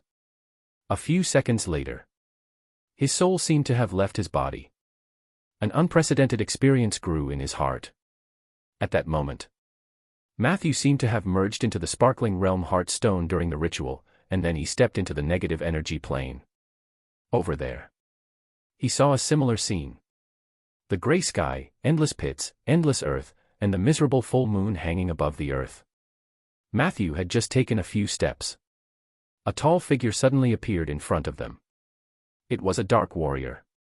Matthew's heart tightened, because he noticed the dark warrior's gaze, which was a kind of undisguised malice. As expected. A few seconds later, the dark warrior charged at him with heavy steps. A sense of crisis surged in Matthew's heart. He was currently in a state between a spirit body and a corporeal body, so he could not use most of his abilities. He glanced at the data panel and found that the only thing that was effective was the summoning of the dead. Facing the menacing dark warrior, Matthew didn't dare to be negligent. He planned to summon a bone dragon to block the opponent's attack. He quickly assessed the Dark Knight's combat power. When he found that the other party was only level 13, Matthew heaved a sigh of relief and decided to summon the nameless bone dragon. But at this moment, a strong sense of longing surged into his heart. Through the undying contract, Matthew felt as if a lonely soul was acting coquettishly and asking for help. Hint: the accumulation of elements has been completed. You have entered the subdomain of death, undying. You have entered a fugue state. You were attacked by a dark knight while you were wandering in the negative energy plane. Your summoned creature, Philey, has requested to fight. Since he had already volunteered, Matthew naturally could not bear to refuse. In the next second, he chose to agree. A huge halo formed between him and the Dark Knight. The moment the halo appeared, the Dark Warrior stopped in his tracks. What made Matthew stunned was that what appeared in front of him was not one bone dragon, but 3. The one at the front was naturally Philey. This time, he was much stronger than the last time they met. All the bones in his body were emitting a silver-white glow. His body size had increased, and the soul fire in his pupils had also become stronger. What surprised Matthew the most was that a layer of translucent, half-green dragon scales had appeared on the surface of Philey's scales. That was the symbol of evolution. I haven't seen you for a while, and you've secretly reached level 16. Matthew looked at Philey in surprise. On the data panel, history: your summoned creature, Philolius, has leveled up to LV 16 through its own efforts. Philey had defeated the Skeleton King. Philey and the Queen of Banshees had been locked in a stalemate for 7 days and 7 nights. Philey had found the Immortal's holy spring, and his strength had increased greatly. After a series of hard work, Philey owns a piece of land in the negative energy plane that belongs to him. He had also subdued a bone dragon, level 14, as his vassal. During this time, your other summoned creature, Bone Dragon, Nameless, has also been brought to his territory under the influence of the contract. Now that Philey is leading 2 bone dragons and thousands of grey bone skeleton soldiers, he has the basic qualifications to become the king of bone dragons. Your summoned creature, Philey, is grateful for your permission this time. He has shared his hidden ability with you, Silent Work. Silent Work, weakened when you work hard in the dead of night, you will receive a higher concentration bonus and a longer working enthusiasm than usual. Good heavens! Matthew did not expect Philey to be such a hard-working bone dragon. This time, he could not cut Philey's salary this time. He just scared me. Matthew pointed at the Dark Warrior and said. Philey suddenly raised his head and roared. He lifted his foot and charged forward, and the 2 bone dragons behind him followed suit. The Dark Knight glared at Matthew. Then, he ran away. Part 4 of the series ends here. Thank you for watching and listening. If you find it interesting, please give us a like, a comment and a subscription so that we have the motivation to make the next videos.